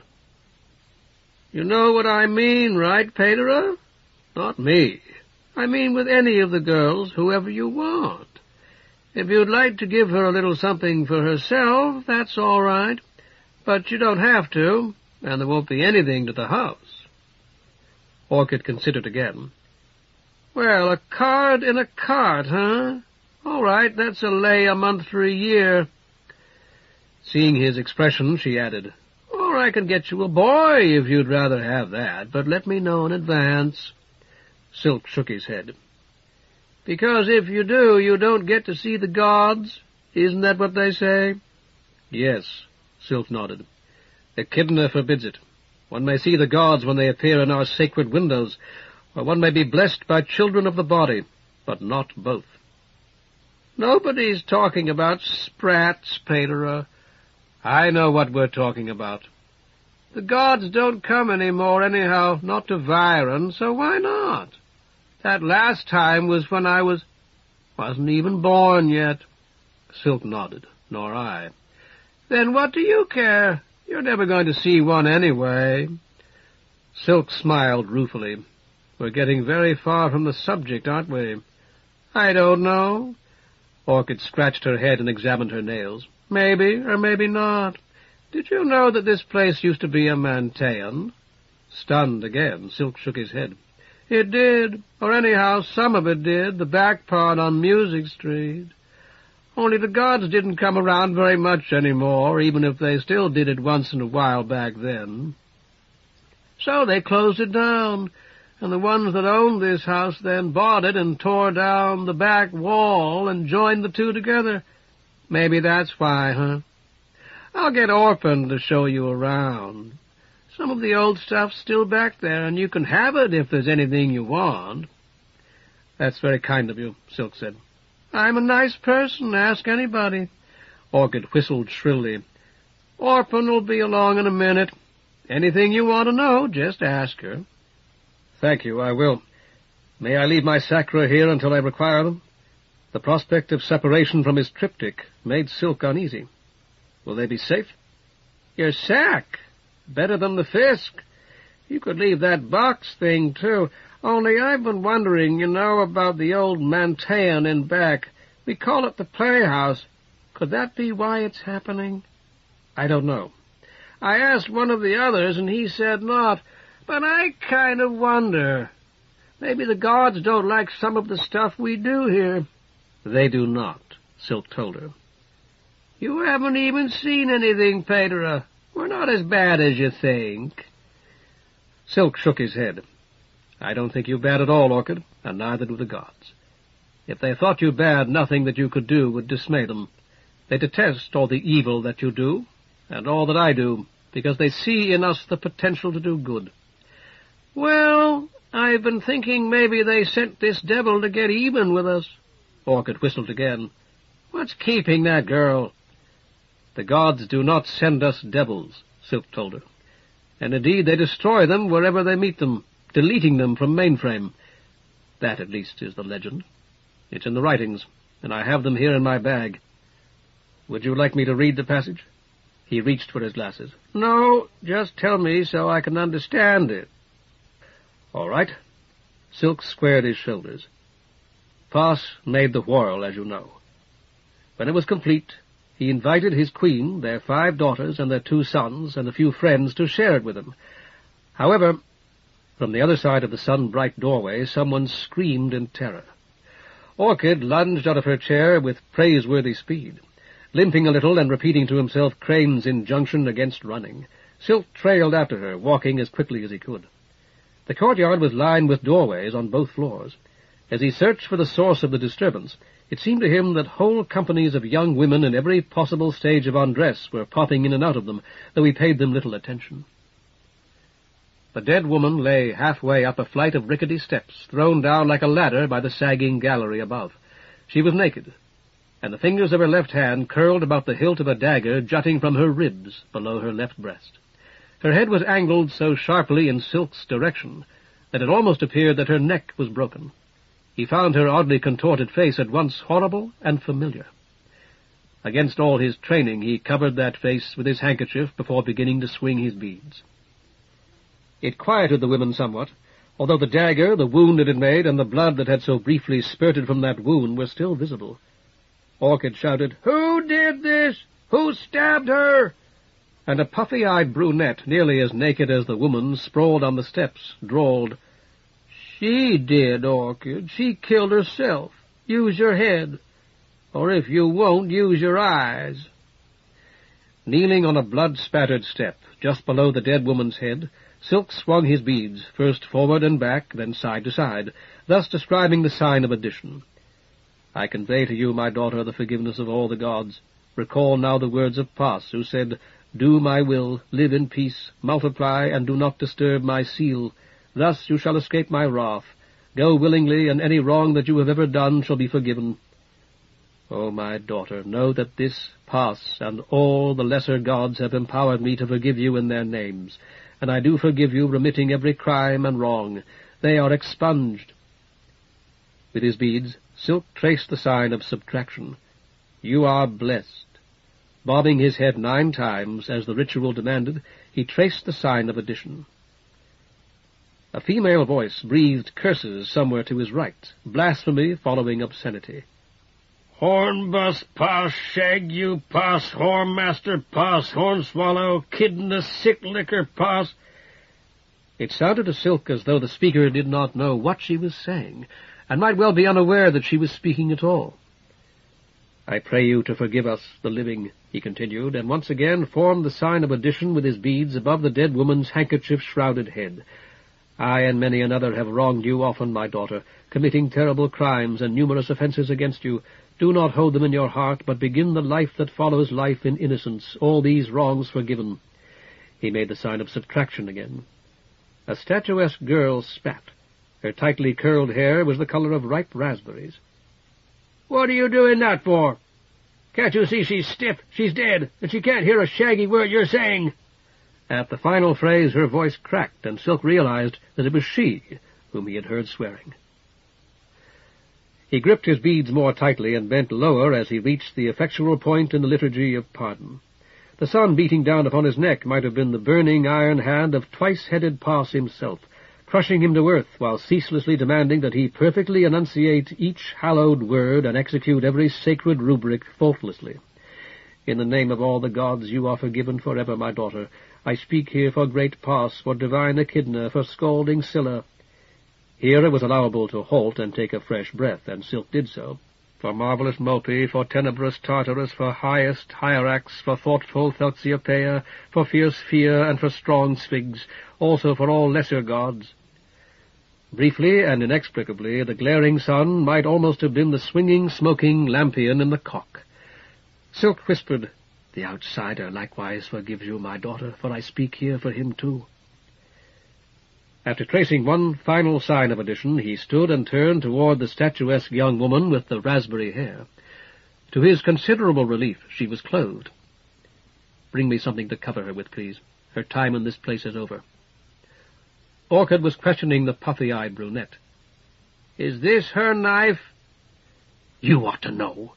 Fearlessly the brunette reached beneath the railing to pull the long dagger from the wound. "I don't think so. She'd have showed it to me, most likely, and I've never seen it before."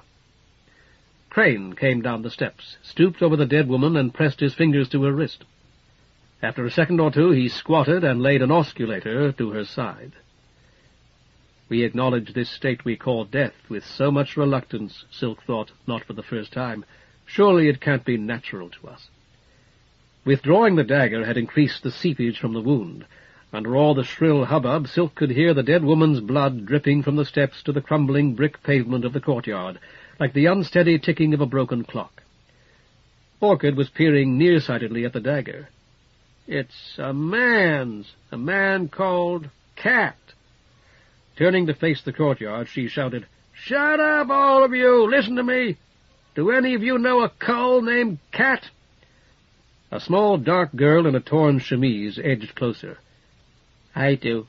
He comes here sometimes." "Was he here last night? How long since you've seen him?"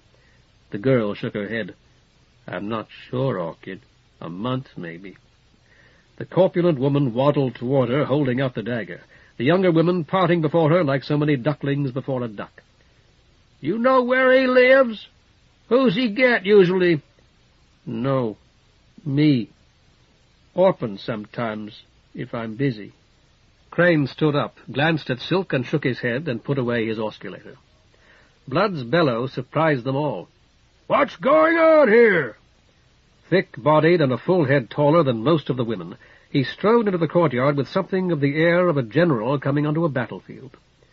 When Orchid did not answer, the raspberry-haired girl said wearily, "Orphan's dead. She just killed herself." She had a clean sheet under her arm, neatly folded. "What for?" Blood demanded. No one replied. The raspberry-haired girl shook out her sheet and passed a corner up to Crane. Together they spread the sheet over the dead woman. Silk put away his beads and went down the steps to the courtyard. Half to himself he muttered, "She didn't. Not forever. Not even as long as I." Orchid turned to look at him. No, she didn't. Now shut up! Musk had taken the dagger from her. After scrutinizing it himself, he held it out for Blood's inspection. Orchid explained, "A collie they call Cat comes here sometimes. He must have given it to her or left it behind in her room." Blood sneered. "Or she stole it from him." "My girls don't steal." As a tower long subverted by a hidden spring collapses, Orchid burst into tears. There was something terrible, Silk felt, in seeing that fat, indurated face contorted like a heart-sick child's. Blood slapped her twice, forehand and backhand, without effect, though both blows echoed from the walls of the courtyard. "Don't do that again," Silk told him. "It won't help her, and it may harm you." Ignoring him, Blood pointed to the still form beneath the sheet.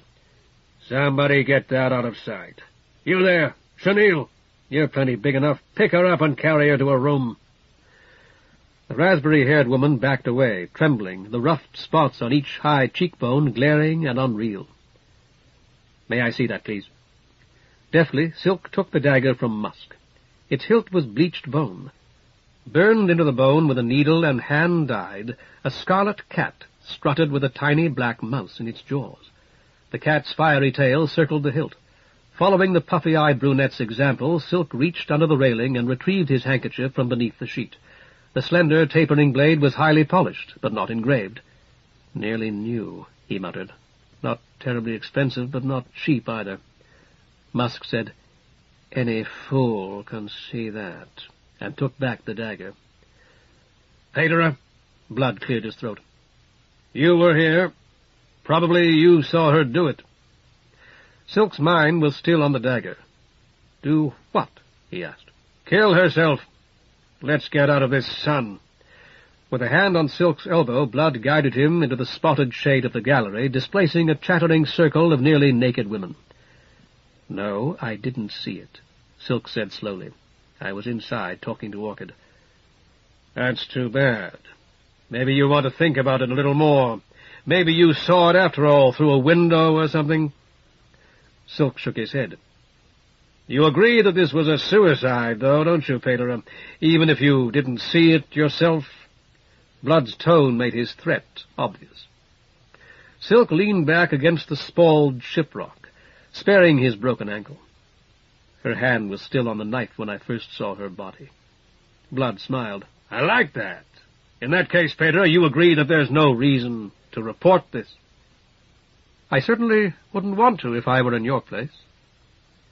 To himself, Silk reluctantly admitted that he felt sure the dead woman had been no suicide, that the law required that her death by violence be reported to the authorities, though he had no illusions about the effort they would expend upon the death of such a woman, and that if he were somehow to find himself in Blood's place, he would leave it as rapidly as possible, though neither honor nor morality required him to say any of these things, since saying them would be futile and would unquestionably endanger the Mantean.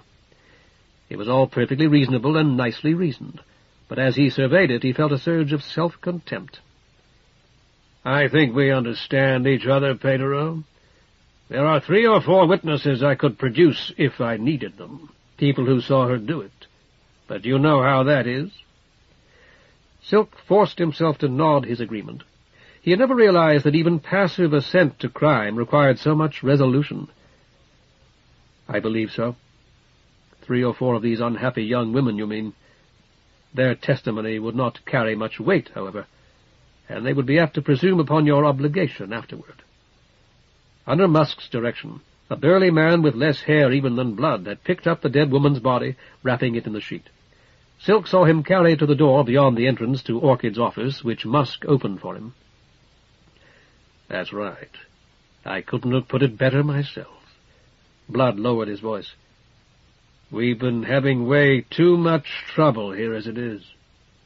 The guards have been in here 3 times in the past month, and they're starting to talk about closing us down. Tonight I'll have to come up with some way to get rid of it." "To dispose of that poor woman's body, you mean?" "You know, I've been terribly slow about this, I suppose because these aren't the sort of people I'm accustomed to. She was Orphan, wasn't she? One of these women mentioned it. She must have had the room next to Orchid's office. Musk and another man have taken her body there, at any rate." "Yeah, That was Orphan. She used to help out Orchid now and then, running the place. Blood turned away. Silk watched him stride across the courtyard. Blood had called himself a thief the night before. It struck Silk now that he had been wrong, had been lying, in fact, in order to romanticize what he really did, though he would steal, no doubt, if given an opportunity to do so without risk. He was the sort of person who would consider theft clever, and would be inclined to boast of it. But the fact was that Blood was simply a tradesman whose trades happened to be forbidden by law, and were inescapably colored by that. That he himself, Pater Silk, did not like such men probably meant only that he did not understand them as well as his own vocation required. He strove to reorder his thoughts, shifting Blood, and himself as well, out of the criminal category. Blood was a tradesman or a merchant of sorts, and one of his employees had been killed, almost certainly not by him or even under his direction. Silk recalled the pictured cat on the dagger.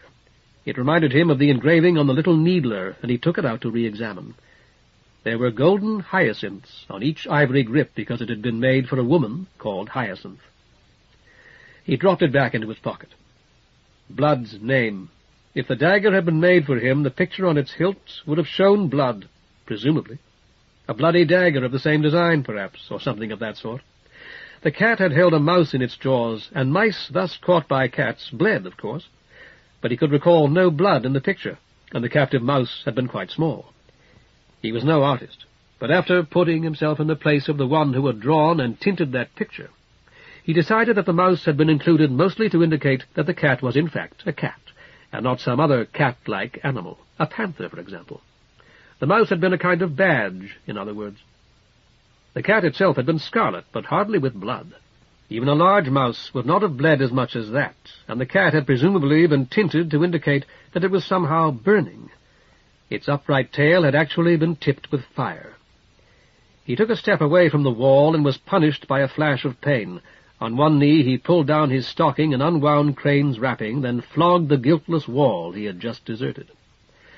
When the wrapping was back in place, he went into the room next to Orchid's cramped office. It was larger than he had expected, and its furnishings were by no means devoid of taste. After glancing at a shattered hand mirror and a blue dressing-gown he picked up from the floor, he uncovered the dead woman's face. He found Blood in a private supper-room with Musk and the burly man who had carried Orphan's body, discussing the advisability of keeping the Yellow House closed that night. Uninvited, Silk pulled up a chair and sat down. "May I interrupt? I have a question and a suggestion. Neither one should take long." Musk gave him an icy stare. Blood said, "They'd better not." "The question first. What's become of Dr. Crane? He was out there with us a moment ago, but when I looked for him after you left, I couldn't find him." When Blood did not answer, the burly man said, "He's checking out the girls, so they don't give anybody anything he hasn't got already. You know what I mean, Pater?" Silk nodded. "I do indeed. But where does he do it? Is there some sort of infirmary?" "He goes to their rooms. They got to undress and wait in their rooms until he gets there. When he's through with them, they can go out if they want to." "I see." Silk stroked his cheek, his eyes thoughtful. "If you're looking for him, he's probably upstairs. He always does the upstairs first." "Fine," Blood said impatiently. "Crane's gone back to work. Why shouldn't he? You'd better do the same, Pater. I still want this place exorcised, and in fact it needs it now more than ever. Get busy." "I am about my work," Silk told him. "This is it, you see, or at least it's a part of it, and I believe that I can help you. You spoke of disposing of that poor of Orphan's body. I suggest that we bury it." Blood shrugged. "I'll see about doing something. She won't be found, and she won't be missed. Don't worry about it." "I mean that we should inter it as other women's bodies are interred," Silk explained patiently. "There must be a memorial sacrifice for her at my Mantean first, of course. Tomorrow's Sills Day, and I can combine the memorial service with our weekly Sills Day sacrifice. We've a man in the neighborhood who has a decent wagon. We've used him before. If none of these women are willing to wash and dress their friend's body, I can provide one who will take care of that as well." Grinning, Blood thumped Silk on the arm. "And if some shaggy hoppy sticks his nose in, why, we didn't do anything irregular. We had an augur and a funeral, and buried the poor girl in respectable fashion. He's intruding on our grief. You're a real help, Pater. When can you get your man here?" "As soon as I return to my Mantean, I suppose, which will be as soon as I've exorcised this house." Blood shook his head. "I want to get her out of here. What about that Sybil I talked to yesterday? Couldn't she get him?" Silk nodded. "Good." Blood turned to the handsome young man beside him. "Musk, go down to the Mantean on Sun Street and ask for Mater Marble." Silk interrupted. "She'll probably be in the Cenobie. The front door's on Silver Street, or you could go through the garden and knock at the back." "And tell her there's going to be a funeral tomorrow. Have her get this man with the wagon for you. What's his name, Pater?" "Loach." "Get Loach and his wagon, or if he's not available, get somebody else. You don't know what happened to Orphan. A doctor's looked at her, and she's dead, and Pater here is going to take care of the funeral for us, and that's all you know. Get the woman, too. I don't think any of these sluts could face up to it." "Moorgrass," Silk put in. "Get her. You and the woman ride in the wagon so you can show this Cully Loach where it is. If the woman has to have anything to work with, see that she brings it with her. Now get going." Musk nodded and hurried away. "Meantime, you can get back to your exorcism, Pater. Have you started yet?" "No. I'd hardly arrived when this happened, and I want to find out a great deal more about the manifestations they have experienced here." Silk paused, stroking his cheek. "I said that I'd just arrived, and that is true. But I've had time enough to make one mistake already. I told Orchid that I didn't care what the devils, or perhaps I should say the devil, because she spoke as though there were only one, had been up to. I said it because it was what they taught us to say in the schola, but I believe it may be an error in this case. I should speak with Orchid again." The burly man grunted. "I can tell you, mostly it's breaking mirrors." "Really?" Silk leaned forward. "I would never have guessed it. What else?" "Ripping up the girls' clothes." The burly man looked toward Blood, who said, "Sometimes they're not as friendly as we'd like them to be to the bucks. The girls aren't, I mean. A couple times one's talked crazy, and naturally the buck didn't like it. Maybe it was just nerves, but the girls got hurt." "And we don't like that," the burly man said. "I got both those culls pretty good, but it's bad for business." "You have no idea what may be doing this?" "Devils. That's what everybody says." The burly man looked toward Blood again. "Chief?" "Ask Orchid," Blood told Silk.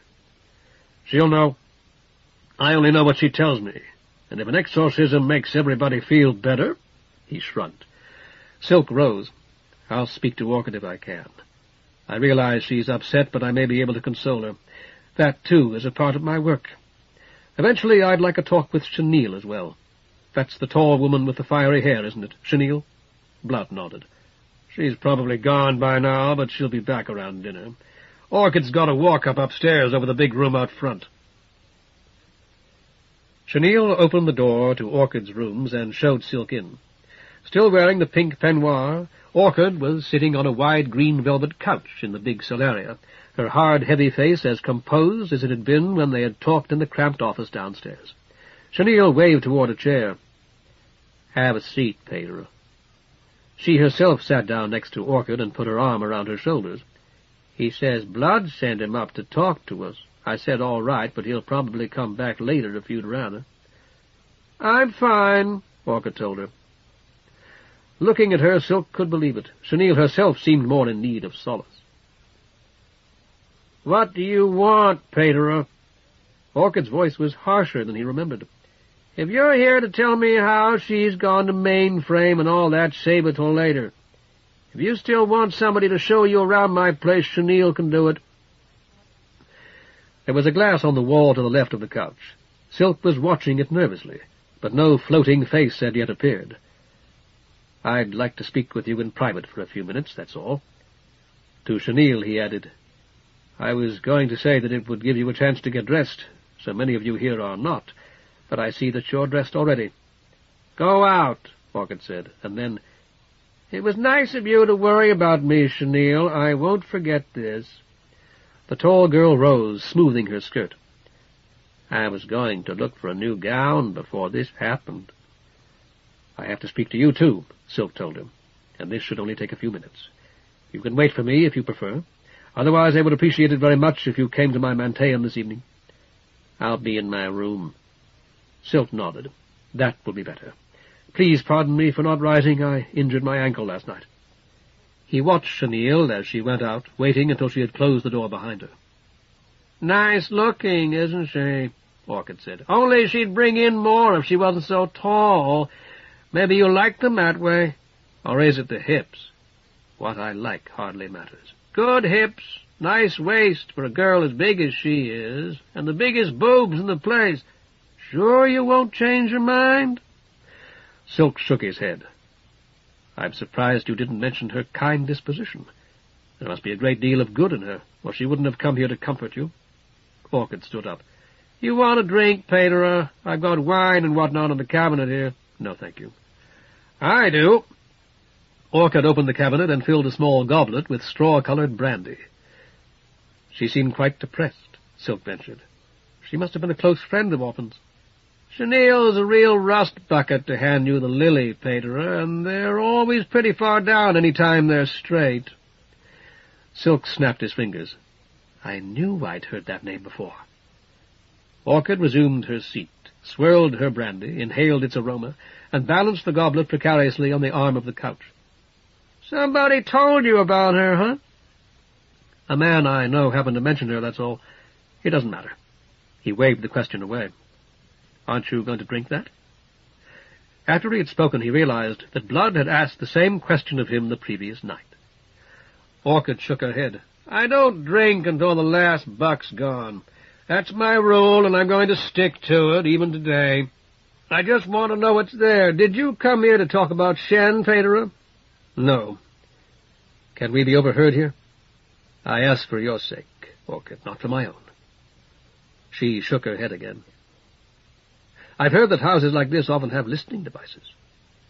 Not this one, and if it did, I wouldn't have any in here. Silk indicated the glass. The monitor doesn't have to appear to overhear what is said in a room, or so one's given me to understand. Does the monitor of that glass report to you alone? Orchid had the brandy goblet again, swirling the straw-colored fluid until it climbed the goblet to the rim.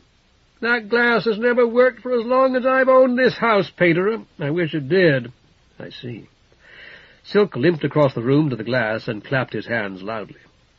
The room's lights brightened, but no monitor answered his summons. We have a glass like this in Paterer Pike's bedroom. I mean in the room that he once occupied. I should try to sell it. I would think that even an inoperable glass must be worth something. What is it you want with me, Paterer? Silk returned to his chair. What I really want is to find some more tactful way of saying this. I haven't found it. Orphan was your daughter, wasn't she? Orchid shook her head. Are you going to deny her even in death? He had not known what to expect, tears or hysteria or nothing, and had felt himself ready for them all. But now Orchid's face appeared to be coming apart, to be losing all cohesion, as if her mouth and her bruised and swollen cheeks and her hard hazel eyes no longer obeyed a common will. He wanted her to hide that terrible face in her hands. She did not, and he turned his own away. There was a window on the other side of the couch. He went to it, parted its heavy drapes, and threw it open. It overlooked Lamp Street, and though he would have called the day hot, the breeze that entered Orchid's celaria seemed cool and fresh. How did you know? Orchid asked. He limped back to his chair. That's what's wrong with this place. Not enough open windows. Or one thing, anyhow. Wanting to blow his nose, he took out his handkerchief, saw Orphan's blood on it just in time, and put it away hastily. How did you know, Paterer? Don't any of the others know? Or at least guess? Orchid's face was still out of control, afflicted with odd, almost spastic twitchings. Some of them have probably thought about it. I don't think she ever told anybody, and I didn't treat her any better than the rest. Orchid gulped air. Worse, whenever there was any difference, I made her help me, and I was always yelling at her. I'm not going to ask you how this happened. It's none of my affair. Thanks, Paterer. Orchid sounded as though she meant it. Her father took her. I couldn't have, not then. But he said... You don't have to tell me, Silk repeated. She had not heard. Then I found her on the street, you know. She was 13, only she said 15, and I believed her. I didn't know it was her. Orchid laughed, and her laughter was worse than tears. There's really no need for you to torment yourself like this. I'm not. I've been wanting to tell somebody about it ever since Figs was a cub. You already know, so it can't do any harm. Besides, she's gone, Silk supplied. Orchid shook her head. Dead. The only one alive, and I'll never have any more now. You know how places like this work, Pedro? No, and I suppose I should. It's pretty much like a boarding house. Some places the girls are pretty much like in the Alhambra. They don't hardly ever let them out, and they take all their money. I was in a place like that once for almost 2 years. I'm glad that you escaped. Orchid shook her head again. I didn't. I got sick, and they kicked me out. It was the best thing that ever happened to me. What I wanted to say, Pedro, is I'm not like that here. My girls rent their rooms, and they can go any time. About the only thing they can't do is bring in a buck without his paying. Are you with me? I'm not sure I am, Silk admitted. Like if they meet him outside. If they bring him back here, he has to pay the house. So do those that come here looking. Tonight we'll have maybe 50 or 100 come. They pay the house, and then we show them all the girls that aren't busy downstairs in the big room. Suppose that I were to come, Silk said slowly. Not dressed as I am now, but in ordinary clothes. And I wanted a particular woman. Chenille. Silk shook his head. Another one. How about Poppy, little girl, pretty dark? All right, Silk said. Suppose I wanted Poppy, but she didn't want to take me to her room. Then she wouldn't have to, Orchid said virtuously, and you'd have to pick somebody else.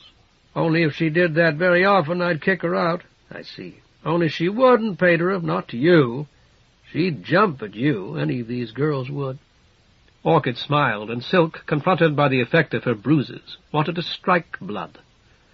Hyacinth's Azoth was under his tunic. He thrust the thought away. Orchid had seen and misinterpreted his expression. Her smile vanished.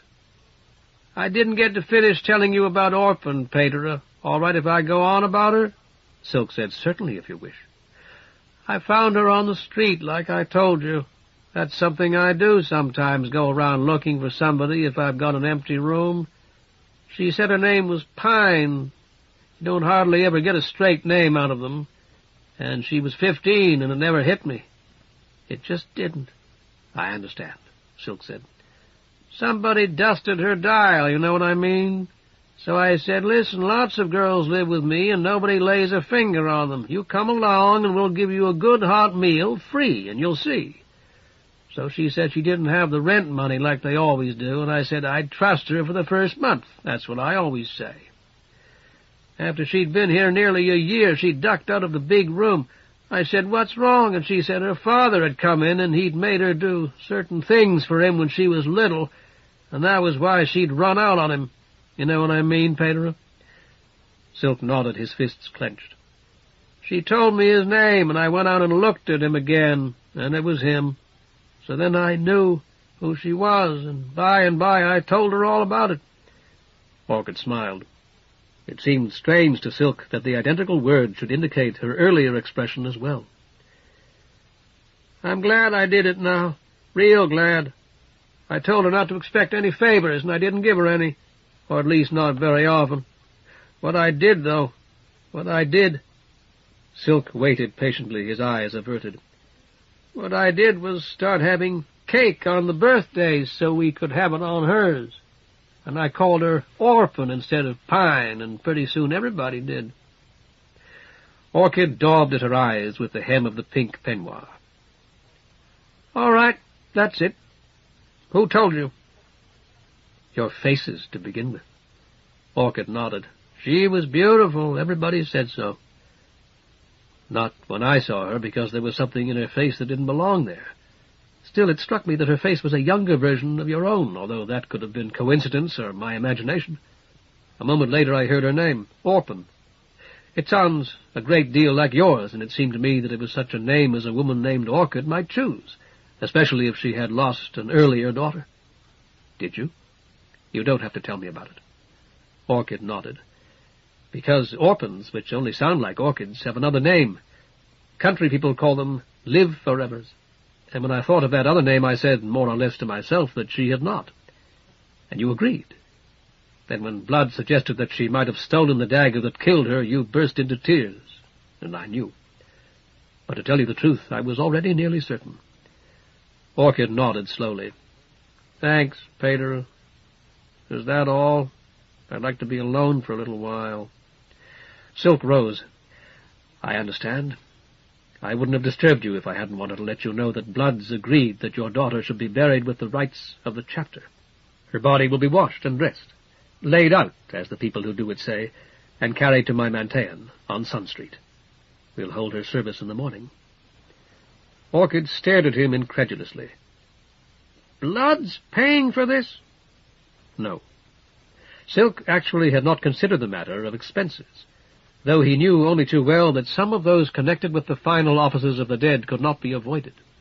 His mind whirled before he recalled Blood's 2 cards, which he had set aside for the Silsday sacrifice in any event.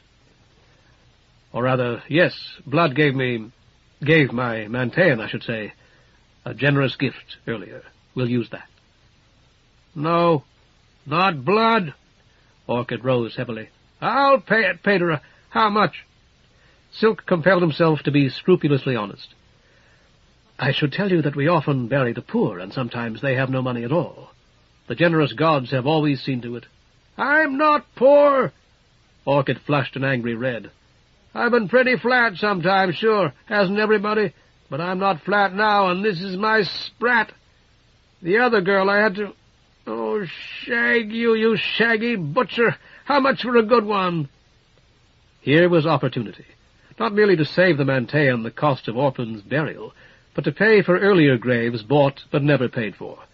Silk jettisoned his scruples to seize the moment. If it's really not inconvenient, 20 cards? Let's go into the bedroom, Pater. That's where the book is. Come on. She had opened the door and vanished into the next room before he could protest. Through the doorway he could see a rumpled bed, a cluttered vanity table, and a chaise longue half buried in gowns. Come on in! Orchid laughed, and this time there was real merriment in the sound. I bet you've never been in a woman's bedroom before, have you? Once or twice. Hesitantly, Silk stepped through the doorway, looking twice at the bed to assure himself that no one lay dying there. Presumably Orchid thought of it as a place for rest and lust, and possibly even for love. Silk could only too easily imagine his next visit in 10 years or 20. All beds became deathbeds at last. Your mamma's. You've gone into your mamma's bedroom, I bet. Orchid plumped herself down before the vanity table, swept a dozen colored bottles and jars aside, and elevated an ormolu inkstand to the place of honor before her. Oh, yes, many times. And look through her things when she was out of the house. I know how you young bucks do. There were 20 bedraggled peacock quills at least wilting in the rings of the ormolu inkstand. Orchid selected one, then wrinkled her nose at it. I can sharpen that for you, if you like. Silk got out his pen case. Would you? Thanks. Revolving on the vanity stool, she handed the peacock quill to him. Did you ever try on her underwear? Silk looked up from the quill, surprised. No, I never even thought of it. I did open a drawer once and peep into it, though. I felt so bad about it that I told her the next day. Do you have something to catch the shavings? Don't worry about them. You had a nice mamma, huh? Is she still alive? Silk shook his head. Would you prefer a broad nib? Orchid did not reply, and he, contemplating the splayed and frowsy one before him, decided to give her one anyway. A broad nib used more ink, but she would not mind that, and broad nibs lasted longer. Mine died when I was little. I guess she was nice, but I really don't remember her very well. When somebody's dead, Pater, can they come back and see people they care about if they want to? It depends on what is meant by see. With the slender blade of the long-handled penknife, Silk sliced yet another whitish sliver from the nib. He was accustomed to goose and crow quills. This was larger than either. "Talk to them, visit with them a while, or just let them see you." "No," Silk said. "Just no? Why not?" "Hyrax forbids it." He returned the quill to her and snapped his pencase shut. If he did not, the living would live at the direction of the dead, repeating their mistakes again and again. "I used to wonder why she never came to see me," Orchid said. "You know, I haven't thought about that in years, and now I'll think about Orphan, hoping that Hyrax will let her out once or twice so I can see her again. Have a seat there on the bed, Pedro. You're making me jittery." Reluctantly, Silk smoothed the canary-colored sheet and sat down. "A minute ago you said 20 cards. That's about as cheap as they come, I bet." "It would be modest," Silk admitted, "but certainly not contemptible." "All right, what about 50? What would she get for that much?" "Gods," he considered. "I can't be absolutely sure. A better sacrifice and a much better casket. Flowers, a formal bier with draperies, perhaps a—" "I'll make it 100, Orchid announced. "It will make me feel better. 100 cards and everything the best." Orchid plunged her quill into the inkwell. Silk opened his mouth, closed it again, and put his pencase away. "And you can say that I was her mother. I want you to say it. What do you call that thing where they stand up and talk in the Mantean?" "The Andean," Silk said. "Right. I never told them here because I knew, we both knew, what sort of things the other girls would say about her, and me too, behind our backs. You tell them tomorrow, from the Ambien, and put it on her stone." Silk nodded. "I will." With florid sweeps of her quill, Orchid was writing the draft. "Tomorrow, right? When'll it be?" "I had thought at 11. "I'll be there, Pedro." Orchid's face hardened. "We all will." Silk was still shaking his head as he closed Orchid's door behind him. Chenille was waiting in the hall outside. He wondered whether she had been eavesdropping, and if so, how much she had heard. She said, "You wanted to talk to me?" "Not here." "I waited in my room. You never came, so I came over here to see what was up." "Of course." Orchid's draft for 100 cards was still in his hand. He folded it once and thrust it into the pocket of his robe. "I told you I'd be there in a few minutes, didn't I? You were a great deal longer than that. I'm afraid I can only apologize." "You still want to talk in my room?" Silk hesitated, then nodded. "We must speak privately, and I'd like to see where it is." Chapter 11. Summoned. "What Orchid's got used to be for the owner and his wife," Chenille explained. "Then their sprats had rooms close to theirs. Then upper servants, then maids, I guess. I'm about halfway on the inside. That's not so bad." Turning left, Silk followed her down the musty hallway. "Half look out on the court like mine does. That's not as good as it sounds, because they have big parties in there sometimes, and it gets pretty noisy unless you stay till the end, and usually I don't. You take those drunks up to your room and they get sick. Then you never get the smell out. Maybe you think it's gone, but wait for a rainy night." They turned the corner. "Sometimes they chase the girls along the gangways and make lots of noise. But the outside rooms on this side have windows on the alley. There's not much light, and it smells bad." "I see," Silk said. "So that's not so good either, and they have to have bars on their windows. I'd rather hang on to what I've got." Chenille halted, pulled a key on a string from between ample breasts, and opened a door. "Are the rooms beyond yours vacant?" I don't think there's an empty room in the place. She's been turning them away for the last month or so. I've got a girlfriend that would like to move in, and I've got to tell her as soon as somebody goes." "Perhaps she might occupy Orphan's room." Chenille's was less than half the size of Orchid's bedroom, with most of its floor space taken up by an oversized bed. There were chests along the wall, and an old wardrobe to which a hasp and padlock had been added. "Yeah, maybe. I'll tell her. You want me to leave the door open?" "I doubt that it would be wise." "All right." She closed it.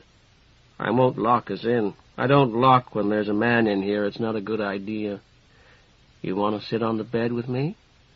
Silk shook his head. Suit yourself. She sat down, and he lowered himself gratefully onto one of the chests. The lioness-headed stick clamped between his knees.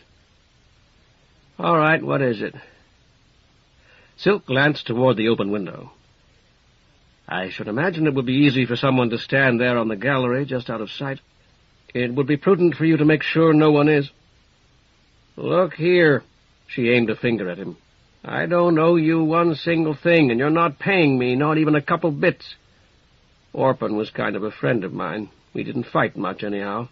And I thought it was nice what you did for her, so when you said you wanted to talk to me, I said fine. But I've got things to do, and I'll have to come back here tonight and sweat it like a sow. So talk, and I better like what you're going to say. What would you do if you didn't, Chenille? Silk asked mildly. Stab me? I don't think so. You've no dagger now. Her brightly painted mouth fell open then, clamped shut again. Silk leaned back against the wall. It wasn't terribly obscure. If the civil guard had been notified, as I suppose it should have been, I'm certain they would have understood what happened at once. It took me a minute or two, but then I know very little about such things. Her eyes blazed. She did it herself. You saw it. She stabbed herself. Chenille gestured toward her own waist. I saw her hand on the hilt of your dagger, certainly. Did you put it there? Or was it only that she was trying to pull it out when she died? You can't prove anything. Silk sighed. Please don't be foolish. How old are you? Honestly now. What does that have to do with anything? Nothing, I suppose. It's only that you make me feel very old and wise, just as the children at our palestra do. You're not much older than some of them, I believe. For several seconds, Chenille gnawed her lip. At last, she said, 19. That's the Lily word, too, or anyhow, I think it is. As well as I can figure, I'm about 19. I'm older than a lot of the girls here. I'm 23, Silk told her. By the way, may I ask you to call me Paterer? It will help me to remember who I am. What I am, if you prefer. Chenille shook her head. You think I'm some cank chit you can get to suck any pap you want to, don't you? Well, listen, I know a lot you never even dream about. I didn't stick Orphan. By Sphinx, I didn't. And you can't prove I did, either. What are you after, anyhow? Fundamentally, I'm after you. I want to help you if I can. All the gods. The outsider knows that someone should have long ago. Some help! Silk raised his shoulders and let them drop. Little help so far, indeed. But we've hardly begun. You say that you know much more than I. Can you read? Chenille shook her head, her lips tight. You see, although you know a great deal that I do not, I'm not denying that at all, what it comes down to is that we know different things. You are wise enough to swear falsely by Sphinx, for example. You know that nothing will happen to you if you do that, and I'm beginning to feel it's something I should learn too. Yesterday morning I wouldn't have dared to do it. Indeed, I would hardly dare now. I wasn't lying. Of course you were. Silk laid Blood's stick across his knees and studied the lioness's head for a moment. You said that I couldn't prove what I say. In one sense, you're quite correct. I couldn't prove my accusation in a court of law, assuming that you were a woman of wealth and position. You're not. But then I have no intention of making my case in any such court. I could convict you to Orchid or Blood easily, however. I'd add that you've admitted your guilt to me, as in fact you have now. Orchid would have the bald man who seems to live here beat you, I suppose, and force you to leave. I won't try to guess what Blood might do. Nothing, perhaps. The raspberry-haired girl, still seated on the bed, would not meet his eyes.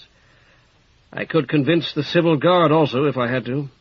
It would be easy, Chenille, because no one cares about you. Very likely no one ever has, and that's why you're here now, living as you do in this house. I'm here because the money's good, she said. It wouldn't be, not any longer.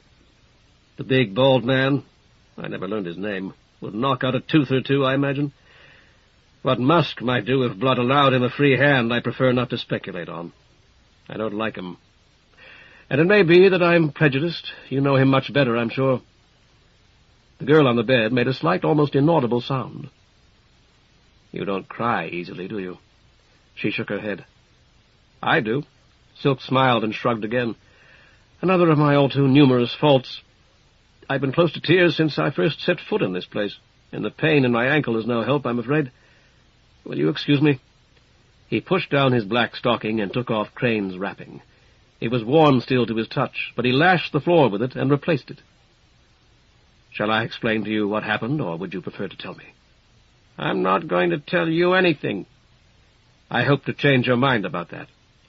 It's necessary that you tell me a great deal eventually." Silk paused to collect his thoughts. "Very well, then. This unhappy house has been plagued by a certain devil. We'll call her that for the present at least, though I believe that I could name her. As I understand it, several people have been possessed at one time or another. Did they all live here, by the way?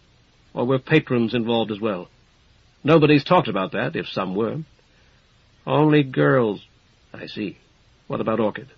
Has she been possessed? She didn't mention it." Chenille shook her head again. "Orphan? Was she one of them?" There was no reply. Silk asked again, with slightly more emphasis. "Orphan?" The door opened, and Crane looked in. "There you are. They said you were still around somewhere. How's your ankle?" "Quite painful," Silk told him. "The wrapping you lent me helped a great deal at first, but—" Crane had crouched to touch it. "Good and hot. You're walking too much. Didn't I tell you to stay off your feet?" "I have," Silk said stiffly, "insofar as possible." "Well, try harder. As the pain gets worse, you will anyhow. How's the exorcism coming?" "I haven't begun. I'm going to shrive Chenille, and that's far more important." Looking at Crane, Chenille shook her head. "She doesn't know it yet, but I am," Silk declared. "I see. Well, I'd better leave you alone and let you do it." The little physician left, closing the door behind him. "You were asking about Orphan," Chenille said. "No, she was never possessed that I know of." "Let's not change the subject so quickly," Silk said. "Will you tell me why that doctor takes such an interest in you?" "He doesn't." Silk made a derisive noise. "Come now, he obviously does. Do you think I believe he came here to inquire about my leg? He came here looking for you. No one but Orchid could have told him I was here, and I left her only a few moments ago. Almost the last thing she said to me was that she wanted to be alone. I just hope that Crane's interest is a friendly one. You need friends." "He's my doctor, that's all." "No," Silk said. "He is indeed your doctor, but that's not all. When Orchid and I heard someone scream and went out into the courtyard, you were fully dressed. It was very noticeable because you were the only woman present who was." "I was going out." "Yes, precisely. You were going out, and thus dressed, which I found a great relief. Sneer, if you like. I didn't begin, of course, by asking myself why you were dressed, but why the others weren't. And the answers were harmless and straightforward enough. They'd been up late the previous night. Furthermore, they expected to be examined by Crane, who would make them disrobe in any event, so there was no reason for them to dress until he'd left. Crane and I had arrived together just a few minutes earlier, yet you were fully dressed, which was why I noticed you and asked you to bring something to cover poor Orphan's body. The obvious inference is that you had been examined already, and if so, you must certainly have been first. It seemed possible that Crane had begun at the far end of the corridor, but he didn't. This room is only halfway to the old Mantean at the back of the house. Why did he take you first?" "I don't know," Chenille said. "I didn't even know I was. I was waiting for him, and he came in. If nothing's wrong, it only takes a second or two." "He sells you rust, doesn't he?" Surprised, Chenille laughed. "I see I'm wrong. So much for logic. But Crane has rust. He mentioned it to me this morning as something that he could have given me to make me feel better. Orchid and a friend who knows you have both told me you use it, and neither has reason to lie. Furthermore, your behavior when you encountered Orphan confirms it." Chenille appeared about to speak, and Silk waited for her to do so, while silence collected in the stuffy room. At last she said, "I'll level with you, Paterer. If I give you the lily word, will you believe me?" "If you tell me the truth, yes, certainly." "All right. Crane doesn't sell me or anybody rust. Blood would have his tripes if he did. If you want it, you're supposed to buy it from Orchid. but some girls buy it outside sometimes. I do myself once in a while. Don't tell them." "I won't," Silk assured her. "Only you're dead right. Crane's got it. And sometimes he gives me some, like today. We're friends, you know what I mean. I've done him a few favors, and I don't charge him. So he looks at me first, and sometimes he gives me a little present." "Thank you," Silk said, "and thank you for calling me Paterer. I noticed and appreciated that, believe me. Do you want to tell me about Orphan now?" Chenille shook her head stubbornly. "Very well, then. You said that Orphan had never been possessed, but that was mendacious. She was possessed at the time of her death, in fact." The moment had come, Silk felt, to stretch the truth in a good cause. "Did you really think that I, an anointed augur, could view her body and not realize that? When Crane had gone, you took some of the rust he'd given you, dressed, and left your room by that other door, stepping out onto the gallery, which you call the gangway." Silk paused, inviting contradiction. "I don't know where you had your dagger, but last year we found that one of the girls at our school had a dagger strapped to her thigh. At any rate, while you were coming down those wooden steps, you came face to face with Orphan, possessed. If you hadn't taken the rust Crane gave you, you would probably have screamed and fled. But rust makes people bold and violent. That was how I hurt my ankle last night, as it happens. I encountered a woman who used rust. In spite of the rust, Orphan's appearance must have horrified you. You realized you were confronting the devil all of you have come to fear, and your only thought was to kill her. You drew your dagger and stabbed her once, just below the ribs, with the blade angled up." "She said I was beautiful," Chenille whispered. "She tried to touch me, to stroke my face. It wasn't Orphan. I might have knifed Orphan, but not for that. I backed away. She kept coming, and I knifed her. I knifed the devil, and then it was Orphan lying there dead." Silk nodded. "I understand. You figured out my dagger, didn't you? I didn't think of it until it was too late." "The picture representing your name, you mean?" "Yes, I did. I had been thinking about Orphan's name ever since I'd heard it. There's no point in going into that here, but I had. Crane gave you the dagger, isn't that right? You said a moment ago that he occasionally makes you a present. Your dagger must have been one of them." "You think he gave it to me to get me into trouble," Chenille said. "It wasn't like that at all." "What was it like?" "One of the other girls had one. She has, most of us have." "Do you really care about all this?" "Yes," Silk told her, "I do." "So she went out that night. She was going to meet him someplace to eat, I guess, only a couple of culls jumped her and tried to pull her down. She plucked and cut them both, that's what she says. Then she beat the hoof, only she'd got blood on her. So I wanted to get one for when I go out, but I don't know much about them, so I asked Crane where I could get a good one, where they wouldn't cheat me. He said he didn't know either, but he'd find out from Musk, because Musk knows all about knives and the rest of it. So next time he brought me that one. He'd got it specially made for me, or anyhow the picture put on." "I see. Do you know, Paterer, I'd never even seen chenille not to know it was my flower anyway, till he brought me a bouquet from my room last spring, and I love it. That's when I did my hair this color. He said sometimes they call it burning cattail. We laugh about it, so when I asked, he gave me the dagger. Bucks buy Dells things like that pretty often to show they trust her not to do anything." "Is Dr. Crane the friend you mentioned?" "No, that's somebody younger. Don't make me tell you who unless you want to get me hurt." Chenille fell silent, tight-lipped. "That's Abram. This is going to hurt me a lot more, isn't it? But if I don't tell, he might help me if he can." "Then I won't ask you again," Silk said. "And I'm not going to tell Orchid or Blood unless I must to save someone else. If the guard were investigating, I suppose I'd have to tell the officer in charge. But I believe it might be a far worse injustice to turn you over to Blood than to permit you to go unpunished. Since that's the case, I'll let you go unpunished, or almost unpunished, if you'll do as I ask. Orphan's service will take place at 11 tomorrow at my Mantean on Sun Street. Orchid's going to demand that all of you attend it, and doubtless many of you will. I want you to be among those who do." Chenille nodded. "Yeah, sure, Paterer. And while the service is in progress, I want you to pray for Orphan and Orchid, as well as for yourself. Will you do that as well? To Hyrax? All right, Pater, if you'll tell me what to say. Silk gripped Blood's walking stick, flexing it absently between his hands.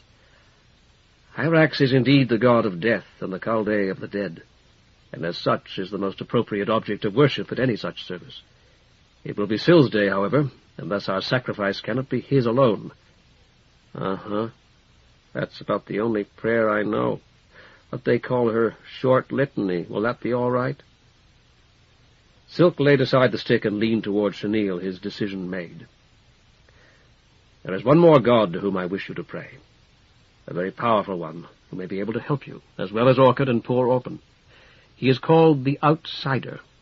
Do you know anything about him? She shook her head. Except for Pos and Echidna and the days and months, I don't even know their names. Then you must open your heart to him tomorrow, Silk told her, praying as you've never prayed before. Praise him for his kindness toward me, and tell him how badly all of us in this quarter need his help. If you do that, and your prayers are heartfelt and truthful, it won't matter what you say. The Outsider. All right. Now I'm going to shrive you, removing your guilt in the matter of Orphan's death, and any other wrongs that you have done. Kneel here. You don't have to look at me. Half the abandoned Mantean had been converted into a small theater. The old window's still back there, Chenille explained, pointing. It's the back of the stage, sort of, only we always keep a drop in front of it. There's 4 or 5 drops, I think. Anyhow, we go in back of the window to towel off and powder, and there's a lot of hoses on the floor and hanging down back there. Silk was momentarily puzzled until he realized that the hoses were in actuality sacred cables. I understand, he said, but what you describe could be dangerous. Has anyone been hurt? Adele fell off the stage and broke her arm once, when she was pretty full. The powers of Pos must indeed have departed from this place, and no wonder. Very well. He put his bag and the triptych on seats. Thank you, Chenille. You may go out now if you wish, although I would prefer that you remain to take part in the exorcism. If you want me, I'll stay, Pater. All right if I grab something to eat? Certainly. He watched her go, then shut the door to the courtyard behind her. Her mention of food had reminded him not only that he had given the cheese he had intended for his lunch to the bird, but of his fried tomatoes. No doubt Chenille would go to the pastry shop across the street. He shrugged and opened his bag, resolved to divert his mind from food. There seemed to be a kitchen in the house, however. If Blood had not yet eaten, it was quite possible that he would invite him to lunch when the exorcism had been concluded. How long it had been since he had sat beneath the fig tree, watching Mater Rose consume fresh rolls. Several hours, surely, but he had failed to share his breakfast with her. He was justly punished.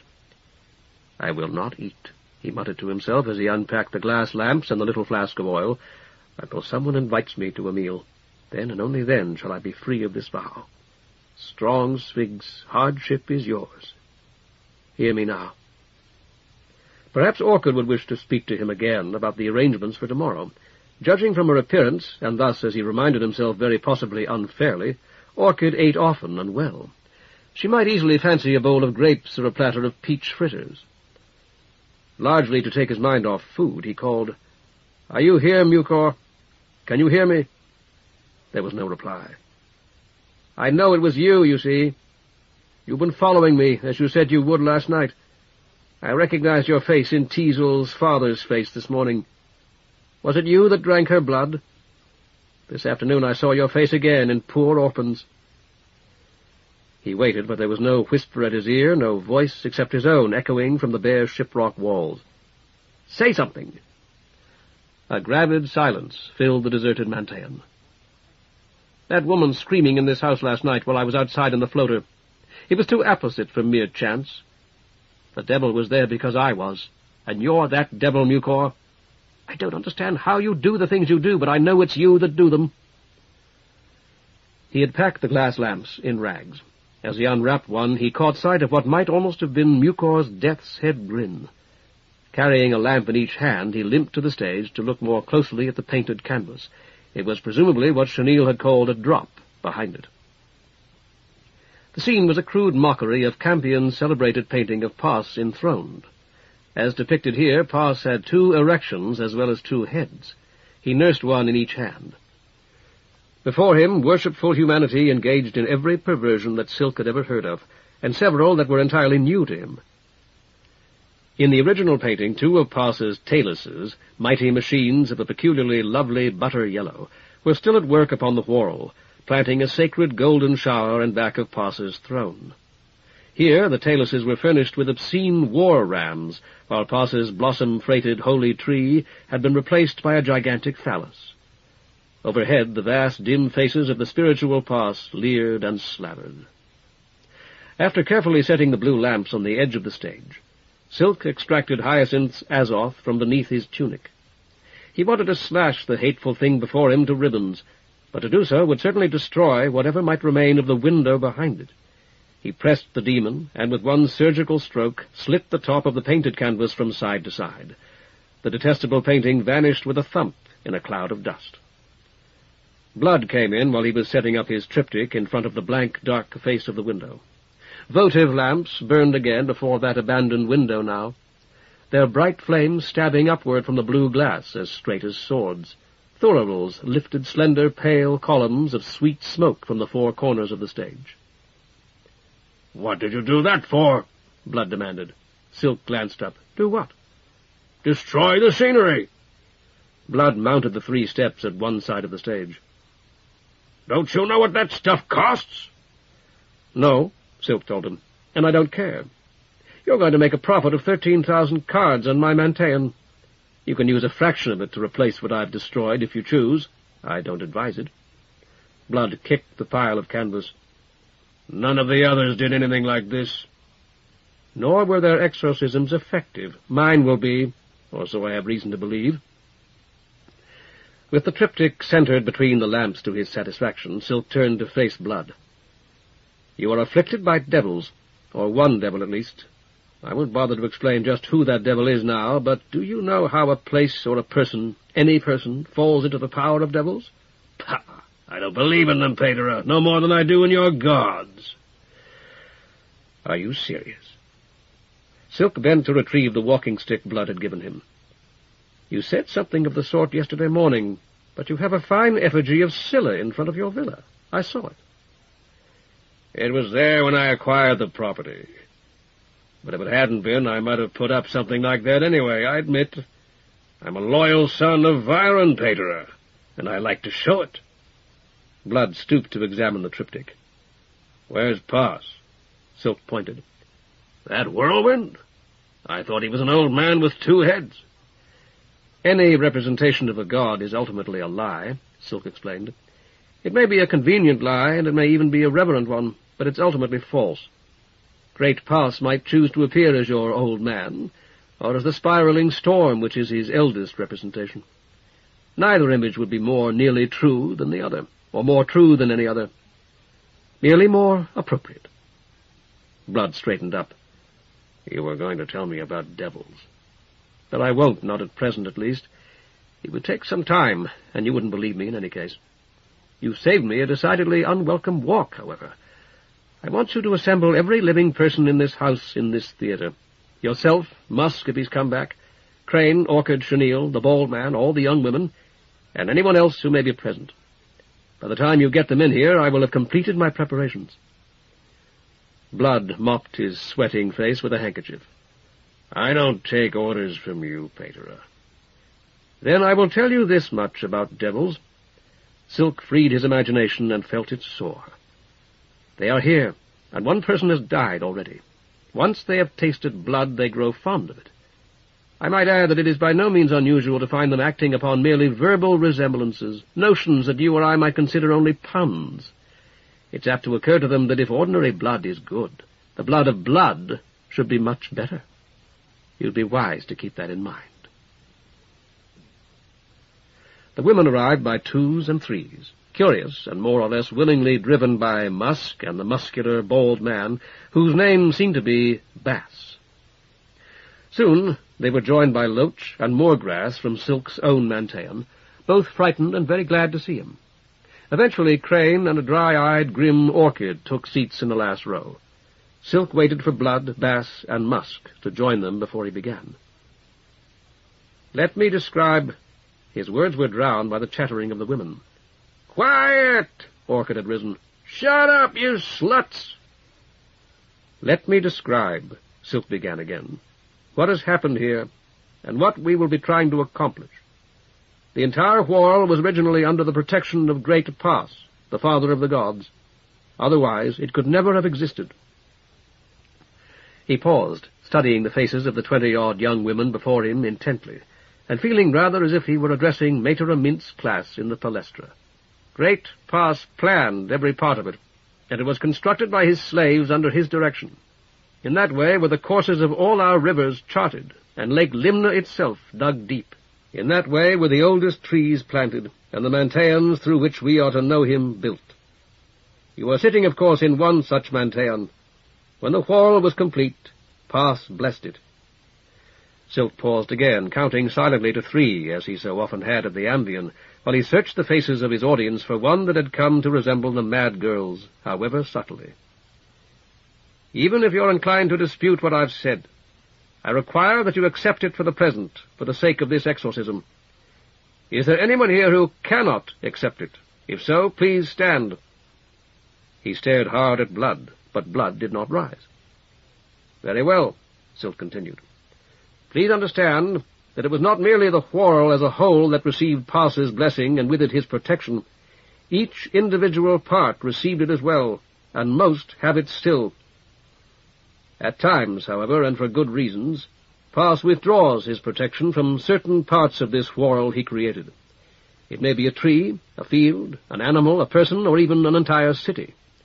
In this instance, it is surely a building, the one we are in now, the one that has since become a part of this house, so that Pass's protection has departed from the entire house." He let that sink in while his eyes roved from face to face. All of Orchid's women were relatively young, and 1 or 2 were strikingly beautiful. Many, if not most, were more than ordinarily good-looking. None resembled Mucor in the least. What, you may ask, does that mean? Does it mean that the tree dies, or the city burns? No, it does not. Suppose that one of you owned a cat, one that bit and scratched you, until at last, in disgust, you thrust your cat out into the street and shut your door. That cat, which once was yours, would not die, or at least it would not die immediately. But when dogs attacked it, there would be no one to defend it, and any passer-by who wished to stone it or lay claim to it could do so with impunity. So it is with those of us from whom Pass's blessing has been taken.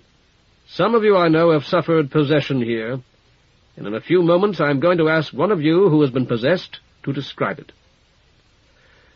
A small, dark woman at one end of the first row grinned, and though little in her face had changed, it seemed to Silk that he could see the skull that underlay it. He relaxed, and realized that his palms were running with sweat, that the carved handle of Blood's walking-stick was slippery with it, his forehead beaded with perspiration that threatened to run into his eyes. He wiped it away with the sleeve of his robe. "This object behind me was once a sacred window. I doubt that there is anyone present who is so ignorant that she does not know that. Through the window that this once was, Lord Pass spoke to mankind. So it is with the gods, as every one of you must know. They speak to us by means of the windows that Great Pass built for them and us. They have other ways as well, of course, of which augury is but one.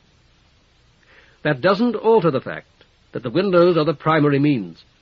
Is it any wonder, then, that when we permitted this one to fall into disrepair, Pass withdrew his blessing?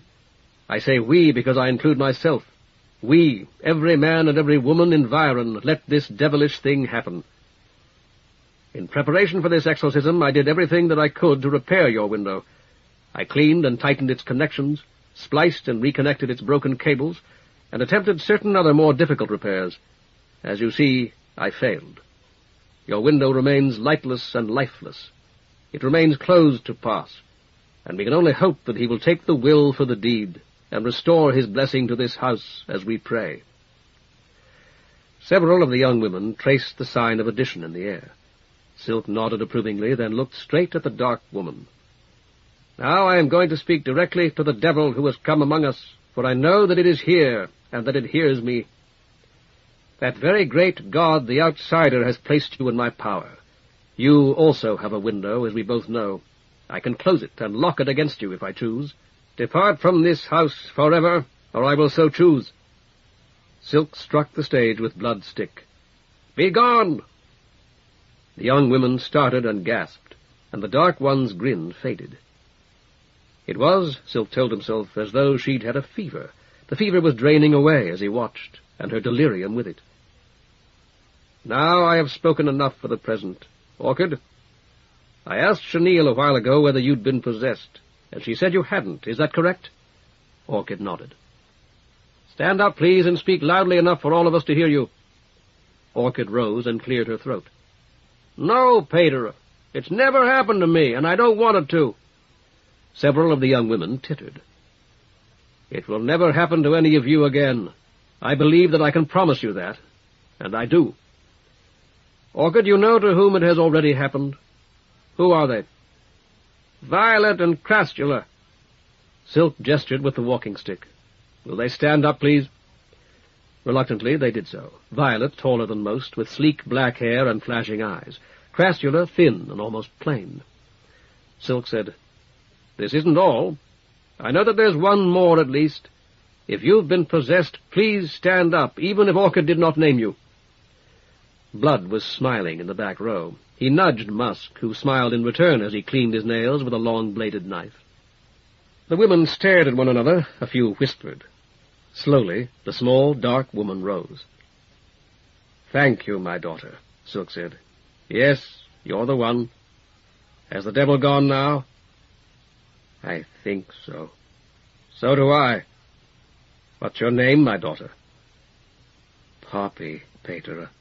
Only I still don't feel quite like I did before." "I see.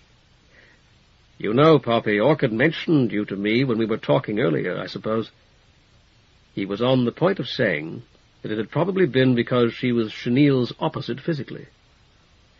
At the last possible moment he substituted, "Because you're very attractive. That may have had something to do with your possession, although I can't be certain. When were you possessed, Poppy?" "Just now." "Speak louder, please. I don't believe everyone can hear you." Poppy raised her voice. "Just now, until you said be gone, Pater." "And how did it feel, Poppy?" The small, dark girl began to tremble. "If it frightens you too much, you don't have to tell us. Would you rather sit back down?" "I felt like I was dead. I didn't care any more about anything.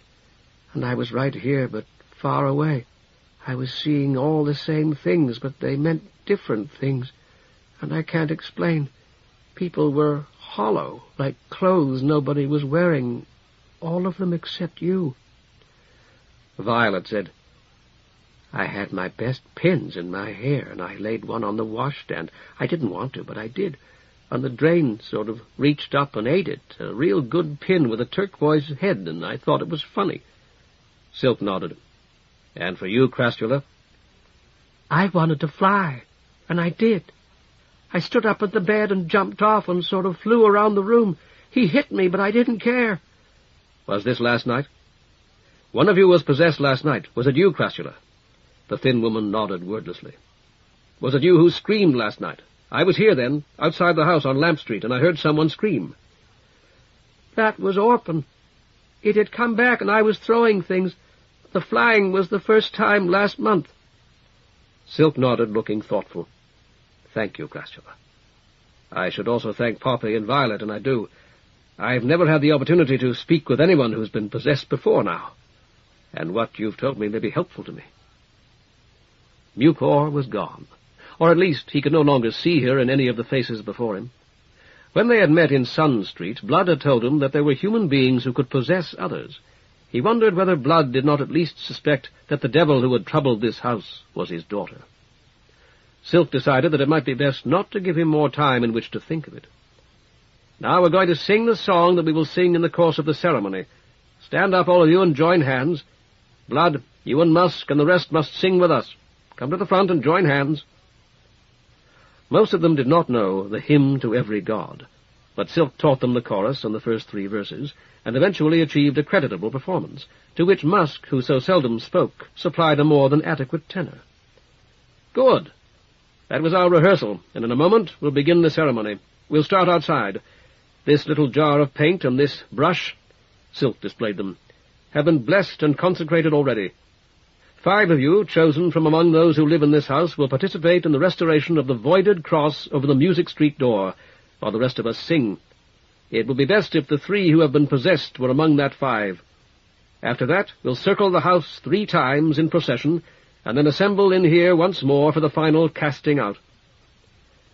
Outside, while surprised urchins stared and pointed at the women, many of whom were still only half-dressed, Silk chose the additional representatives, selecting 2 who were slight of build from among those who seemed to be taking the proceedings most seriously. The Hymn to Every God sounded faint and thin in the open air of Music Street, but a score of watching loungers removed their hats as Blood and Bass gravely lifted each of the 5 in turn on their shoulders. Gamadian by Gamadian, the nearly effaced voided cross was restored to prominence. When the bass line had been added beneath it, Silk burned the brush and the remainder of the paint in the largest thurible. "Aren't you going to sacrifice?" Orchid asked. "The others did." "I've just done so," Silk told her. "A sacrifice need not be of a living beast, and you've just witnessed one that wasn't. Should a second exorcism be required, we will offer a beast, and retrace the sacred design in its blood. Do you understand the sacrifice and why we're doing all this? I'm assuming that the evil being entered your house through this Music Street door, since it is the only outside entrance to the profane Mantean." Orchid nodded hesitantly. "Good," Silk smiled. "As the second part proper of this exorcism, we will march in solemn procession, making a 3-fold circuit of the entire structure, while I read from the Krasmologic writings. It might be best if you were to walk behind me, and for the 4 men to take positions from which they can maintain order." He raised his voice for the benefit of the listening women. "It will not be necessary for you to keep in step like troopers. It will be necessary that you remain in a single file and pay attention to what I read." He got out his glasses, wiped them on his sleeve, and put them on. One of the young women tittered nervously. Would Hyacinth laugh so if she were to see him with these small and always somewhat sneered lenses before his eyes? Surely she would. She had laughed at less ridiculous things when they had been together. For the first time it struck him that she might have laughed as she had because she had been happy. He himself had been happy then, though for no good reason. As he cleared his throat, he sought to recollect those emotions. No, not happy. Joyful. Joyous. Silk endeavored to imagine his mother offering Hyacinth the pale, greenish limeade that they had drunk each year during the hottest weather, and failed utterly. A devil does violence to itself, first of all, when it becomes an abscess, and as it were a cancer in the whorl, as far as it can. For to be enraged at anything in the whorl is to separate oneself from that whorl, and its ultimately semi-divine nature, in some part of which the various natures of all other things whatsoever are contained. Secondly, a devil does violence to itself when it turns away from any good man, and moves against him with the intention of doing harm. Silk risked a glance behind him. Orchid's hands were clasped in prayer, and the younger women were following in decent order, though a few seemed to be straining to hear. He elevated his voice. Thirdly, a devil does violence to itself whenever it succumbs to the pleasure of pain. Fourthly, when it plays a part, whether acting or speaking insincerely or untruthfully. Fifthly, when it acts or moves, always aimlessly. They had completed half of the 3rd and final circuit when a window shattered above their heads, subjecting Crane, near the end of their straggling line, to a shower of glass. "Just the devil departing," he assured the women around him. "Don't start yelling." Orchid had stopped to stare up at the broken window. "That's one of my rooms." A feminine voice from the window, vibrant and firm, spoke like thunder. "Send up your auger to me." Chapter 12. Dinner on Orc. Hers was the most beautiful face that Silk had ever seen. It hovered behind the glass in orchid solaria, above a suggestion of neck and shoulders, and its smile was at once innocent, inviting, and sensual, the three intermingling to form a new quality, unknown and unknowable, desirable and terrifying. "I've been watching you, watching for you. Silk, Silk, what a lovely name. I've always loved Silk. Silk, come to me and sit down. You're limping. I've seen you. Draw up a chair to the glass. You mended our broken window, mended it a little bit anyway, and that's part of this house now, you said, Silk." He had knelt, head bowed. "Sit down, please. I want to see your face. Aren't you paying me honor? You should do what I ask." "Yes, O great goddess," he said, and rose. This wasn't Echidna, surely. This goddess was too beautiful and seemed almost too kind. Scylla had 8 or 10 or 12 arms, but he could not see her arms. Sphinx. It was Sphinx Day. "Sit down. There's a little chair behind you, Silk. I can see it. It was very nice of you to mend our terminal." Her eyes were of a color he had never seen before, a blue so deep that it was almost black, without being truly black or even dark, their lids so heavy that she seemed blind. "I would have revealed myself to you then if I could. I could see and hear you, but not that. There's no power for the beam, I think. It still won't light. So disappointing. Perhaps you can do something more?" He nodded, speechless. "Thank you. I know you'll try.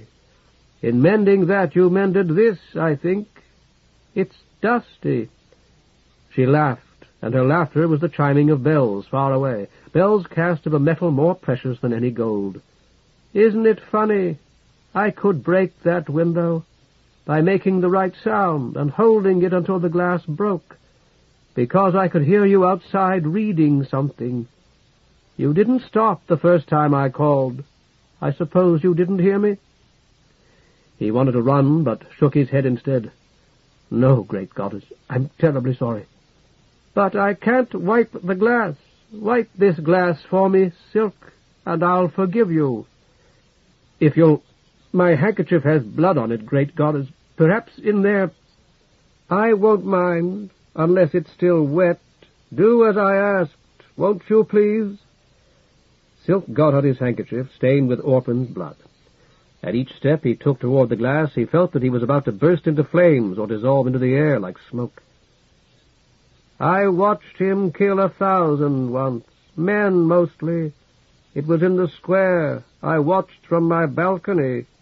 They made them kneel facing him, and some still knelt when they were dead." It seemed the depth of blasphemy to whisk his ragged, blood-stained handkerchief up and down those lovely features, which, when the dust was gone, seemed more real than he. Not Molpe. Molpe's hair fell across her face. Not... I wanted to faint, but he was watching me from his balcony. Much higher up, with a flag over the thing there. A little wall. I was staying at his friend's house then. I saw so much then. It doesn't bother me any more. Have you sacrificed to me today, or yesterday, some of those big white bunnies, or a white bird?" The victims identified her. "No, Keepress," Silk said. "The fault is mine, and I will as soon as I can." She laughed again, more thrilling than before. "Don't bother, or let those women do it. I want other services from you. You're lame. Won't you sit down now, for me? There's a chair behind you." Silk nodded and gulped, finding it very difficult to think of words in the presence of a goddess, harder still when his eyes strayed to her face. He struggled to recall her attributes. "I hurt my ankle, O great goddess Keepress, last night." "Bouncing out of Hyacinth's window." Her smile grew minutely wider. "You looked like a big black rabbit. You really shouldn't have. You know, Silk, I wouldn't have hurt you, not with that big sword or any other way. She liked you, Silk. I was in her, so I know.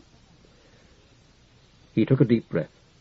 I had to, gentle keepress, in order to preserve the omnipotence by which I behold you.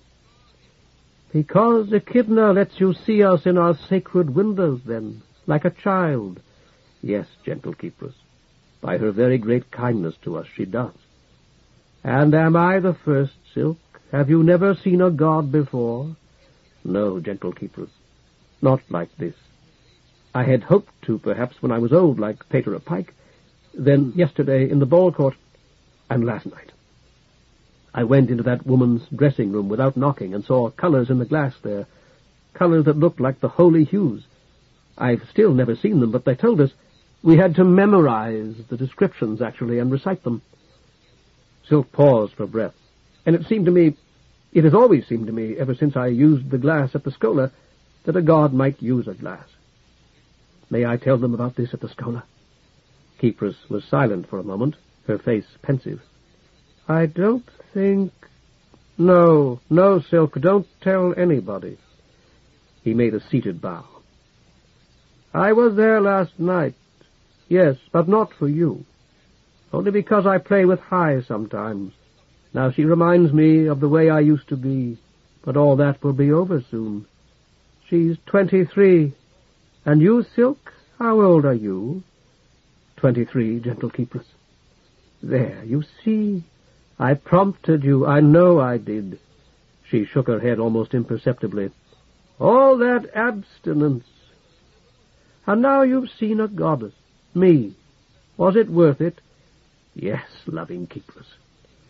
She laughed again, delighted. Why?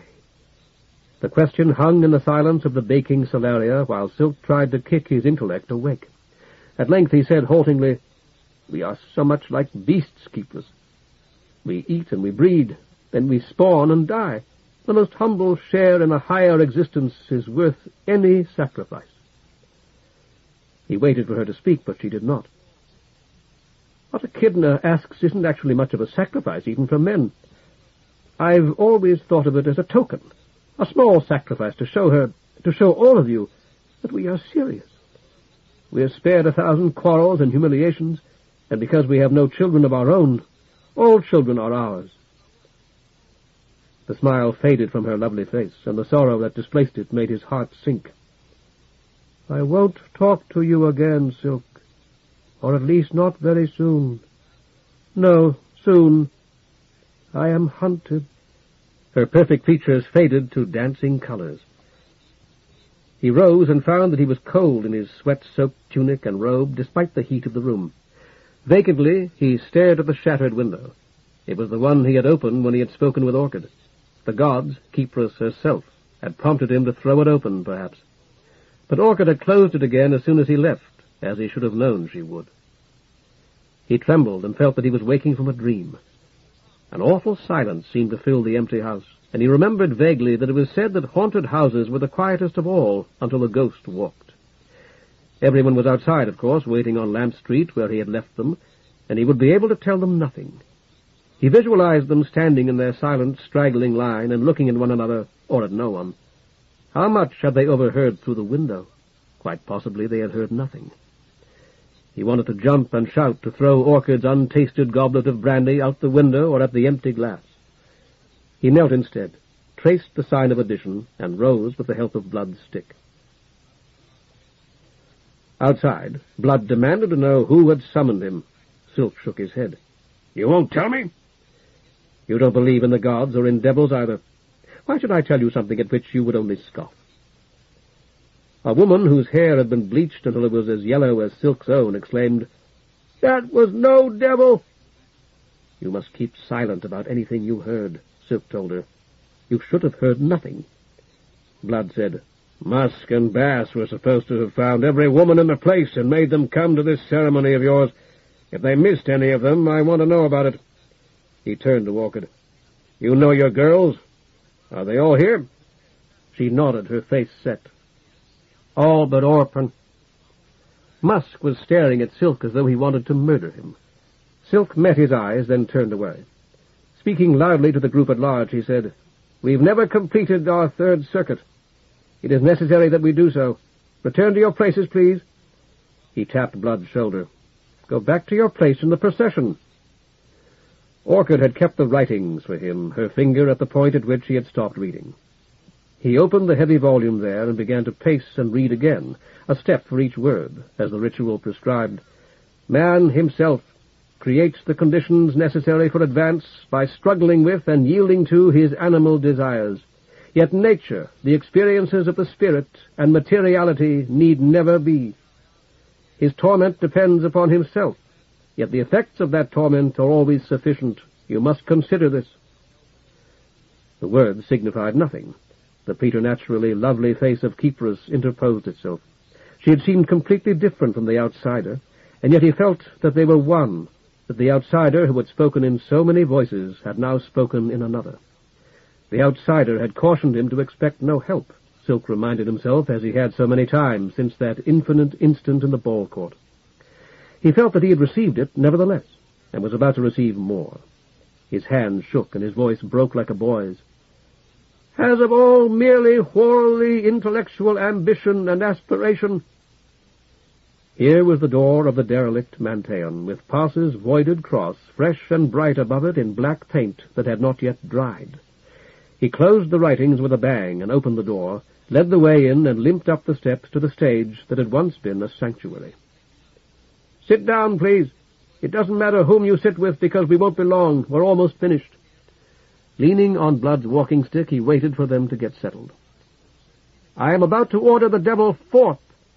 I see that the last person in our procession, Bass, I suppose, shut the door behind him. For this part of the ceremony, it should be open." Providentially, he remembered the thin woman's name. "Crassula, you're sitting closest. Will you open it for us, please?" "Thank you. Since you were one of the possessed, it might be well to begin this final act of exorcism with you. Do you have a good memory?" Crassula shook her head emphatically. "All right, who does?" Chenille stood up. "I do, Pater. Pretty good, and I haven't had a drop since last night." Silk hesitated. "Please?" Slowly, Silk nodded. This was to be a meritorious act, of course. He could only hope that she was capable. "Here's the formula all of us will use. Go in the names of these gods, never to return. Perhaps you'd better repeat it." "Go in the names of these gods, never to return." "Very good. I hope that everyone heard you. When I've finished, I'll point to you. Pronounce your own name loudly, then recite the formula, "Go in the names of these gods, never to return." Then I'll point out the next person, the woman beside you, and she is to say her own name and repeat the formula she'll have just heard you use. Is there anyone who doesn't understand?" He scanned their faces as he had earlier, but found no trace of mucor. "Very well." Silk forced himself to stand very straight. "If there is anything in this house that does not come in the name of the gods, may it be gone. I speak here for Great Pass, for strong Svigs, for scalding Scylla." The sounding names seemed mere words, empty and futile as the sighings of the hot wind that had blown intermittently since spring, and he had not been able to make himself pronounce that of Echidna. "For the outsider and for gentle Kypros, I, Silk, say it. Go in the names of these gods, never to return." He pointed toward the woman with the raspberry-colored hair, and she said loudly, "Chenille, go in the names of these gods, never to return." "Meserion, go in the names of these gods, never to return."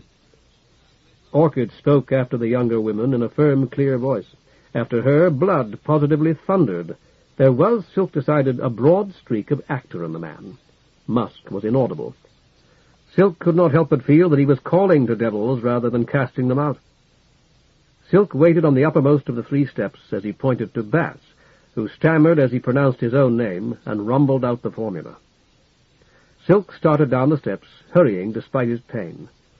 Dr. Crane, the final speaker, said, "Crane, go in the names of these gods, never to return. And now, Silk slammed shut the door to Music Street and shot the bolt. "I've got to go myself. I'm late already. Stay off that ankle." "Goodbye," Silk told him, "and thank you for the ride and your treatment." He raised his voice. "All of you may leave. The exorcism is complete." Suddenly very weary, he sat down on the second step and unwound the wrapping. All the young women had begun to talk at once. He flailed the dull red tiles of the floor with the wrapping, and then, recalling Crane, flung it as hard as he could against the nearest wall. A hush fell as the chattering women streamed out into the courtyard. By the time he had replaced the wrapping, he thought himself alone. He looked up, and Musk stood before him, as silent as ever, his hands at his sides. "Yes, my son. What is it?" "You ever see how a hawk kills a rabbit?" "No, I spent all but 1 year of my boyhood here in the city, I'm afraid. Did you wish to speak to me?" Musk shook his head. "I wanted to show you how a hawk kills a rabbit." "Very well," Silk said. "I'm watching." Musk did not respond. After half a minute or more, Silk rose, gripping Blood's stick. The long-bladed knife seemed to come from nowhere, to appear in Musk's hand as though called forth by a nod from Pass. Musk thrust, and Silk felt an explosion of pain in his chest.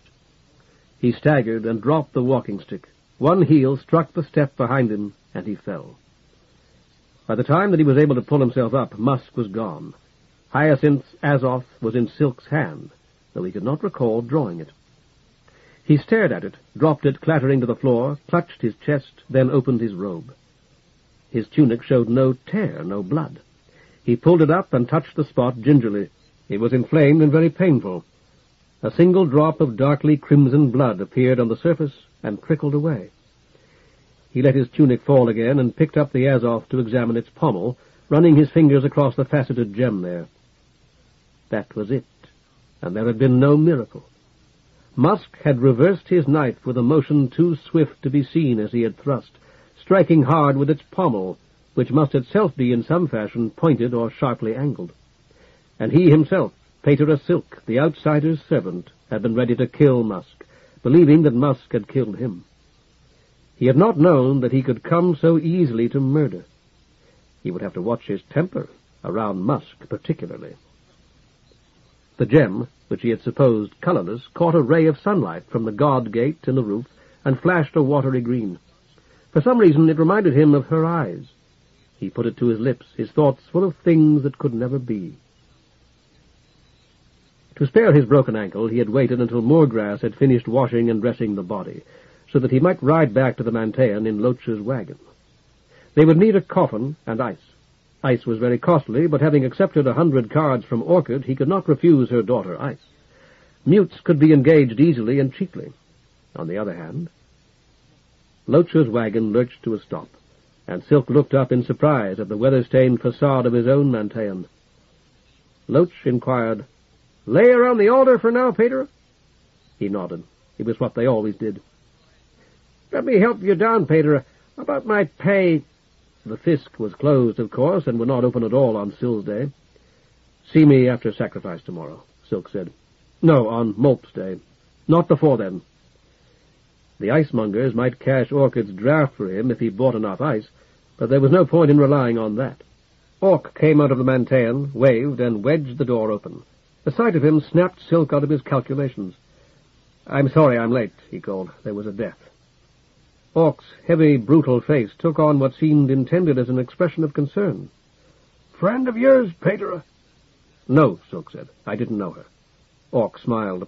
He helped Loach carry Orphan's shrouded body inside, where a new coffin, plain but sturdy-looking, waited on a catafalque. Mater Marble rose from the shadows, the silver gleam of her face almost ghostly.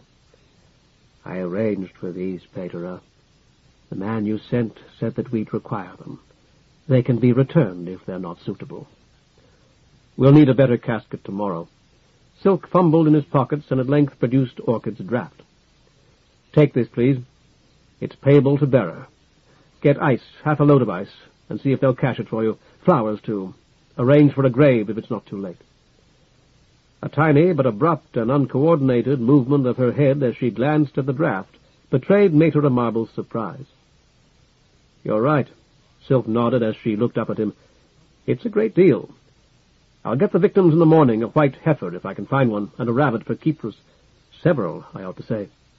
And a black lamb and a black cock for Tartars. I pledged those last night. But we must have the ice tonight, and if you could take care of it, Mater, I would be exceedingly grateful. For keepers? All right, Pater, I'll try. She hurried away, the rapid taps of her footfalls like the soft rattle of a snare drum. Silk shook his head and looked about for Loach, but Loach had already left, unobserved. Orc said, If there's ice left in Viren, she'll find it. She teach you, Petra? No, I wish now that she had. She and Mater mint. But I should have asked her to arrange for mutes. Well, it can be taken care of tomorrow. Can we talk here, Orc, or would you prefer to go to the manse? Have you eaten yet, Petra? I was hoping you'd have a bite of supper with me while you told me what happened last night. I couldn't pay my share, I'm afraid. I asked you, Petra. I wouldn't let you pay if you wanted to. But you listen here. Orc's voice dropped to a whisper. I'm in this as much as you are. It was me that helped you. I got a right to know. Of course, of course. Silk sank wearily into a seat near the catafalque. Sit down, please. It hurts my ankle to stand. I'll tell you whatever you want to know. To tell the truth, I need to tell someone. To talk all of it over, and other things, too. Everything that happened today. And I'd like very much to go to dinner with you. I'm beginning to like you, and I'm terribly hungry. But I can't walk far. Much as I appreciate your generosity, perhaps we should dine together some other night. We don't have to leg it over to the area. There's a nice place right down the street. They got the tenderest, juiciest roast you ever cut on the side of your flipper. Orc grinned, showing square yellow teeth that looked fully capable of severing a human hand at the wrist. Suppose I was to buy an auger, one that really needed it, a dimber uphill dinner, whatever he wanted. That'd be a meritorious act, wouldn't it? I suppose so. Nevertheless, you must consider that he may not deserve one. I'll keep it in mind. Orc strolled to the coffin and pulled down the shroud. Who is she? Orchid's daughter, Orphan. That was nicely done, but you knew her, I'm sure. Her daughter? Leaving Orphan's body, Orc took Silk's arm. Come on, Petra. If we don't get over there, we'll have to eat in the public room. Musk had caught sight of his eagle before he stepped out of the floater. She was at the top of a blasted pine, silhouetted against the brightening skylands. She was looking at the hackboard, Musk knew. She could see the hackboard more clearly from half a league away than he had ever seen the palms of his own hands. She would be ravenous by now. Like a falcon, as Musk reminded himself, an eagle would have to learn to fly before it could learn to hunt. Apparently she had not yet gone after lambs, though she might tomorrow. It was his greatest fear. He circled the villa. The meat bound to the hackboard had been there all day. It was nearly dry now and blanketed with flies. He kicked the board to dislodge them before he brought out the lure and a bag of cracked maize. The lure whistled as he spun it on its 5-cubit line. Ho, hawk! Ho, hawk! Once he imagined that he heard the faint jingle of her bells, though he knew it was impossible. He scattered maize nearly to the wall, then returned to the hackboard and swung the lure again while he waited. It was late, perhaps too late. It would be dark very soon, and when it was, she would not fly. Ho, ho, hawk! As well as Musk could judge, the eagle on the remote snag had not stirred so much as a feather, but a plump brown wood weaver was settling on the cropped grass near the wall to peck at the maize. He dropped the lure and crouched, his needler gripped with both hands and his left elbow braced on his left knee. It would be a long shot in poor light. The wood weaver fell, fluttered up, cannoned into the wall, and fell again. Before it could fly a second time, he had it. Back at the hackboard, he loosened the nose in the lure line and let the red and white lure fall to the ground. With the noose tight about the wood weaver's right leg, he twirled it, producing a fine and almost invisible shower of blood. Ha, hawk! The wide wings spread. For a moment, Musk, watching the eagle, still twirling the dying wood weaver in its 10-cubic circle, felt that he more than possessed it. Felt that he himself was the great bird, and was happy. You seen what they wrote on that wall, Petra? Orc sat down, having chosen a chair from which he could watch the door. Some sprat from the palestra, like you say. But I'd talk to them about it if I was you. Could be trouble. I'm not responsible for every boy who finds a piece of chalk. This eating-house had seemed remote indeed to Silk, though it was almost in sight of his Mantean. He lowered himself into the capacious armchair the host was holding for him and looked around him at the whitewashed shiprock walls. Their private dining room was smaller even than his bedroom in the manse, still crowded after a waiter had removed 2 superfluous chairs. All of them good and thick, Hawk said, answering the question Silk had not asked. And so's the door. This was the Alhambra back in the old days. What do you like? Silk scanned the neatly lettered slate. I'll have the chops, I think. At 18 card bits, the chops were the least expensive meal. And even if there were, in fact, only a single chop, this dinner would be his most bountiful meal of the week. How'd you get over the wall? Hawk asked when the host had gone. Have any trouble? And so Silk told the whole story, from the cutting of his horsehair rope by a spike to his ride back to the city in Blood's floater. Hawk was roaring with laughter when the waiter brought their dinners, but he had grown very serious by the time Silk reached his interview with Blood. You didn't happen to mention me any time while you were talking to him? Silk swallowed a luscious mouthful of chop. No, but I very foolishly tried to speak with you through the glass in Hyacinth's boudoir, as I told you. He may not find out about that. Hawk scratched his chin thoughtfully.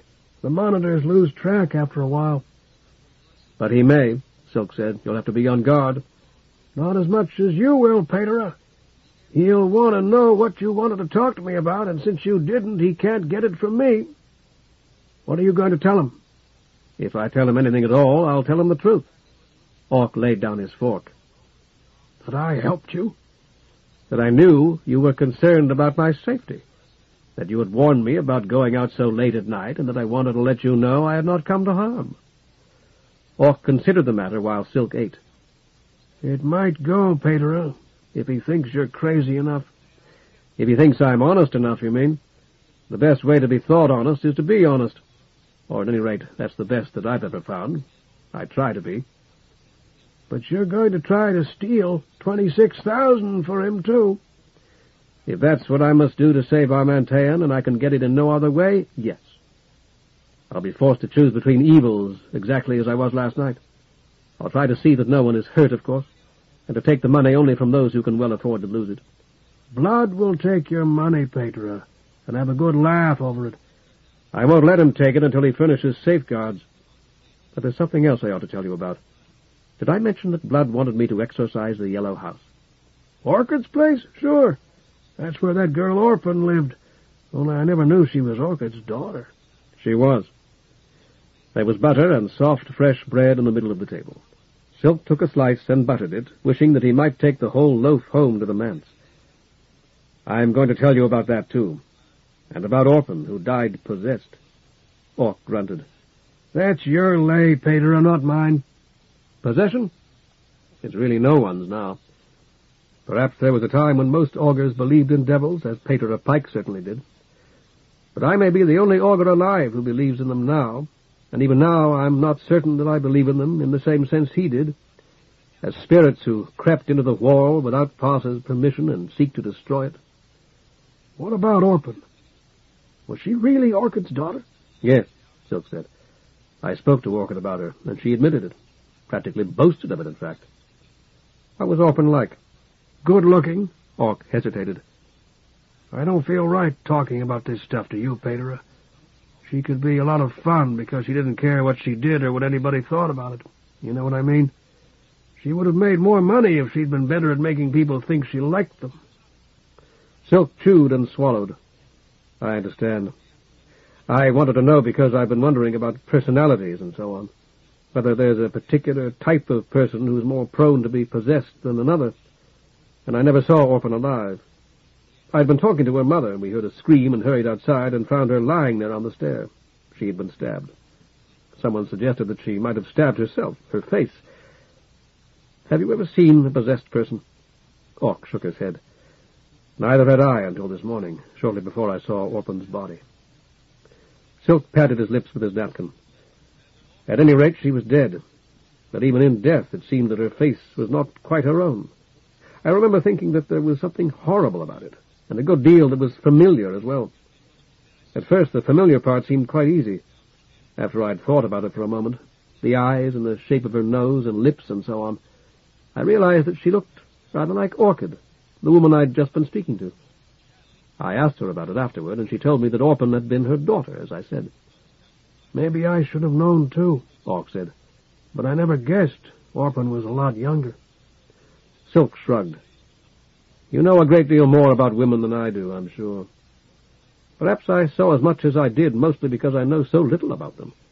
When one knows little about a subject, what one sees are apt to be the most basic things, if one sees anything at all. What I wanted to say, however, was that even the horrible element in her face was familiar. Go on. Orc refilled his wineglass. Let's hear it. I'm hesitating because I'm fairly certain you won't believe me. Orphan reminded me of someone else I'd been talking with not long before. Of Mucor, the mad girl in Blood's villa. Orc laid aside his fork, the steaming beef on its tines still untasted. You mean the same devil that taken them both over, Pedro? Silk shook his head. I don't know, but I felt that I ought to tell you. I believe that Mucor has been following me in spirit, and I'm coming to believe that she can, in some fashion, possess others, just as devils, and the gods, for that matter, are said to do at times. This morning I felt sure that I had glimpsed her in the face of an honest working man, and I think that she was possessing Orphan when Orphan died. Later I recognized her in another woman. If I'm correct, if she can really do such things, and if she has been following me, you're running a substantial risk just by sitting with me at this table. I'm very grateful for this truly remarkable dinner, and even more grateful for your help last night. Furthermore, I'm hoping to ask you a few questions before we separate, and all of that puts me heavily in debt to you. I was too tired, and too hungry, I suppose, to consider the danger to which I was subjecting you when we spoke in the Mantean. Now that I have, I feel obliged to warn you that you, too, may suffer possession if you remain in my company. Orc grinned. You're an augur, Pedro. If she was to grab hold of me while we're sitting here, couldn't you make her beat the hoof? I could try, but I have only one threat to use against her, and I've used it. You're not leaving. Not me. I think I'll have another dumpling instead, maybe with a little of this gravy on it. Thank you. I hope you won't regret it. You haven't yet commented on my somewhat uneven performance last night. If you're afraid I might be insulted, I assure you that you could not be more severe with me than I've already been with myself. All right, I'll comment. Orc sipped his wine. In the first place, I think if you can raise even 1,000, you'd better make sure Blood signs the Mantean over to you before you cough up your gold boys. You were going on about safeguards a minute ago. I don't think you ought to trust in any safeguards except the deed, signed and witnessed by a couple dimber bucks who got nothing to do with Blood. You're right, I'm sure. I've been thinking much the same thing. You better. Don't trust him, even if something that he does makes you think you can. I'll be very careful. Silk's chops were bathed in a piquant, almost black sauce he found unspeakably delicious. He wiped some from his plate with another slice of bread. And I think you've probably found your true calling. Orc grinned. I don't think I could have done much better, and I might not have done as good. This was your first time, too. By number 10, I'll be begging to come along just to watch you work. Silk sighed. I hope there won't be a 10th for both our sakes. Sure there will. You're a real son of Tartarus. You just don't know it yet. 3rd or 4th or whatever it is. I want to see what it is a dimber bucko like you needs a hand from me on. You want to go back to Blood's tonight and get your hatchet? Silk shook his head ruefully. I won't be able to work on the roof until my ankle's healed, and it's more than half finished anyway. Do you recall what I said about Hyacinth's needler? Sure, and the Azov. A nice Azov ought to bring a couple thousand cards, Pedro, maybe more. If you want to sell it, I can steer you to somebody who'll give you a lily price. I can't because it isn't mine. Hyacinth intended to lend it to me, I'm sure. As I told you, I had told her that I was borrowing those weapons, and I promised that I would return them when I no longer required them. I feel certain she would not have sent the Azov to me by Dr. Crane if I had not said that earlier.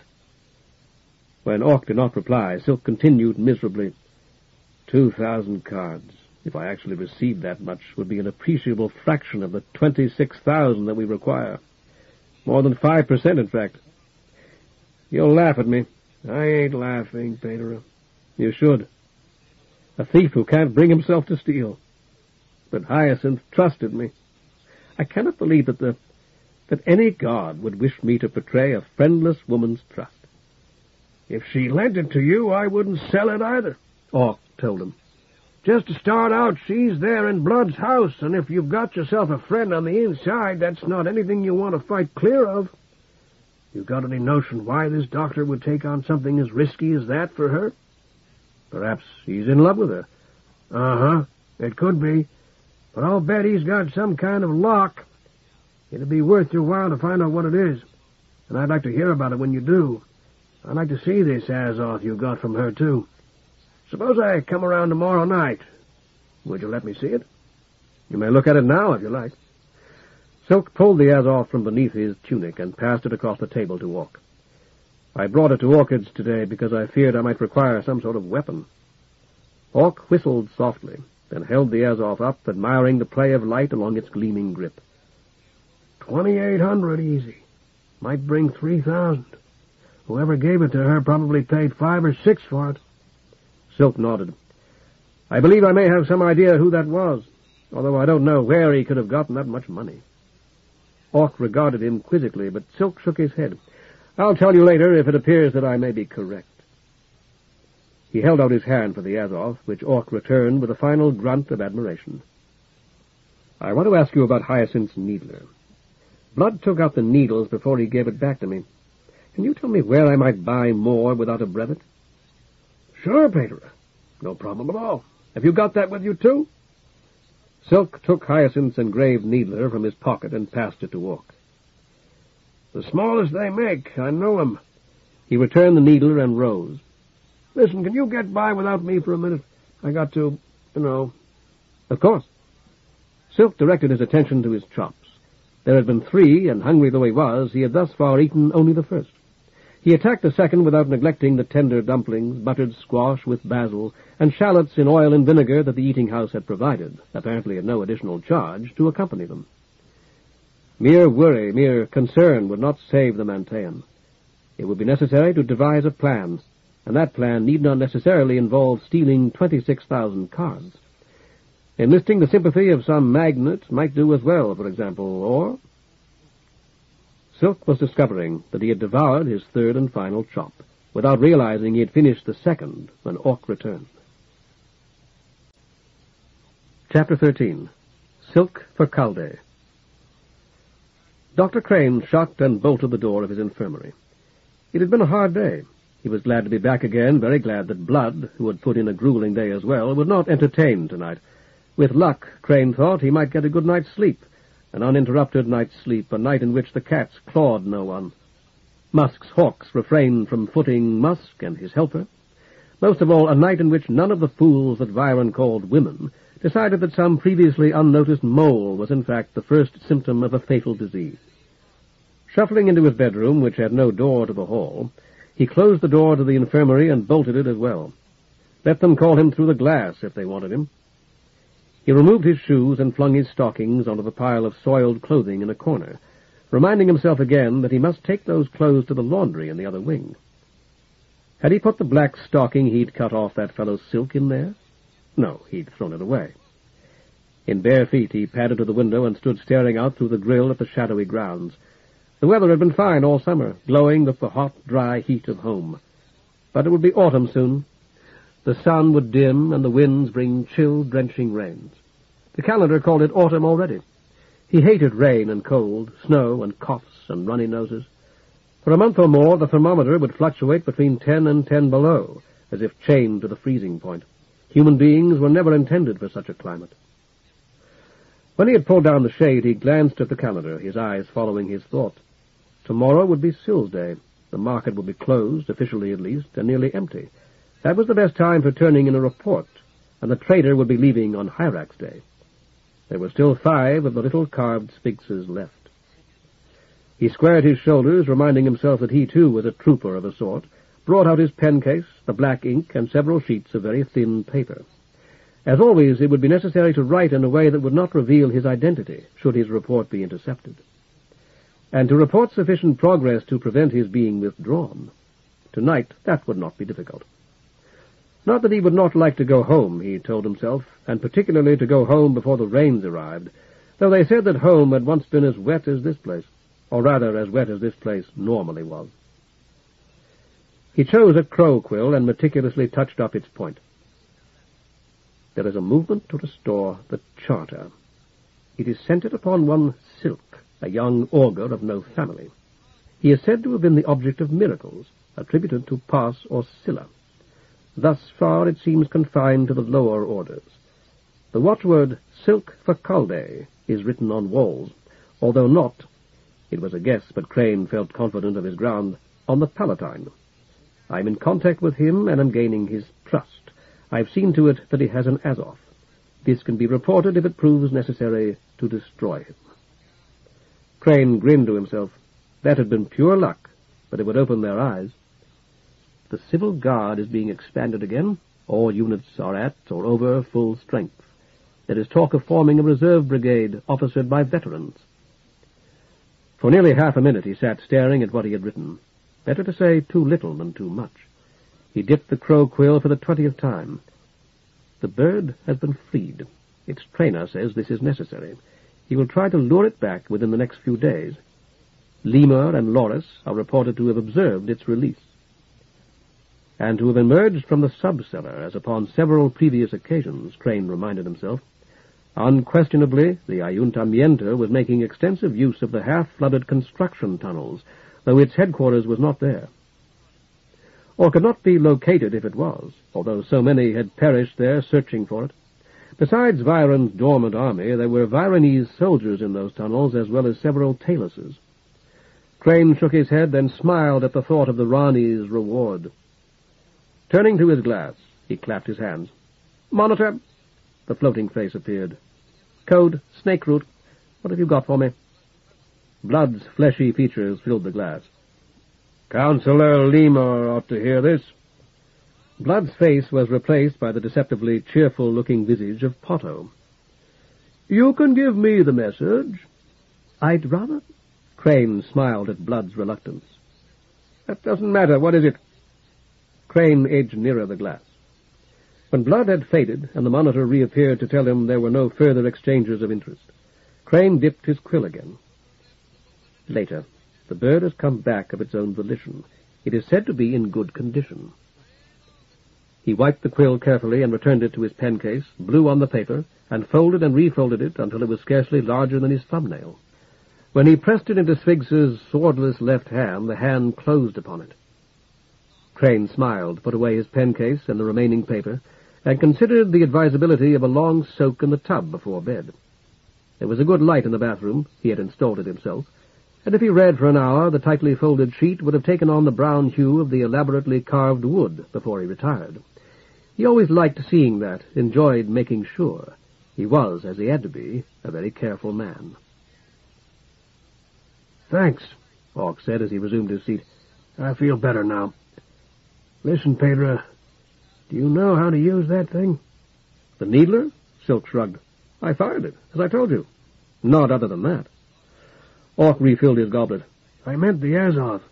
"No, naturally you don't, but I'll tell you about the needler anyhow." He drew his own needler, twice the size of the engraved and gold-plated weapon, in Silk's pocket. "Notice I got the safety on? There's a lever like this on both sides." "Yes," Silk said, "so it won't shoot. I know about that." "Fine." Hawk pointed with his table knife. "This pin here sticking out, you call this the status pin. If it's pushed out like that, you've got needles left." Silk took Hyacinth's needler from his pocket again. "You're right. It's flush with the side." "Now watch. I can empty mine by pulling this loading knob back." A silver fountain of needles sprang from the breech of Hawk's needler and scattered over the table. Silk picked one up. "There's not much to see," Hawk said. "Just little rods of solid alloy, some kind of stuff that a lodestone pulls a lot better than steel." Silk tested the tip with his finger. "I thought they'd be sharper." They wouldn't work as good. If a thing as little as that went straight through somebody, it probably wouldn't do much damage. You want it to slew around so it cuts sidewise. The point's rounded just a shade to make it feed into the barrel, but not much. Silk put down the needle. What makes the noise? The air. Hawk smiled at Silk's surprise. When you were a sprat, didn't some other sprat ever sling a rock at you and almost hit you? So you heard the rock go past your ear? Silk nodded. All right, there wasn't a bang like with a slug gun, was there? It was just a rock, and the other sprat threw it with his sling. What you heard was the rock going through the air, just like you might hear the wind in the chimney. The bigger the rock was and the faster it was going, the more noise it would make. I see, Silk murmured, and with the words the entire scene returned, glowing with the vivid colors and hot shame of youth, the whizzing stones, his futile defense and final flight. The blood that had streamed from his face down his best white tunic to dye its embroidered flowers. All right, a needle's just a tiny little thing, but when it's shot out, it goes so fast that the rock might just as well be traveling backwards. So it makes that noise you heard. If it had got slewed around before it hit that jug you shot, it would have screeched like a tomcat. Hawk swept his needles into a pile with his hands. They drop down inside the handle, see? All right. Right under my finger is a little washer with a hole in the middle and a lot of sparks in it. Silk raised his eyebrows, more than ready to grasp at any distraction. Sparks? Just like you see if you pet a cat in the dark. They got put into the washer when this needler was made, and they chase each other around and around the hole in that washer till you need them. When I close the breech, that'll stick the first needle into the barrel, see? Hawk flicked on the safety. If I'd have pulled the trigger, that would tap off some sparks for the coil. And as long as it's got sparks, that coil works like a big lodestone. It's up front here, looped around the barrel, and it sucks the needle to it real fast. You'd think it would stay right there after it gets there, wouldn't you? Silk nodded again. Or be drawn back to the coil if it overshot. Right. Only it don't happen, because the last spark is through the coil before the needle ever gets there. Are you finished, Pedro? I've told you just about everything I know. Yes, and the entire meal was delightful. Superb, in fact. I'm extremely grateful to you, Hawk. However, I do have one more question before we go, though no doubt it will seem a very silly one to you. Why is your needler so much bigger than this one? What advantages are secured by the increase in size? Hawk weighed his weapon in his hand before thrusting it away. Well, Pedro, for one thing, mine holds a lot more needles. Full up, there's 125. I'd say your little one there most likely only holds 50 or 60. Mine are longer, too, which is why I can't give you some of mine to use in yours. Longer needles mean a wider cut when they slew around, and a wider cut takes your cull out of the fight quicker. My barrel's longer, too, and the needles are a hair thicker. All that gives them half a dog's cheek more speed, so they'll go in deeper. I understand. Silk had drawn back the loading knob of Hyacinth's needler and was peering at the rather simple-looking mechanism revealed by the open breech. A needler like yours is all right inside a house or a place like this, but outside you better be up close before you pull the trigger. If you're not, your needle's going to start slewing around in the air before it ever gets to your cowl. And once it starts doing that, don't even pauses, sprats, your pardon, Pedro, know where it's going to end up. Looking thoughtful, Silk got out one of Blood's cards. If you would allow me, Hawk, I'm heavily indebted to you. I already paid, Pedro. Hawk rose, pushing back his chair until it thumped the wall. Some other time, maybe. He grinned. Now then, you remember I said don't even the gods know where your needles are going? Of course. Silk rose as well, finding his ankle less painful than he had anticipated. Well, maybe they don't, but I do, and I'll tell you as soon as we get outside. I know where you and me are going to go, too. I should return to my Mantean. By an effort of will, Silk was able to walk almost normally. This won't take more than a couple hours, and I got 2 or 3 surprises I want to show you. The first was a litter for one with a pair of bearers. Silk climbed into it with some trepidation, wondering whether there would be any such conveyance to carry him to the manse when the business of the evening was done. The shade had risen until no sliver of gold remained, and a dulcet breeze whispered soothingly that the dust and heat of vanquished day had been but empty lies. It fanned Silk's flushed cheeks, and the sensual pleasure it gave him told him he had drunk one goblet of wine too many. Sadly, he resolved to watch himself more strictly in the future. Orc strode along beside the litter, his grin flashing in the semi-darkness. Silk felt something small, squarish, and heavy thrust into his hand. "What we was talking about, Pedro. Put 'em in your pocket." By that time, Silk's fingers had told him that it was a paper-wrapped packet, tightly tied with string. "How?" "The waiter. I had a word with him when I stepped out, see? They ought to fit, but don't try them here." Silk dropped the packet of needles into the pocket of his robe. Thank you again, Orc." "I don't know what to say. I had him whistle out this trot about for you, and he sent a potboy off after those. If they don't fit, tell me tomorrow. Only I think they will." The litter halted much sooner than Silk had expected, before a tall house whose lower and third stories were dark, though the windows between them blazed with light. When Orc knocked, the door was opened by a lean old man with a small, untidy beard and white hair more disordered even than Silk's own. "Aha! Good, good!" the old man exclaimed. "Inside, inside! Just shut the door and follow me." He went up the stair 2 steps at a time with a speed that Silk would have found astonishing in someone half his age. "His name's Ziphius," Orc told him when he had finished paying the bearers. "He's going to be your teacher." "Teacher of what?" "Hacking. 30 years ago he was best. The best in Byron, anyhow." Turning, Orc led Silk inside and closed the door. "He says he's better now, but the younger men won't accept his challenges. They say they don't want to show him up. But I don't know." Orc chuckled. "Think how they'd feel if the old goat beat them." Nodding and content to wonder for a few minutes longer what hacking might be, Silk seated himself on the second step and removed Crane's wrapping. It was cold, and though he could not be certain in the dimness of the hallway, he thought that he could feel actual ice crystals in the nap of its cloth covering. He struck the floor with it. "Do you know about these?" Orc stooped to look more closely. "I don't know. What you got?" "A truly wonderful bandage for my ankle." Silk lashed the floor again. "It winds itself around the broken bone, almost like a serpent. Dr. Crane lent it to me. You're supposed to kick it or something until it gets hot." "Can I see it for a minute?" "I can do that better standing up." Silk handed him the wrapping. "I heard of them, and I saw one once, only I didn't get to touch it. 30 cards they wanted for it." Orc slapped the wall with the wrapping. When he squatted to help Silk replace it, it felt hot enough to smoke. The stair was as steep and narrow as the house itself, covered with torn carpeting so threadbare as to be actually slick in spots, but helped manfully by Orc and urged forward by curiosity, jaw set and putting as much weight as possible on Blood's lioness-headed stick. Silk climbed it almost as quickly as he might have with 2 sound legs. The door at the top opened upon a single bare room that occupied the entire second story. Its floor was covered with worn sailcloth mats, its walls decorated with swords, many of them of shapes that Silk had never seen or never noticed, and long cane foils with basket-work hilts. "You're lame," Ziphius called. "Limping." He danced toward them, thrusting and parrying.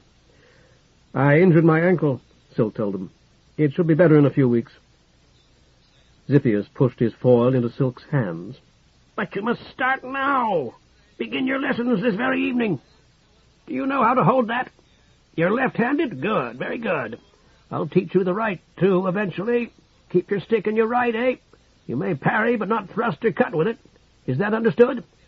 May I have a stick, too? You agree that's fair? No objection? Where? Over there." An astonishing bound carried him to the nearest wall, from which he snatched 2 more foils and a yellow walking stick so slender that it was scarcely more than a wand. Like the foils, it was of varnished bamboo. Silk told him, "I can't engage you with this bad ankle, sir, and the chapter frowns upon all such activities. Not that I'd be an even match or anything like a match for you. Besides, I have no funds to pay for a lesson." "Aha! Orc's your friend? Your word on his score, Orc? It's not just to get him killed, is it?" Orc shook his head. "He's my friend and I'm his." As soon as Silk spoke, he realized that it was no more than the truth. He added, "Because I am, I won't let him pay." Ziphius's voice dropped to a whisper. You won't fight, you say, with your cloth and gimp leg. But what if you were attacked? You'd have to. And since Orc's your friend, he'd fight too, wouldn't he? Fight for you? You say you don't want him to pay. Don't you think he feels the same way? He tossed Orc a foil. Not made of money, are you, Orc? A good thief, but a poor man. Isn't that what they say about you? Wouldn't you both like to save Orc all that money? Yes, oh yes, I know you would. Orc unbuckled his hanger and laid it against the wall. If we beat him, he won't charge me. That's right. Ziphius sprang away. Will you excuse me, Paterer, while I remove my trousers? They fell as he spoke. One spindle-thin leg was black, synthetic, and gleaming steel. At the touch of the old man's fingers, it too fell away, leaving him swaying on a single, natural, knotted, blue-veined leg. What do you think of my secret? 5 it took. He hopped toward them, balancing himself precariously with his foil and the yellow walking stick. 5 I found. Almost too late. Silk blocked a wide, whistling cut in his head. Too many parts? Scarcely enough. Another swinging slash. Don't cringe. Orc lunged at the old man. His parry was too swift for the eye to follow. The crack of his foil against Orc's skull sounded louder than Orc's shot in the cock. Orc sprawled on the sailcloth mat. Now, Paterer, guard yourself. For the space of a brief prayer that seemed half the night, that was all Silk did, frantically fending off cut after cut, forehand, backhand, to the head, to the neck, to the arms, the shoulders, the waist. There was no time to think, no time to do anything but react. Almost in spite of himself, he began to sense a certain pattern, a rhythm that governed the old man's slashing attack. Despite his ankle, he could move faster, turn faster than the old man on his one leg. Good! After me! Good! Ziphius was on the defensive now, parrying the murderous cuts Silk launched at his head and shoulders. Use the point! Watch this! The old man lunged, his slender stick the leg he lacked, the end of his foil between Silk's legs, then under his left arm. Silk himself thrust desperately. Ziphius's parry sent his point awry. Silk cut at his head and lunged when he backed away. Where'd you study, lad? Orc was on his feet once more, grinning and rubbing his head. Feeling that he had been betrayed, Silk thrust and parried, cut and parried the old man's cuts. There was no time to speak, no time to think, no time to do anything but fight. He had dropped the lioness-headed stick, but it did not matter. The pain in his ankle was remote, the pain of somebody else far off, of some body that he hardly knew. Good! Oh, very nice! The clack, clack, clack of the foils was the beating of the Sphinx drum that called men to war. The rattle of Crotalor that led the dance, a dance in which every movement had to be as quick as possible. I'll take him, Orc. I'll teach him. He's mine. Hopping and half falling, propped by his slender stick, the old man met each attack with careless ease, his mad eyes burning with joy. Maddened, too, Silk thrust at them. His bamboo blade flew wide, and the slender walking stick struck a single paralyzing blow to his wrist. His foil dropped to the mat, and Ziphius's point thumped his breastbone. You're dead, Paterer! Silk stared at him, rubbed his wrist, and at last spat at the old man's feet. You cheated! You said I couldn't hit with my stick, but you hit me with yours. I did! Oh, yes! The old man flung it into the air and parried it as it fell. And aren't I sorry? Isn't my heart torn, overflowing with remorse? Oh, it is, I weep. Where would you like to be buried? Orc said quietly, There ain't any rules, Paterer. Not when we fight. Somebody lives, somebody dies. That's all there is. Silk started to speak, thought better of it, swallowed, and said, I understand. If I'd considered something that happened this afternoon more seriously, as I should have before now, I would have understood sooner. You're right, of course, sir. You're both right. Where did you study? Ziphius asked. Who's your old master? No one, Silk told him truthfully. We used to fence with laths when I was a boy sometimes, but I'd never held a real foil before. Ziphius cocked a bushy eyebrow at him. Like that, eh? Or perhaps you're still angry because I tricked you. He hopped over to Blood's fallen walking stick, snatched it up, practically falling himself, and tossed it to Silk. Want to hit me back? Punish me for trying to save you? Do your worst." "Of course not. I'd rather thank you, Ziphius, and I do." Silk rubbed the crusted bruise Musk had left on his ribs. "It was a lesson I needed. When may I come for my next?" While the old man was considering, Orc said, "He'll be a good contact for you, Pater. He's a master of arms, not just of the sword. He was the one that sold the boy your needles, see?" "Mornings, afternoons, or evenings?" Ziphius inquired. "Would evenings be all right? Good. Can we say Hyrax Day, then?" Silk nodded again. "Hyrax Day after Shadlow, Master Ziphius." Orc brought the old man his prosthetic leg and helped him keep his balance while he closed its socket about his stump. "You see," Ziphius asked, tapping it with his foil, "that I've earned the right to do what I did? That I was cheated once myself? That I paid the price when I was as young and strong as you are today?" Outside, in the hot, silent street, Orc said, "We'll find you a litter before long, Pater. I'll pay 'em, but then I'll have to get going." Silk smiled. "If I can fight with that marvelous old madman on this ankle, I can certainly walk home on it. You may leave me now, Orc, and Pars's peace go with you. I won't try to thank you for everything you've done for me tonight. I couldn't, even if I talked until morning. But I'll repay you whenever I get the chance." Orc grinned and clapped him on the back. "No hurry, Pater." Down this little street. It's String Street, I know it, and I'll be on Sun Street. A few steps east, and I'll be at the Mantean. You have business of your own to attend to, I'm certain. And so, good night." He took care to stride along normally until Orc was out of sight, then permitted himself to limp, leaning on Blood's stick. His bout with Master Ziphius had left him drenched with sweat. Fortunately, the night wind had no edge to it. Autumn was nearly over. Was it only yesterday that it had rained? Silk assured himself that it was. Winter was almost upon them, though there was only that shower to prove it. The crops were in meager crops, most peasants said, hardly worth the work of harvest. The parched dead of summer seemed to last longer each year, and this year the heat had been terrible. As it still was, for that matter. Here was Sun Street. Wide though it was, he had almost missed the turning. The funeral tomorrow, Orphan's final rites, and very likely her first as well. He recalled what Orc had said about her, and wished that he had known her, as perhaps Hyacinth had. Had Mater been able to cash Orchid's draft? He would have to find out. Perhaps she had left him a note. He wouldn't have to tell her to sweep the Mantean. Could rue still be had cheaply in the market? No. Could rue be had at any price? Almost certainly, yes.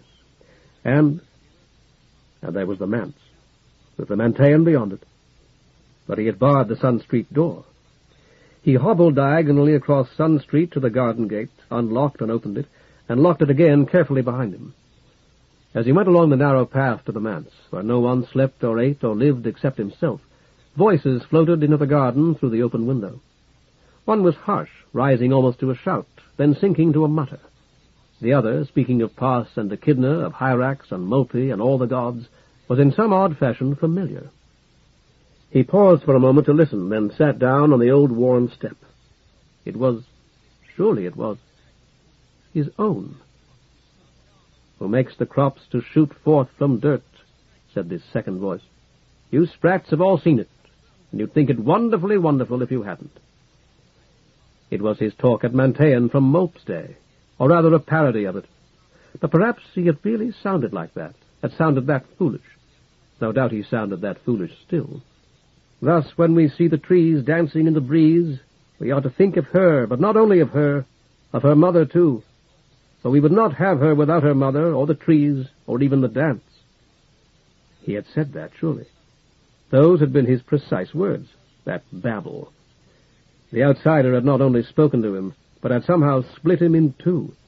The pater of Silk who lived here and was speaking now in the musty Salaria, and he himself.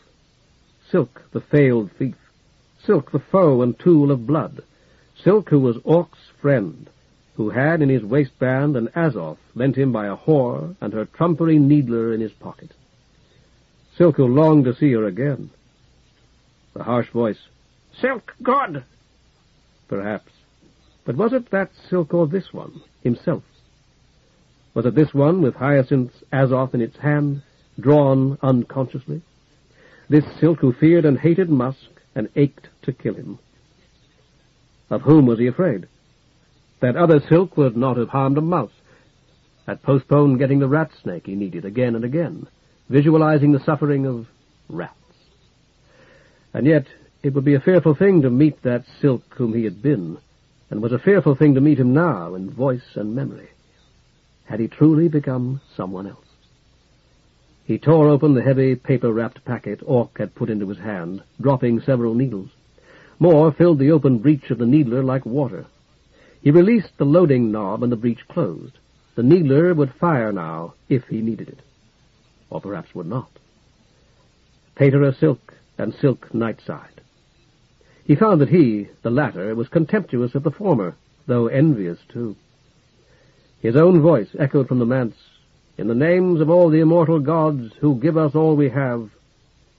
Strange gifts at times. He had saved this Mantean, or had at least postponed its destruction. Now, hearing the voice of its augur, he knew that it had never really been worth saving, though he had been sent to save it.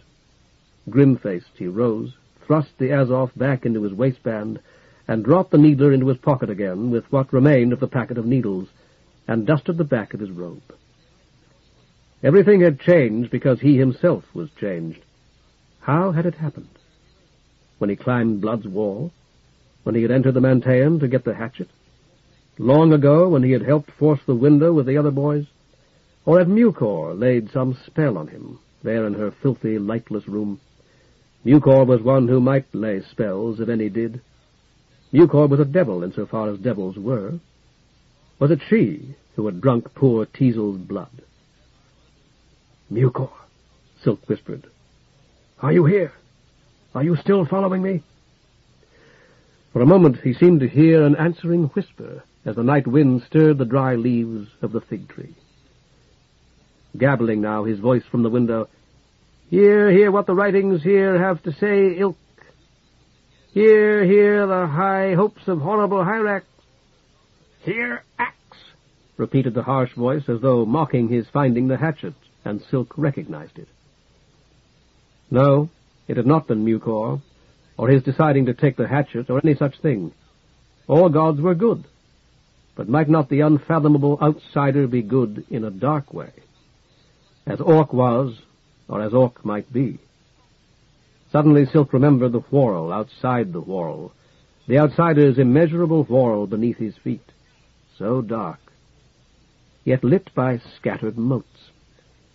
With one hand on the needler in his pocket, he opened the door of the manse and stepped inside. End of Nightside, The Long Sun, The Book of the Long Sun, Volume 1, by Gene Wolfe. Read by John Horton in the studios of American Foundation for the Blind, Incorporated, for the Library of Congress, September 1994.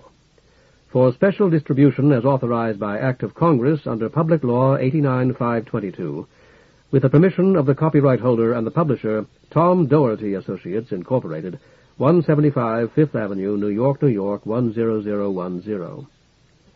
If you found any cassette in this book to be defective, please place a rubber band or piece of string around that cassette for identification. Place it in the container on top of the front stack